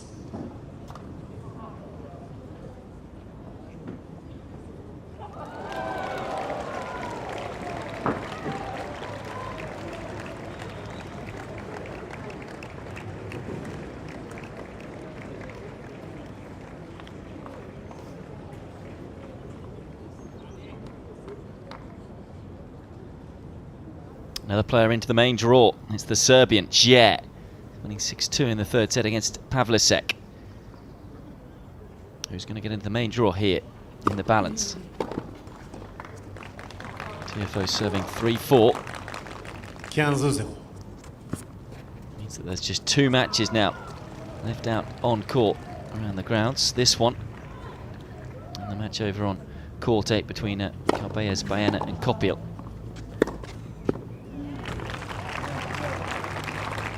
At the moment, Calbayas, Baena serving to stay in the second set, having taken the first. He's 5-3 down in the second.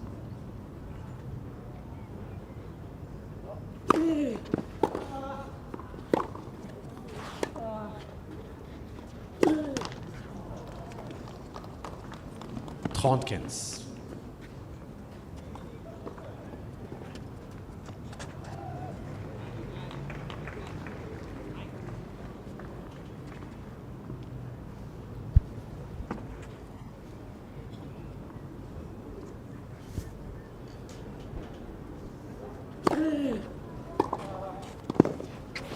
That's audacious.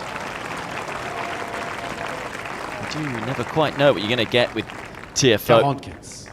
Can be very unpredictable. Such a big point, 30-15, 3-4 down in the third set. Trying to get through qualifying for the first time in your life. And yet has the coolness to serve and volley.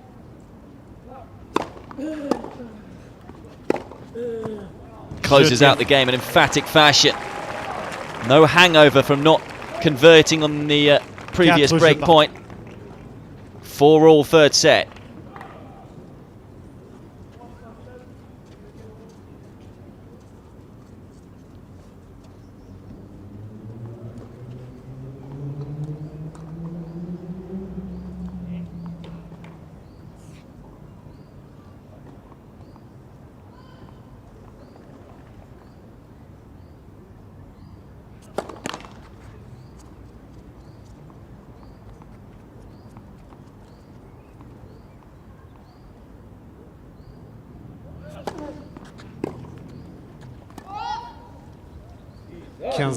Yeah, you can understand that reaction, really. Easy ball to hit off, important first point of the game. It's a gift.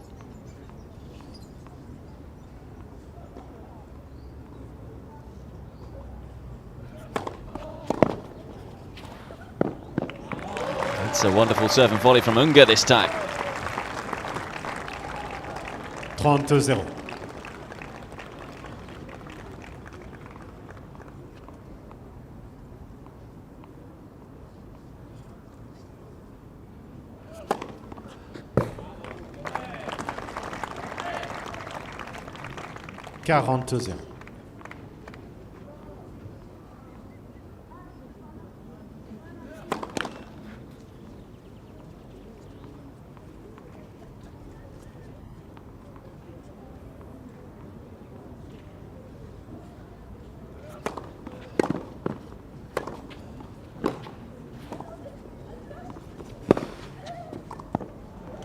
Oozing confidence is Ungur as he holds to love. And moves a game away from a place in the main draw at the French Open. 5-4 up third set.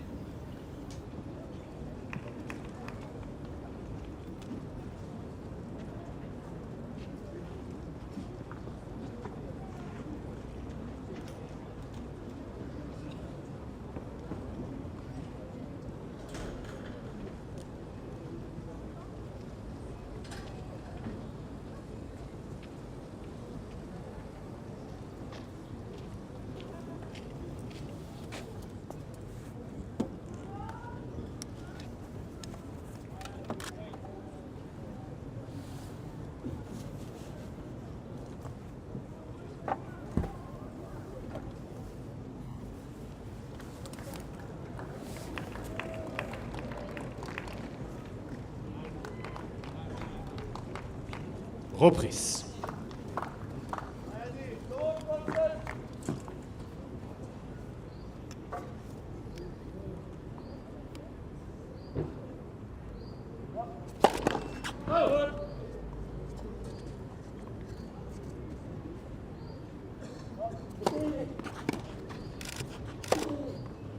Serving to stay in the match, and that's a fine way to start. 15-0. Seen the one break point so far in this deciding set.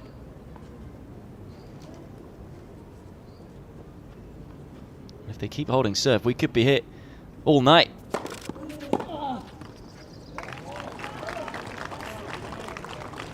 It's incredible, really, isn't it? The amount of breaks that we saw in the first two sets and breakpoint opportunities. Both of them have just raised their game in terms of first serve percentage, in terms of backing up their serves. Court seemingly playing a little quicker now that the sun's been out for a while.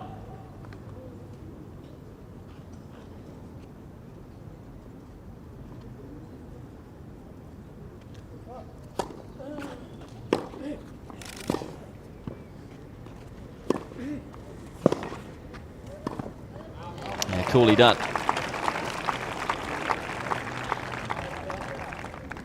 Talked about how important it was at the back end of the second set to possibly be serving first in the third, and I think that's proven the case. Able to get that second breaker serve.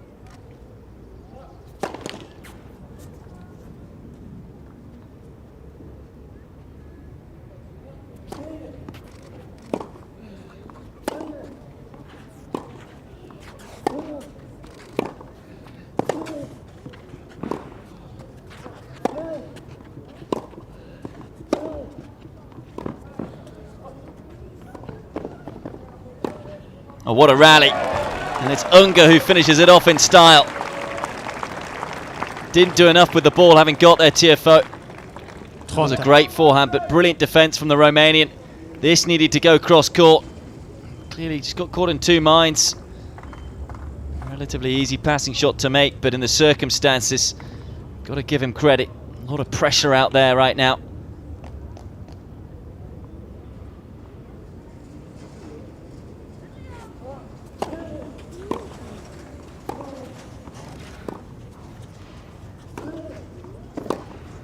Got him. Fires another passing shot, and with it, Ungur gives himself a match point.